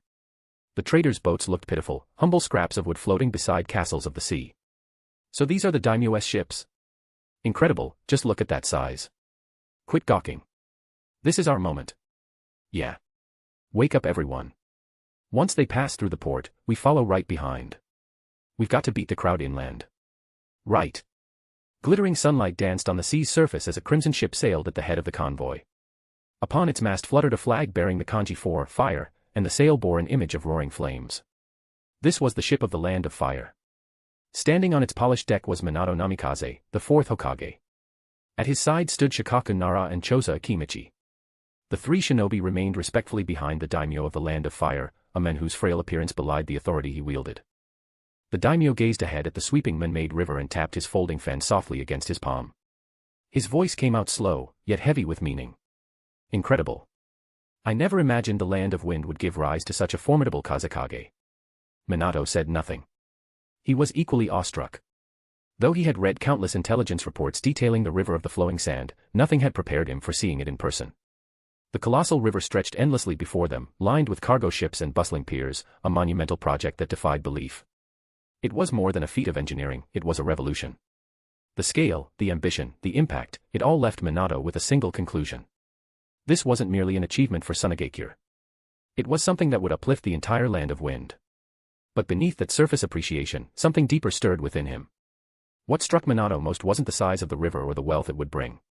It was the realization that while most shinobi, himself included, continued to harness chakra as a weapon for destruction, Rasa had chosen another path, one that used chakra not to break the world, but to heal it. In that moment, Minato felt as if a new horizon had opened before his eyes, a different vision of what chakra, leadership, and ambition could achieve. But before he could dwell further on the thought, the daimyo of the Land of Fire suddenly turned to him with a question. Hokage, do you think such a grand river could be built in the Land of Fire? That. Minato was momentarily taken aback and found himself unable to respond. Thankfully, Shikaku stepped in calmly to answer. With all due respect, Daimyo-sama, while it is technically possible, it may not be necessary. The Land of Fire has a far more favorable natural geography than the Land of Wind. Unlike their harsh deserts, our terrain is rich and varied, and we benefit from many existing waterways. More importantly, our population density is significantly higher. There are numerous villages along the coasts. Constructing a river of this scale could cause massive disruption to people's lives and livelihoods. I see. The daimyo paused to consider, then let out a sigh tinged with frustration. What a pity. If the Land of Fire had a river like this, the daimyo of the Land of Wind wouldn't have the chance to boast in front of me. The Konoha shinobi exchanged glances, and once again, Shikaku answered. I understand, daimyo-sama. Once the conference concludes, please allow us from Konoha to perform a preliminary survey.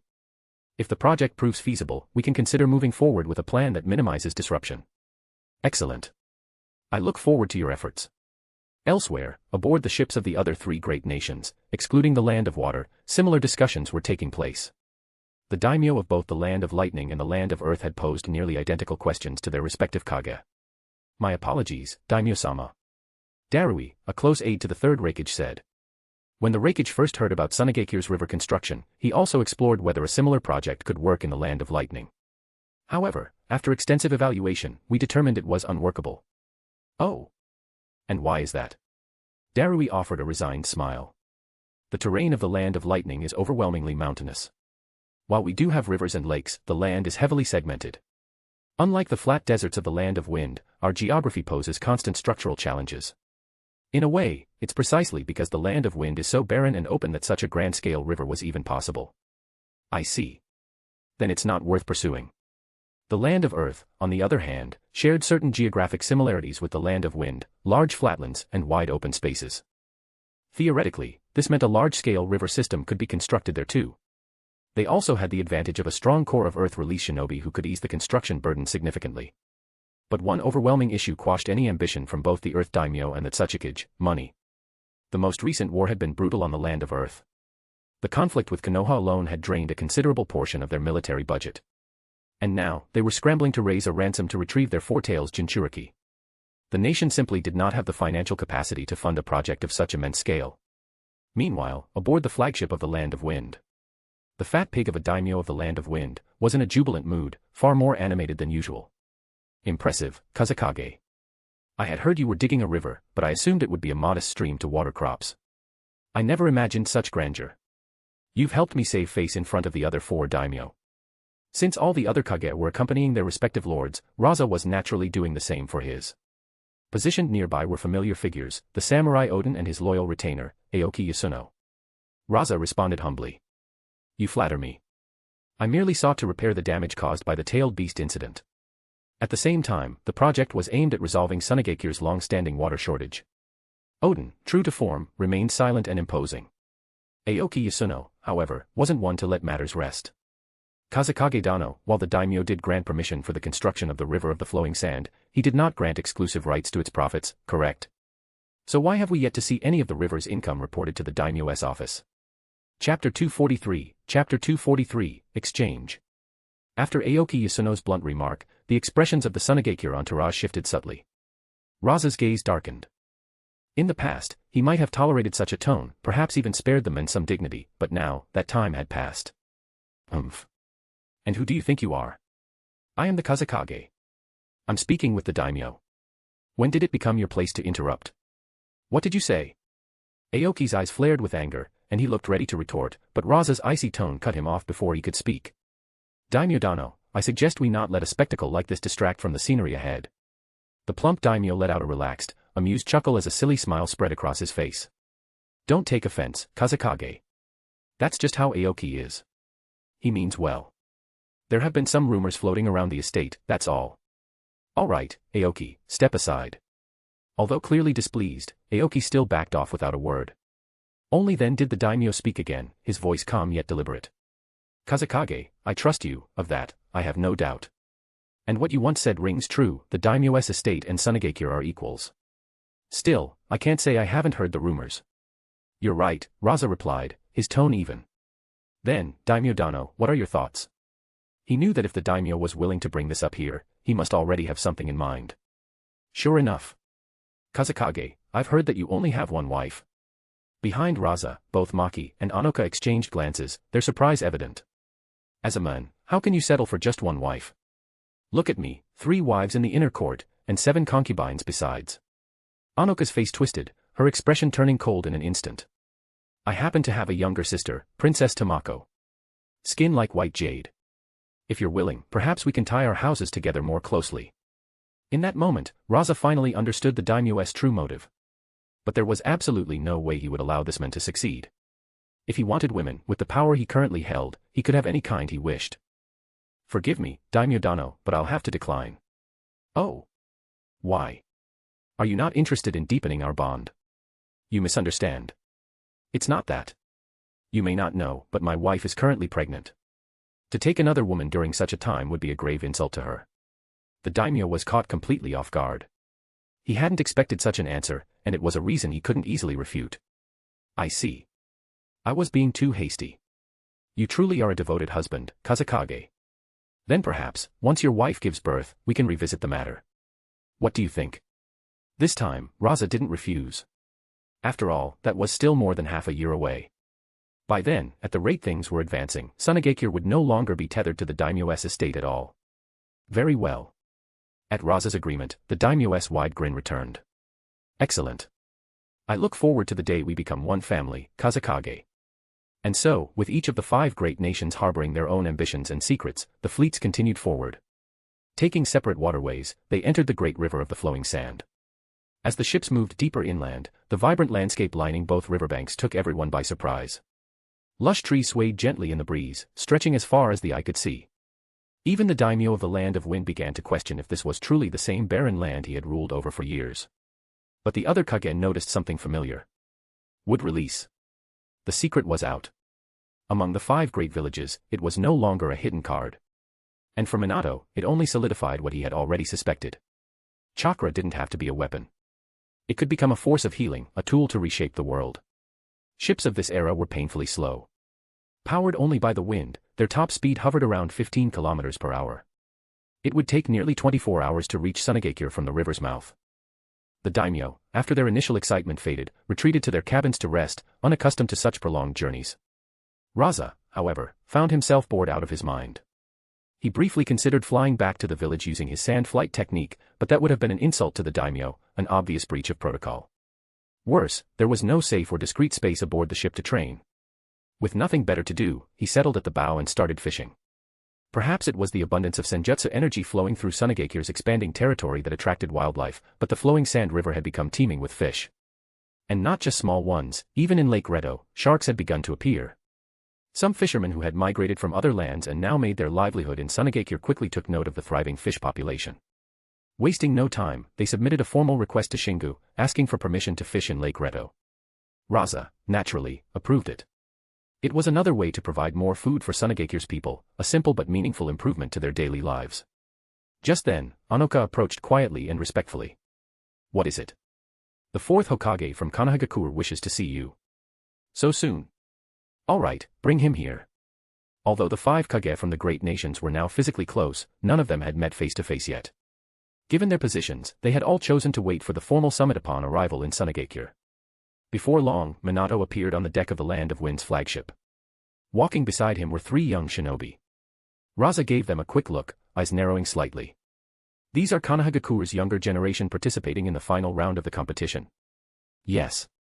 Although, to be precise, only Kakashi will actually be competing. Indeed, the 3 behind Minato were none other than his own students, Kakashi, Rin, and Obito.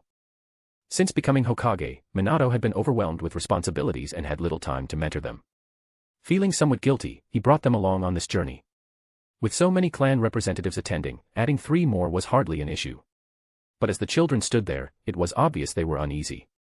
They were in the presence of the Fourth Kazekage, a man whispered about in Konoha like a living legend or a demon. His fearsome reputation was known across the entire shinobi world. Even Kakashi, usually composed and serious beyond his years, struggled to hide his nerves. Then Rasa spoke, and his words sent a chill through all 3. Konoha's quite daring, aren't they? If I recall correctly, this brat's father is Tsukumo Hatake, isn't he? The same Tsukumo who killed Elder Chiyo's son and daughter-in-law. Obito and Rin turned sharply, their faces frozen in shock. Kakashi's forehead broke into a cold sweat. Anoka narrowed her eyes, her gaze settling on the boy. Minato remained unshaken, his voice steady. I don't believe Kazekage Dano would bear a grudge against a child. Rasa's expression gave nothing away. I don't. But others might not be as rational. The moment he finished speaking, Anoka unleashed a wave of killing intent without hesitation. It hit the 3 students like a gust of icy wind. Kakashi instinctively dropped into a defensive stance. Oh, I forgot to mention, Rasa said with a faint smirk. Anoka is also technically one of Elder Chiyo's disciples. Even Minato's expression grew tense at that. Fortunately, Rasa didn't press the issue further. Enough. You didn't rush over just to parade Konoha's future stars in front of me, did you? Relieved, Minato gave a small, almost sheepish smile. It might sound strange, but aside from giving the children a broader perspective, I did want to ask you something about village administration. Kazekage Dano, you've done far better than I have in that field. This time, not only Rasa, but also Anoka and all 3 students looked stunned. Ha ha ha. Rasa burst out laughing. Interesting. Since you're being so sincere, I'd look small-minded if I refused to share anything. He paused briefly, then said. You still remember what happened last year, when your elder Danzo attacked me, don't you? He wasn't bringing it up to reignite past conflicts. If you can figure out why I chose to let him go, maybe then, you'll start to understand what it truly means to be a Kage. Chapter 244, Commencement. After a long and anxious wait, the long-anticipated 5 Great Nations Conference, an event with unprecedented significance, watched closely not only by the entire shinobi world but also by the entire continent, had finally begun. Under a sky filled with drifting flower petals and the rhythmic thunder of ceremonial drums, Sunagakure transformed into a sea of celebration, brimming with excitement and grandeur the village had never experienced before. The main street, stretching from Lake Reto all the way to Kazekage Tower, was lined with crowds on both sides. Locals and foreigners stood shoulder to shoulder, erupting in cheers as one magnificent carriage after another rolled past. In preparation for this monumental occasion, Sunagakure had spent months expanding its central avenue. It was now broad enough to allow 10 4-horse carriages to ride side by side, turning it into a proud artery worthy of hosting such a historic procession. At the head of the parade were the carriages representing the 5 great nations, each marked by the distinguished crest of its daimyo. Every carriage was a masterpiece of craftsmanship, painted in vivid hues, adorned with intricate decorations, guarded by squads of elite soldiers, flanked by graceful maidservants, and accompanied by court musicians whose melodies floated through the air. The flower petals scattered along the road by elegant maidens turned the path into a vibrant tapestry, letting the citizens of Sunagakure witness for the first time the wealth and extravagance of the noble class. Behind the daimyo came the 5 Kage themselves, riding in honor though still arranged by rank. Even though this was Rasa's domain, as the Kazekage, he still rode behind the daimyo of the Land of Wind. Nevertheless, as the host, he occupied the central position among the 5 Kage, the symbolic pivot of the summit. Following them were the various nobles and high-ranking clan representatives from each nation. Among the countless carriages, one stood out, emblazoned with the crest of the Uchiha clan. From within, a small face peeked out, eyes round with wonder as they took in the lively streets and the crowd surging on either side. "Father, is this really Sunagakure? It's completely different from what we were taught in class." Inside the carriage sat Fugaku Uchiha, head of the Uchiha clan, representing the Land of Fire at the summit. His gaze was locked outside, taking in the bustling village with a rare look of astonishment. The Sunagakure he remembered had been dry, barren, and quiet. But now. "This is exactly why I brought you and Shisui along, Itachi. The books you've read are already out of date." Sitting across from them, Shisui Uchiha was equally amazed, unable to tear his eyes from the window. This Kazekage is something else. Turning a place like this into such a thriving hub, he's no ordinary man. Inside another carriage bearing the symbol of the Hyuga clan, the younger Hyuga brothers were no less shocked. Their Byakugan allowed them to see past the surface, and what they saw astonished them even more. "Brother, it looks like the intel from the village wasn't wrong. That Kazekage has really mastered wood release. And he's using it at an absurdly advanced level."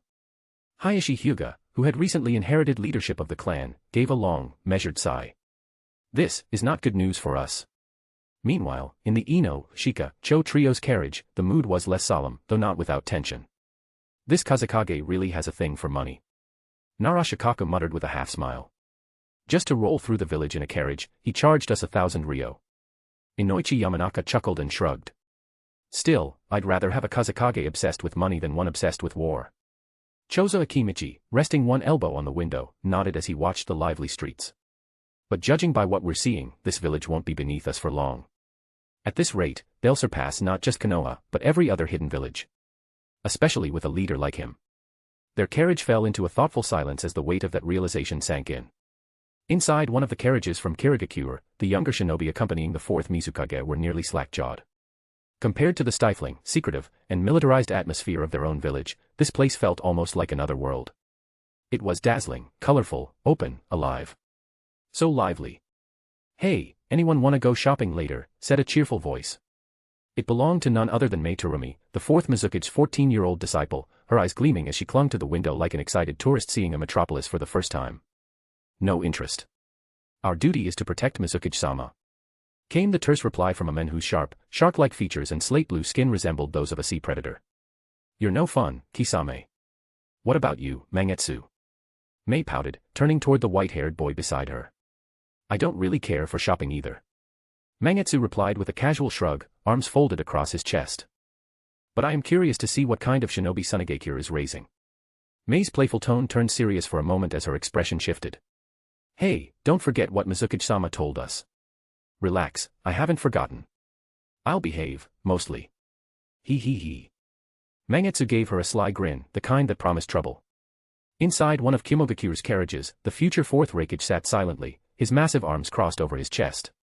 Across from him were Killer Bee, the 8 Tails Jinchuriki, and Yujito Ni, the vessel of the 2 Tails. Since the Kazekage had demonstrated his terrifying mastery over wood release and the ability to seal-tailed beasts, the 3rd Raikage had increased the protection around his village's Jinchuriki tenfold. But when he received Minato's personal message about the 5 Nations Conference, he made a rare and calculated decision. It is to bring his Jinchuriki with him. Opportunities like this didn't come often. The summit wasn't just a political gathering, it was a symbol of the shinobi world's evolving future. And the Raikage believed his Jinchuriki had every right to witness it for themselves. "For the next month, both of you observe everything carefully," he instructed with a tone that brooked no argument. From the smallest details to the structure of Sunagakure itself. If the 4th Kazekage can elevate his village to this level, we must find out how. Whatever secrets he has, we'll bring them back with us to Kimogakure. "You got it, brother. We won't miss a thing," Bee declared, his usual swagger tempered by the seriousness of the mission. "Understood," Yujito added calmly. Inside one of Iwagakure's more subdued carriages, Akatsuchi sat in rigid silence, his eyes never leaving the men seated across from him, Victor. This mysterious figure had appeared in their village less than a month ago. Although his entrance had been wrapped in politeness and medical miracles, neither Akatsuchi nor his father trusted him. Anoki had already briefed Akatsuchi privately. Victor's sudden rise in Kirigakure and now his appearance in Iwagakure were not coincidences. He was clearly aligned with someone powerful, someone manipulating things behind the scenes. And yet, Inoki had let him stay. Because Victor had demonstrated medical ninjutsu beyond anything even Iwagakure's top medics could replicate. Injuries once deemed untreatable were healed with ease. His skills were simply too valuable to discard. The old Otsutsuki had no choice. The pressure that Tsunagakure was putting on them through Rasa's innovation, power, and strategy was becoming suffocating. Even someone like Inoki, who had once fought Madara Uchiha, was beginning to crack. And now, it felt like the Fourth Kazekage was outpacing even that terrifying specter from the past. Victor, of course, could feel the distrust oozing from the Iwagakure shinobi, but he didn't mind. As he stared out the window at the transformation of Tsunagakure, a faint smirk played across his face. Let them watch. Let them doubt.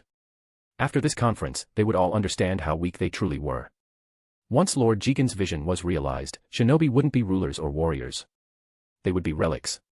And by then, there would be no resistance left. Far away, in the hidden sanctum of the Land of Valleys, Ishiki Otsutsuki, still hidden inside the shell of Jigen, opened his eyes. Through Victor's gaze, he observed Tsunagakure. He hadn't intended to act so soon, but the sudden rise in natural energy, this unexpected surge in global chakra flow, had forced him to accelerate his plans. His goals remained the same, to harvest this world, absorb its chakra, and ascend to godhood. He wouldn't tolerate interference, not from Rasa, not from the other Kage, not from anyone. The shinobi world was fractured and weak. A few calculated tests would be enough to expose their futility. And so, while the entire shinobi world watched with bated breath and the masses gathered at the grand venue meticulously prepared by Tsunagakure, the true core of the Five Nations Conference was finally about to begin. The Five Kage Summit. Chapter 245, Peace Agenda. To accommodate the arrival of these high-ranking guests from distant lands, Tsunagakure had cleared out the two 8-story buildings closest to the Kazekage Tower. One of them was designated for the visitors from the Land of Earth and the Land of Lightning, while the other housed those from the Land of Fire and the Land of Water. Each of the 5 daimyo was provided with a private villa, separate from the rest. This time, their visit was almost entirely for leisure. Despite their prestigious titles, the daimyo of this backward era no longer wielded much real authority.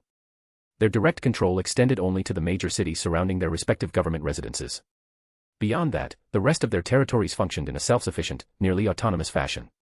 Their military strength was no match for that of any shinobi village. The only advantage they held over the shinobi system was their control of military funding. That alone was the reason Rasa hadn't chosen to sever ties with them openly. He didn't need to. In reality, the daimyo's influence over Tsunagakure had already diminished to a negligible level. Their occasional interference was still bearable. However, if he declared total independence, Tsunagakure would instantly become a target for every major faction. In a world where bloodlines, social hierarchy, and status were deeply rooted in the people's consciousness, any act of rebellion would provoke the wrath of the elite circles across the shinobi world. For now, that was a risk Rasa was not prepared to take. The Five Great Nations Conference, in essence, had little to do with the daimyo. Their role was simply to enjoy the food and entertainment. On the very first day, the 5 daimyo were treated to a lavish banquet hosted by Tsunagakure. In addition to the daimyo and the 5 kage, clan leaders and noble representatives from each visiting nation were also invited to attend. After the banquet, Tsunagakure permitted the daimyo and their entourages to move freely throughout the village. Pampered and idle, the daimyo continued to indulge in fine meals and entertainment under the attentive service of Tsunagakure's staff, awaiting the commencement of the Desert Flower Chunin exams. The 5 kage, however, had no such luxury. The morning after the banquet, they were already back at work. Each kage, accompanied by 2 escorts, made their way to the conference hall that Tsunagakure had specially arranged. This was where the heart of the Five Great Nations Conference was about to unfold. Inside the vast chamber, a large circular stone table stood at the center, flanked by 5 ornate chairs arranged in the shape of a pentagon. Representing Tsunagakure were the 4th Kazekage Rasa, Baki, and Saramu. From Konohagakure came the 4th Hokage Minato Namikaze, along with Shikaku Nara and Yamanaka Inoichi. Kumogakure sent the 3rd Raikage, the future 4th Raikage, and Darui. Iwagakure was represented by the 3rd Tsuchikage Inoki, Akatsuchi, and Higashi Shinen. From Kirigakure came the 4th Mizukage Yagura Karatachi, Juzo Biwa, and Mangetsu Hozuki. Once everyone was seated, the meeting formally began. Yet an awkward silence quickly took hold. The kage exchanged cautious glances, each waiting for the other to speak first. Observing this tension, Rasa took the initiative to break the silence. Although this meeting is being held in our Tsunagakure, the one who proposed the conference was the Hokage. So I suggest we allow him to take on the role of host. Minato was momentarily caught off guard but responded with a grateful smile. I understand. If no one objects, then I'll humbly accept the role. The other 3 Kage nodded their agreement without hesitation.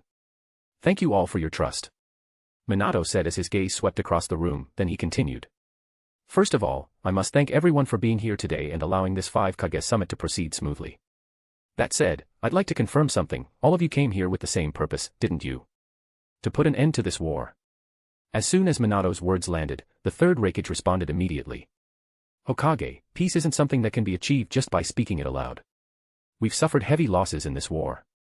Therefore, someone has to be held accountable for that. Anoki was quick to interject. Compensation, Raikage. And who exactly do you expect to pay it? Konohagakure. In war, death and destruction are inevitable. No side has won yet. If we're really going to talk about compensation, then Mizukage, shouldn't Kirigakure be the one offering an explanation? Though short in stature, Yagura's presence carried undeniable weight. Explanation. Otsutsuki, Kirigakure has nothing to explain. We've suffered as well. The third Mizukage took his own life to atone for our mistakes, and we lost the 6 tails. What more do you want from us? Anoki scoffed. That's an internal matter, and so it has nothing to do with the Wagakure. It was Kirigakure's scheming that cost us the 5 tails. And unless I'm mistaken, the one who arrived at Iwagakure back then was the man standing behind you, Juzo Biwa, wasn't it? Yagura remained firm. Still not our responsibility. Kirigakure already paid its price. If anything, Iwagakure brought this on itself. Back then, the Kazekage had already agreed to hold talks with you. You little brat, what did you just say? As the tension between Iwagakure and Kirigakure escalated, it seemed a fight could erupt at any moment. Meanwhile, the Raikage and Rasa remained quiet, observing from the sidelines. But Minato swiftly stepped in to de-escalate the situation. Enough. This kind of arguing won't lead us anywhere. Before we get into the details, let's first agree on one thing. I, as the Hokage, am willing to set aside all hatred and grudges caused by this war. His declaration stunned the other 4 Kage, even Rasa. After all, if Konohagakure had a primary enemy in this war, Tsunagakure would certainly be a top contender. Since the Hokage has taken the initiative, it would seem petty for me to refuse. On behalf of Tsunagakure, I also promise to let go of our hatred. Yagura followed suit without hesitation. Kirigakure has no objections. In truth, aside from the incident involving the tailed beasts near the end, Kirigakure's role in the war had been minimal. Seeing the Hokage, Kazekage, and Mizukage in agreement, the Raikage had no choice but to go along. However, Anoki wasn't so easily swayed and raised a pointed question. If we're truly putting aside hatred, then Kazekage, can I take that to mean you'll be returning the 4 tails to Iwagakure? Rasa let out a cold snort. Return him. Certainly. But that depends on how much Iwagakure is willing to offer. And let's not forget that Tsunagakure also suffered damages from the attacks involving the 5 and 6 tails. Therefore, we intend to be compensated for every single coin. Anoki's face darkened. Kazekage, is this what you call letting go of hatred? Isn't it? If I hadn't let go of hatred, would I even be entertaining the idea of returning the 4 tails? We may no longer need the power of tailed beasts, but that doesn't mean we're unwilling to keep one. You. Anoki was so angry he was momentarily speechless, but it was Yagura who turned to ask the next question. Then what kind of compensation would satisfy Tsunagakure? Rasa had already anticipated that. We're not being unreasonable. Back during the first 5 Kage summit, how much did Kirigakure pay in military funds to acquire the 6 tails from Hashirama Senju? Just give us that same amount. Yagura replied without delay. That's impossible.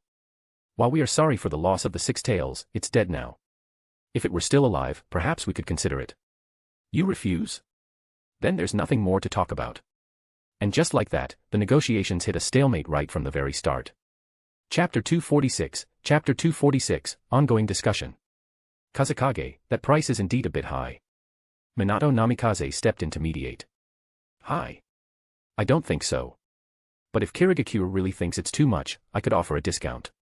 What comes afterward, though, I can't promise anything. Everyone frowned at once, sensing the deeper meaning behind Rasa's words. What does the Kazekage mean by that? It's simple. Tailed beasts are immortal. Once the 6 tails revives, whoever captures it gets to keep it.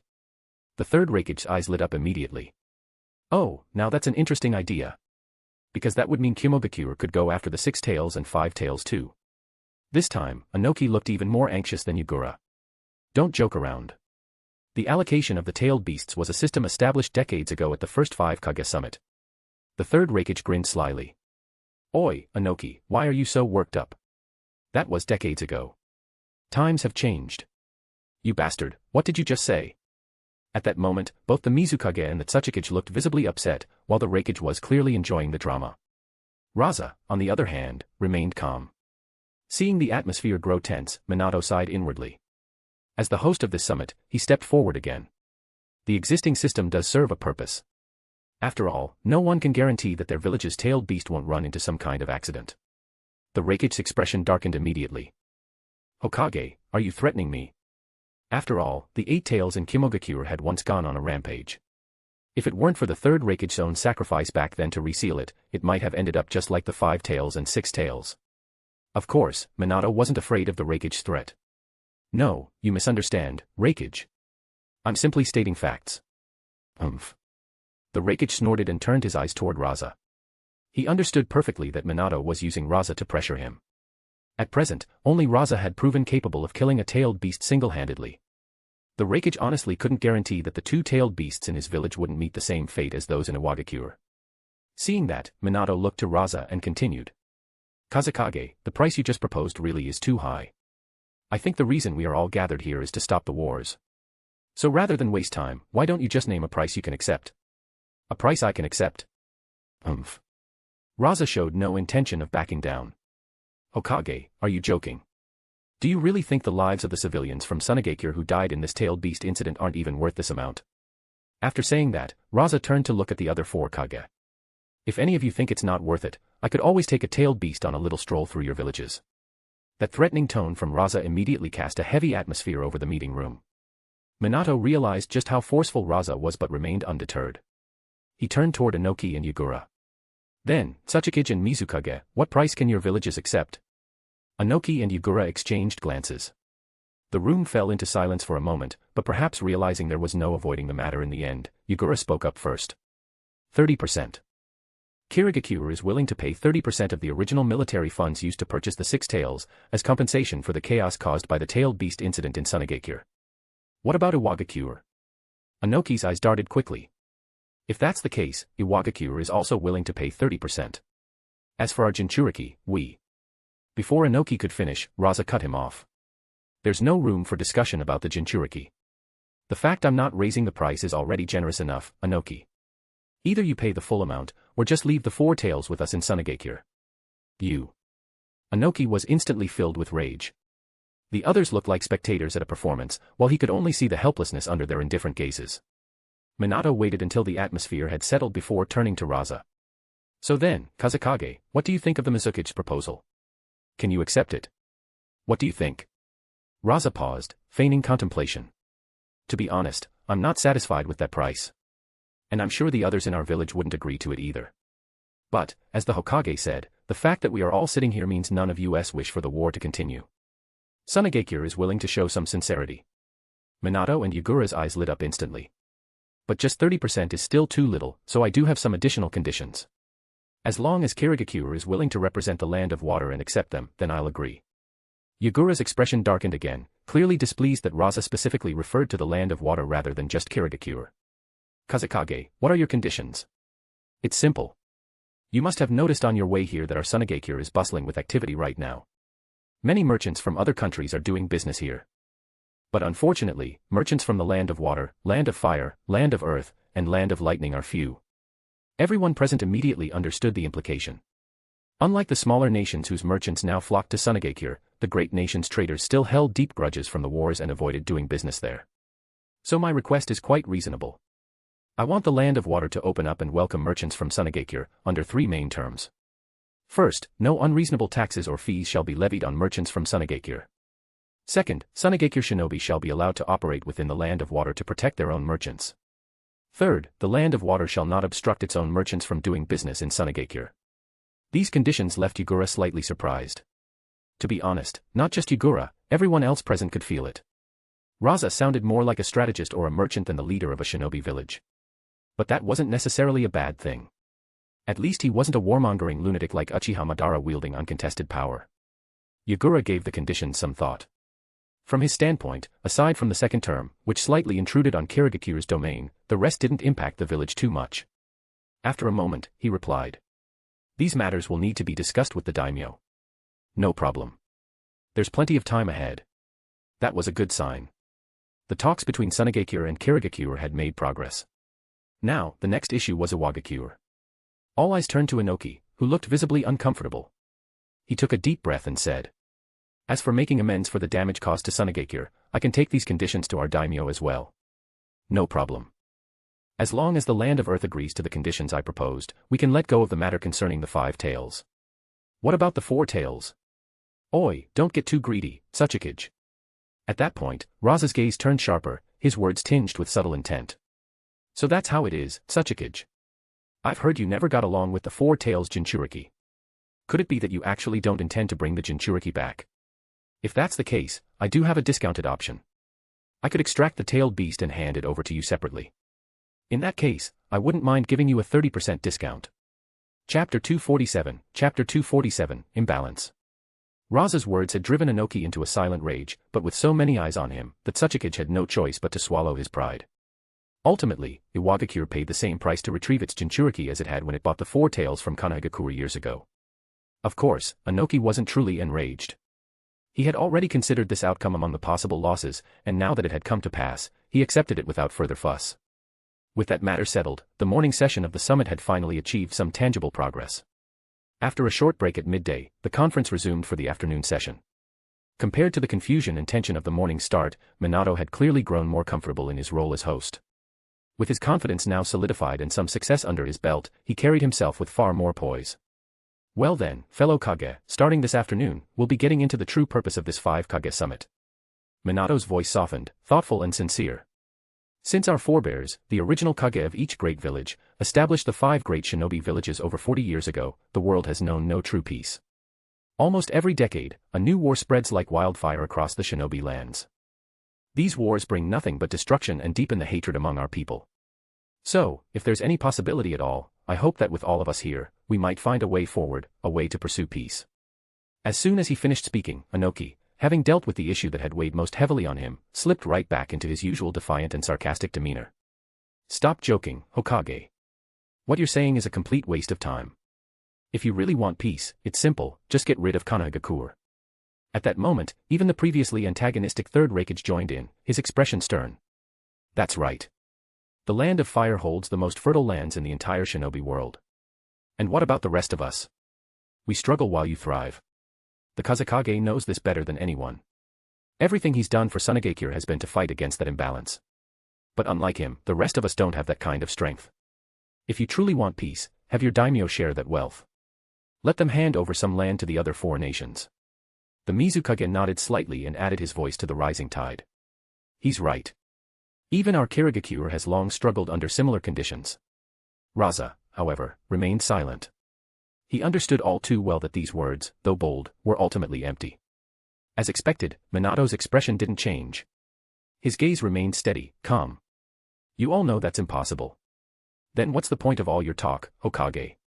The Third Shinobi growled, slamming a hand on the table. Minato let his eyes sweep across the gathered Kage and slowly asked a single question.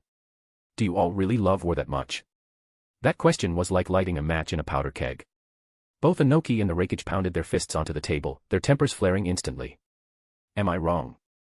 Yes, perhaps Kanehagakure does enjoy the best geographical location among the 5 great villages, but that's not something we inherited without effort. It was built by the blood and sacrifice of our predecessors. And don't forget, during all 3 great shinobi wars, it was Kanehagakure that was attacked the most by all of you." Minato stared directly at the 4 other Kage in front of him. "It's true that your villages exist in harsher environments. But let's not pretend those landscapes don't offer strategic advantages. Take Sunagakure, for example. Isn't easy to defend, hard to attack, the perfect way to describe this village? Meanwhile, Kanehagakure is completely exposed, with no natural defenses at all. Is that so? In that case, why don't we switch places, Hokage?" Inoki sneered, completely unfazed and unapologetic. Having listened quietly until now, Rasa finally opened his mouth, cutting through the rising tension. "All right, that's enough of this childish bickering." As soon as Rasa spoke, all eyes turned toward him. Among the current 5 Kage, he was the one recognized as the strongest in the shinobi world. Naturally, his words carried unmatched weight. "Oh. Kazekage, do you have something to say?" The Third Shinobi asked, his tone curious but edged with challenge. Rasa calmly tapped the table, letting the quiet draw attention before glancing around the room. His gaze finally settled on Minato as he began to speak. Trying to end war in this world is impossible. Hokage, you need to let go of such naive ideas, at least for now. Minato's confusion was plain in his expression, but before he could reply, Rasa continued, his voice steady and thoughtful. As long as the geographical disparity between our 5 great nations remains, and as long as we, the military leaders of those nations, continue to hold power, true peace will remain unreachable. If peace were ever achieved, to say something almost laughable, we shinobi would lose the very reason for our existence. Ha ha ha. The third Kazekage burst into laughter, slamming a fist lightly on the table. Kazekage is absolutely right. We shinobi were born for war. Without conflict, why would the daimyos even bother keeping us around? Rasa didn't acknowledge the Kazekage's outburst and simply continued, his voice now carrying a deeper weight. Still, the Hokage isn't wrong either. None of us truly enjoys war. Especially as leaders, we've seen far too many of our own people fall on the battlefield. Many of those we buried were our family, our friends. Kazekage, just what are you trying to say? Anoki's voice held a trace of irritation as he leaned forward. It's simple. The current tension throughout the shinobi world stems from the imbalance in military strength among the 5 great villages. And among us, Konohagakure's power stands far above the rest. Minato seemed ready to object, but Rasa raised his hand and cut in without hesitation. Don't deny it, Hokage. All of us here can see it clearly. Your village is home to what were once the 2 mightiest clans in the shinobi world, the Senju and the Uchiha. And you also have the Hyuga, who are no less formidable. The Uzumaki are closely allied with you. And if that weren't enough, there's still the Sarutobi clan, the Ino-Shikacho trio, the Shimura clan, and the Aburame clan. Compared to that, the rest of us, yes, even Sunagakure, are like beggars. Only Kirigakure seems to have retained any real heritage. At that, the other 3 Kage nodded slowly, their expressions grim with agreement. As for Sunagakure, the only truly powerful shinobi we can field right now is me, the Kazekage. We do have Pakura and Mikawa, but your Konohagakure has the 3 legendary Sannin and a 3rd Hokage who still lives. With that kind of overwhelming force, how can the rest of us feel anything but threatened? Exactly. The 3rd Kazekage slammed his palm on the table again, rising partially from his seat. Anoki gave a curt nod and added. Back then, just one Madara Uchiha was enough to suppress the entire shinobi world. But now Konohagakure has 2 monsters of similar caliber. Even if Sunagakure has the Kazekage, it's still just one man. And let's not forget, you control the strongest of all the tailed beasts, the 9 tails. How could any of us possibly feel safe? The Mizukage's tone was calm, but his words struck just as deeply. Our Kirigakure protects a single Byakugan like a priceless treasure. But in Konohagakure, you have them by the dozens, along with the Sharingan. For the first time during the summit, Minato found himself at a loss. He furrowed his brows, clearly troubled, and responded slowly. Kazekage, what you're saying doesn't hold much weight. Those clans you mentioned have been part of Konohagakure since the village was founded. Rasa shook his head without hesitation. No, Hokage, it matters greatly. Each of the 3 great shinobi wars, up until now, has largely stemmed from this very imbalance. Under such disparity, the only thing we can do to keep up is to escalate our arms race. But if we can find a way to regulate this imbalance, even a little, then maybe, just maybe, we can reduce the chances of war. Chapter 248, Arms Race. At that moment, Minato seemed to grasp the outline of what Rasa was hinting at, though the exact intent still eluded him. Rather than waste time puzzling it out, he chose to be direct. Kazekage, please speak plainly. Everyone in the room turned their attention to them, the air tightening with curiosity. Rasa didn't hesitate and got straight to the point. Before I continue, I'd like to ask all of you a question. What do you believe is the role of genin on the battlefield? His question caused the room to fall into an awkward silence. The Kage exchanged looks, uncertain of what Rasa was getting at, and no one offered a response. Seeing this, Rasa continued without waiting. Since no one wants to answer, I'll be blunt. In my view, genin are practically useless in battle, except for dying. His words sent a ripple of shock through the room, leaving everyone momentarily stunned. Let me put it another way. The shinobi era is very different from the days of the samurai. In the time of the samurai, no matter how powerful a warrior was, he couldn't take on 100 alone. But for shinobi, the rules are different. Against a genin might as well be a statistic. So then, why are we sending genin to die? Anoki frowned, his voice firm as he responded. That may be true, but wars aren't determined solely by a few jonin. And jonin are incredibly rare and valuable. Indeed. The Mizukage agreed, his tone thoughtful. In any shinobi army, jonin and even chunin function at the level of squad leaders at minimum. Using them for trivial duties isn't practical.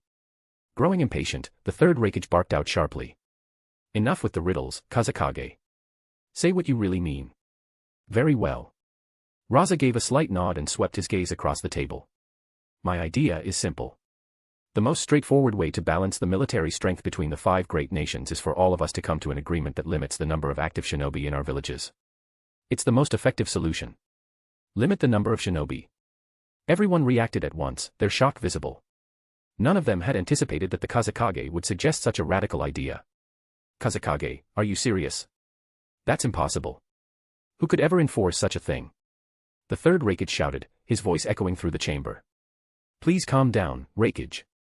Let's at least hear the Kazekage out. Minato interjected gently, causing the Raikage to sit back with a reluctant huff. Rasa resumed, his tone steady. There's no need to treat this suggestion as a threat. First of all, limiting the number of shinobi won't truly weaken a village's actual strength. Let's be honest, none of you can deny this fact, only jonin really represent a village's true military power. Even at your village's strongest, the number of jonin never exceeded 1,000. Am I wrong? The other Kage fell into quiet contemplation. No one could deny the truth in his words. In fact, Rasa was being generous with that figure. Realistically, only Konohagakure at its absolute peak had ever come close to half that number. The requirements to become a jonin demanded a level of talent so rare it was said to appear once in a million. Take Tsunagakure, for example, even after years of sustained rebuilding and training, their number of jonin had only just surpassed 100. As for chunin, the total likely doesn't exceed 5,000. So, fellow Kage, limiting the number of shinobi won't diminish the true strength of your villages. What it will do is spare the lives of genin, those newly promoted children who shouldn't be thrown into war in the first place. At this point, a sharp glint appeared in Inoki's eyes. He was the first to respond, his tone contemplative. So then, Kazekage, what number do you believe would be appropriate? Judging from the current war, I believe we've all gained a sense of each other's military strength. Even Kumogakure, which has aggressively expanded its forces in recent years, maintains shinobi numbers roughly within this range. Am I wrong, Raikage Dano? The Raikage let out a cold snort and remained silent, but the silence only confirmed the truth in Rasa's estimate. In reality, including Konohagakure and Iwagakure, the 3 largest villages all hovered around that number. Of course, that figure was before the war. Now, I'm sure most of us have sustained losses. So, my proposal is to use that number as a maximum limit for the total shinobi forces in each village. It won't hinder future growth, but it will help slow down or prevent an arms race. The 4 other Kage paused to consider his words. Truthfully, it wasn't a small number. For smaller villages like Kirigakure and Tsunagakure, it might even exceed their current capacities. Then how do we decide the ratio of jonin to chunin to genin? Minato asked, his tone practical. We don't, Rasa replied simply. It's impossible to stop shinobi from advancing in rank, isn't it? He looked around at them all. The essence of this idea isn't about suppressing development. It's about protecting genin and encouraging each of our villages to prioritize nurturing our younger generations. Everyone slowly nodded, clearly agreeing with the direction of his proposal. But just then, the third Raikage broke the silence, his voice suspicious. Then how do we ensure that everyone actually honors the agreement? Shinobi data is top secret in every village. That's the most critical issue. Rasa acknowledged calmly. Then, after a brief pause, he turned to them again. First of all, I'm sure none of your spies planted in other villages are just there to enjoy the scenery. At once, the expressions of everyone present stiffened. No one needed to say anything, the truth was obvious. Second, I have another suggestion. I believe the time has come for us shinobi to unite. Unite. That sudden declaration threw the room into another wave of surprise. Yes. Right now, it's just us, the 5 great villages, in this room. So let me speak plainly. Ask yourselves, why do wars keep breaking out between the 5 of us? After all the destruction, what do we really gain, whether we win or lose? Who are we even fighting for? For our own villages? Or for the daimyo behind them? The chamber fell into utter silence. Everyone's brows furrowed. These weren't easy questions, and none of them were naive. Rasa's bluntness left no room for misunderstanding. As the Raikage said earlier, if we don't address the root of this issue, even if we manage to cap our military growth and stop the arms race, peace will be nothing but a temporary illusion.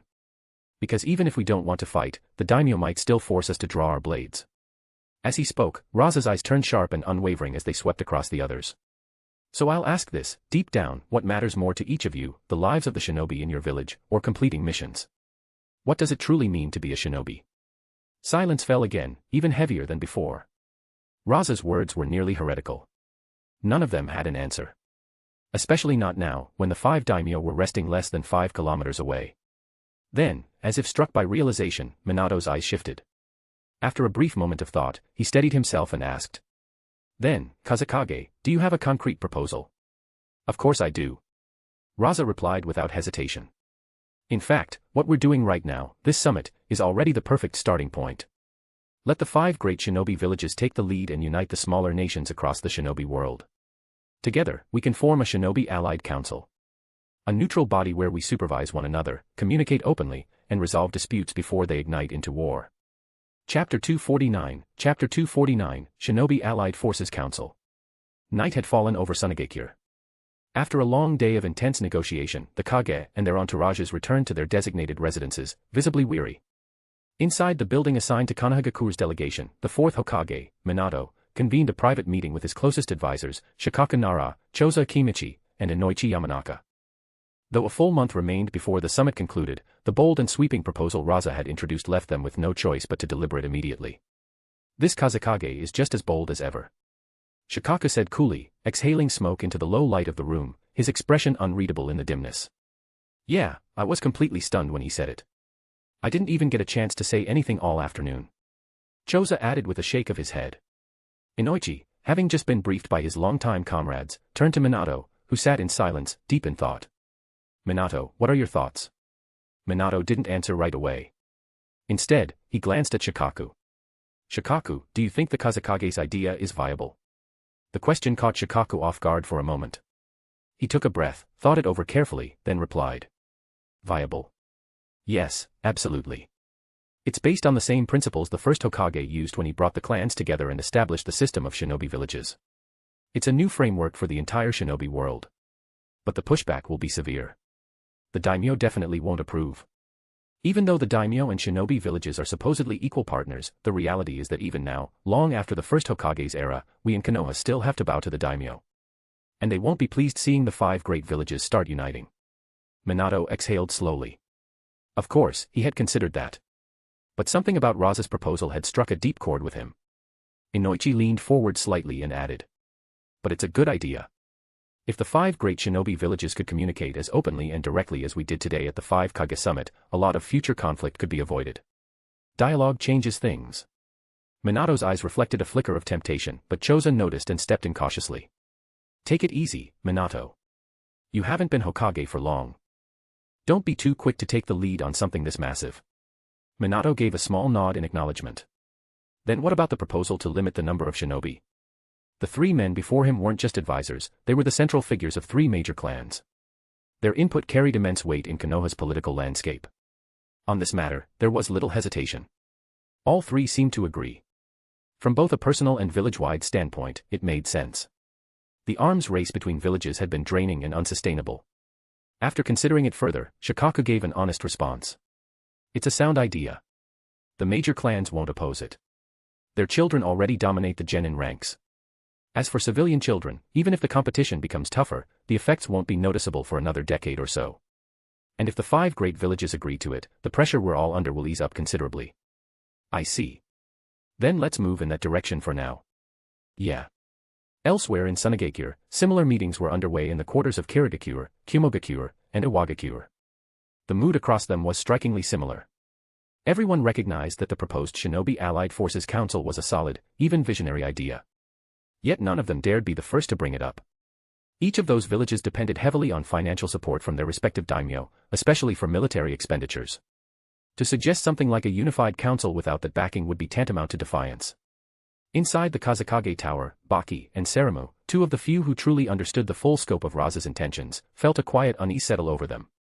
Though it wasn't exactly his place as ANBU commander, Baki couldn't remain silent and chose to test the waters. Kazekage-sama, about your proposal for the Shinobi Allied Forces Council. I don't think the other 4 Kage will agree.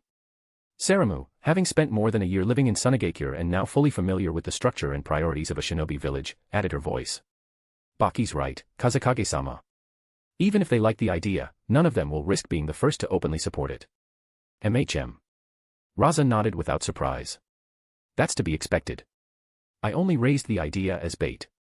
Rasa said, his tone calm and controlled. None of them will dare speak of it beyond those walls. Once the seed of suspicion is sown, it's nearly impossible to uproot. None of them wants to give their daimyo a reason to grow uneasy. Then, Kazekage-sama, what are you truly aiming for? Baki asked.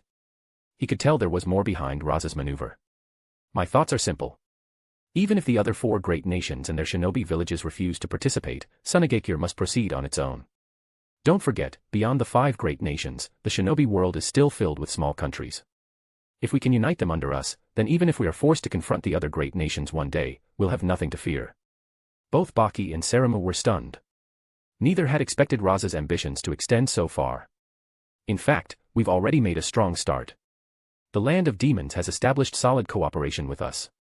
Once the summit concludes, Daikoku, Ishitomo, and Rakuseki will return there to help build their own shinobi village. And as for Omegakure, Nagato is maturing rapidly. It's only a matter of time before the Land of Rain falls into our hands. Among the remaining small nations, aside from Kazekage, Takigakure, and the Land of Iron, most lack the strength to resist our reach. What had once seemed like a grand illusion now felt almost within reach. Rasa's analysis laid out a realistic path to a larger shinobi alliance, one not centered around the 5 great nations. Then, Kazekage-sama, what exactly are your instructions? Baki asked, his voice firm with renewed purpose. The second section of the River of Flowing Sand, which connects to the Land of Demons, will begin construction right after the summit ends. Once it's complete, the transformation in the Land of Demons will become impossible to ignore for the other small nations. That alone will take at least 6 months. Meanwhile, Sunagakure will need a full year to make all the necessary preparations. But the ANBU should begin moving immediately. Baki blinked, unsure of what exactly Rasa had in mind. But the Kazekage wasted no time in giving direct orders. Baki, starting tomorrow, during the upcoming ninja qualification trials, I want you to observe carefully. From all the children participating, select a few, quietly. These will be the seeds of our future covert operations. Don't prioritize talent. With the sage curse mark we now have in Sunagakure, even those with no natural aptitude for ninjutsu can be forged into formidable shinobi. What I need are children who blend into the background, ones with resilience, discretion, and intelligence. Understand? Hi. Baki gave a small laugh. Of course he understood. From now on, in addition to their standard academy curriculum, these selected children will be secretly trained and molded into future ANBU operatives. Once they graduate, they'll be sent out to infiltrate the small nations. At this point, even without Rasa stating it outright, Baki saw the entire blueprint unfolding in his mind. I understand, Kazekage-sama. I won't disappoint you. Good. Rasa then turned to Seramu. Seramu, pass down the order. From this day on, the Desert Flower Shinobi Trials will officially replace the Chunin exams as our village's main promotion system. Based on each participant's overall performance, we'll assign them either Genin or Chunin ranks. These trials will be held once every 3 years. That way, each generation will have at least 2 opportunities to qualify as shinobi. Beginning with the second round of Desert Flower Trials, automatic promotion to Genin after graduating from the academy will end. From then on, only those who pass the Desert Flower Shinobi Trials will be recognized as shinobi of Sunagakure. Seramu nodded, understanding the full weight of Rasa's intent. With Sunagakure's population steadily rising, if they didn't start controlling the number of Genin now, it wouldn't be long before their total shinobi count surpassed that of the other 4 great villages. What about those who fail both attempts at the trials? Failing twice would mean they're unsuited to become shinobi. But that doesn't mean they're useless. There are many other essential roles in the village where their talents can be put to good use. I understand. That's all I needed to say. The first Desert Flower Shinobi trials begin tomorrow. Oversee it carefully. I don't want any mistakes. Chapter 250, Shinobi Examination. The third day of the 5 Great Nations Conference dawned with Sunagakure already alive and teeming with people. From the crack of morning, the village buzzed with activity. The streets were full of color and chatter, animated by merchants, travelers, and shinobi alike. It would not be an exaggeration to say that the village had become a melting pot of cultures, with ninja from across the 5 great nations walking side by side through the scorching desert outpost. Curious and wide-eyed, shinobi from distant lands strolled through the vibrant thoroughfares of Sunagakure. Many were young and inexperienced, having rarely set foot beyond the borders of their home villages. On their first day, most had been tense. Their training and village doctrines had instilled a deep-rooted caution. Shinobi villages were not meant to be welcoming places for outsiders. They were strict, patrolled, and paranoid. Movement was usually limited, surveillance was omnipresent, and local shinobi kept their distance. But when they arrived in Sunagakure, reality had defied expectation. Here, they were met not with suspicion but with open arms. No one followed their every move. No ANBU agents loomed in the shadows. The people of Sunagakure greeted them warmly and treated them with casual friendliness, especially after learning they were guests from the other great villages. The younger ninjas were baffled. Why were they being welcomed like celebrities? The older shinobi, more worldly and shrewd, could see it clearly. The look in the villagers' eyes was a familiar one: hunger for prosperity. This was a village desperate to grow, to rise, and to secure its future. Even so, the sincerity in their greetings was undeniable, and it left an impression. Among the foreign visitors blending into the crowd were two brothers of the Hyuga clan, Hayashi, the dignified clan head, and his younger sibling, Hisashi. Their Byakugan concealed beneath faintly tinted visors, they wandered quietly through the marketplace. "Sunagakure really is something else, brother," Hisashi said, his tone a mixture of wonder and confusion. The streets were brimming with life, but not a trace of tension lingered in the air. Hayashi, rarely one to be moved by atmosphere, gave a small nod, his stern features softening slightly. "Yes, this kind of freedom doesn't exist even in our own village." To Hisashi, born into the branch family and marked by the caged bird seal, this difference was more than cultural. The openness of Sunagakure made him feel a faint, unfamiliar longing, envy for something that perhaps shouldn't have existed in the shinobi world. "Well then, since the Kazekage has granted us this opportunity, we may as well make the most of it. Let's enjoy what Sunagakure has to offer." And it wouldn't hurt to observe their young shinobi either. Elsewhere, 3 Uchiha walked through the village streets with equal curiosity. The clan head, Uchiha Fugaku, moved silently, flanked by 2 younger clan members, his eldest son, Itachi, and the ever-watchful Shisue. Like the Hyuga, they too were struck by the vibrant atmosphere of the desert village. Itachi's eyes were wide with silent awe, absorbing every sound, every expression, every scent of the foreign land. For someone so young, trained to see through illusion and remain detached, he found himself captivated. "How does it feel, Itachi?" Shisue asked softly. He could sense the emotional shift in the boy beside him. Itachi looked over at his father's impassive profile. After a pause, he turned back to Shisue and answered. "Shisue and I really like the atmosphere here in Sunagakure." Fugaku didn't speak. His stern gaze continued scanning the horizon ahead, unfazed. Shisue let out a faint breath and murmured. "The Kazekage is truly remarkable." From the first day, Shisue had noticed it, not in the architecture, not in the shinobi ranks, but in the faces of the people. The villagers of Sunagakure didn't wear the haunted expressions that marked the war-torn lands of the shinobi world. Their smiles weren't born of the shallow relief found under the safety of strong walls. Their expressions held something deeper: pride, ambition, hope. These weren't people merely surviving. They were people building. Even the grim aura of war didn't seem to cling to this place. And then Fugaku finally broke his silence. "Shisue. Itachi. You've heard about the Kazekage's proposal to limit the military strength of shinobi villages. What do you think of it?" Shisue and Itachi exchanged glances. It was the older one who spoke first. "If it actually gets approved, I think it would be a good thing. At the very least, it means kids like Itachi wouldn't have to see the battlefield at such a young age." Fugaku gave the slightest of nods before turning to his son. "And you, Itachi?" "Father." Itachi said carefully, "I agree with Shisue and I. If this proposal is accepted, peace might last longer." "What you've said is good," Fugaku responded, his voice low and steady. "But it shows you've only seen one side of things." Both Shisue and Itachi were taken aback. Fugaku's gaze sharpened, his voice growing cold. "Don't underestimate that Kazekage. If you really believe he's just some peace-loving idealist, that would be the most dangerous assumption you could make." He didn't elaborate further. Fugaku wanted them to reach the truth on their own. Shisue's expression tightened, a flicker of understanding passing through his eyes. But Itachi still looked puzzled, clearly trying to grasp what his father meant. "Then, clan head, what about the proposal?" Shisue asked. Fugaku's answer came without hesitation. "It will definitely pass. Not only does it serve the interests of the shinobi villages, but it aligns perfectly with the goals of the daimyo. They've long grown tired of supporting so many uncontrollable shinobi. In fact, if given the chance, the daimyo would prefer our numbers to shrink as much as possible." By 9 o'clock that morning, Sunagakure was already filled with buzzing excitement. Crowds gathered across the village's busiest districts, where massive display screens had been installed. The village was practically vibrating with anticipation. Despite being a world centered on chakra, this shinobi society had developed a unique set of technologies. While they lacked trains or modern machines, they had perfected chakra-based tools similar to films, radios, and televisions. These innovations, like Konohagakure's telescope jutsu or Tsunagekyure's eye of sand, use chakra to transmit live images and audio over long distances.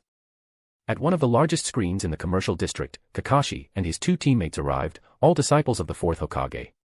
The area around them buzzed with shinobi from every nation, all crowding in to get a glimpse. Everyone was here for one reason, the live broadcast of Tsunagekyure's ninja examination. The broadcast wasn't just for entertainment. Shinobi from other villages hoped to gather insights into Tsunagekyure's training systems and standards. For Kakashi, Rin, and Obito, it was an opportunity not to be missed. Currently, the screen was still cycling through chakra-projected commercials, each one stranger than the last. Obito slumped against a wooden post, groaning. This is so dull. Why aren't they showing a movie? Who wants to watch commercials? Kakashi rolled his eyes behind his mask, unimpressed with the complaint, while Rin offered a small, encouraging smile. Just wait a little longer, Obito. It's probably starting soon. Obito immediately perked up at her voice.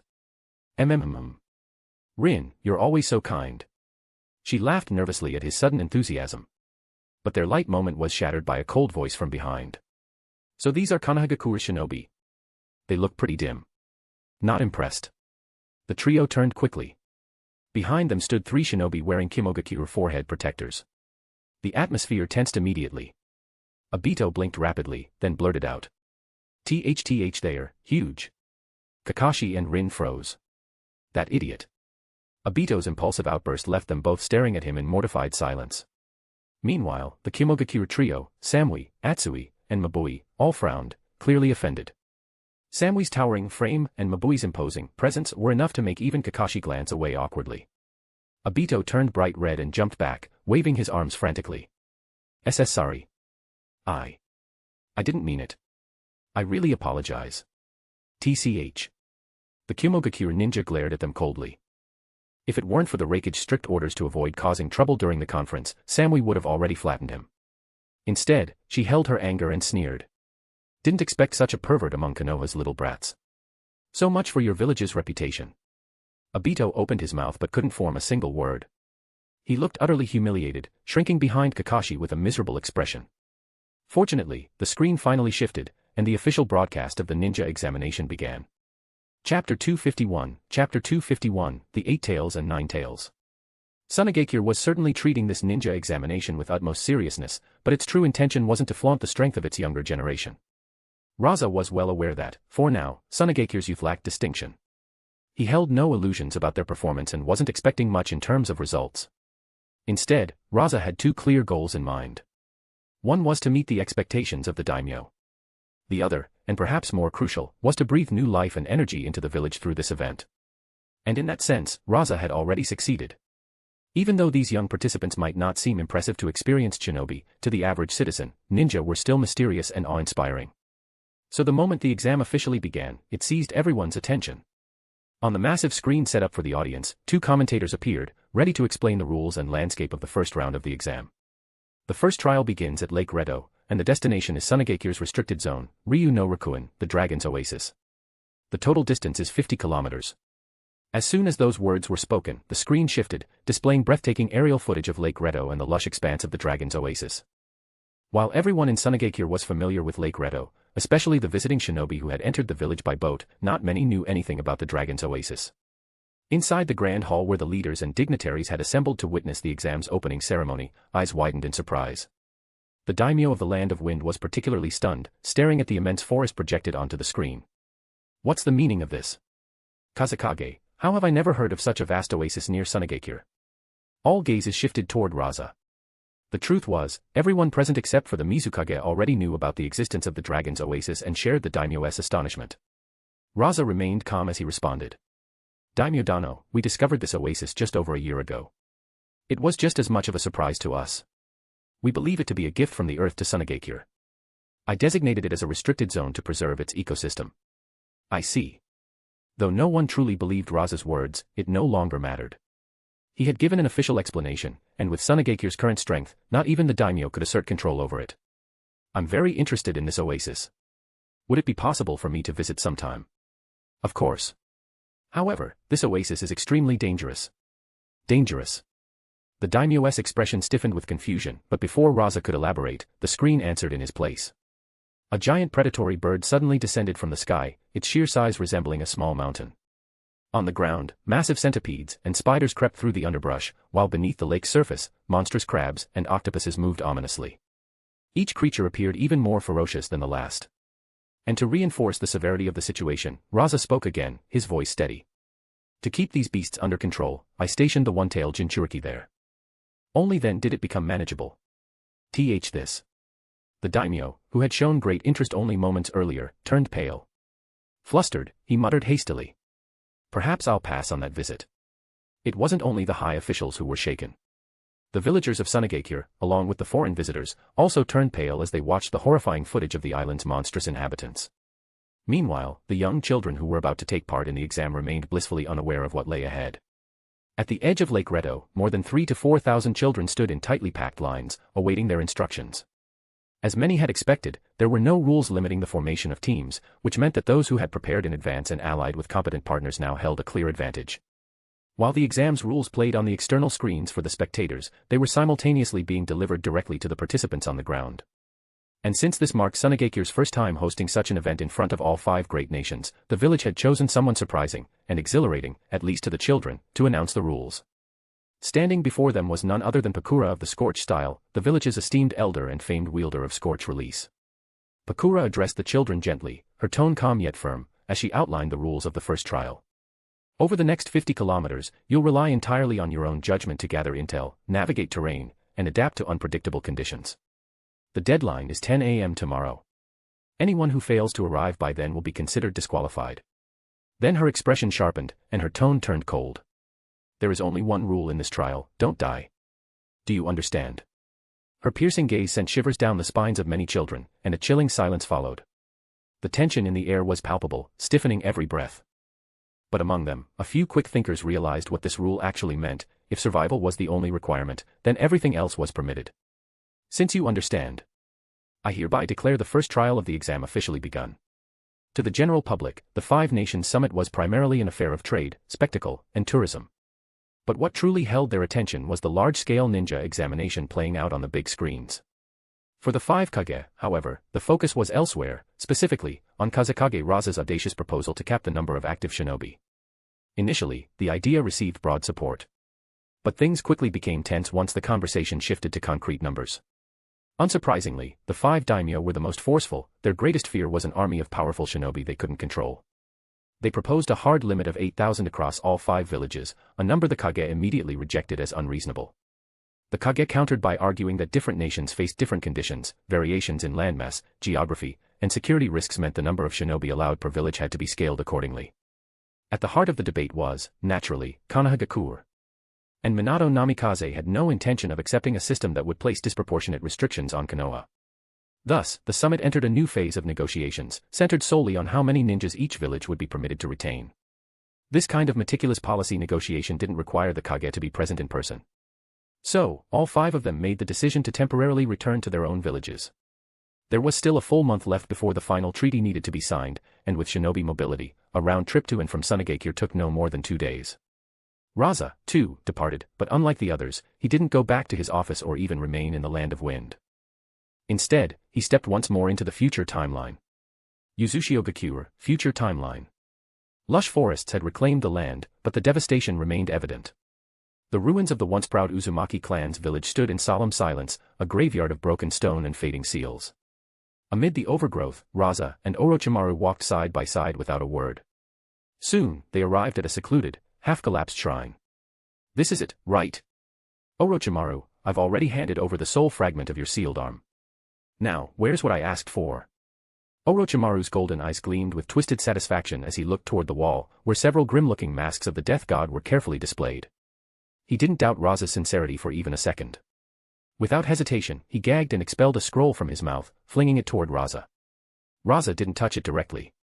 Instead, his gold sand rose smoothly into the air, caught the scroll mid-flight, and unfurled it without a sound. Here are the flesh samples you requested, Ginkaku, Kinkaku, and the previous 8 tails Jinchuriki. With this, Kazekage Dano, you now possess both 8 tails and 9 tails chakra. Satisfied, Rasa nodded and sealed the scroll again before casually tossing it back to Orochimaru. You're the only one I'd trust with this. Once you've fully restored your soul and regained your power, Edo Tensei will be yours to command. Orochimaru didn't object. In fact, he grinned widely, his pale face stretching with eagerness. But he wasn't done yet. I heard you killed Danzo. I'm not trying to overstep, but if you still have that arm of his, the one enhanced by Hashirama's cells, a regular body won't be enough to withstand this much-tailed beast chakra. Without blinking, Rasa casually threw the arm toward him, the very one embedded with multiple Sharingan that he'd taken from Danzo. Orochimaru caught it with unhidden glee, eyes sparkling.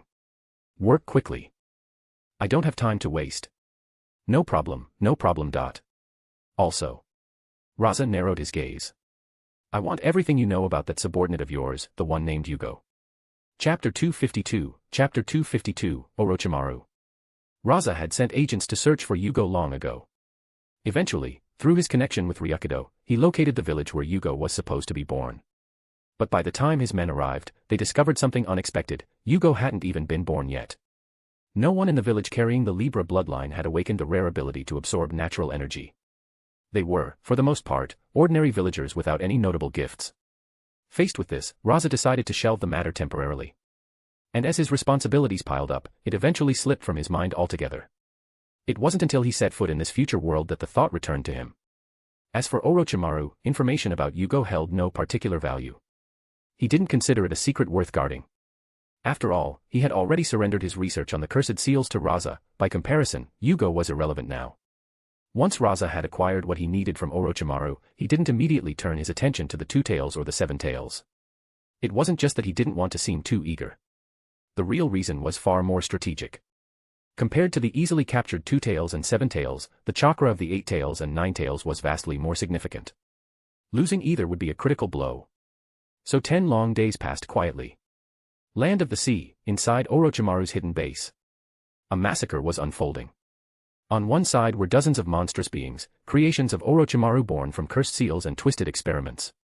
On the other side stood a single figure, Sasuke Uchiha, who had arrived 3 months earlier in search of power. Hidden from view, Rasa watched the entire scene from above, unnoticed. The battle didn't last long. One by one, the mutated beasts fell, and when the last of them collapsed in a heap of gore and broken limbs, Sasuke calmly sheathed his blade and walked away. Not once did he look up to notice the silent figure observing from the shadows. The stench of blood clung to the air, heavy and metallic. Then, footsteps sounded behind Rasa. Is it done? He, all thanks to the method you gave me, Rasa-kun. Orochimaru stepped into view, his figure emerging from the darkness. Both of his hands were whole again, restored without him sacrificing anything of his own. Among his countless followers, there had been more than enough zealots willing to offer their lives and bodies for him. As he watched Sasuke vanish into the distance, Orochimaru's voice carried a note of intrigue. I'm beginning to think what you said might be true, Rasa-kun. Perhaps Sasuke really is the child of prophecy. Even I didn't expect him to progress this fast. Rasa didn't respond to the bait. No need to test me. If you have a question, just ask. He had no patience for games or riddles. Orochimaru smiled knowingly, visibly pleased by the directness. It's always refreshing talking to you, Rasa-kun. In that case, I won't hold back. I want to know, why are you gathering the chakra of the tailed beasts? Rasa met Orochimaru's gaze and answered without hesitation. Well then, since our collaboration has been productive, I suppose it's time to uphold part of my promise, and show you a broader world. He paused, then posed a question of his own. Orochimaru, you know of the legendary Sage of Six Paths, don't you? But have you ever stopped to ask yourself, where did he come from? Orochimaru blinked in surprise, caught off guard by the question. It had never even occurred to him to ask. The sage was a figure of myth, an origin point in the annals of shinobi history, the kind of being people accepted as a given, never questioned. Does Rasa-kun know? Rasa didn't hesitate. He gave his answer without reservation. The Sage of Six Paths, whose real name was Otsutsuki Hagoromo, was, strictly speaking, only the founder of Ninshu in our shinobi world. His mother was the true origin of chakra on this planet. His mother? Orochimaru's eyes widened in disbelief. A mythological figure like that actually had a mother. What else? So-called gods are simply humans who wield extraordinary abilities. Orochimaru's mind began to churn with thoughts, but Rasa's next revelation completely overturned everything he knew. Of course, the sage's mother was different. She wasn't human. She was a being from another world, a member of an alien race known as the Otsutsuki clan. The Otsutsuki clan. A jolt ran through Orochimaru as if he were brushing against the raw truth of reality itself. That's right. the Otsutsuki are invaders, plain and simple. They travel from world to world, using the weapons they create to drain planets of their life energy. That energy is then converted into fuel for their own evolution. The one who arrived in our world, and who became the progenitor of chakra on Earth, was named Otsutsuki Kagaya. She bore 2 sons. One was Otsutsuki Hagoromo, the Sage of 6 Paths, ancestor of both the Senju and Uchiha clans. The other was Otsutsuki Himura, who became the ancestor of the Hyuga clan. Orochimaru stood frozen, his entire understanding of the shinobi world unraveling at once. All of his life's research, all of his theories and assumptions, had been limited to the framework of the world as it was, the shinobi system, chakra, bloodline limits, and reincarnation. But what Rasa was revealing transcended all of that. This was not just about shinobi history, but about cosmic forces and alien origins. He began to question everything. For a brief moment, he even wondered whether Rasa was simply spinning an elaborate lie. But some part of him, the part that had always chased the unknown, sensed the weight of truth in Rasa's words. What a vast world. His voice trembled slightly as his eyes locked onto Rasa. Rasa, fully aware of what was going through Orochimaru's mind, responded without hesitation. How I came to know all this, I can't reveal yet. The time isn't right. But what I can tell you is this, Kagaya wasn't the only Otsutsuki who came to this world. Others followed. Though Hagoromo and Himura managed to stop her from turning Earth into the Otsutsuki clan's breeding ground, their people haven't abandoned their ambitions. Our planet is still in their sights. Rasa's voice dropped into something deeper and heavier as he turned toward Orochimaru. This is why, as Kazekage of Tsunegakure, I sought you out, a rogue ninja from Konohagakure, and entrusted you with this knowledge. Because in the face of the Otsutsuki clan, the old grudges between the 5 great nations, the 5 great shinobi villages, they're nothing. Childish squabbles. Petty rivalries. We may have been enemies. There may be blood and betrayal between Tsunegakure and Konohagakure. But there's one truth we both must accept, neither of us wants to see our world devoured, reduced to compost for the Otsutsuki's evolution. As Orochimaru absorbed Rasa's words, he slowly fell into a deep silence. The reality Rasa had laid before him was too immense, too alien to fully process in mere moments. And in light of that, his own goals, immortality, knowledge, surpassing death, seemed laughably small. I see. So, Rasa-kun, all this time, you've been collecting the power of the tailed beasts in order to fight against the Otsutsuki. That's right. They're really that powerful. More than you can imagine. Even Kagaya, the one who gave chakra to our world, was afraid of them. Rasa glanced at him meaningfully. In today's shinobi world, unless the Sage of 6 Paths himself returns, no one, can stop them. Orochimaru's brow furrowed. Not even if all 5 Kage joined forces. Rasa let out a quiet, bitter chuckle. If you mean they could tickle them a little, then yes. Barely. Orochimaru's expression hardened, and his jaw clenched.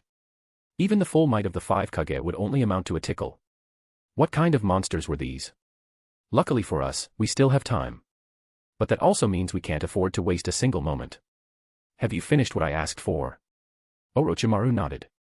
He didn't press for more details, not yet. The revelations he had just heard would take weeks to fully unravel in his mind. It's ready. Come with me, Rasa-kun. Chapter 253, Pure Land. The Pure Land. A world shaped entirely by the Sage of 6 Paths, using the power inherited from his mother, Kagaya Otsutsuki. After constructing this realm, Hagoromo connected it to the chakra of all living beings, turning it into the final resting place for shinobi souls after death. Yet within this tranquil dimension, the souls did not retain free will. That control belonged to the god of death native to this realm, by Raisaka. Though Hagoromo was nearly omnipotent, he was still bound by limitations. In essence, the majority of souls residing in the Pure Land existed as empty vessels, their identities erased, functioning as extensions of Hagoromo's control. However, exceptions existed. Aside from the Sage of 6 Paths himself, there was one other who maintained consciousness and autonomy, his twin brother, Otsutsuki Himura, the inheritor of their mother's bloodline and the bearer of the Tensigen. In terms of chakra, the twins stood nearly equal. Whether in dojutsu, yin-yang release, or hand-to-hand combat, their strength was evenly matched. Yet there was a subtle, deliberate difference. Himura had never practiced senjutsu, the art of channeling natural energy from the world itself. With his innate power, Himura could have mastered it easily. But he refrained, partly due to his calm and reserved nature, and partly because he had witnessed the division among Hagoromo's descendants. He chose instead to distance himself from any path that could lead to a similar fracture between him and his brother. And indeed, this decision proved wise. After Himura's death, his soul was welcomed into the Pure Land by Hagoromo, and for over a millennium, the two brothers co-governed this peaceful dimension without conflict. That quiet balance remained undisturbed for 1,000 years, until one day, a soul unlike any other arrived. Rasa, the fourth Kazekage of Tsunegakure. Not only had Rasa escaped the influence of Edo Tensei, but he had done something even more astonishing: he had achieved a true resurrection. This immediately drew the attention of Hamura. He was no stranger to the technique known as Edo Tensei. His brother possessed the Rinnegan, and with it, dominion over life and death. But in truth, neither Hagoromo nor the second Hokage had created that technique. The real inventor was their mother, Kaguya Otsutsuki. Yes, Edo Tensei had been Kaguya's creation from the very beginning. She developed it with a singular purpose: to prepare for the day the Otsutsuki clan would inevitably arrive on this planet. It was also why she nurtured an army of white Zetsu. Their true function had never been as mere foot soldiers, but as sacrifices for the Edo Tensei technique. Only through white Zetsu could the technique summon shinobi at full power, 100% strength, no dilution. From the moment she descended to Earth, Kaguya anticipated the day her kin would come. She understood she could not face the Otsutsuki alone. White Zetsu alone would never suffice.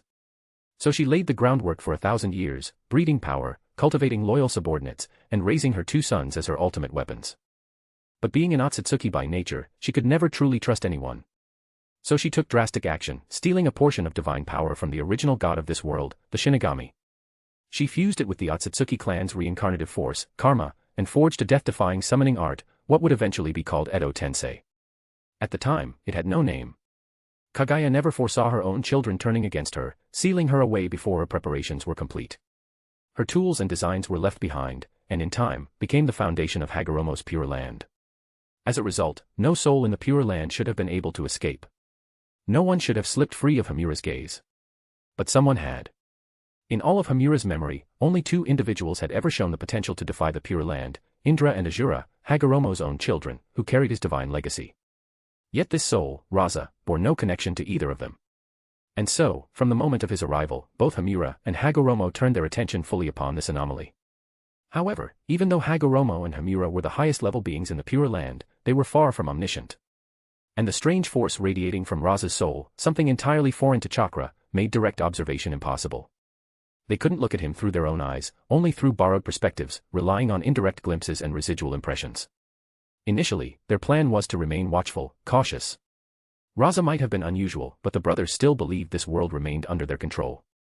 Any hasty interference might provoke unintended consequences, including something far worse. It could alert the hidden agents of the Otsutsuki clan who still lingered in this dimension, watching, waiting. That was the last thing the brothers wanted. Exposure would be disastrous. But this time, Rasa's actions pierced their calm. Because his target had shifted, he was preparing to claim the chakra of the 8 tails and the 9 tails. Even if it wasn't the full beasts, even if he only sought fragments of their chakra, that alone was enough to provoke deep unease in both brothers. The 8 tails they could tolerate. Its chakra was powerful, but not critical. The 9 tails, however, was a different matter entirely. It was ironic. Among the 9-tailed beasts, the 9 tails was the only one that lacked any distinctive ability. It had no special release style, no exotic powers unique to it.